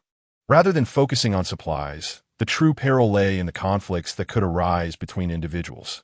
Moreover, this trial of the Pioneers Bai Cheng suddenly realized that the dazzling titles bestowed upon them by the system were not mere embellishments. They were likely tied to their forthcoming journey. Pioneer Trial I. Qualification of the Pioneer. Description. The title of Pioneer is limited to 100 slots post-merger. Initially awarded to exceptionally outstanding survivors within the channel. However, this alone does not adequately showcase the capabilities of each Pioneer. Thus, the title is not secure and can be usurped. The forthcoming trials will serve to individually assess the abilities of each Pioneer. Trial Summary. All Pioneers must achieve first place to advance to the next platform. Reward. 1 train carriage. Bai Cheng understood that the subsequent details of the Pioneer trials were exclusively designated for them, the Pioneers, unbeknownst to other survivors. What she was unaware of was that the other survivors were presented with an even more lucrative challenge registration. At this moment, a current of tension surged among the Pioneers, while the reactions of the other survivors resembled a jubilant celebration. What is this? Am I seeing things? If I can secure these rewards. Wouldn't that means soaring to new heights? Ha ha. Who would have thought the system would show such favoritism? But I like it. Brothers, form your teams quickly. Only those with talent. Is there a full team looking to team up? Contact me. Wait, what are you all talking about? I don't understand. Can the cowards just disappear? Stop seeking attention. The survivors exhibited a remarkable unison, revealing not a single word to one another. Meanwhile, the silent Pioneers, upon glimpsing the channel information, could only surmise that their treatment differed from that of the other survivors.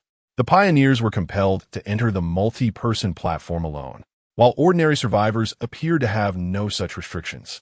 At that moment, Bai Cheng was not preoccupied with the channel's chatter. Instead, she focused on comforting Yun Yin. The information disclosed following the announcement of the Pioneer trials was glaringly evident. Pioneers could only enter the platform alone, meaning that Bai Cheng and Yun Yin, who were both Pioneers, would not be able to meet in the subsequent platform, even as teammates. This realization left Yun Yin thoroughly dissatisfied. Why is this happening? The system is creating divisions. I must expose it. It's all right. The trial will only last for 1 platform, and you've seen the reward, a train carriage. There's no doubt that this reward is immensely significant, even for all survivors. A train carriage signifies more than merely expanding the confines of its train. It embodies the opportunity to summon an additional employee. In the current climate, where conditions grow increasingly dire and the platform becomes ever more perilous, any reward that can significantly enhance one's capabilities must be fervently pursued. After offering solace to Yun Yin, Bai Cheng redirected her gaze to the screen, the public area. This implies that she would soon encounter other survivors on her journey. Bai Cheng found herself uncertain whether this was a fortuitous or unfortunate development. With nearly an hour remaining before departure, she returned to the train but did not hasten its onset. Instead, she first changed out of her summer attire within the carriage. Although the clothing maintained a constant temperature, it lacked any heating function, providing only a semblance of coolness without warmth. Moreover, her exposed arms and lower legs rendered her condition a juxtaposition of extremes. Marginally warming winter cotton coat, 025, despite its increased upgrade iterations, the process remained uncomplicated. Ultimately, Bai Cheng successfully upgraded her coat to a golden tier just before the countdown to departure concluded. Top tier, a versatile cotton coat capable of withstanding the cold. You have acquired 1 point of free attributes. With the garment still adorning her, she transformed her top into a white down jacket, while donning thigh-high stockings and white crew socks below. Shortly after putting it on, the coat's exceptional warming properties enveloped her in a wave of heat. How unbearably warm. At that moment, the temperature on the platform mirrored that of the muddy marshes, which still felt like summer. Bai Cheng seized the opportunity to promptly access her personal information. The cotton coat had granted her a total of 2 points of free attributes, supplemented by 2 prior small hair ties and Yunyan's backpack. She now possessed a total of 5 points of free attributes at her disposal. Initially, she intended to continue augmenting her strength and physique attributes as before, but the thought of releasing skills via the armor core caused her to hesitate. Surely, skill release must pertain to mental faculties? The integration of armor cores among survivors was an inevitable trend. Bai Cheng had consistently focused on enhancing her physique to remedy her inherently frail constitution for survival. However, with the recent acquisition of 2 exceptionally strong employees, her nearly 20 points in strength and physique were now more than sufficient. With a resolute expression, Bai Cheng made up her mind. For the time being, she would specialize in strengthening her mental attributes. She allocated all 5 points of free attributes to the mental attribute, achieving a harmonious balance across her 3 dimensions. Strength, 18. Physique, 18. Mental, 18. The substantial increase in her mental attribute instilled Bai Cheng with clarity and vigor. After assigning her attribute points, she called out to her 2 employees, "Departure." Upon uttering these words, as she unclosed the train doors, Bai Cheng promptly released the brake lever. The whistle emitted a prolonged blast, the lights within the turntable extinguished, and the immense triangular screen before her began to slowly disintegrate into ashes. As the train departed, a blinding white light enveloped the surroundings, and before Bai Cheng could acclimate to the intense brightness, the air was filled with the chilling echoes of the howling wind and blood-curdling screams. Instantly, she turned her gaze toward the window, where, beneath the cloak of darkness, feathers of snow were relentlessly swept into the carriage by the gusts, the cold wind slicing against her cheeks like a dagger. The external environment was exceedingly harsh, reminiscent of an apocalyptic scenario.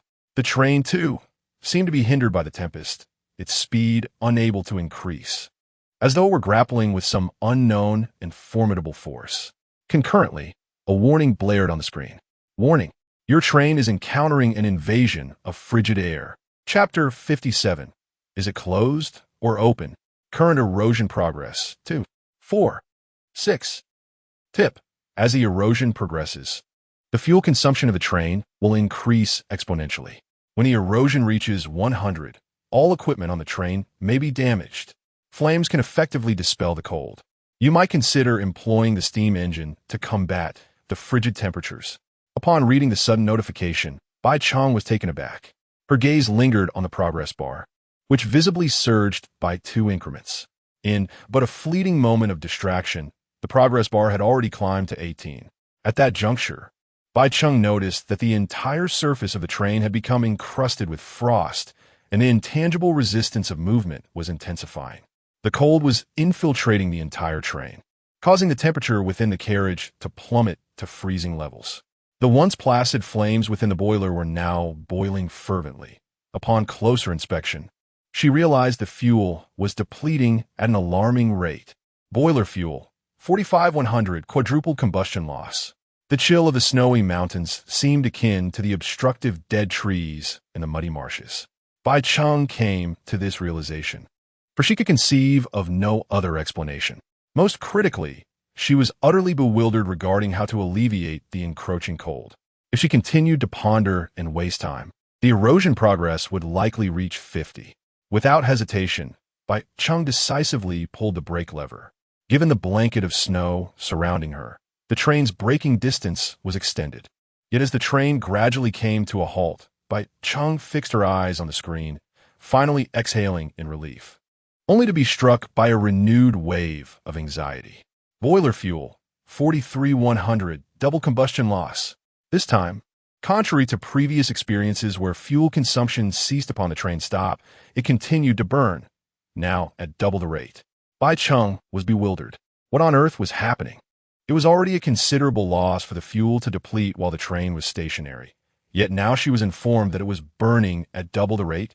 Surveying the carriage, Bai Cheng observed that the frost frozen on the surface was indeed beginning to melt, and the erosion progress was visibly decreasing. The temperature was slowly rising, and simultaneously, the alarms on the screen faded away. Clearly, the cold erosion was a hindrance devised by the system to impede survivors during their nocturnal travels.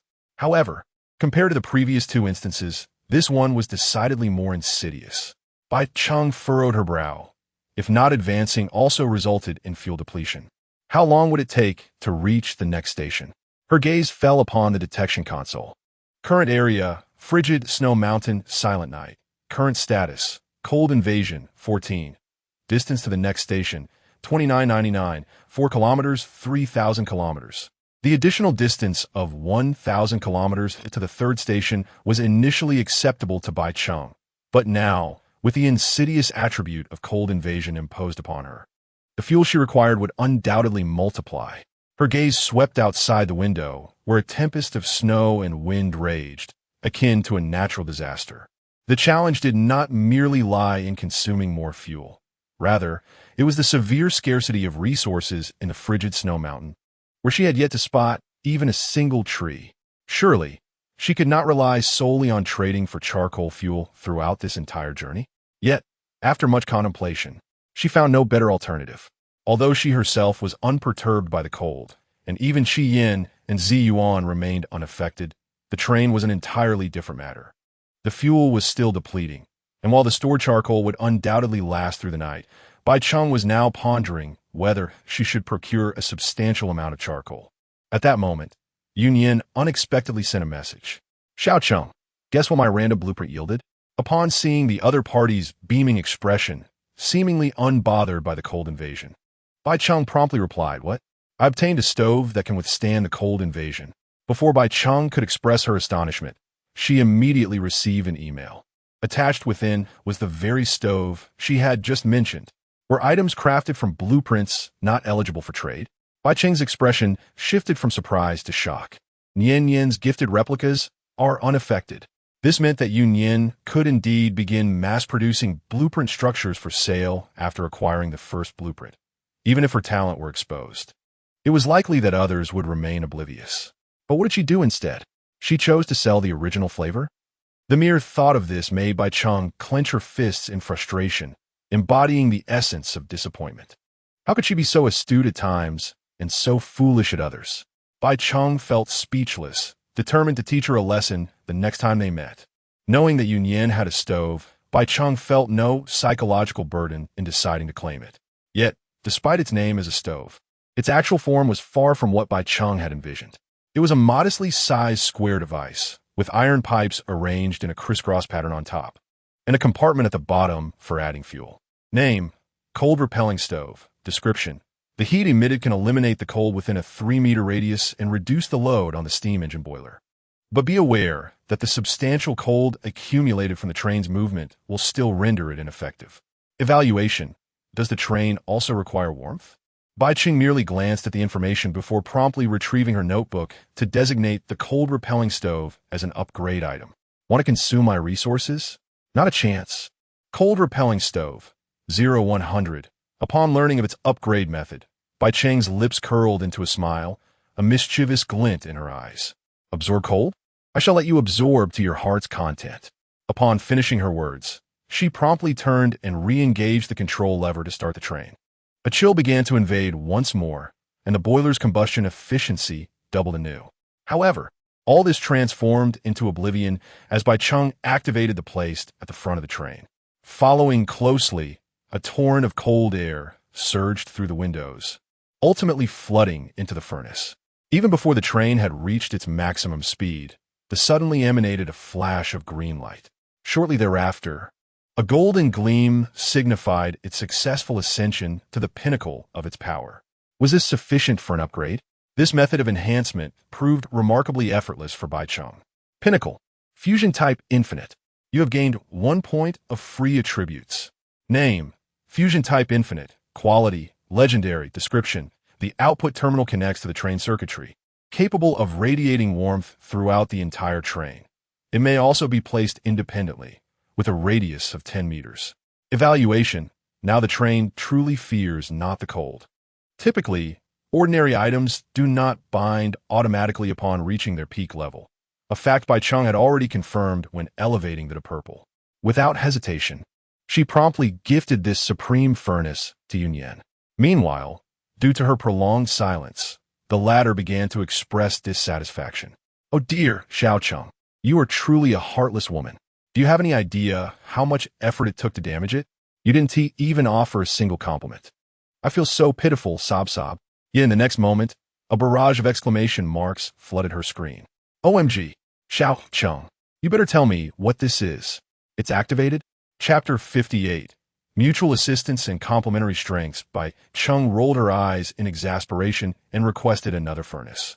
As she sent the email, Yunyan gazed at her with starry-eyed admiration. Wow, Xiao Cheng, I adore you. I wish I had met you in middle school. Bai Cheng chose to disregard her flirtatious teasing and turned her attention to more pressing matters. However, Yunyan's exuberance reminded her that she had yet to utilize the random blueprint acquired from the login platform. Curiosity piqued. Bai Cheng pondered whether the random blueprint would invariably yield a furnace, given the repugnant snowy mountains of the third region. Yet, her assumptions proved erroneous. For on the blueprint, she discerned the pattern of a diminutive circular object. Name: Exploration Ring, Blueprint. Description: crafted with specialized techniques. This ring contains a unique magnetic field that resonates with minerals buried deep underground within a 10-meter radius. Materials required: bronze ingot X1, infinite currency X10, and exploration device. Bai Cheng mused, stroking her chin. The significance of this exploration ring, as outlined in the information, was nearly on par with that of the cold-repelling furnace. It was evident that beneath the snowy mountains lay buried minerals, and the ring was the key to uncovering them. However, Bai Cheng refrained from hastily crafting it, as nighttime was evidently ill-suited for mining. Instead, she retrieved her lounging device, the special blueprint for the Bone Throne, and selected a relatively unobtrusive corner of the carriage for construction. Its appearance bore little distinction from before, yet it had been considerably downsized. It resembled more of a chair than a throne. Observing the severely shrunken throne, Bai Cheng found herself at a loss for words. Was its diminutive size intended to prevent a second person from sitting upon it?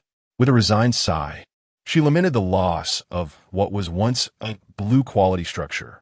At her current stage, Yunyan's talent could only restore ordinary white-quality items or those devoid of quality. She could not utilize her talent on the Bone Throne or other items Bai Cheng had already upgraded. Nevertheless, Bai Cheng had already conceived a plan to expedite Yunyan's development. Naturally, the enhancement provided by the latter's talent was equally significant for her. Both possessed functional talents, and their mutual assistance would undoubtedly be a boon. Bai Cheng retrieved the fragment of the train core 3-5 from her box, recognizing that essential materials like cores and crystals bore no quality classification. In other words, Yunyan could also employ her talent to replicate this item.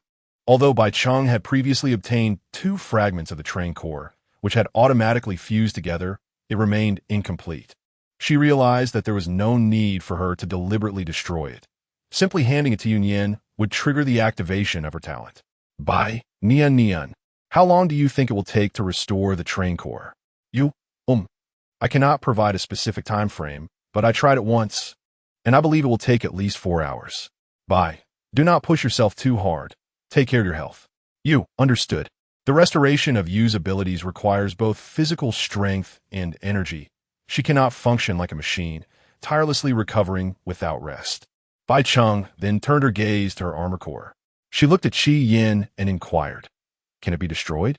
Qi Yin took the armor core, intending to attempt its destruction, but a prompt immediately appeared on the screen. Core-type items cannot be destroyed. Well, Bai Cheng's wish was dashed. However, the current armor core evidently lacked the significance of the train core. She was already quite satisfied to be able to replicate the latter. At that moment, the train, which had been continuously in motion, finally assisted the cold furnace in completing its ultimate upgrade. Top tier, fusion-type infinite cold furnace. You have gained 1 point of free attributes. Although the quantity of cold energy absorbed during the second instance had increased, the upgrade process remained remarkably straightforward. Bai Cheng picked up the furnace and connected it to the train circuitry, while she did not feel the tangible warmth emanating from the carriage. This time, even the cold energy at the rear of the carriage had melted away, and the train no longer encountered that intangible sense of resistance as it advanced. Consequently, traveling at night would be unimpeded. Bai Cheng's eyes narrowed. Her speed in reaching Platform 3 would be unprecedentedly swift, and she could swiftly complete the Pioneer trial, thus obtaining the second carriage. Yet, Bai Cheng suddenly realized an important issue. The train had not yet been upgraded, and, at most, it could only connect one carriage. If the train were not upgraded, who could predict whether the reward for a single carriage would be replaced? Moreover, it was uncertain if a secondary train could connect to new carriages. Nonetheless, Bai Cheng felt little concern with Yu's talent. The train core could be said to provide a continuous supply. The only difference was time. The train continued its journey, and she sent a message to Yu. After a brief exchange, they preliminarily devised an upgrade plan. Yu would replicate the train core to upgrade 2 trains, while Bai Cheng would compensate for Yu's inability to upgrade during this period through enhancement. Soon, Bai Cheng received a series of items from Yu via email. There were lighters, flashlights, daggers, clothing, and more. All of these had already been enhanced by Bai Cheng, and she had confirmed the upgrade paths without wasting any time. However, her talent also had limitations. Certain items, upon being enhanced to legendary levels, would automatically bind, meaning they could not be returned to Yu and could only be used by herself. Bai Cheng had no choice but to settle for less, planning to elevate items like daggers and clothing, those destined to bind at legendary levels, to purple epic status instead. She then pulled the train's brake lever, and the vehicle began to decelerate gently, until the train was upgraded to connect a second carriage. Bai Cheng need not rush her journey. Qi Yin, Ziyuan, do you sense any dangers outside? The relentless blizzard raged on, and Bai Cheng felt that the peril of this desolate night stemmed more from nature itself. In such weather, could there truly be creatures lurking outside? No sooner had the thought crossed her mind than a piercing howl shattered the howling winds. A wolf? Bai Cheng's expression brightened. My lady, it is a beast, Qi Yin interjected. I have not sensed any wild creatures in the vicinity. Very well, Bai Cheng's eyes sparkled. Let us vanquish our foes. The presence of a beast in such an environment was undoubtedly auspicious news. After issuing her command, Bai Cheng seated herself upon the throne of bones, armed with the items belonging to Yu Yin, and commenced her upgrades. Due to his inherent attributes, Qi Yin was hampered by the harsh weather. Thus, the primary task of slaying enemies for experience points fell to Ziyuan, while he remained to safeguard the train. Time slipped by swiftly, and Bai Cheng successfully upgraded all the items. After returning them to Yu Yin, she activated the screen to allocate her newly acquired attribute points. This time, she had received a total of 6 points, elevating her mental attribute directly to 24. In that moment, Bai Cheng felt as if her vision could pierce through the night and the swirling snow, perceiving distant realms. Even her senses of touch and hearing were significantly heightened. Truly, she was becoming less and less human, Bai Cheng mused. While she upgraded the items, the furnace was not idle either.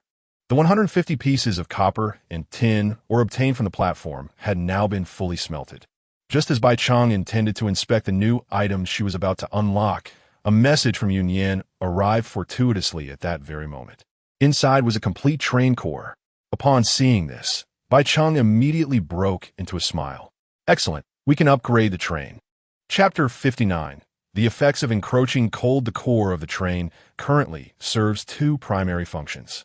Firstly, it acts as an upgrade material for the carriages. Secondly, it is an indispensable requirement for enhancing the locomotive. The former can be set aside for the moment, but the latter demands immediate attention. Bai Cheng picked up the train core. It appeared unchanged from its previous form, save for the absence of the surface cracks. Without hesitation, she decisively submitted the material selection.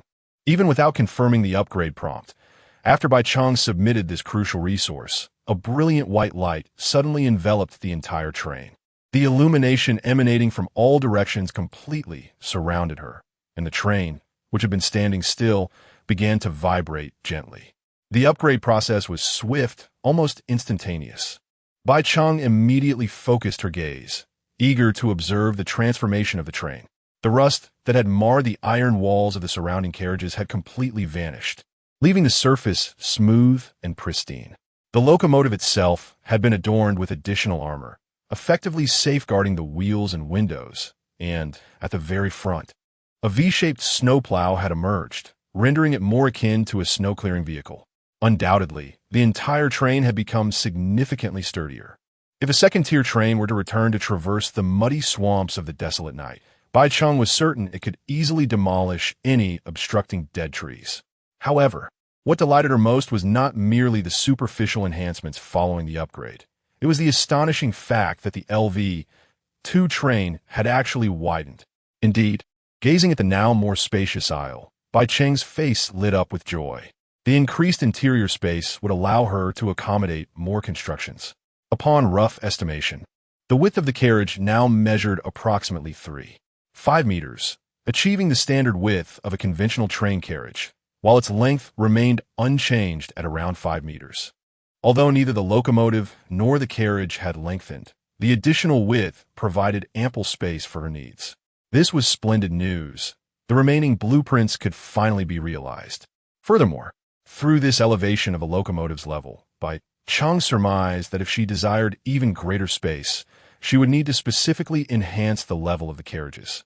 Her gaze shifted to the screen to review the current information of the train. Train, steam train level, LV. 2. Armor core, none. Maximum connectable carriages, 2. Maximum speed, 65 kilometers. 8. Employee 1, Chi Yin, Elite Rank 5. Employee 2, Ziyuan, Elite Rank 5. Upgrade requirements, 0 100 clay, 0 200 fine wood, 0 300 bronze ingots, 0 2 train cores. Indeed, the number of connectable carriages had increased. Upon seeing this information, Bai Cheng finally let out a sigh of relief, and the speed had also seen a slight enhancement. However, her expression soon darkened, for the materials required to elevate the train to level 3 had increased almost exponentially. Is survival in this game truly such a grind? She lamented, realizing that gathering these materials would take her several days, assuming she focused solely on the task of collection. Bai Cheng's gaze sharpened as she turned her attention to the view outside the window, contemplating whether the supplies from the snow-capped mountains would suffice. However, her eagerness to connect her second carriage and complete the Pioneer trial overshadowed this concern. If the resources in the frigid mountains proved difficult to acquire, she would hasten her journey to Platform 3. At that moment, through the swirling snow and wind, she spotted a figure approaching, whose pastel purple hair was encrusted with frost, her entire form blanketed in a thick layer of snowflakes.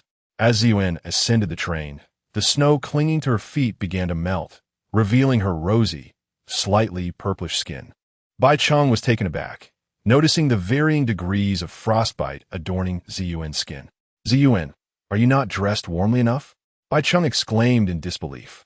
After all, Ziyuan was barefoot, her upper body nearly bare, and her solitary pair of trousers appeared to be barely more than a thin layer.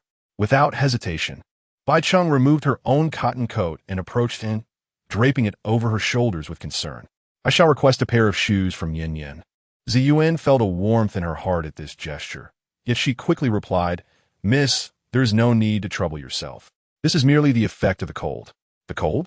Bai Cheng looked perplexed, still unable to grasp the situation. "Does this chill affect elite-level magical beasts like you?" As elite magical beasts, they were clearly not susceptible to ordinary cold. In other words, could this chill be a form of magical assault? "Miss, the effects of this cold accumulate. The longer one is exposed to the snowstorm in the wilderness, the more severe the impact on the body, Ziyuan explained further. Is that so? Bai Cheng furrowed her brow. Then ordinary warm clothing is indeed ineffective. The reason survivors donned cotton clothing was merely to fend off the temperature drop accompanying the cold's encroachment. Their primary reliance was on steam engines. If only I could wear my legendary attire. That would solve everything. Bai Cheng's legendary garments were inherently resistant to the chill, but unfortunately, they were bound exclusively to her, rendering them ordinary attire for anyone else who donned them. Under these circumstances, it seems impossible to engage enemies in the wild. She mused, yet she felt no significant regret.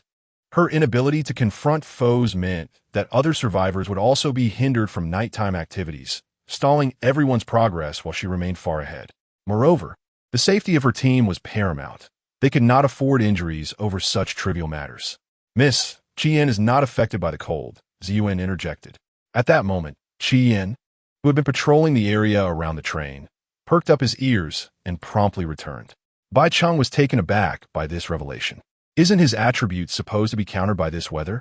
Indeed, in such conditions, my subordinate's stamina is indeed drained more rapidly, and his capabilities are somewhat diminished. Qian's rugged voice echoed from outside before he stepped inside the train. Isn't that precisely being countered? Bai Cheng raised an eyebrow in response. Qian continued to elucidate. However, the encroaching chill is utterly ineffective against my subordinates. Even if I cannot unleash my full potential, those surrounding magical beasts shall not pose a challenge to my followers. Bai Cheng possessed unwavering confidence in their current strength. She promptly nodded.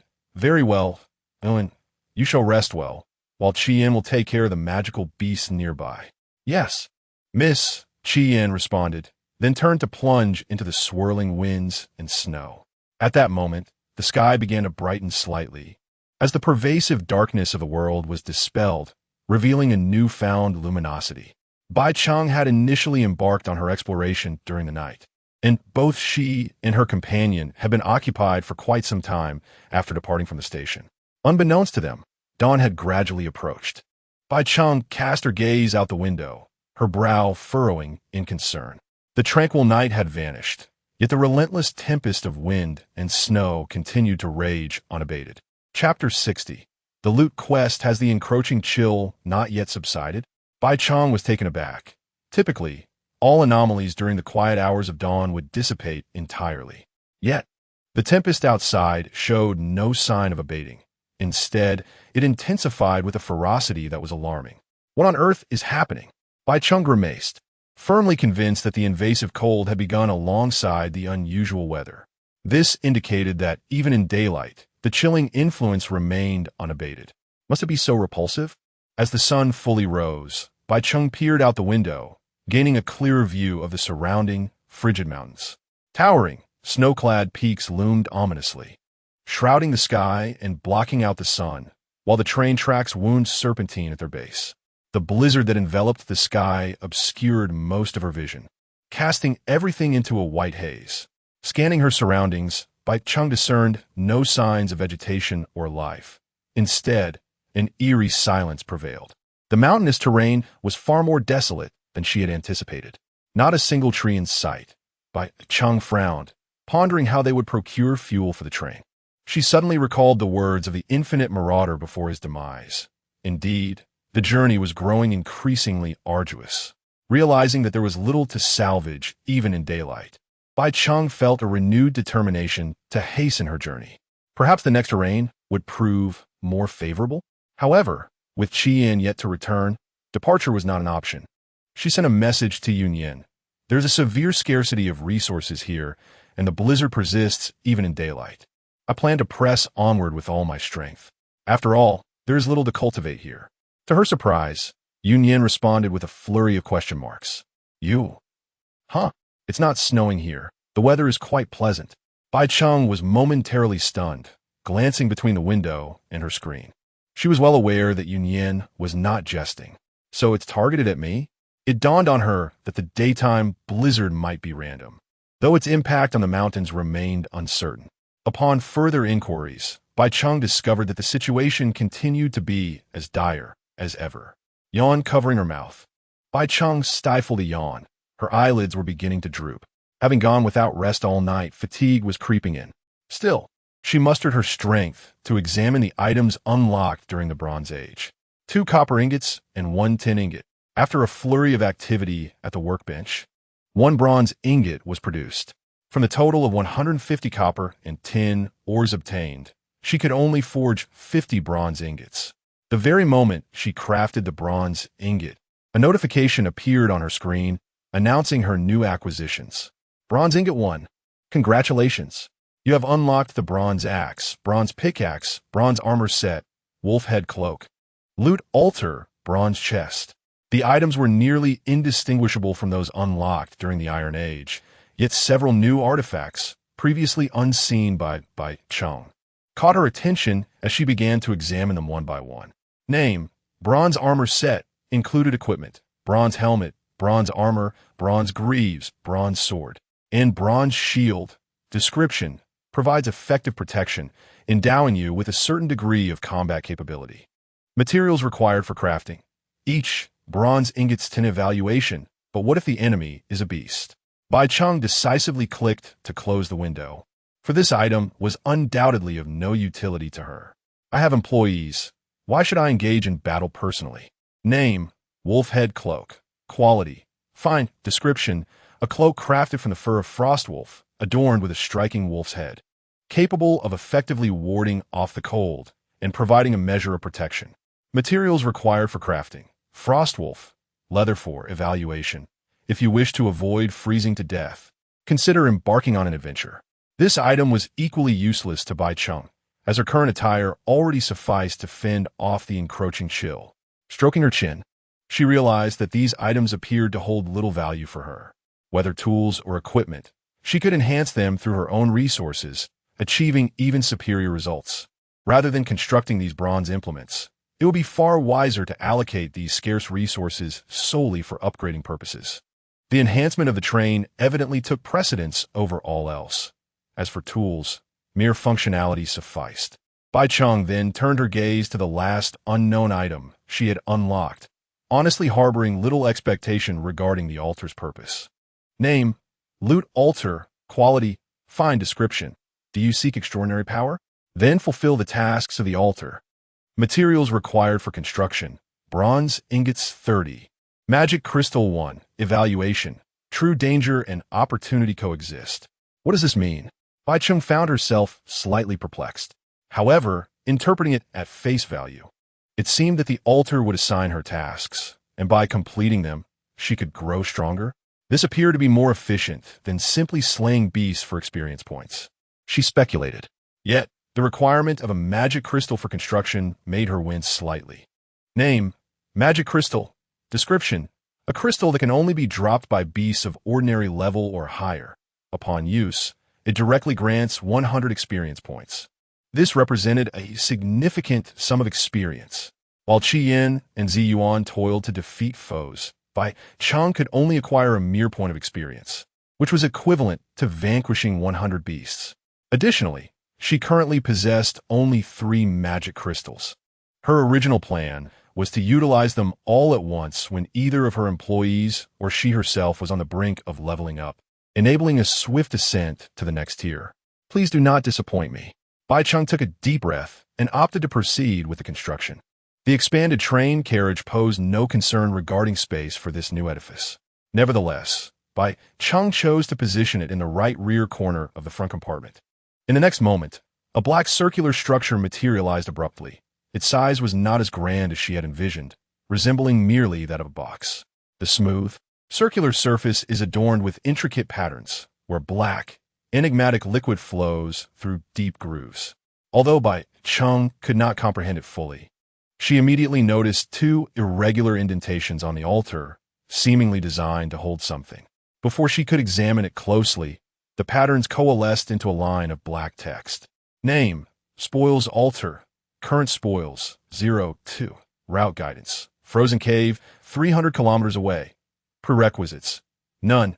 Hint: upon agreeing to initiate the spoils quest, your train's trajectory will automatically adjust towards the designated area. Collecting all spoils will unlock the promotion challenge. Glancing at the information above, Bai Cheng's gaze sharpened. So, What direct connection does this have to becoming stronger? And what precisely is this promotion challenge? At that moment, Qi Yin returned with several wolf pelts, prompting Bai Cheng to decisively release the brake lever. With my abilities, this should be a mere trifle. Let's embark. Chapter 61.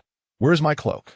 The loss of a precious magic crystal weighed heavily on Bai Cheng's heart, compelling her to investigate the location indicated by the spoils altar. Without hesitation, she clicked to agree, and the train's trajectory began to veer off to one side.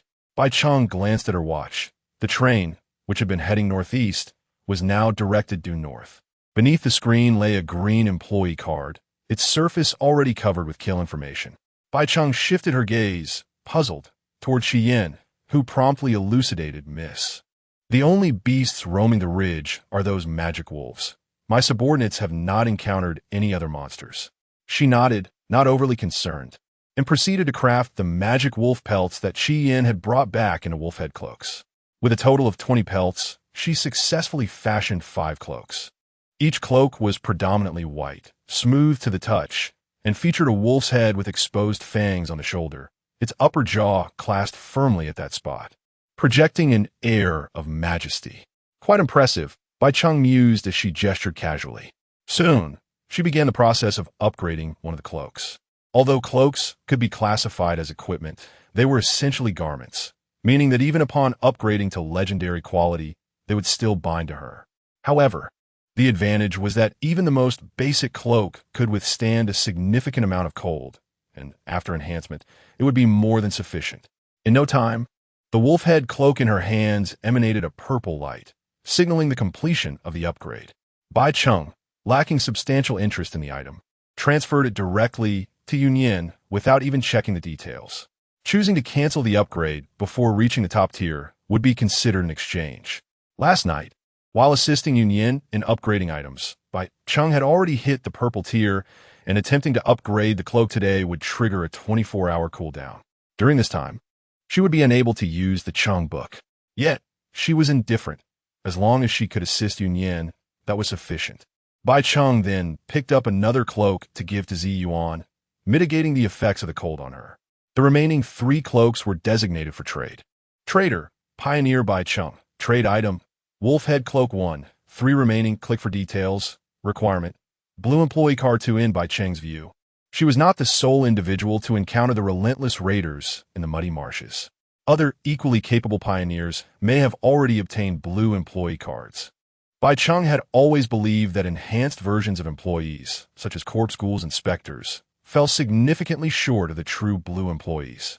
It was akin to comparing mice and rhinoceroses, both classified under white employee cards. Despite being of the same tier, the chasm between them was vast. Wise survivors would undoubtedly refrain from recruiting such employees, rendering those employee cards ineffective in their possession. At this stage, Bai Cheng does not believe that any survivors have entered the snowy mountains, and thus these individuals remain unaware of the significance of the wolf head cloak. She merely listed the cloak in advance, not anticipating any transactions for it. After placing the cloak for sale, Bai Cheng busied herself once more. The scarcity of resources in the snowy mountains is no coincidence. She suspects that the survival supplies at future stations will only become increasingly rare. Coupled with the previously offered pots and seeds, it is evident that the system intends for the survivors to be self-sufficient. This time, Bai Cheng directly added the attribute of wild growth to her compartment. A faint green energy instantly filled the space, enveloping the entire compartment. This attribute poses no harm to people or objects, its sole purpose being beneficial to plants, allowing their maturation cycle to be condensed to a fixed 7 days. Bai Cheng arranged her 6 pots neatly, and then planted potato seeds in all of them. In 7 days, she would be able to enjoy roasted potatoes. Rubbing her hands together, she began to feel a sense of anticipation. Simultaneously, Bai Cheng crafted the exploration ring, a small circular ring that exhibited no peculiar reactions when worn. She looked around, but found nothing extraordinary about it. Dismissing the ring, she continued to upgrade her iron box. It required 5 bronze ingots to upgrade 1 iron box, and her remaining supplies were sufficient for only 3 upgrades. As blue light flickered, The patterns on the surface of the iron box transformed into a bronze hue. The internal space doubled, reaching 10 slots, matching the capacity of Bai Cheng's backpack. With only 4 bronze ingots left, she sighed, realizing it was far from adequate. Lastly, Bai Cheng constructed her exquisite leather bed. In such frigid weather, she had no intention of sleeping on the floor any longer. Yet, despite being labeled as exquisite, the bed consisted solely of a wooden frame and leather covering, with a simple layer of straw inside, lacking even a proper pillow. Bai Cheng could not comprehend where the so-called elegance lay in this rudimentary bed. Turning to fetch the wolf head cloak, she intended to use it temporarily as a blanket. However, upon reaching the front of the vehicle, Bai Cheng noticed that someone had privately messaged her. Upon closer inspection, a hint of surprise crossed her face. Tang Yen, make the cloak cheaper. 2 blue cards are too expensive. I sincerely wish to trade. Tang Yen, how about 1 blue card? I can provide you with an important piece of information. Bai Cheng's astonishment stemmed from the fact that a survivor had indeed come to her seeking to trade for the cloak, and that person was Tang Yen. Had he truly reached the snowy mountains? However, Bai Cheng quickly shook her head, dismissing her own speculation. In her recollection, Tang Yen's progress could never surpass her own. It seemed he had discovered some information through another channel. Bai Cheng stroked her chin, resolutely deciding not to offer this individual a discount, and promptly replied, Bai, no negotiations. No price reductions. Tang, the value of this piece of information is worth at least 1 blue card. Bai, how would I know it's worth without you telling me? Tang, I'm quite surprised that you can reach the snow-capped mountains. Once again, I extend a sincere invitation to you. My team is undoubtedly formidable, and as long as you, Bai, can we skip the pleasantries? If you have nothing substantial to say, then spare me. With that, Bai Cheng intended to close the chat. Yet in the fleeting moment before she did, she caught sight of the last message sent by the other party. Tang, the elevation of levels has its limitations, and I am well aware of the purpose of the Vanguard trials. Bai Cheng's expression turned to one of astonishment. He knows about that too? For a moment, doubt crept into Bai Cheng's mind regarding whether Tang Yen had indeed reached the snow-capped mountains. Nevertheless, she remained resolute, merely curling her lips in disdain. Umph. I shall find out sooner or later. Casting a glance at the detection console, she noted that there were still several hours until they arrived at the location of the loot quest. Bai Cheng decided against wasting any more time. She shed her outer garments until she was left in only her underclothes and lay down on the bed, tightly wrapping herself in 3 cloaks. At last, she could enjoy a good night's sleep. Exhausted, Bai Cheng fell in a slumber almost instantly. Time flew by, and the external world began to darken. The snowstorm had ceased, and with it, the entire train had come to a halt. In her drowsiness, Bai Cheng sensed a chill enveloping her body. Instinctively, she reached out to grasp her cloak for warmth, only to find nothing but emptiness. In the next instant, she jolted awake. Wait, where on earth is my cloak? P.S. Oh dear, could the young ladies perhaps send a small complimentary gift to the main character? The main character would love to have a spicy snack. Chapter 62. You Must Go in Person. Bai Cheng lay bare upon the bed, clad only in the scanty fabric of 2 thin garments. A shiver coursed through her, and she exhaled a puff of white vapor. The warm furnace merely alleviated the biting chill emanating from the snow-capped mountains, offering little respite from the cold within the carriage. Hastily, she rose and snatched up her clothing, dressing herself with urgency. Fortunately, her robust constitution spared her from succumbing to a cold. Upon opening the carriage door, she discovered that Qi Yin and Zi Yuan had seemingly been awaiting her arrival for quite some time. She gazed out at the now motionless train. Curiosity piqued. Have we arrived? Miss, upon the train's halt, I conducted a thorough inspection of the surroundings. Qi Yin elucidated, pausing momentarily before continuing. However, there is no sign of the task location or any anomalies as you described. Bai Cheng was taken aback, her gaze shifting once more to the spoils altar for confirmation. Route guidance. You have reached the task area.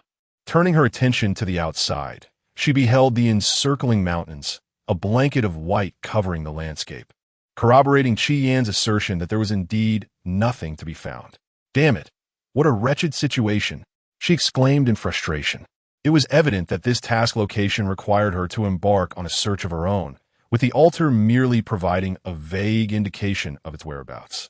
Qian, have you surveyed the area further afield? She inquired. Qian promptly replied, I have yet to conduct a thorough examination. Just as Bai Cheng spoke, she suddenly froze, sensing a warmth radiating from her little finger. Raising her hand to inspect the seeking ring, she noticed it shimmering faintly with a blue light. What is this? Bai Cheng pondered, attempting to shift her body, causing the blue glow to diminish until it vanished completely. She swiftly comprehended the purpose of the ring. It was designed to illuminate and emit warmth, guiding her toward the direction of her supplies. Yet, the question lingered. Could this ring assist her in locating the task site? Uncertain, she resolved to give it a try. Qian, wear this and see if it leads us to the destination, she instructed, succinctly explaining the ring's function before removing it and extending it to him. However, Qian appeared somewhat embarrassed, remaining silent as he raised his finger, seemingly assessing the situation. Standing nearly 2 meters tall and muscular, even his smallest pinky was nearly as thick as Bai Cheng's arm. She couldn't help but grimace slightly. All right, it seems this ring may indeed be a tight fit for you. Since the seeking ring needed to be worn to function properly, Bai Cheng's gaze shifted to Ziyuan, whose physique closely mirrored her own. The task location was described as a cave, and she scanned the nearby mountains. Hopeful it would be easily located.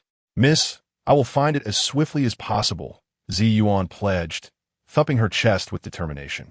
After a few days of camaraderie, her demeanor had softened, no longer cold and aloof, at least not with Bai Cheng. Do take care and return in time for dinner, Bai Cheng encouraged, giving her shoulder a reassuring pat. Ziyuan turned and stepped into the icy expanse, while Qian continued to silently guard the train. At that moment, Bai Cheng approached the screen, noticing 6 blue employee cards scattered quietly across the control panel. Pioneer Tang Yin traded your wolf head cloak 1, receiving blue employee card 2. Pioneer Tang Yin traded you. Buna Dangjiang. A smile crossed her face, pleasantly surprised that the cloak had sold so swiftly. However, her expression soon shifted to one of concern. Had Tang Yin really purchased 3 cloaks in one go? Bai Cheng examined the 6 employee cards in her possession and discovered some duplicates, indicating that Tang Yin was still assisting his teammates with trades while wishing to keep their identities concealed. Bai Cheng raised an eyebrow. Oh, serpent spirit, who truly cares about your teammates' identities? While awaiting Ziyuan's return, she began preparing dinner, with the cooking pot at her disposal.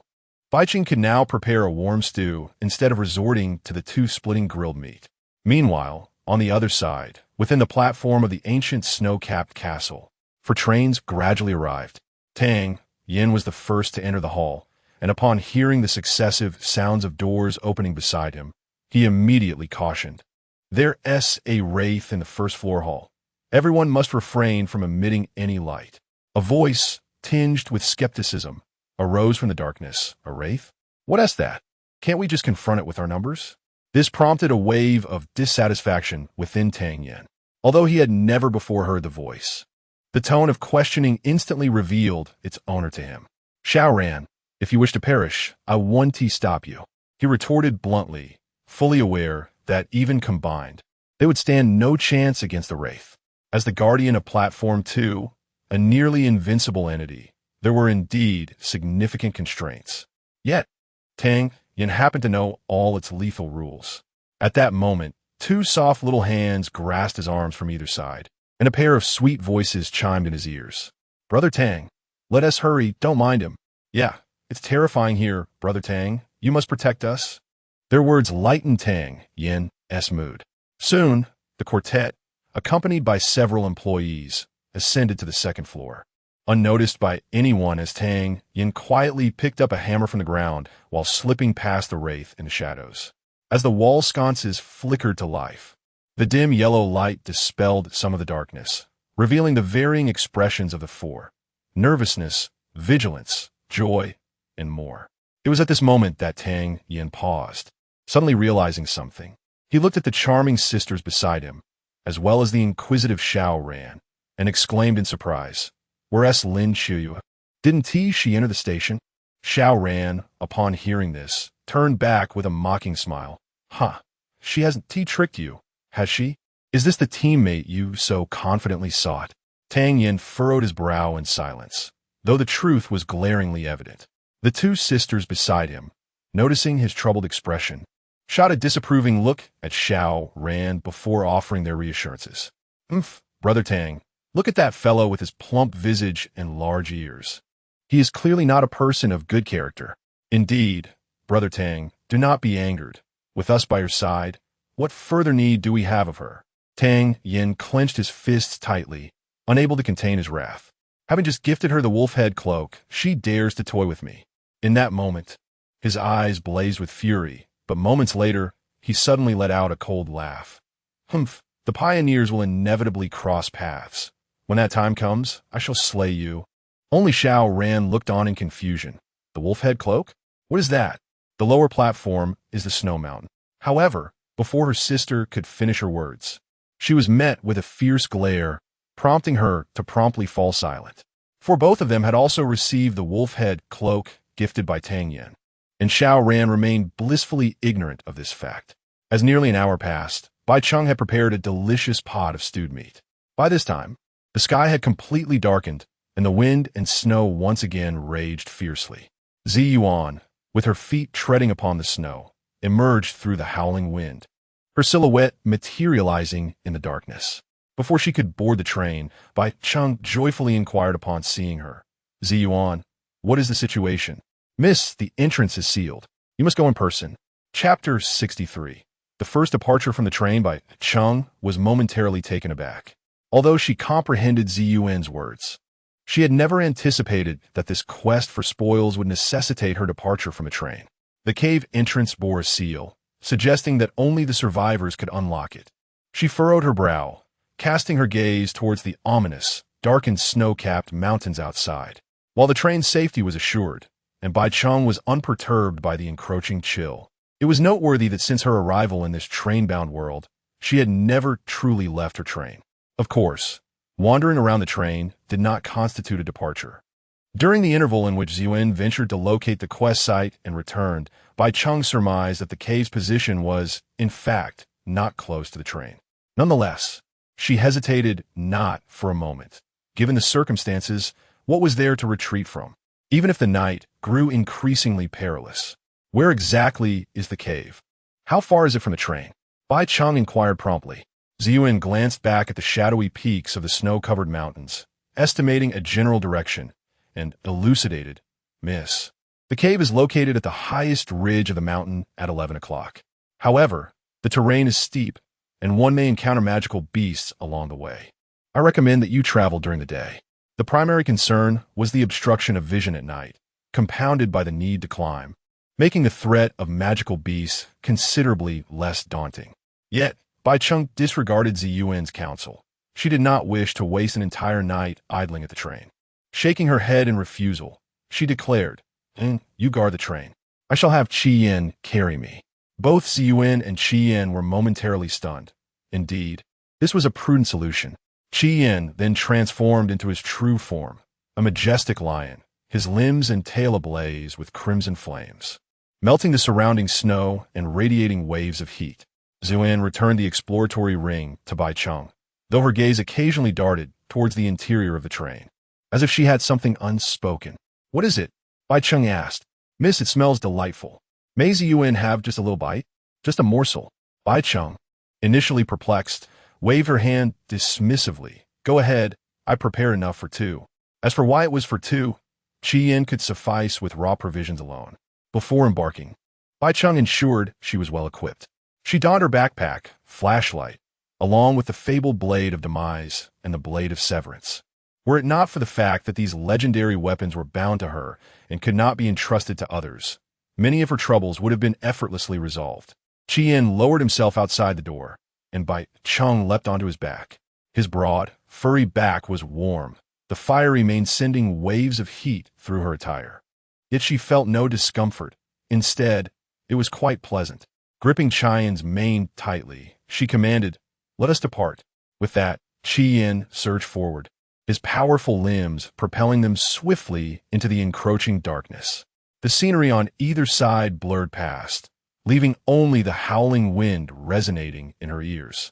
The blizzard battered against her, cold and piercing, forcing Bai Cheng to huddle closely against Chang's back. She yearned to behold the surrounding landscape. Yet the darkness intertwined with the harsh environment had utterly disoriented her. Nevertheless, Bai Cheng remained unperturbed, a subtle thrill coursing through her. It was only upon her departure from the train that she truly comprehended the authenticity of this world, as opposed to merely engaging in a survival game confined within the train's walls. Gazing at the compass on her watch, she swiftly discerned her direction, guided by the hints from her exploratory ring.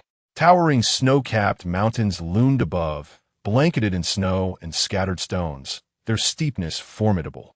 While such terrain posed little challenge to the beasts of the wild, for Bai Cheng, the prospect of climbing it was akin to scaling the heavens. Thus, she opted not to have Ziyuan accompany her, but instead chose Qihua. Despite Qihua's transformation into an impressively large lion, he retained the agility characteristic of felines. Most importantly, he could effortlessly carry Bai Cheng as they journeyed.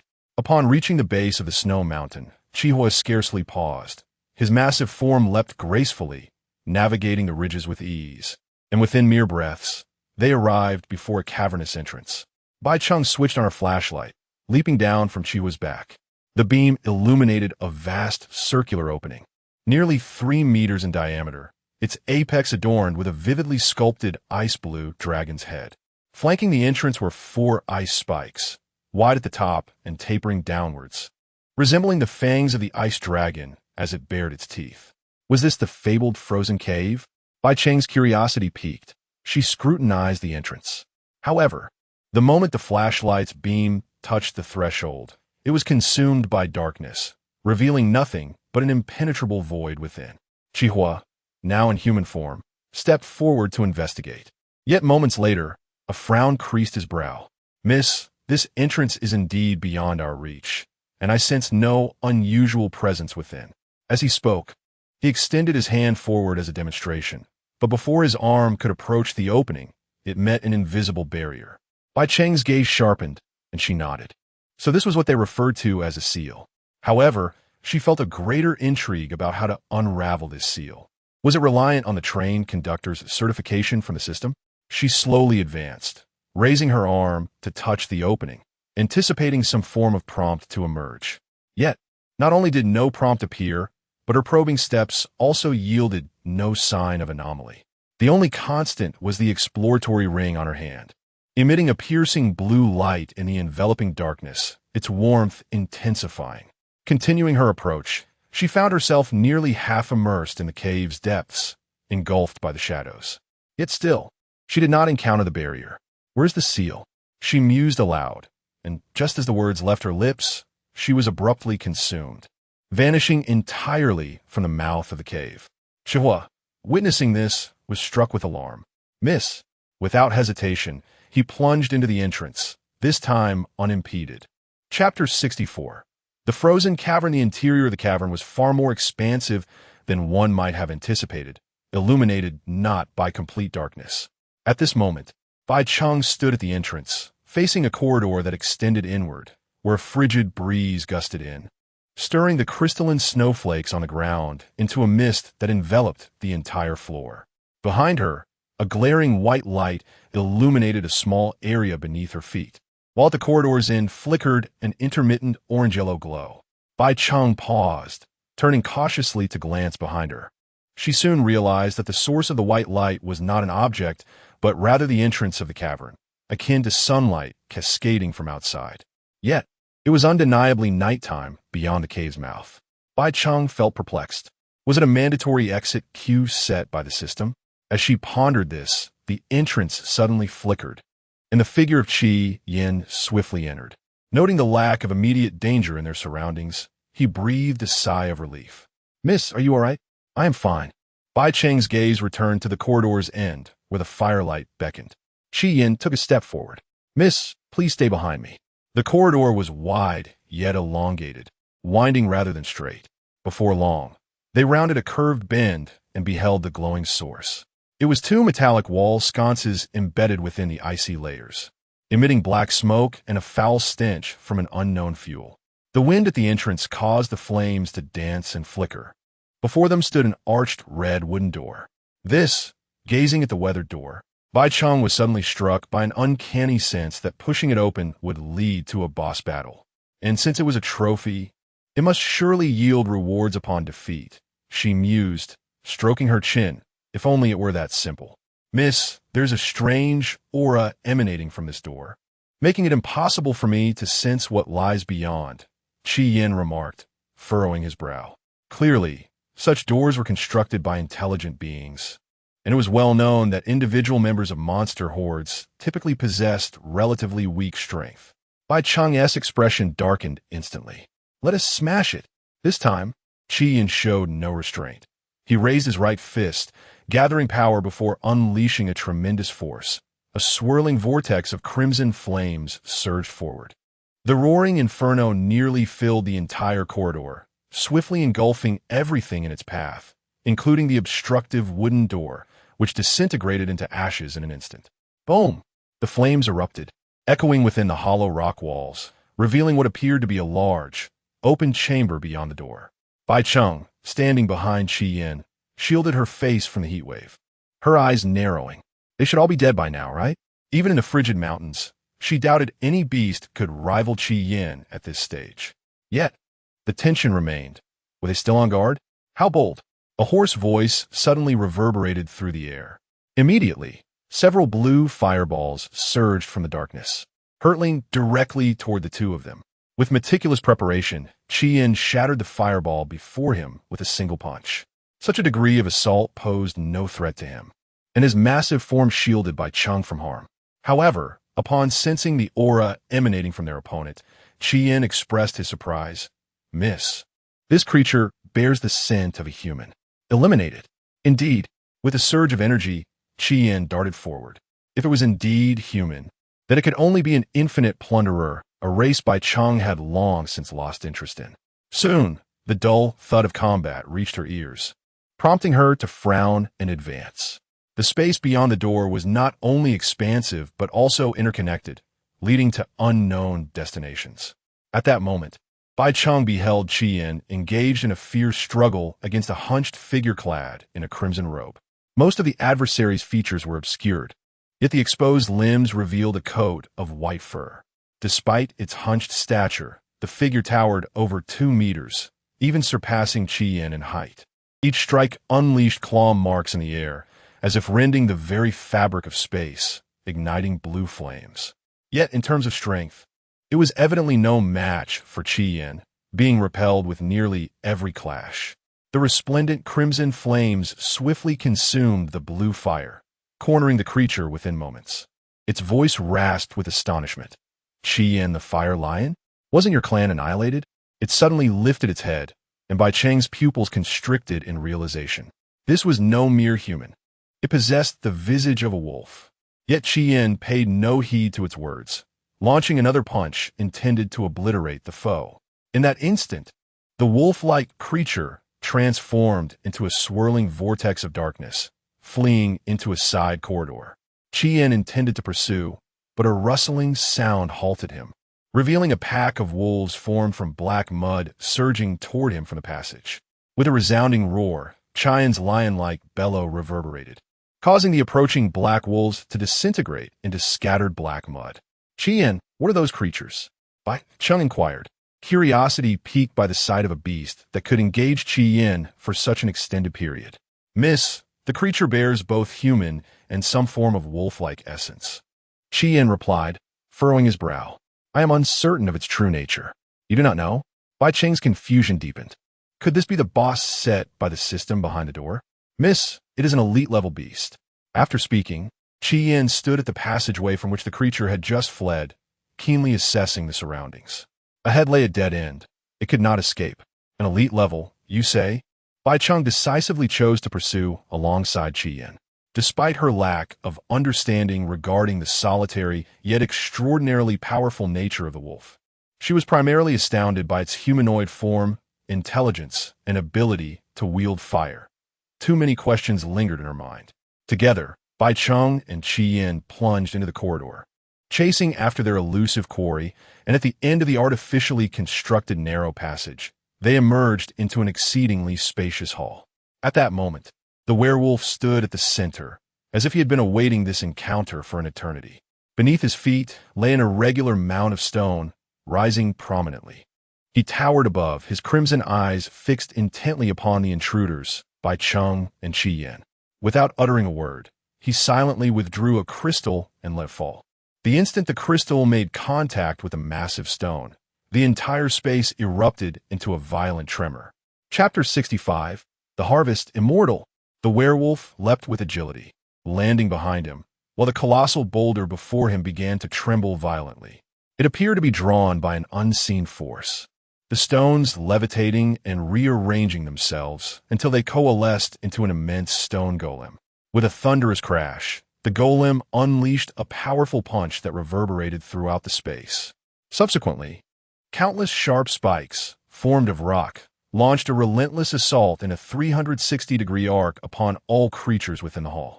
Embodying the flames of crimson fire, one punch shattered the onslaught, providing cover for Bai Cheng as she gradually moved toward the cave entrance. Since the stone golem indiscriminately attacked friend and foe alike, blocking the exit and watching the conflict unfold was undoubtedly the wisest choice. Indeed, as Bai Cheng anticipated, the golem's massive form rendered it incapable of traversing the cave entrance to pursue them. Instead, it turned to engage the werewolf behind it. This turn of events clearly caught the werewolf off guard. "You pitiful sacrifice," he roared, realizing he had no avenue for retreat and could only choose to battle the golem. Yet, the ensuing combat was astonishingly swift, devoid of the expected mutual destruction.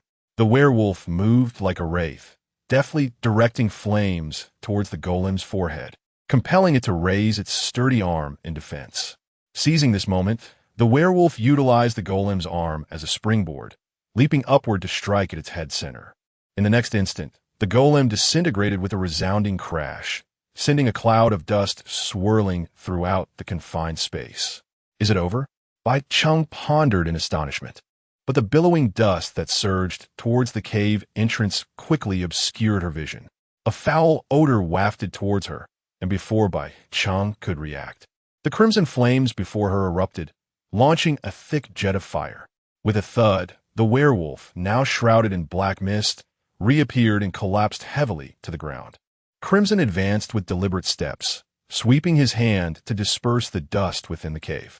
At that moment, the golem lay in scattered fragments, while the werewolf remained on the ground, its eyes fixed intently on the approaching crimson. "Dare to kill me? You shall await the lesson of the werewolf's vengeance," it hissed, baring its fangs while threatening defiantly. Upon hearing this, Bai Cheng understood that the werewolf was evidently a member of a local faction from this world. What the boss for the spoils task? She scanned the strewn stones across the hall and deduced that it seemed to have been dealt with. Yet almost immediately, the stones appeared to stir once more, prompting Bai Cheng's gaze to sharpen. She was certain she had not been mistaken, indicating that the golem could indeed revive. Bai Cheng spoke sternly, "Crimson, eliminate him. The notion of being pursued is irrelevant. I possess a train, and our position is ever shifting. Moreover, allowing this werewolf to escape would truly invite pursuit. Only a fool would act thus." Upon hearing her words, both Crimson and the werewolf sprang into action simultaneously, one to flee, the other to pursue. However, Crimson was now on guard, clearly unwilling to let the opponent escape. The surging flames hurled the adversary back into humanoid form. As he extended his palm, a colossal claw suddenly lunging toward his chest. With a sickening squelch, blood gushed forth, and the werewolf's pupils constricted. Though he yearned to resist, flames suddenly engulfed his entire being, filling the cave with his anguished screams. At that moment, Bai Cheng approached the disassembled head of the stone giant. Recalling how the werewolf had previously attacked its brow, she unsheathed the blade of severance. The stone giant's rigid skin was effortlessly pierced, akin to tofu, and Bai Cheng soon felt she had touched a crystal, as her blade could no longer penetrate further. Without difficulty, she extracted the crystal, which was the very one the werewolf had discarded earlier. Meanwhile, The stone giant ceased its trembling and fell into complete silence.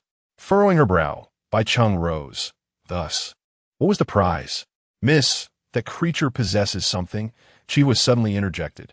The werewolf, now nearly reduced to charred remains, filled the air with the acrid stench of burning flesh and the tantalizing aroma of roasted meat. Yet amidst the still burning flames, one item remained untouched. Bai Cheng gestured to Chihua, who promptly retrieved it. It was an irregular stone, palm-sized, nearly identical to the groove on the spoil's altar. Clearly, this was the prize. Bai Cheng awaited the werewolf's complete incineration, observing that in this vast hall, no other items were found. Let us depart. Bai Cheng and Chihua exited the hall, ultimately discovering a blue treasure chest within the cavern. At that moment, the glow emanating from the ring on her finger completely dimmed, signaling the absence of further resources in this vicinity. The cave was a labyrinth of complexity. Bai Cheng frowned, pondering how much time would have been squandered without the ring. Miss, I sense that the stone giant originally possessed elite-level strength, but its power diminished significantly due to the absence of this item, Chihua mused, holding the prize thoughtfully. Why did that werewolf desire this? Bai Cheng questioned, perplexed, as the spoils were evidently meant to be creations of the system. However, she reflected, the difficulty of the prize task was substantial, far beyond what an average survivor could accomplish. Her curiosity heightened regarding what this prize task might unlock. Wait, the prize could be stolen. It isn't necessarily required to defeat the stone giant. Soon, the two discovered the exit and successfully left the frozen cave. Outside, darkness still reigned, with wind and snow raging. Chihua transformed into a majestic lion, carrying Bai Cheng as they leapt down the mountainside, vanishing into the shadows. Upon returning to the train, Bai Cheng promptly placed the prize upon the altar. The two grooves aligned perfectly, merging seamlessly, while the displayed information underwent another transformation. Name, Spoils Altar, Current Spoils, 1 to Route Guidance, 2,600 kilometers to the multi-person trial platform. Prerequisite, completion of the Pioneer Trial, I. Is it truly located within the station? Bai Cheng was somewhat taken aback, yet this ultimately saved her considerable time. Subsequently, she turned to observe the information that had popped up on the screen. Congratulations! You have slain the monster Golem Stone Man, earning 10 experience points. Congratulations! Your employee has defeated the Blue Flame Wolfman, earning 1 experience point. Your level has increased, granting 1 to all attributes. Congratulations! You have completed the loot task, 1, 2. At the bottom of the control panel, 2 emerald green magic crystals and 2 blue employee cards lay quietly scattered. Bai Cheng felt no surprise at this. It was entirely expected. So what is this item? She turned her gaze toward the mysterious crystal obtained from the Wolfman and selected the illustration module on the screen for further inspection. Name, Heart of Immortality, Quality, Immortal, Description, capable of connecting to any legendary creature or artifact's ascension pathway, enabling them to achieve immortality. Evaluation, unreasonable. Upon seeing this, Bai Cheng's pupils constricted. What on earth? Chapter 66, Ascension to Immortality. Note, the Heart of Immortality can also enhance non-legendary items, but it can only elevate them by 1 level, and both legendary and non-legendary items can only be fused once. Note, the Heart of Immortality contains profound energy that may incite a rampage among magical beasts within 100 miles, so please use it promptly. At this moment, Bai Cheng suddenly realized that the object before her was emanating a continuous red glow. Red, signifying the immortal level, stands as the pinnacle above the golden legendary tier. Previously, every item or building she upgraded using the clear book had invariably reached the apex of legendary quality. Perhaps it was mere coincidence at first, but she later speculated that ascending an item to the immortal level likely required some special method. Unfortunately, this was precisely beyond the capabilities of the clear book. Simply put, it was a limitation of the system. However, now Bai Cheng had an epiphany. It was indeed possible to enhance non-legendary items. A thrill coursed through her. This meant that this artifact was equally a treasure for other survivors. Would she receive the Heart of Immortality upon completing the loot task? Her gaze sharpened as she realized that this object was evidently brought by the werewolf. This indicated that her acquisition of the Heart of Immortality was purely a stroke of luck. Alas, what a pity! With a sigh, she reflected on the werewolf's fierce words before its demise, and an inexplicable excitement bubbled within her. The Werewolf Guild? Come swiftly and hunt me down. Having previously stowed away the werewolf employee card, Bai Cheng's curiosity was piqued anew, prompting her to retrieve the blue employee card for another examination. Name: Blue Employee Card, Blue Flame Werewolf. Quality: excellent. Description: a creature, half human and half wolf, engineered through alchemical technology. They possess intelligence, can manipulate flames, and boast their own civilization. However, due to their biological modifications, they are perpetually rejected by the native magical beast races. Evaluation: an upper-tier employee among their kind. Half human, half wolf?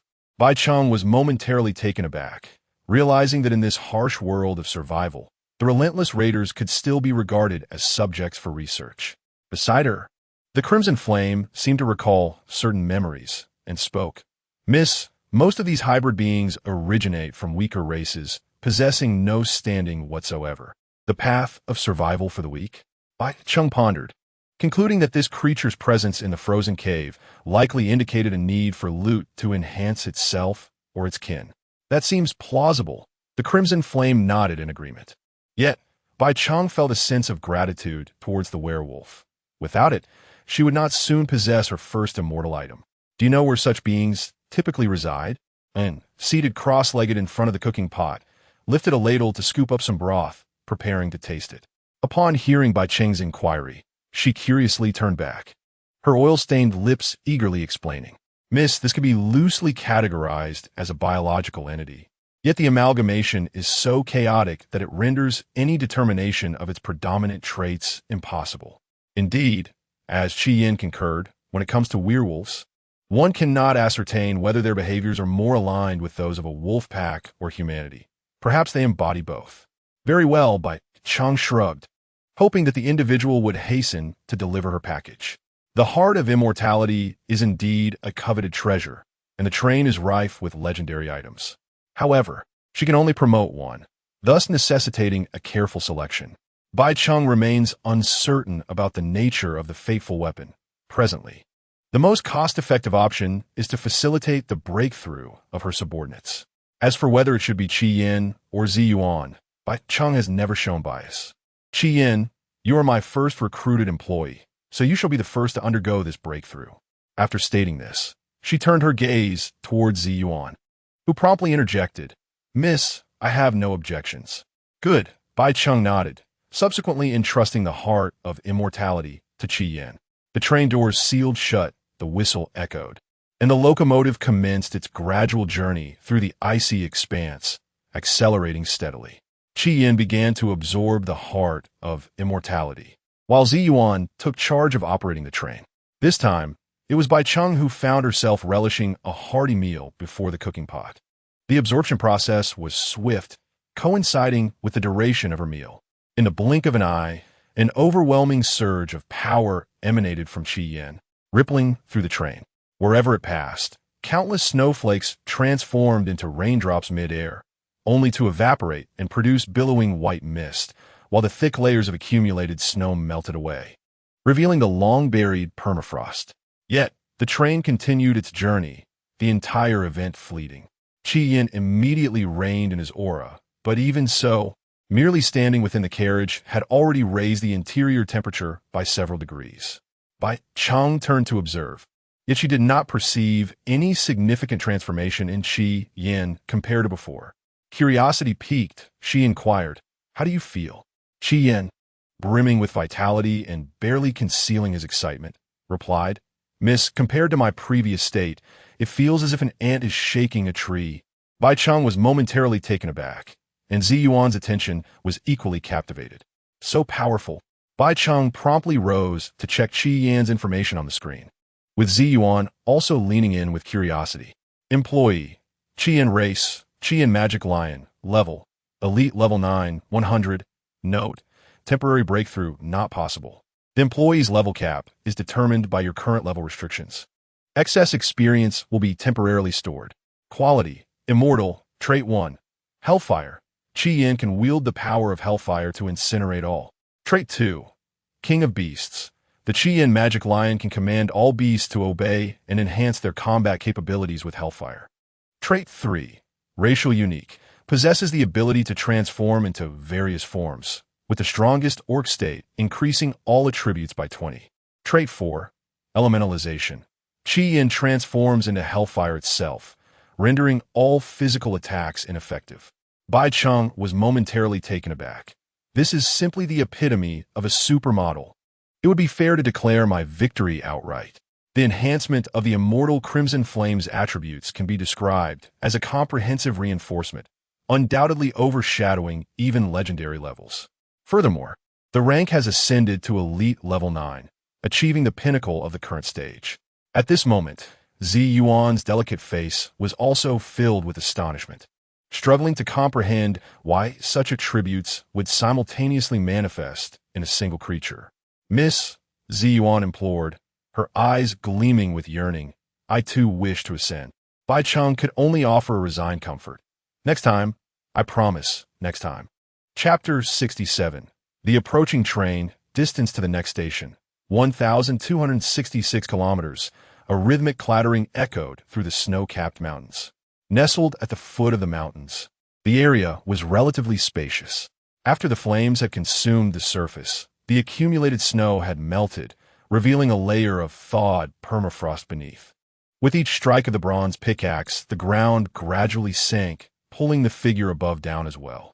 Soon, a deep pit emerged in the once even terrain, and the bluish glow emanating from the exploration ring on Bai Cheng's finger flickered ever more intensely. Suddenly, a blinding spark flashed as the bronze pickaxe struck a bare patch of black stone. Wiping the sweat from her forehead, Bai Cheng let out a sigh of relief. They had finally unearthed a coal deposit. Indeed, while the snow-capped mountains were devoid of resources, lacking even a single tree for charcoal, they were rich in minerals. Iron ore, copper, tin, and even coal were all present. However, these treasures lay buried deep underground, requiring the assistance of the exploration ring to locate, and they could only be mined under the cover of night. The risk was proportional to the reward. Fortunately, with 2 of her employees guarding the area, Bai Cheng had little cause for concern regarding safety. Before long, the permafrost surrounding the coal mine was cleared, and she commenced the most efficient and labor-saving phase of mining. The minerals below varied in size, ranging from a few small pieces to potentially hundreds of larger chunks. As the final strike landed, coal scattered across the ground, and at that moment, the bronze pickaxe in Bai Cheng's hand shimmered with a purple light.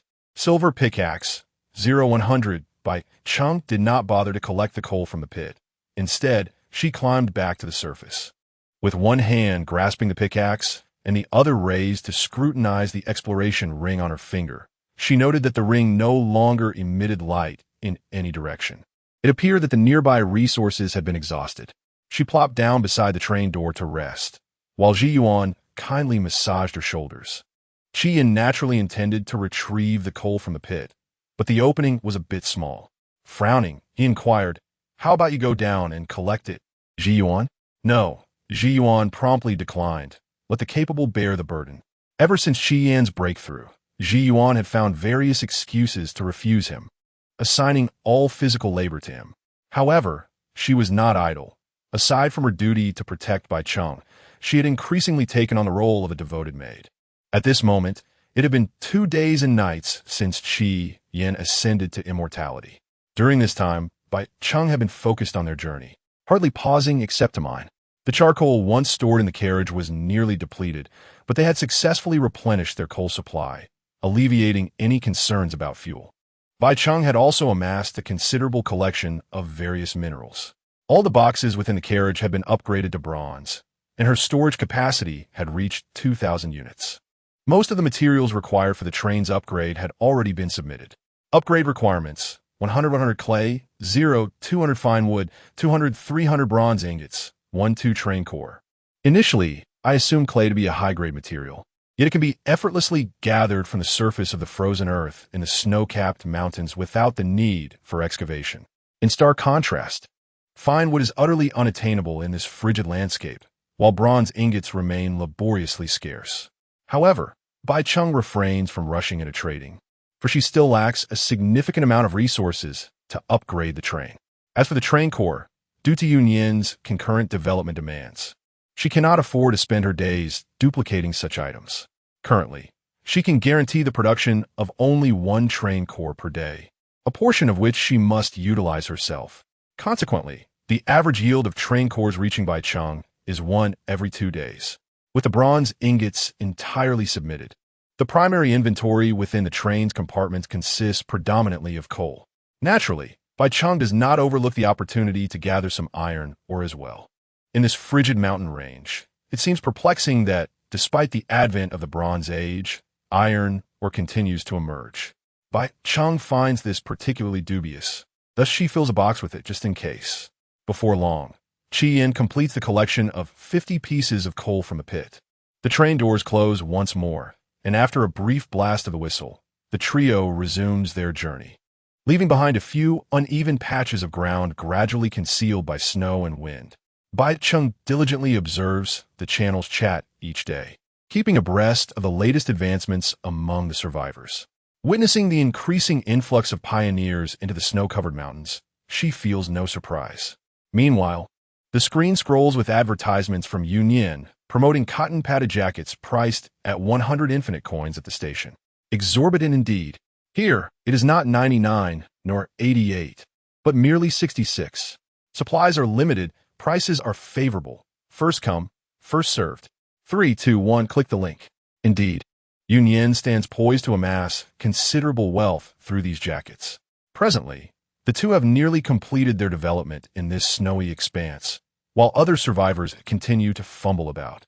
They are prepared to charge ahead, ready to embrace their trials as pioneers. Bai Cheng redirects her focus and begins to prepare dinner. Over the past 2 nights, Qi Yin and Zi Yuan have slain numerous magical beasts, with the former now entirely immune to the biting cold after her ascension to immortality. Zi Yuan has also reached the elite 8th tier, on the brink of her final advancement. Bai Cheng herself has attained the ordinary 7th tier, yet the pinnacle still eludes her grasp. Due to her lack of upgrades in recent days, her 3-dimensional attributes have not undergone significant changes. Strength, 22. Physique, 22. Spirit, 27. The slow progression of her level has led Bai Cheng to contemplate the use of magic crystals. Nevertheless, she ultimately resolves to postpone such decisions until after completing the trials as a pioneer and the subsequent loot task. Once dinner is concluded, Bai Cheng intends to retire early. She plans to gather another round of coal the following evening. The remaining fuel will suffice for her journey to the next station. Upon returning to the compartment, Bai Cheng sheds her clothing and burrows into her warm bed. The bounty from the wolf-headed cloak was not insignificant. However, this time she deliberately kept 2 pieces for herself to use as blankets.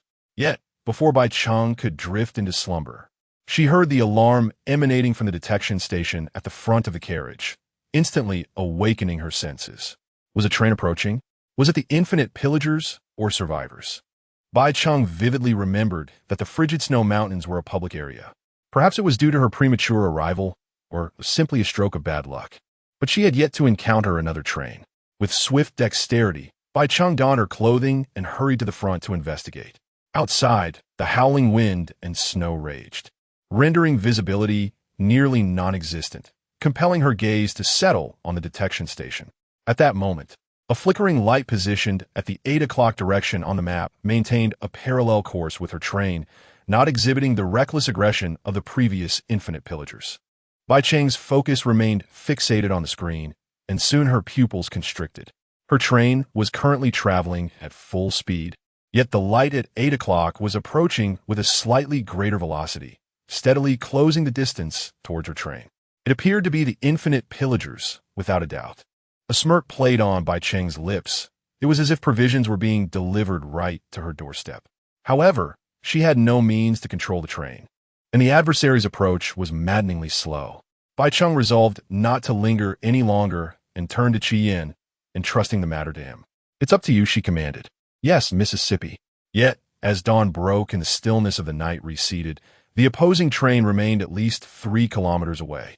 Bai Cheng gazed out the window, her vision now nearly able to discern the shadow of the approaching train. It was a carriage shrouded in frost, consisting of only a single car.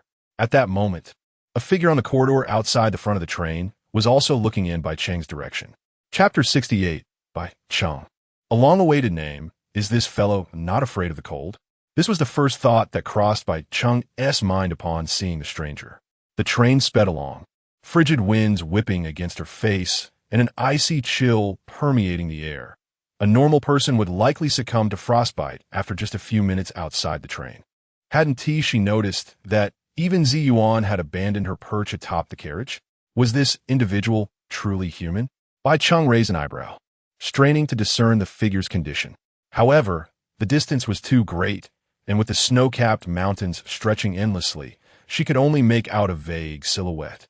Yet, Bai Cheng was already certain that this person could not possibly be an infinite raider. The latter typically operated dilapidated and elongated trains, while this one appeared to be similar to hers, possessing merely a single carriage. Could these be other survivors? The mere thought of it left Bai Cheng even more astonished. In the public domain, the distance to the next platform was fixed. Thus, this individual was merely over 1,000 kilometers away from it.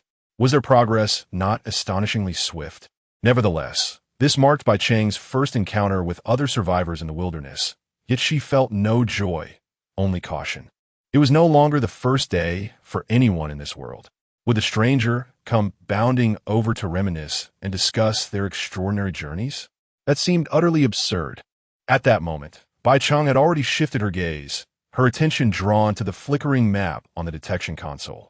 Soon, she realized that the stranger's train was indeed drawing closer to hers. No, to be precise, the two trains were being drawn together, akin to two magnets of differing polarities. So, it was true that in the wilderness, encounters between survivors led to their trains gravitating toward one another. Bai Cheng was briefly taken aback, then immediately turned her gaze to Ziyuan and Qi Yan. The duo instantly understood, directing their eyes toward the window while exuding a palpable aura, readying themselves for combat at any moment. Should the two trains collide, Bai Cheng would not remain passive.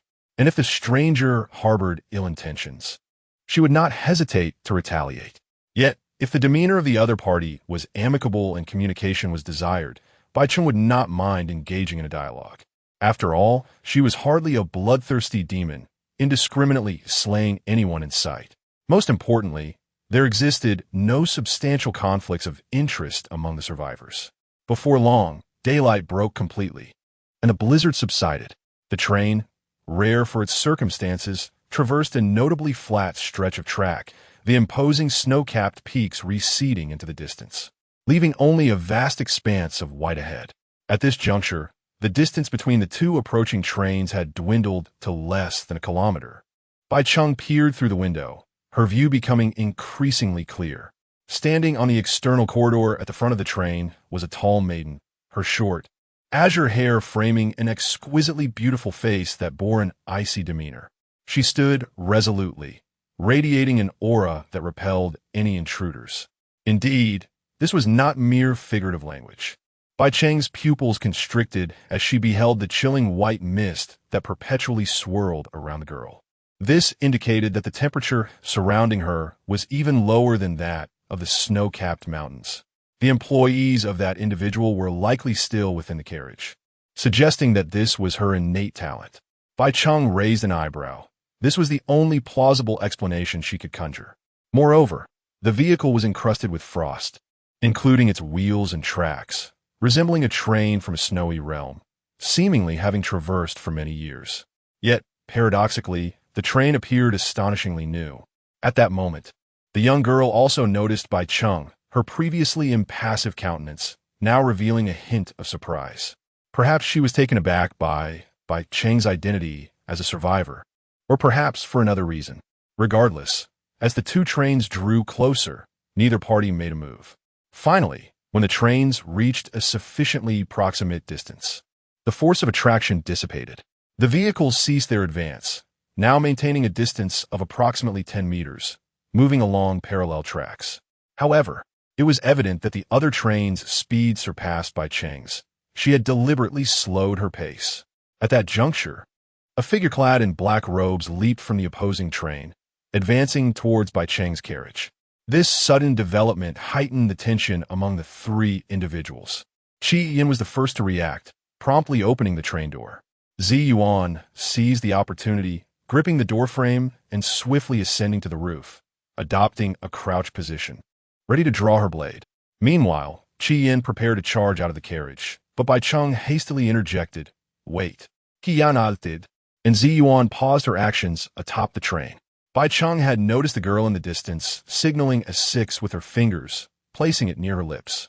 The gesture was unmistakable, indicating a desire for a telephonic conversation. But in this world, where could one find a telephone? It was clear that the other party wished to communicate.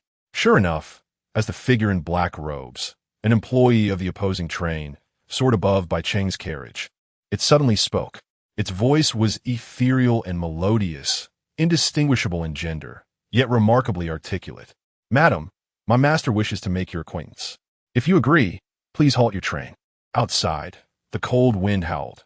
Even with the trains running parallel, communicating through mere shouting was rather undignified.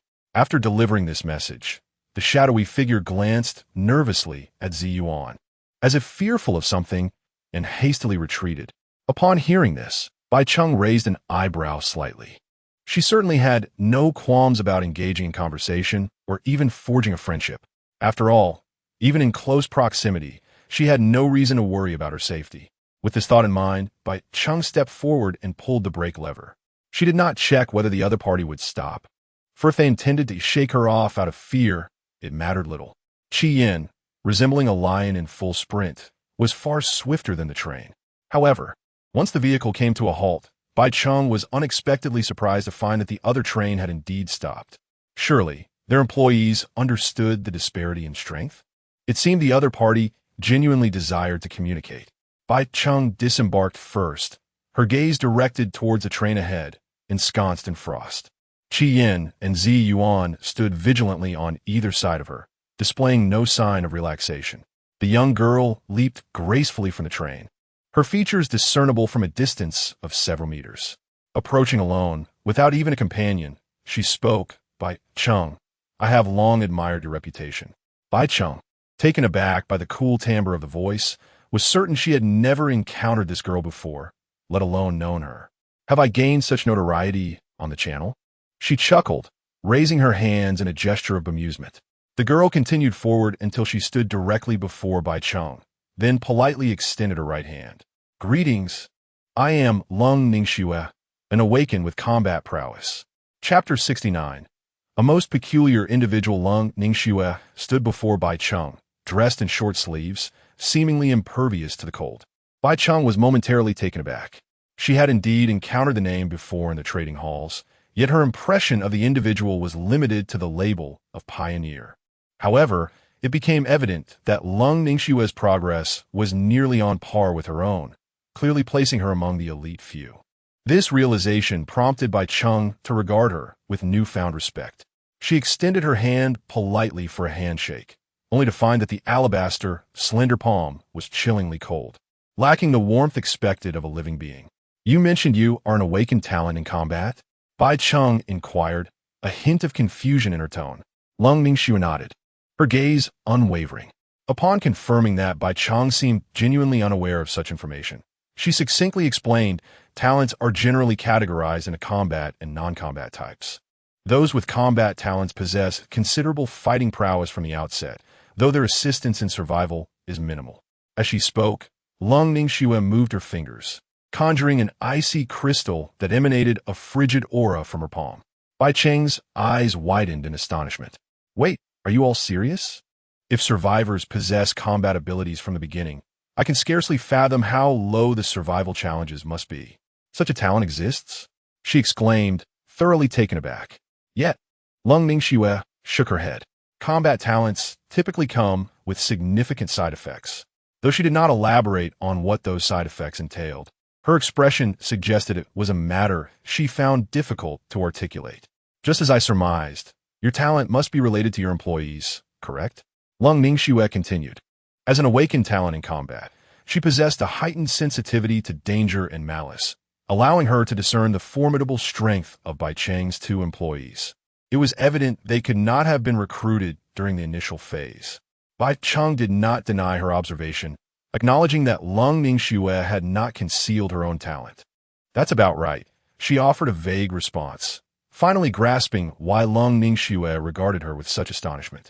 By the way, Lung Ningxue seemed to recall something. Once the team functionalities are fully operational, the trains can be merged. What? Train merging? Team members can board? You must have encountered quite a few Infinite Raiders. Haven't you? Lung Ningxue was not as aloof as one might expect. She earnestly shared information Bai Cheng was previously unaware of. Upon hearing this, Bai Cheng's first thought was of the additional employees aboard the Infinite Raider trains. If the trains could indeed be merged, it stood to reason that the employees of the team members could also board. How do you know this? Bai Cheng was acutely aware that she had not overlooked anything during her journey, yet it seemed everyone else was privy to more information than she was. It was information that Tang Yin willingly divulged when he sought to recruit me. Lung Ningxue clarified, her gaze fixed intently upon Bai Cheng. You have also noticed, haven't you? This individual's talent is most likely a form of precognition, a non-combat ability, or perhaps, to use a term from literature, they are likely a reincarnate. Observing Bai Cheng's pensive expression, she added, you must have read novels, right? Bai Cheng, momentarily taken aback, expressed her gratitude. Thank you for sharing this information. Glancing at her watch, she continued, as a token of appreciation, let me treat you to breakfast. After all, while the other party had not explicitly stated any intentions, she could surmise them. She recalled that Lung Ningxue's recruitment notice specified a need for female companions. However, the latter did not mention it, and Bai Cheng would not bring it up either. Lung Ningxue politely declined, saying, no, I have food in my vehicle, but we can share a meal. Breakfast in the freezing wilderness? Yet, visiting each other's trains felt too intrusive, so neither broached the subject. Once breakfast was concluded, both were aligned in their objective, to travel swiftly to the next platform. As they returned to their respective trains, Lung Ningxue suggested they journey together. Throughout, she never once mentioned the idea of forming a team with Bai Cheng. Ultimately, Bai Cheng could not suppress her curiosity and inquired, why did you tell me all this?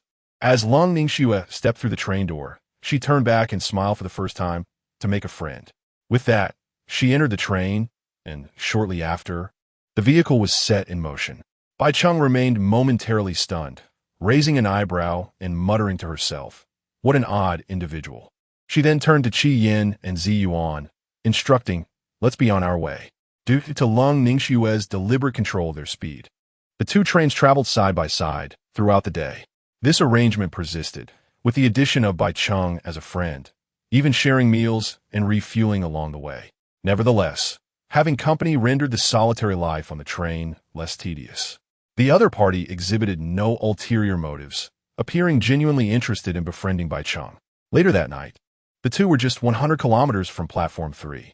I have a premonition that our paths will soon diverge. By the campfire, Lung Ningxue was accompanied by her two employees, an elite-level Spectre and an elite-level Skeletal Archer. To Bai Cheng's surprise, both of her initial employees were of the blue tier. This indirectly indicated that the individual strength of combat-oriented talents among survivors was even greater than anticipated. I managed to glean some information regarding the advancement of non-combat talent holders to the extraordinary level. Bai Cheng was taken aback for a moment. Tang Yin is trying to recruit you, isn't he? If you keep extracting information from him, won't that? Lung Ningxue shook her head. It's not Tang Yin. It's a pioneer named Lin Xiuyue who informed me. Lin Xiuyue? Bai Cheng had not expected her to know that individual. However, considering the limited number of pioneers, some familiarity among them was to be expected. Isn't she a teammate of Tang Yin? Bai Cheng inquired with curiosity. Is that so? As the snowflakes danced in contemplation, it became evident that I must choose my path with utmost caution. The two engaged in a brief conversation, and after satisfying their late-night cravings, they returned to their respective trains for rest. Thanks to her innate abilities, Lung Ningxue could withstand the biting cold without the aid of a heating furnace. The frigid snow-capped mountains were akin to her domain. Thus, Even in the stillness of the night, they continued their journey undeterred. Soon, the tempestuous wind and snow intensified, rendering visibility increasingly obscure even between the two trains, which were merely 10 meters apart. It was not until the other train vanished entirely from sight that their speed began to diminish gradually. Before Bai Cheng, a colossal triangular curtain materialized. The curtain ignited, and the train glided forward, causing several messages to abruptly appear on the screen. Arrival at a special platform, with no time limit. The Vanguard trial, commences. Chapter 70. The trial task commences. Task name, Vanguard Trial. 1. Task details. Locate and acquire the pass within the platform to complete the trial and exit the platform. Task reminder. This platform is unique. Once entered, you cannot leave until the task is completed. You may choose not to enter the platform and continue your journey, but you will forfeit the title of Vanguard. Task reward. 1 train carriage. Bai Cheng was indifferent to titles. Her primary concern was the reward. The train had just been upgraded to accommodate a second carriage, which meant Bai Cheng could once again recruit a legendary employee. In every conceivable way, this represented a significant enhancement of her capabilities. With Qi Yin and Zi Yuan by her side, she felt confident in overcoming any ordinary survivalists. Without a moment's hesitation, Bai Cheng stepped forward and opened the train doors. Simultaneously, the lights throughout the platform flared to life, revealing an environment nearly indistinguishable from the previous 2 platforms. 2 employees followed closely behind her as Bai Cheng, with her backpack in tow, approached the door to complete the authentication. This decision signified her commitment to this unique platform, leaving no path for retreat. Suddenly, information about the platform appeared on a small screen beside the door. Bai Cheng scrutinized it, her brow slightly furrowing. Arrived at platform 00 Musan Town Station. Platform type, multiplayer, special trial platform. Platform introduction. Here, assets equate to strength. However, be cautious not to excessively destroy the buildings, lest the horrifying entities within the town awaken. Remaining departure time. Platform rules. You cannot enter the platforms of other survivors' trains, and survivors cannot harm one another, including employees. Was the platform number 0 instead of 3? Bai Cheng paused, realizing the peculiarity of this station. Assets? It appeared to imply infinite currency. She rubbed her chin, fixating her gaze on the last 2 rules. The prohibition against harming fellow survivors suggested that this special trial platform might not pose significant dangers. After a moment's contemplation, Bai Cheng resolutely stepped into the narrow corridor beyond the door. Meanwhile, in a distant, shadowy ancient castle nestled in the snow-capped mountains, a lifeless body lay quietly on the ground, blood pooling around it. A group of survivors was cautiously scavenging for supplies within the room, not daring to breathe too heavily. The atmosphere was stifling, each individual on edge. Suddenly, a light flickered at the end of the corridor, startling them. As they turned their gaze, a blindingly bright screen illuminated the space, revealing a series of urgent messages. Vanguard title contest commences. Task details. Obtain a pass within the platform, and the first survivor to leave will reward all participants. Task reminder. The special task platform will be fixed at a distance of 100 kilometers from your current location. Please arrive within 3 hours. Upon witnessing the series of messages displayed on the screen, the palpable fear and tension that had enveloped the crowd suddenly dissipated, replaced by overwhelming elation. Just days prior, they had been pondering when this event would commence, and to their astonishment, it had arrived so swiftly. The leader of the group, a man brimming with excitement, exclaimed. The others quickly joined in, cheering and celebrating. This event not only promised generous rewards, but also boasted an exceptionally high chance of success, almost guaranteeing a bounty. The title of Pioneer was merely a secondary consideration. Each reward offered was sufficient to propel an ordinary survivor into a realm of unprecedented advancement. Thus, regardless of their individual motives, nearly all survivors unanimously opted to enroll upon receiving the announcement of this event. However, only 100 pioneers would be selected, while the number of participants was capped at 2,000, amidst a channel bustling with over 60,000 individuals. Those who hesitated would undoubtedly miss out. Even while still on the platform, the crowd acted without hesitation. The leading man declared, "We shall forego the supplies of this wretched place and head straight to the next platform." With that, he hurriedly retraced his steps to the first floor.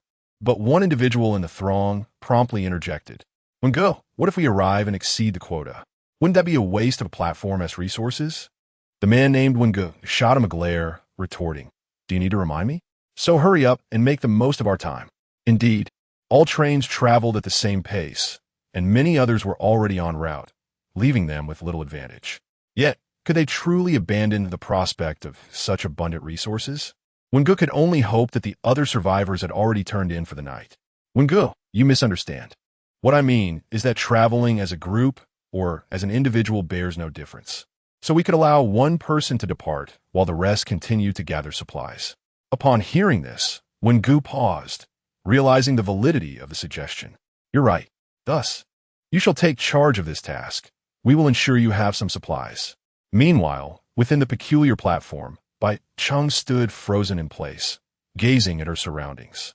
She discovered that upon opening the door, she found herself within a wooden cabin, devoid of windows and unable to glimpse the outside world. The room was spacious, imbued with the fragrance of pine, and the air was refreshingly crisp. Modern amenities adorned the space: a vending machine, a plush bed that beckoned for comfort, and even a steamy bathroom. Bai Cheng's eyes sparkled with delight, almost yearning to dash in for a hot shower. However, she remained acutely aware of her mission upon arriving at this platform. It was a location from which there was no escape. She must find a passage permit. As a pioneer, she was inherently at odds with all other survivors. Thus, Bai Cheng dared not squander her time. After a brief observation of the room's surroundings, she promptly prepared to push open the wooden door before her. Mossy town. It must be quite expansive, Bai Cheng murmured to herself. The access pass certainly would not be located in the initial chamber. However, as she grasped the doorknob intending to turn it, it remained utterly motionless, and several messages popped up on the adjacent screen. Current number of participants not gathered. Unable to initiate the task at this time. Remaining time for the latest initiation, 2 hours and 59 minutes. Bai Cheng was momentarily taken aback, but quickly comprehended the situation. It appeared that she needed to wait for others.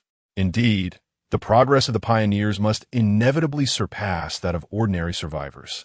At that moment, Bai Cheng felt a sense of relief wash over her, rendering her somewhat more at ease. She turned to glance at the bathroom behind her, excitedly rubbing her hands together. Since that is the case, why not indulge in a bath first? Compared to the rudimentary shower at Platform 1, this special station's bathroom even boasted a spacious wooden tub.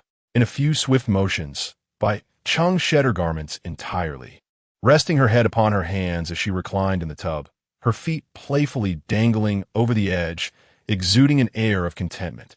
How delightful! Bai Cheng's cheeks flushed a rosy hue, her entire body tingling with pleasure. She waved her hand. "Xin, please give this young lady a massage." Unbeknownst to her, time flew swiftly. Just as Bai Cheng was relishing her moment of bliss, the information on the screen abruptly updated. Participants have gathered. The task is about to commence. With a splash, Bai Cheng abruptly sat up in the tub, creating a slight ripple. Let's proceed. Chapter 71. The town of Mushin, the station's mandatory rule forbids survivors from inflicting harm upon one another. Thus, to surpass all others and complete the task in a race against time is imperative. Bai Cheng hastily donned her attire, her brow furrowed in concern.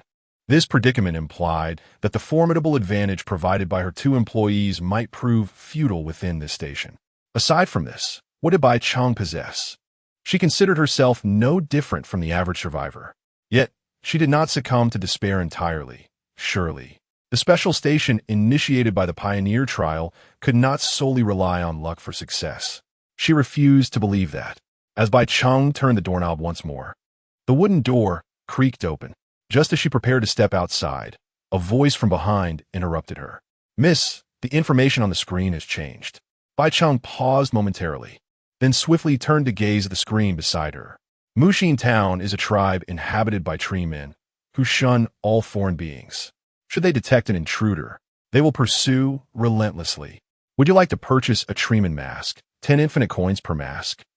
Item description: wearing the mask will cause the tree men to regard you as one of their own. Reminder: numerous rooms in the town are equipped with system screens for use, but be cautious not to operate them in front of the tree men. For even if you are disguised, you will be exposed. So much exposition merely to prompt me to spend. Bai Cheng pursed her lips, yet she hesitated not in her decision to purchase.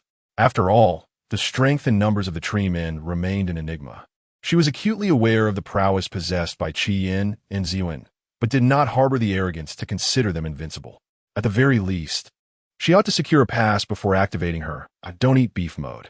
However, this small detail prompting her to acquire the Treeman masks reminded her that this station seemed to operate on a principle of monetary value. Assets equate to power. Bai Cheng realized.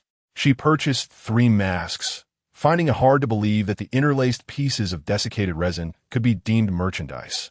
Once they adorned their masks, Bai Cheng boldly swung open the wooden door and stepped out first. The sky was overcast, dark clouds looming, yet it was sufficiently bright. The air, reminiscent of a post-rain freshness, was invigorated by a cool, humid breeze. In the distance, gnarled black trees loomed ominously. Yet what unfolded before Bai Cheng's gaze was a vibrant and enchanting scene. Was that a muddy swamp ahead? Bai Cheng blinked in surprise. Before her stood towering trees, their canopies casting a shadow over the ground, which was clean and adorned with lush grass. As for the runes mentioned by the system, they were merely tree houses hollowed out and sculpted at the base of the trunks, some even featuring upper levels, while others perched upon robust branches high above. Rather than a town, it would be more apt to describe this as a primeval forest. However, as Bai Cheng surveyed her surroundings, she noticed traces of habitation everywhere. Standing on the street, she beheld the tree men bustling about, momentarily lost in thought. Contrary to what one might envision, the tree folk do not resemble a sluggish assembly of beings draped in withered branches. Instead, they possess nearly flawless human forms, their brown skin marred by cracks, and their heads adorned with unruly green branches that mimic hair. Their postures and behaviors are remarkably anthropomorphic, comprising individuals of varying ages, including soldiers clad in armor woven from branches, brandishing weapons as they patrol. Bai Cheng paused for a moment, feeling reassured only after a tree person passed by without raising any suspicion. Due to the stark contrast between humans and tree folk, even those wearing masks could be easily distinguished from other survivors. However, a glance around revealed no sign of her target. They likely remained within the confines of the room. With a subdued sigh, Bai Cheng directed her gaze toward the nearest treehouse and resolutely set her plan into motion. With a forceful kick, she violently kicked open the wooden door, which seemed locked. However, the scene that greeted her instantly filled her with embarrassment. Inside, 2 tree folk were entwined with branches extending from their bodies, and a vibrant sapling was growing on one of their trunks. What on earth were they doing? At that moment, the 2 tree folk, employing their entangling skills, turned their hollow-eyed gazes toward the doorway. Yet, they seemed incapable of speech, rendering the room eerily silent. Bai Cheng's lips twitched, and she awkwardly uttered, "My apologies, please continue." Although she said this, she did not immediately exit the room. Instead, her eyes boldly surveyed the entirety of the treehouse. Unfortunately, she discovered nothing resembling a pass or any useful item. Simultaneously, several messages flickered on the screen by the door. You have incurred the enmity of 2 tree folk. Spend 5 infinite coins to dissolve their hostility. Spend 10 infinite coins to hire them for intelligence gathering. Or spend 30 infinite coins to enlist their service. Note: you must attract the attention of the tree folk to hire them. Spend 5 infinite coins to rent this tree house. Is it possible to do such things? Bai Cheng was taken aback. To put it plainly, having money here truly grants one the power to act with impunity. Yet, concerned about revealing any weakness, she averted her gaze from the screen after a brief glance, mindful of the 2 tree folk scrutinizing her with ill intent. With nothing to show for her efforts, she retreated from the room. As she stepped back outside, Bai Cheng spotted 4 survivors emerging in pairs not far away. The leader, swaying his head, boldly strode into the center of the path and suddenly cleared his throat before exclaiming, "Hello, everyone. I am Lei Bai Lao Wan. How are you? In an instant, all the tree folk present turned their attention to him. However, since he wore a mask, he did not trigger any rules, prompting the tree folk to merely glance at him before returning their focus elsewhere. Meanwhile, the group swiftly made their way back to the tree house behind them. Bai Cheng was taken aback, frowning as she remarked, "These individuals are quite clever." Yet she is presently pondering another question. If the survivors and the employees are unable to breach the rules, what the hired tree folk? Just then, before Bai Cheng could continue her search for the pass, she noticed that the previously animated tree folk had suddenly frozen in place. Subsequently, they all turned their gaze in unison toward her. From behind the throng of tree folk, a chilling laugh resonated. Once we eliminate the vanguard, shall we not directly claim our reward? Chapter 72. Cannot harm the trance? Li Haiwen, why are you still dawdling? Are you out of money? The man shouted again, causing Bai Cheng to flinch slightly. Almost immediately, she heard a dull thud emanating from the nearby treehouse, followed by 4 individuals emerging from within. Leading them was a scarred man mounted on a bull, his demeanor exuding malice. "Do you have any idea how expensive these tree soldiers are?" As his words faded, 6 soldiers clad in hard wooden armor gradually approached, positioning themselves before the 4. Simultaneously, 2 groups of survivors appeared to Bai Cheng's right rear and right front. Each leader was mounted, flanked by various followers, all accompanied by hired treants. They halted not far away, a mix of expressions on their faces, some gleaming with excitement. "This girl is even more beautiful than the photographs, indeed. Look at your pathetic self. You make one think we've never encountered a woman. One for each of us, and then another round. This vanguard is just a girl. What difference is there between her and us? Why should we have nearly 20 people compete against her alone? Why bother thinking so much? It's impossible to harm one another within the platform. She is merely too naive." The leader, upon hearing this, sneered coldly, his eyes betraying open disdain. "The treants surrounding us have all been hired by us. No matter how formidable she may be, or how much talent she possesses, today she will find it impossible to escape." Their conversation was unreserved, for in their eyes, Bai Cheng had long become the helpless prey, awaiting her fate.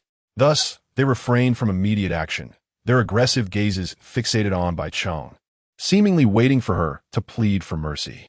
At that moment, Bai Cheng furrowed her brow, her gaze sweeping across her surroundings.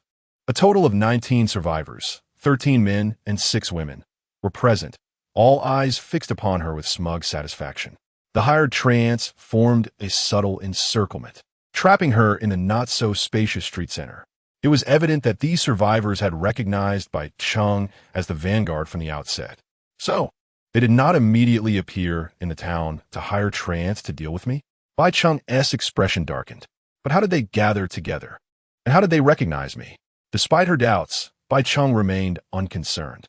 The confidence radiating from Qi Yin and Zi Yuan reassured her that this was hardly a crisis. "Wait, where is Zi Yuan?" Bai Cheng turned around only to find Zi Yuan still at the entrance of the treehouse, peering inside with curiosity.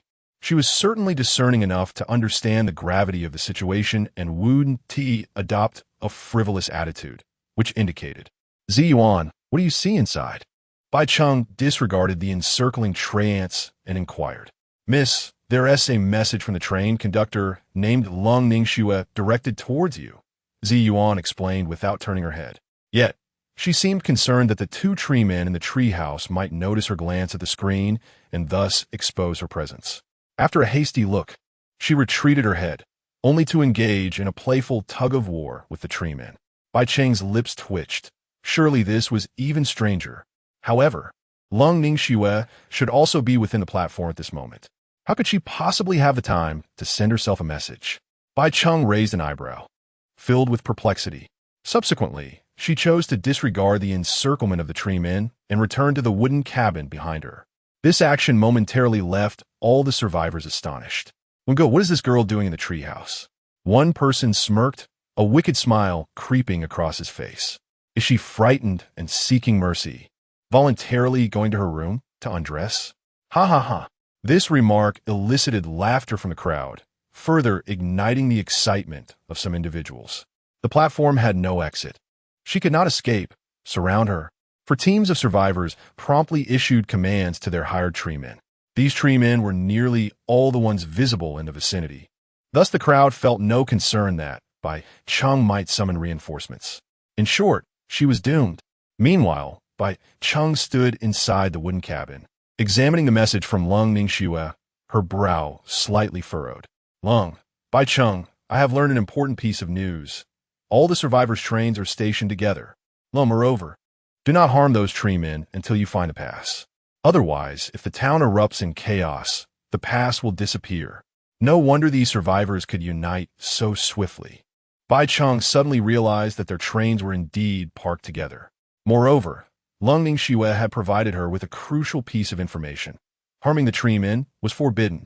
Thankfully, this intelligence arrived just in time. Otherwise, Bai Cheng would have been ready to take action. Simultaneously, she speculated that the town's uprising might somehow connect to her bounty mission. Truly, this was a significant assistance. A trace of gratitude appeared on Bai Cheng's face as she began to contemplate what gift she could offer in return after their journey. However, time was of the essence, and the circumstances did not permit such indulgence. Bai Cheng promptly replied to express her gratitude, yet after a brief pause, she received no response. Of course, she did not forget to relay this vital information to Yun Yin along the way. It seemed that Lung Ningxue's situation was also quite challenging. Nevertheless, she had still taken the time to inform her of these matters. Perhaps Lung Ningxue recognized Bai Cheng's strength and understood that her first reaction upon being besieged by the survivors would not be to capitulate. Ultimately, she genuinely regarded Bai Cheng as a friend, as the information collected was certainly not free. Very well, I shall cherish this friendship. Bai Cheng retracted her gaze and looked outside once more. At this moment, the tree men on the street had already gathered, nearly surrounding the tree house completely. She furrowed her brow. If she could not harm these tree men, how could she possibly extricate herself from the current predicament?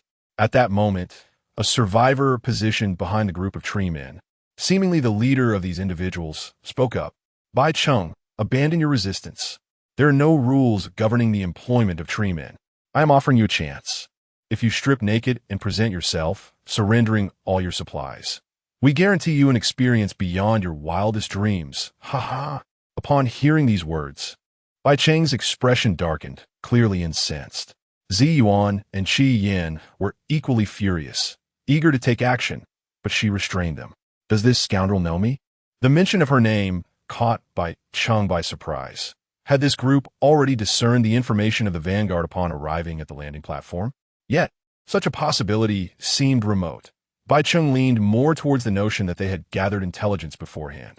She furrowed her brow and glanced back, suddenly conceiving a means of escape, provided that the tree men could not inflict harm. Zi Yuan. Yes, my lady. Chapter 73. The pass I remarked, Li Haiwen. Why are you so impatient? Have you never encountered a woman before? A voice of derision emerged from the crowd.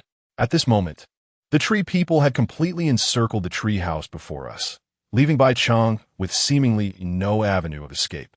Although there existed a rule forbidding harm among survivors, almost everyone else had instinctively hidden behind the tree people, just in case. Of course, this did not apply to the survivor known as Li Haiwen. Brother One, what if they lash out in their final moments? One of his subordinates cautioned anxiously. To this, Li Haiwen shot him an irritated glare before turning coldly towards the mocking team.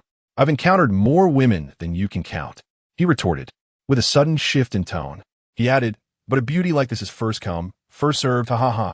Before he could finish his sentence, a sudden flash of circular purple light erupted from the treehouse, radiating an incredibly fierce aura that stunned everyone in place.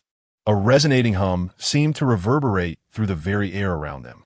Li Haiwen froze, a chill creeping over him as cold sweat broke out across his brow. His subordinate hurriedly warned, Brother One, your hair.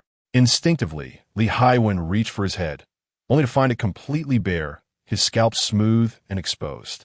Before he could voice his anger, all eyes were fixed on the treehouse.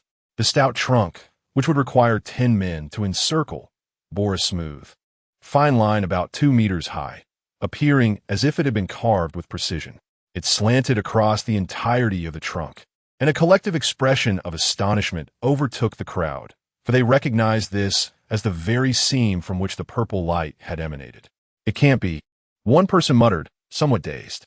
In the next instant, the tree trunk creaked ominously and began to tilt, the massive ancient tree swaying perilously to one side. In an instant, the crowd below panicked while the higher tree people scrambled to evade the impending fall. Although the tree was immense and its area of impact broad, its descent was somewhat mitigated by the crowns of other ancient trees above, allowing everyone to escape the crushing weight. However, the thunderous crash that followed sent a tremor of alarm through the hearts of all present. Why would such a colossal tree collapse? They could hardly believe it. And before they could fully comprehend the situation, a burly red-haired man leaped from the encirclement, cradling two girls, and effortlessly made his way into the depths of the town. Li Haiwen's furious shout pierced the air. "They're fleeing. Quick, pursue them. We cannot allow her to hire more tree people." In their minds, the assets of the vanguard were surely superior to those of any individual present, despite their skepticism that a single opponent could surpass the combined strength of their 19. They understood that if the adversary successfully hired a cadre of tree people, they could easily maneuver around them. Within the confines of this platform, there was no retreat. Even though some survivors marveled at the strength of their opponent, they were more inclined to believe that the adversary had employed some sort of device. Ultimately, she could only cling to a glimmer of hope, stubbornly following the other survivors in pursuit. However, in truth, Bai Cheng had never intended to squander her infinite coins on hiring treants. Even when she had just seen on the screen that she could incite the treants to rebel for merely triple the hiring fee, her resolve remained unshaken. After traversing several streets, Bai Cheng discovered that the town appeared as usual, with no signs of any unknown changes. She let out a sigh of relief. While harming the treants was off the table, damaging the buildings would evidently go unpunished. It seemed even the system had not anticipated that such formidable ancient trees could be felled. With this realization, the task became considerably simpler. The town was replete with ancient trees. Before a treehouse, Qi Yin set Bai Cheng and Zi Yuan down, hastily expressing, "Miss, I beg your pardon." Bai Cheng waved her hand dismissively, then turned her gaze to Zi Yuan. "Miss, Zi Yuan will intercept them, while Qi Yin remains to protect you." Upon her words, Zi Yuan gripped her blade and moved back, executing a swift strike that severed a nearby ancient tree, which then crashed to the ground, blocking the path. She leaped atop the fallen trunk, sitting cross-legged with a tranquil expression as she gazed ahead. The survivors, mounted on their steeds, would not arrive much later, and the treants were equally swift. Bai Cheng and Qi Yin wasted no time and immediately began searching the surrounding tree houses. At this point, she no longer cared whether the treants regarded her with hostility. As long as she did not harm them before finding the pass, she would be fine. Yet, the specifics of this pass remained unclear to Bai Cheng. She could only resort to the most rudimentary method, conducting a thorough search for any suspicious items. Logically, in such a vast town, there should not be just a single pass. Bai Cheng furrowed her brows as she and Qi Yin searched multiple wooden houses without success. Her frown deepened. It shouldn't be this difficult to find, should it? Unbeknownst to her, Bai Cheng had already arrived at the heart of the town. This area was distinct, a broad expanse devoid of ancient trees, instead filled with vibrant green saplings, none taller than a person. At the very center of this grove of saplings stood a lavish, three-story wooden structure, akin to a palace. The wooden staircase leading down was lined with imposing treant soldiers, exuding an air of solemnity. Bai Cheng's gaze sharpened. Sensing something, Qi Yin spoke, "Miss, I sense an elite presence here." Bai Cheng's expression shifted to one of surprise. Then a smirk crept onto her lips. "It seems this is the location of the loot quest. Qi Yin, let us proceed." With that, Bai Cheng moved forward, resolute in her belief that there must be a pass here. Yet, the moment she stepped onto the staircase, the treants on either side suddenly stirred. The wooden spears in their hands crossed abruptly as they positioned themselves to obstruct Bai Cheng in the center of the steps. However, before they could make a move, a fierce roar echoed through the air. "Get lost!" The crimson flames suddenly emanated a formidable aura, and an invisible shockwave sent them tumbling to the ground. Bai Cheng continued her ascent, step by step. The remaining tree men on the steps were thrown into disarray. They merely brandished their wooden spears, retreating in fear, no longer daring to impede Bai Cheng's progress. Upon entering the grand hall, she was greeted by the sight of 20 exquisite wooden artifacts shimmering with golden light. Clearly, these were the coveted passes. It became evident that all the passes were gathered in one place. A smile graced Bai Cheng's lips. She was finally prepared to retaliate. Thus, let it be known, you shall remain on this platform forever. Chapter 74. Rampage in the town. The seemingly opulent wooden palace was, in reality, remarkably vacant. Most of the rooms within were devoid of any furnishings, lacking even a semblance of life left by the treemen. The long wooden staircase led to a grand entrance that opened into a hall, which, too, was starkly empty. This semicircular hall was largely filled with murky black water, resembling a foul-smelling pool. At the center of the pool lay a decayed, twisted object reminiscent of a tree root, soaking in the water. Bai Cheng was uncertain of its nature and paid it little mind, as her attention was immediately drawn to the orderly array of faintly glowing passes adorning the walls. These passes served as the only embellishments within the monotonous space, forming a perfect circle on the wall. If there was anything particularly unique or bizarre in the town, it was undoubtedly these items. If they were not passes, this lady would have consumed them, though the hall was essentially a water pool. There existed a one-person-wide circular walkway along its edge. Bai Cheng stepped forward, raising her hand to seize one of the golden glowing objects. She tiptoed, but alas, her height was insufficient. Suddenly, a large hand reached out and snatched it down before she could. However, before it could be handed to Bai Cheng, the entire hall erupted with a violent commotion. The murky water surged inexplicably, and the grand hall shook in response. The treemen outside, witnessing this, became enraged, casting aside their fears as they charged in with wooden spears, intent on thwarting the impending actions. Jiwa, quiet them down.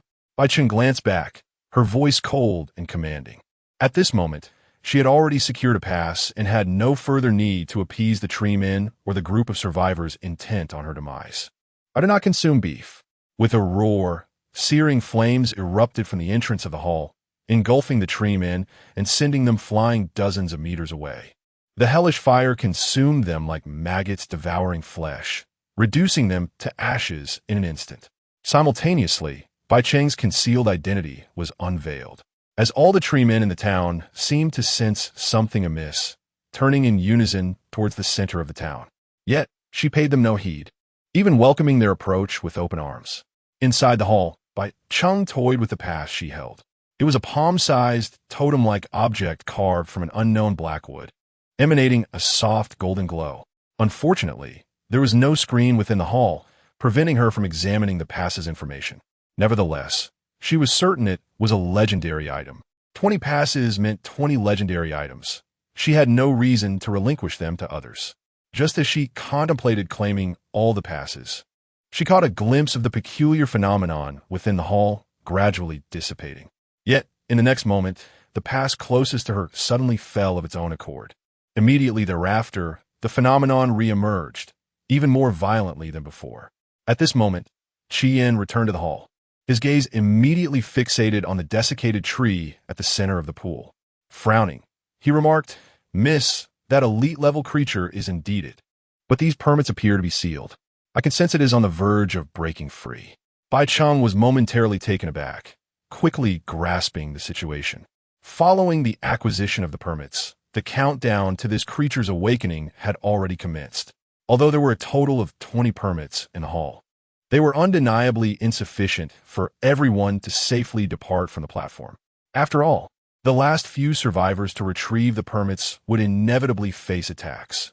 Not to mention this elite-level beast. The entire town had descended into chaos, making a return to the platform nearly as daunting as climbing to the heavens. Furthermore, most were likely in Bai Cheng's current predicament. She had secured a permit. The countdown had begun, while the rest remained oblivious to the nature of these permits.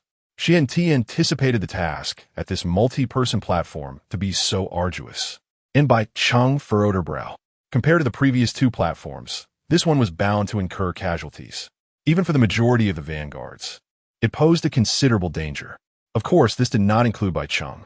Qian, retrieve all these permits. Bai Cheng instructed, let's save it some time. Yes, Mississippi. Qian circled the hall's perimeter, removing the permits one by one. At the moment he took down the last permit, the entire palace trembled violently and then, without warning, collapsed with a thunderous crash. Fortunately, Qian was quick-witted, promptly leading Bai Cheng to retreat. It was then they discovered they were already surrounded by countless treants, each with fiery red eyes, yet they did not immediately launch an attack. Simultaneously, the murky black water began to seep through the cracks of the palace ruins, and a massive, sturdy root suddenly emerged, thundering down onto the ground. Another followed. It was a colossal creature with limbs, its size nearly rivaling that of the lion-like Qian. Its body was composed entirely of black wood, with thick limbs, yet its torso was emaciated, and countless branches and vines swayed from its back. Quite hideous, Bai Cheng remarked, not forgetting to offer her critique. She then turned her gaze to Qian. It's in your hands. With a respectful acknowledgement, Qian stomped the ground, and a surge of crimson flames engulfed him from below. The roaring flames ascended skyward, the terrifying heat wave causing the surrounding treants to instinctively retreat. As the flames dissipated, a majestic lion emerged, exuding an air of regal authority. With a deep, commanding roar, a circular wave of fiery energy surged outward. Meanwhile, Ziyuan continued to obstruct the pursuers among the survivors. Though the ancient trees were robust, without the ability to harm the adversaries, her utmost capability was merely to buy time. At this juncture, the tree houses had largely been severed in half, lying across the central thoroughfare. Yet, those survivors remained undeterred, their excitement only intensifying. Wenj, this girl is no less captivating than Bai Cheng. You know, I have a penchant for pretty feet. To this, Li Haiwen swiftly delivered a stinging slap to the cheek of his comrade, retorting, as if anyone is different, soft and delicate. I simply wish to embrace her. The survivors, accompanied by the tree people and employees, circled around the ancient tree, relentless in their pursuit. With no tree houses remaining in sight, her options dwindled. They pressed on. Suddenly, a violent tremor shook the ground, as if the entire town were aboard a rickety ride. The crowd stumbled, and amidst them, a few could not help but curse. Damn it, an earthquake. Yet before the words could fully escape their lips, a vine erupted from the ground beneath, piercing one unfortunate soul and suspending him aloft. Ah! He screamed in agony, blood cascading down, startling everyone around. What in the world is happening? Chapter 75. The monster that could annihilate us was annihilated? A wave of astonishment swept through the crowd as they witnessed the sudden and gruesome scene, an undeniable shock to their senses. Yet, the individual who had been pierced did not succumb immediately. He writhed desperately. Wengu, save me. A young woman steadied herself, intent on severing the vine that shot upwards. However, after taking only a few steps, another vine struck, impaling her abdomen and lifting her toward the sky.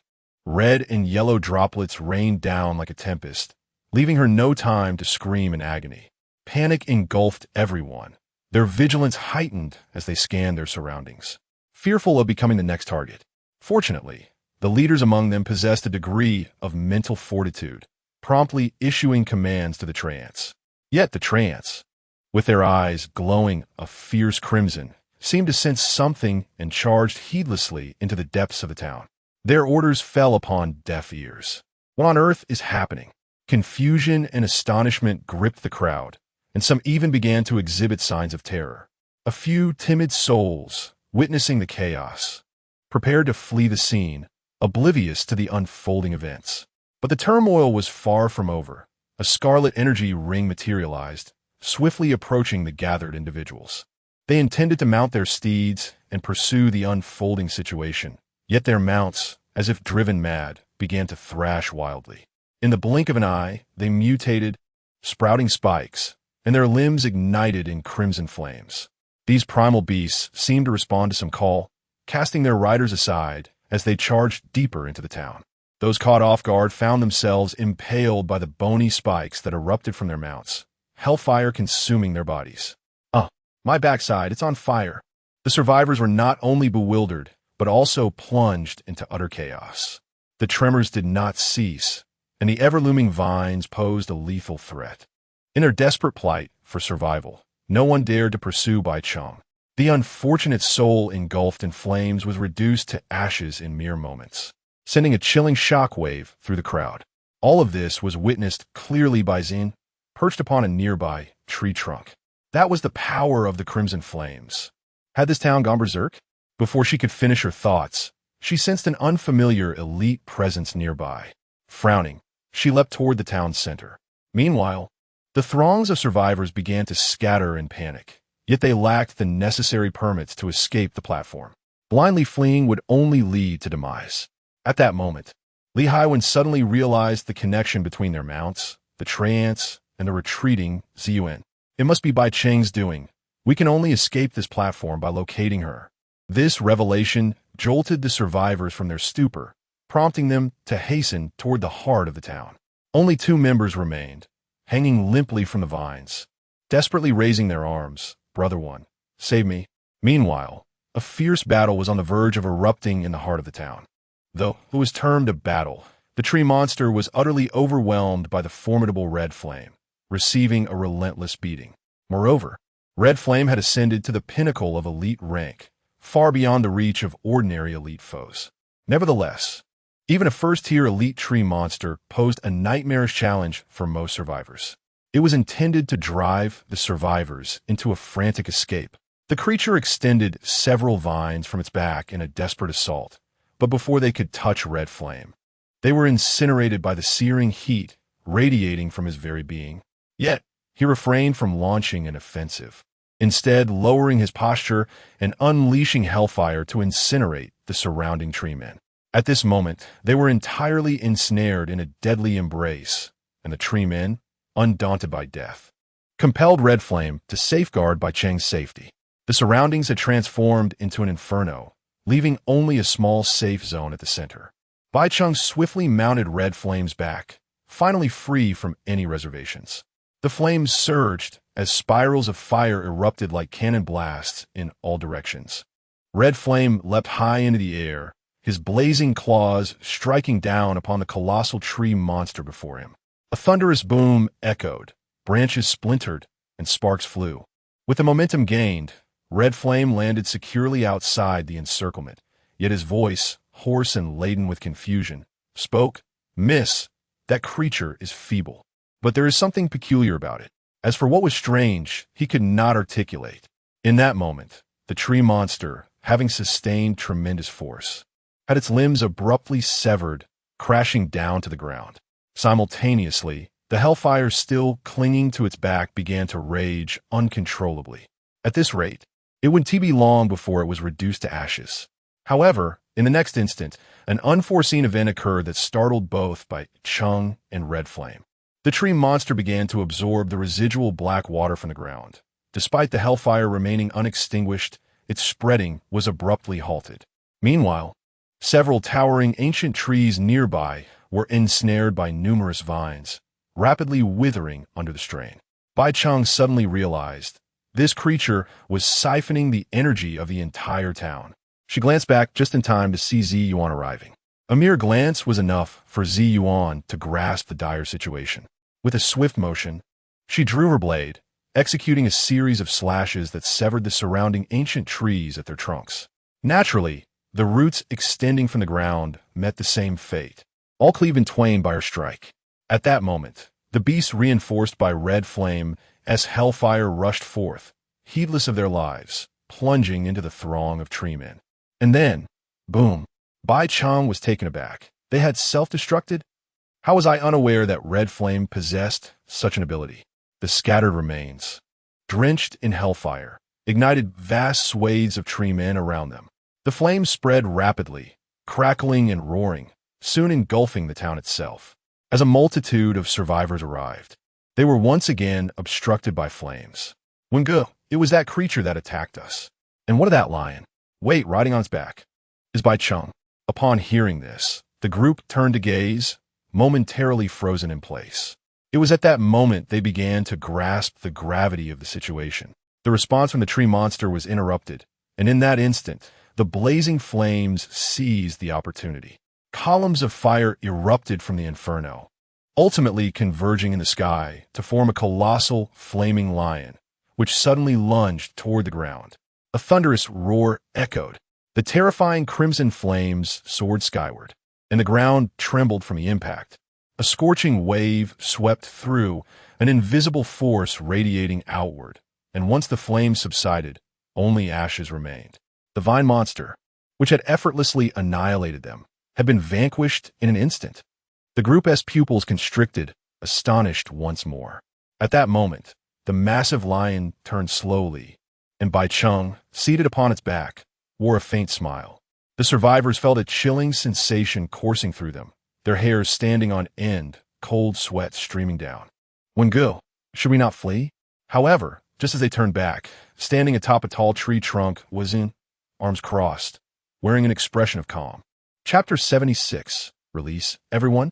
One of the underlings, unable to withstand the mounting pressure, decisively knelt down and cried out, "Mother, I was wrong. I'm not one of them. I was coerced. I beg you spare me." The leader beside him, filled with fury, kicked him to the ground and shouted, "What a disgrace. We are still in the station. She cannot harm us, so why should we be afraid?"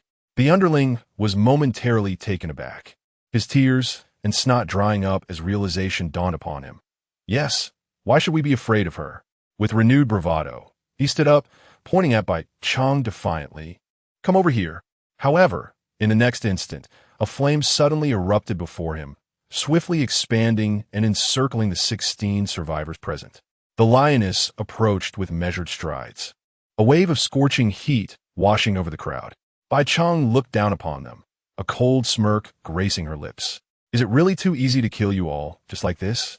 The leading individuals, still trying to muster their courage, shouted back, "Stop boasting. Dare to touch a single hair on us?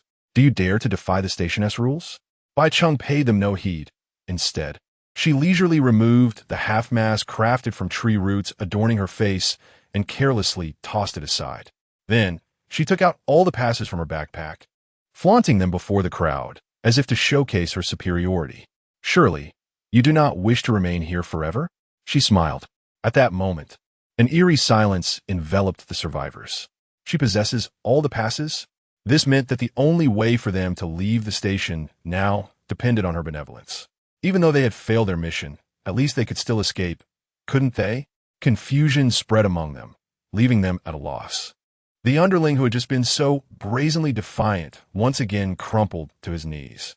"Sister, mother, grandmother, ancestors, please, you must see, I was truly coerced. I would gladly lick your feet if that would help." This time, even his leader did not kick him again, leaving only silence in their wake. Among them were those who were equally spineless.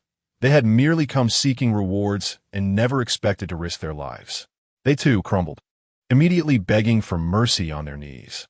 In the center of the blazing inferno, only 3 individuals remained standing, refusing to bow.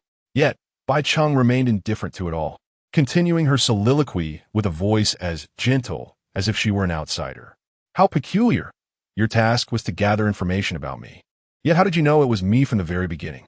One of the kneeling survivors, upon hearing her words, suddenly grasped the situation and exclaimed, "It was Tang Yen.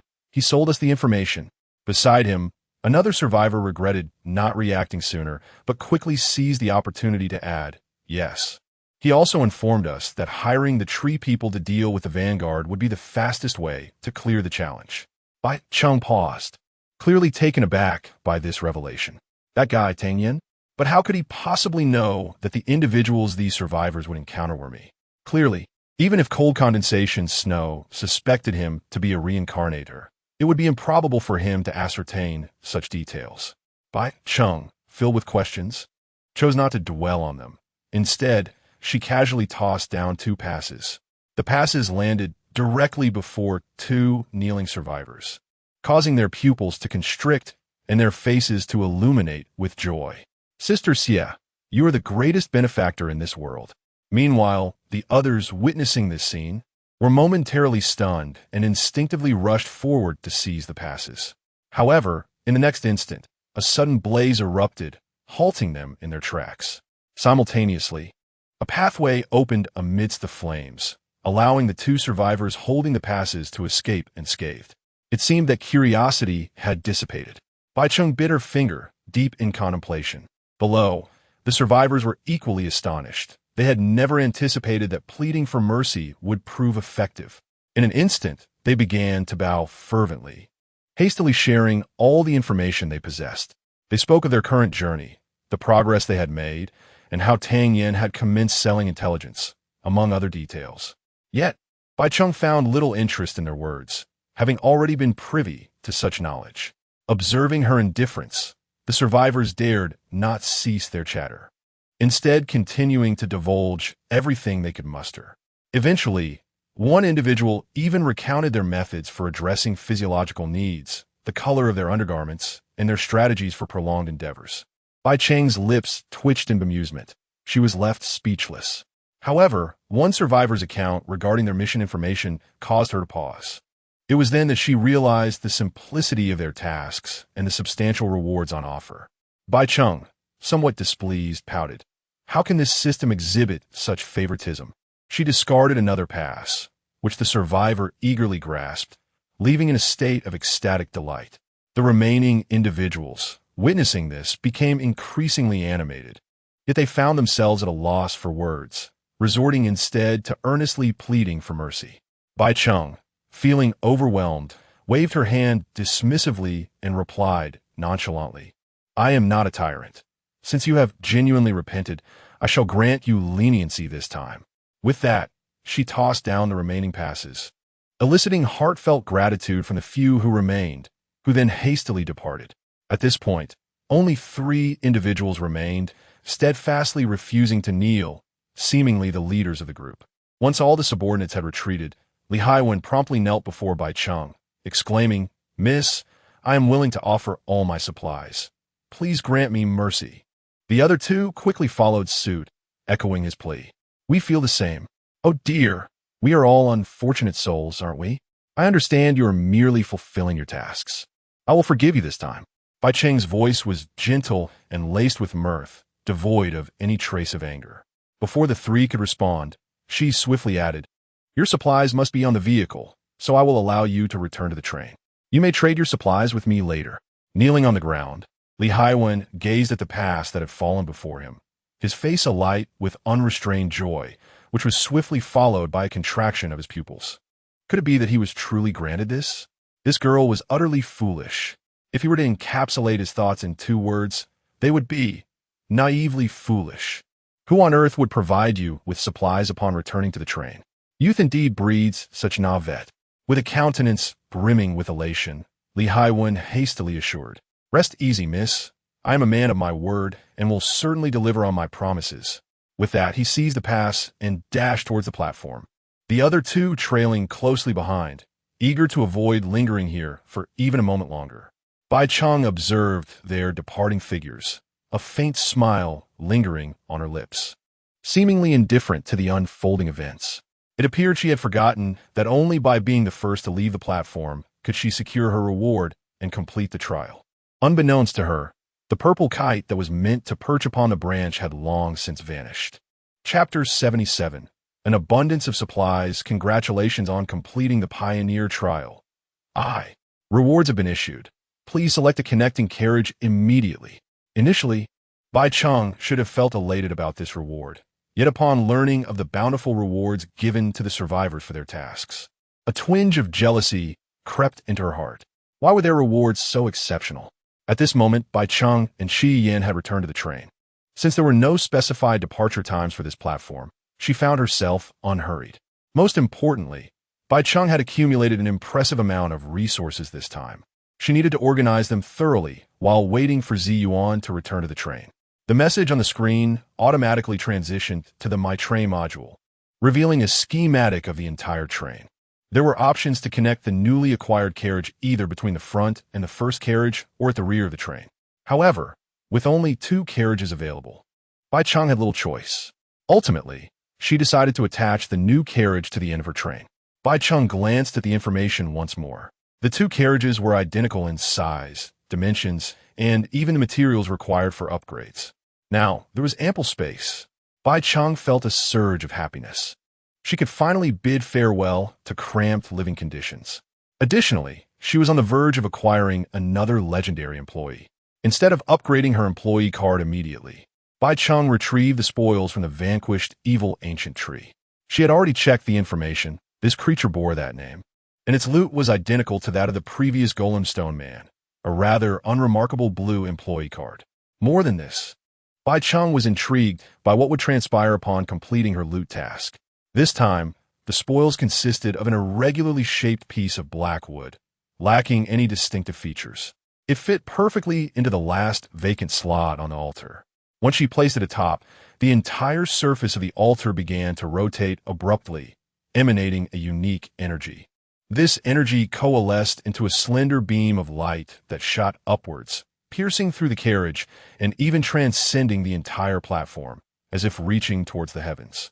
Upon lowering her gaze, Bai Cheng was startled to see several lines of information materializing on the loot altar. Name: Loot Altar. Current loot: 2-2. Conditions met for activation. Prerequisite: the conductor's level must reach ordinary level 9. Prerequisite not met. Cannot initiate promotion task. Summary: upon initiating the promotion task, your train will enter a special multi-person platform where defeating the boss will grant a certain number of promotion slots, which can be used to ascend to the extraordinary. Tip: the boss on the path to promotion is exceptionally formidable. It is recommended to collaborate with other survivors who have completed loot tasks for the battle. As I had suspected, Bai Cheng sighed softly before promptly accessing her personal information. Conductor: Bai Cheng. Rank: ordinary level 8. Experience: 89. Strength: 22. Physique: 22. Spirit: 27. Talent: clear script hiss. Just a little more. She stroked her chin, meticulously scrutinizing the information. However, upon advancing to level 9, her experience would need recalibrating. And to meet the conditions for task initiation, she would likely need to accumulate it to a full 100. Yet, Bai Cheng did not dwell on this. She remained at the platform and did not find it necessary to ponder this matter for the time being. Turning around, she picked up a pass she had brought back, sensing that it was anything but ordinary. Just as she prepared to inspect the information, a plethora of employee cards suddenly appeared at the bottom of the screen, and a multitude of notifications erupted across it. You have slain Conductor Lei Bai, claiming all resources aboard their train.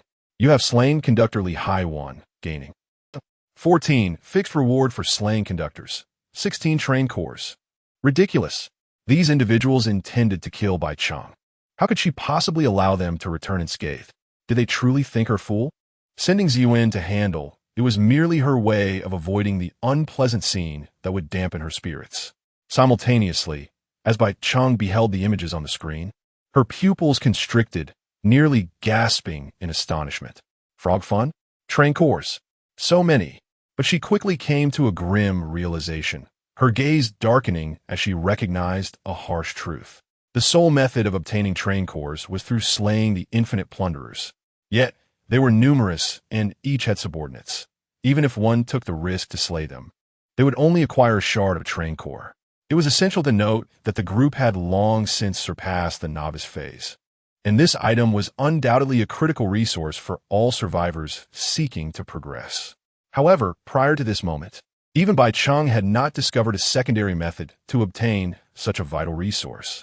Now, a stark reality lay before her.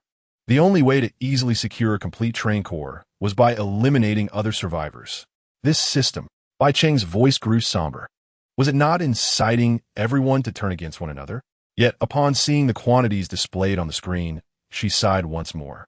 Alas, it was unfortunate that 3 individuals had perished due to unforeseen circumstances. Otherwise, she could have acquired several more train cores. Just as Bai Cheng finished this thought, a new message appeared on the screen. All survivors of Special Platform 00, Mulan Town, have perished. All spoils will belong to the Vanguard. You have acquired 3 train cores. Loot is being tallied. Bai Cheng's eyes sparkled anew. Such fortunate tidings? The tallying of loot took several minutes. Although the system was akin to that of the infinite plunderers, allowing for the voluntary relinquishment of less significant resources. However, these individuals are indeed survivors. Every single item in their vast supplies is indispensable to Bai Cheng. The sheer volume of resources, totaling 19 individuals, exceeds the capacity of Bai Cheng's train. Loot settlement. You have acquired wood 1120, fine wood 452, charcoal 7840, coal 654, iron or 849. Infinite coins 8. However, the equipment crafted from blueprints such as furnaces is not included in the loot settlement. Beyond that, nearly all resources have been meticulously itemized in the settlement list. Upon noticing the presence of 19 survivors, yet only 8 infinite coins, Bai Cheng's lips twitched. It seems they have truly invested heavily to contend with me. The current situation presents an overwhelming abundance of resources, leaving Bai Cheng perplexed about how to manage them. After all this time spent developing, it turns out they have delivered a bounty right to me. Bai Cheng raised an eyebrow, realizing that there is no comparison between the speed of development and the expedience of seizing resources through violence. The law of the jungle prevails, indeed. She smacked her lips thoughtfully, then shifted her gaze toward her train. In light of this, it is time to embark on a comprehensive upgrade for the train. Chapter 78. The abundance of resources is a burden in itself. Exchanging these resources is nothing short of a waste, and even if one were to trade all of them, it would still require a considerable amount of time. Rather than pursuing such an endeavor, it would be more prudent to focus on self-development. Consume what can be consumed, and store away everything else in boxes. Fortunately, the system is designed with a user-friendly feature that allows Bai Cheng to collect each type of resource individually. Moreover, the deadline for the loot settlement lasts a full day, providing ample time for her to manage these resources completely. Now that I possess an adequate number of train cores, I have no fear of exhausting these resources. The first items Bai Cheng chooses to collect are the essential materials needed for upgrading the train and its carriages. She has already gathered most of the materials required for the engine, needing only the train core and fine wood. Without hesitation, Bai Cheng decisively selects the submission option. In the next moment, a brilliant white light envelopes the entire engine, and the upgrade is completed in the blink of an eye. As she gazes at the train, she notices that there is seemingly no change. It certainly does not appear wider than before. With a hint of confusion, she returns to the platform and views the train from the outside, only to discover that the engine has been reinforced with an abundance of steel armor. The wheels are also securely protected, and the carriages have thickened. Now, the engine displays a more aesthetically pleasing form, with a broad front shovel that resembles a sharp triangle, akin to a colossal steel beast on the verge of awakening. The train's exterior gleams with a faint bluish hue, further enhancing its luster. It is evident to Bai Cheng that the train has indeed become more robust. Should it next collide with an ordinary train, it would surely be the latter that gets overturned. Content with her progress, Bai Cheng returns to the interior to examine the new level of information regarding the train. Train, steam train, level, LV3. Armor core, none. Maximum connectable carriages, 3. Maximum speed, 70 kilometers h. Employee 1. Chien, Elite Rank 9. Employee 2. Zen, Elite Rank 9. Upgrade requirements. 0 100 fine leather, 0 300 fine wood, 0 300 iron ingots, 0 400 bronze ingots, 0 3 train cores. As always, the speed and maximum connectable carriage capacity have increased. Bai Cheng ponders, stroking her chin, feeling that this enhancement is rather mundane, especially since the resources required for the next upgrade have multiplied. Nevertheless, she does not hesitate to submit some resources she currently finds unnecessary. Upgrade requirements: 100 fine leather, 0 300 fine wood, 200 300 iron ingots, 400 bronze ingots, 3 train cores. Among these, the iron ingots and bronze ingots are from Bai Cheng's own stock, simply to make room for the train. The spoils of the survivors contain no fully refined minerals, leading Bai Cheng to speculate that they have already been submitted to the train. Refining takes considerable time, so she can only store them temporarily. It is somewhat regrettable. If only the submitted resources could count as part of the spoils. As for the fine wood, although Bai Cheng had an ample supply, she did not intend to submit it for the train.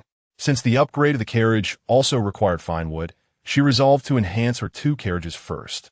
The materials necessary for the upgrade of the first carriage had already been submitted earlier, and now only a train core was lacking. As Bai Cheng gathered the materials and opted for the upgrade, the entire carriage was enveloped in a blinding white light. In the blink of an eye, the upgrade was complete. Bai Cheng immediately noticed that the carriage had been elongated by at least 3 meters. After taking a few steps to estimate, she deduced that its length was approximately 7 meters, which provided ample space. Consuming 100 units of fine wood and 1 train core, Bai Cheng decisively proceeded to upgrade her second carriage. Consequently, the combined length of the 2 carriages and the engine had nearly reached 20 meters. If opportunities arose in the future, she envisioned not only needing a bedroom for herself, but also ensuring that Ziyuan and Qiyin were not forgotten. Bai Cheng began to quietly calculate in her mind, yet the additional carriage space was still rather limited. Both planting and storage demanded substantial space, and it was clear that she had not yet reached the luxury of constructing dormitories for her employees. Bai Cheng then turned her attention to the next level of upgrade for the carriage, but her brow furrowed immediately. Name: 1 carriage level, LV. 2. Train core attribute. Wild growth, upgrade requirements. 200 iron ingots, 2 train cores. Why was iron ingot required again? She raised an eyebrow. As for the train cores, there was no shortage. Bai Cheng promptly chose to submit. Now, the total upgrade requirements for the entire train amounted to a staggering 700 iron ingots. Where could she possibly procure such a quantity of resources? The path to upgrading was becoming increasingly arduous. Bai Cheng sighed, ultimately merging all her remaining wood into fine wood, which she submitted as part of the upgrade materials for the engine. The remaining resources, which were both plentiful and crucial, consisted of coal and charcoal. Their combined total, along with Bai Cheng's existing inventory, had reached a terrifying nearly 9,000 units. How was she to manage such an overwhelming quantity of coal and charcoal? Bai Cheng could only utilize the boxes from her spoils to temporarily store them, stacking them in the new carriage, including some miscellaneous items. The carriage was already filled to capacity even before she had the chance to use it. Furthermore, her reserves of iron ore had astonishingly exceeded 1,000 units. However, as they had not yet been smelted, Bai Cheng could not use them directly. Alas, space remained insufficient. Bai Cheng never anticipated that one day she would be troubled by an excess of resources.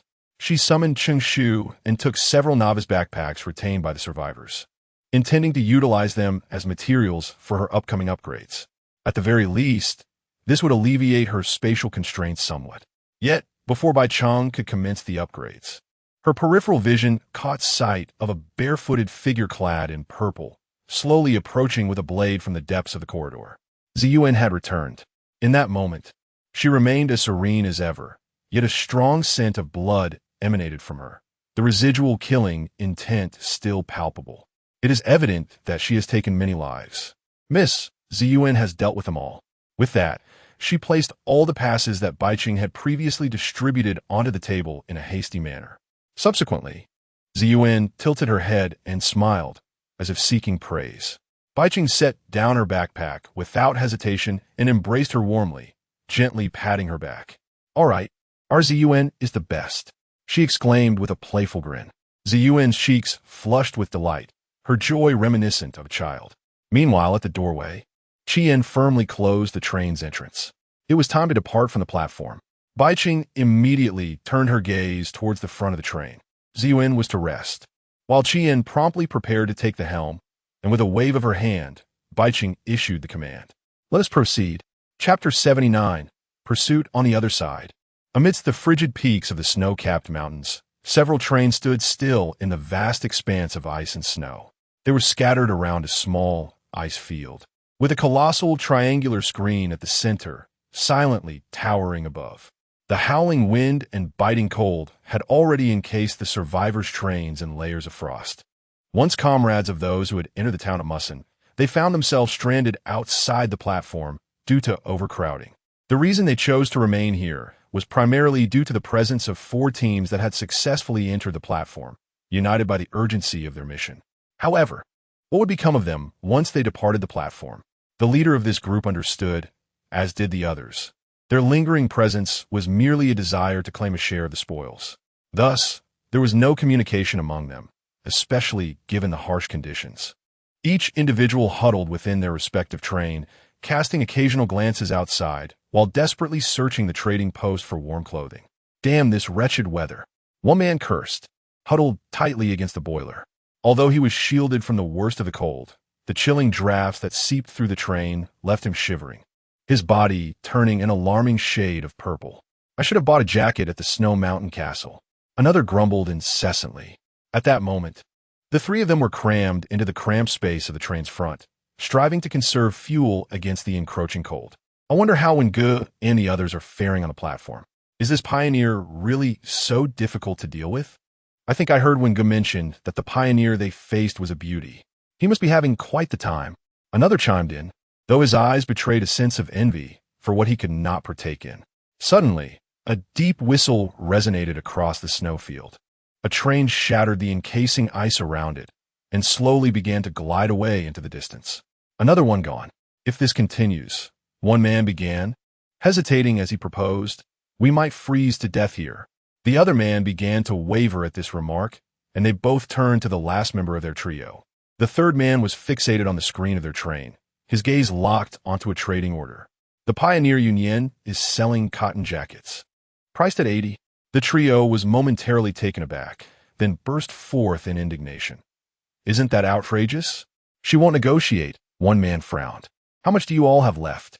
The three, pooling their resources, managed to sell some supplies and finally scraped together 240 infinite coins.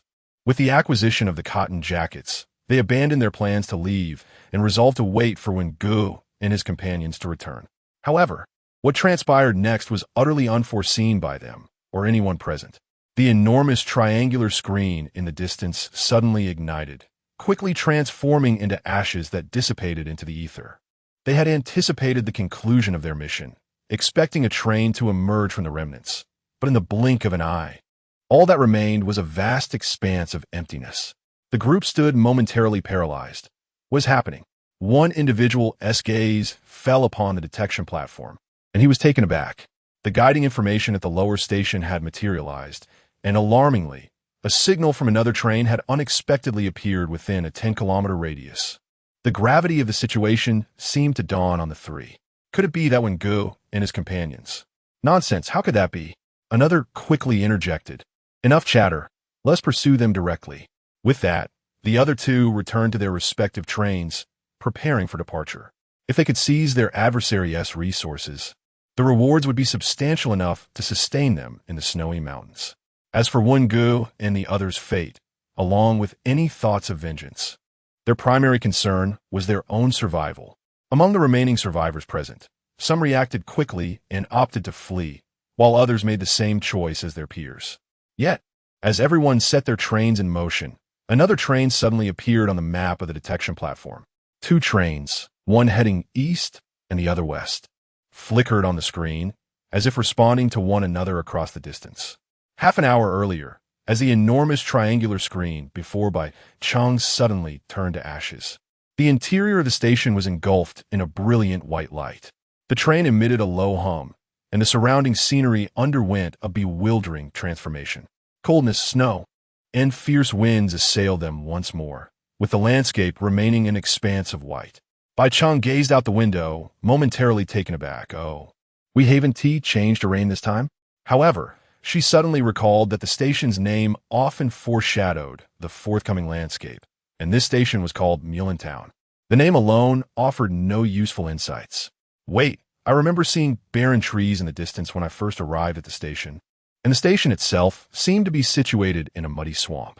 Furthermore, the absence of bronze among the spoils of those survivors clearly indicated that none had reached the snowy mountains or had just arrived and had yet to develop. If that was the case, it must be due to the peculiar nature of this station. Bai Cheng speculated that entering a special station was the reason for the terrain remaining unchanged.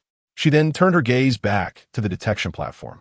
However, before Bai Cheng could examine the guidance for the next station, her attention was immediately captured by three blinking light points on the screen. A train was approaching? Bai Cheng was slightly surprised. Given her previous encounter with Lung Ningxue, She had already discerned that while the direction of the trains could not be controlled, the extending tracks would attract each other.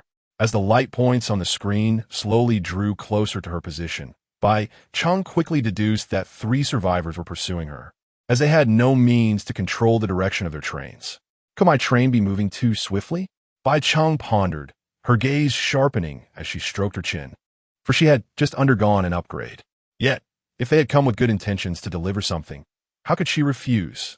Bai Cheng promptly decided to slow her train's speed and wait for them.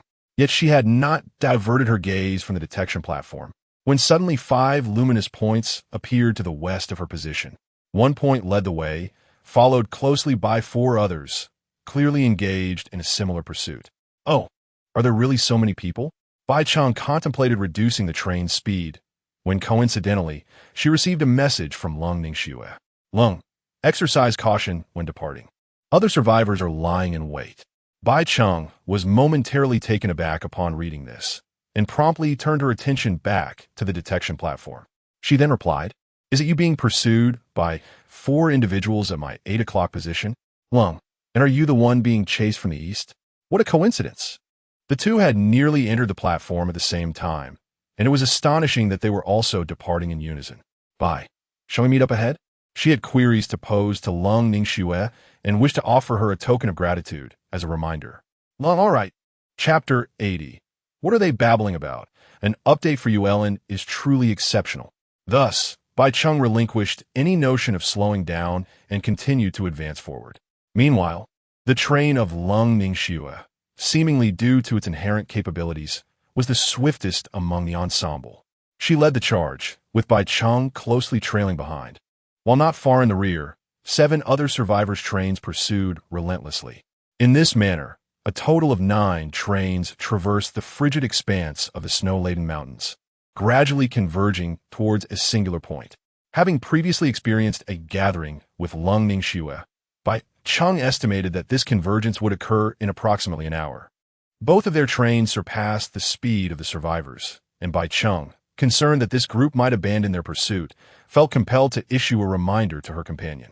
In truth, for the survivors, they had already squandered an excessive amount of time at the station, aside from intercepting Bai Cheng and her companion.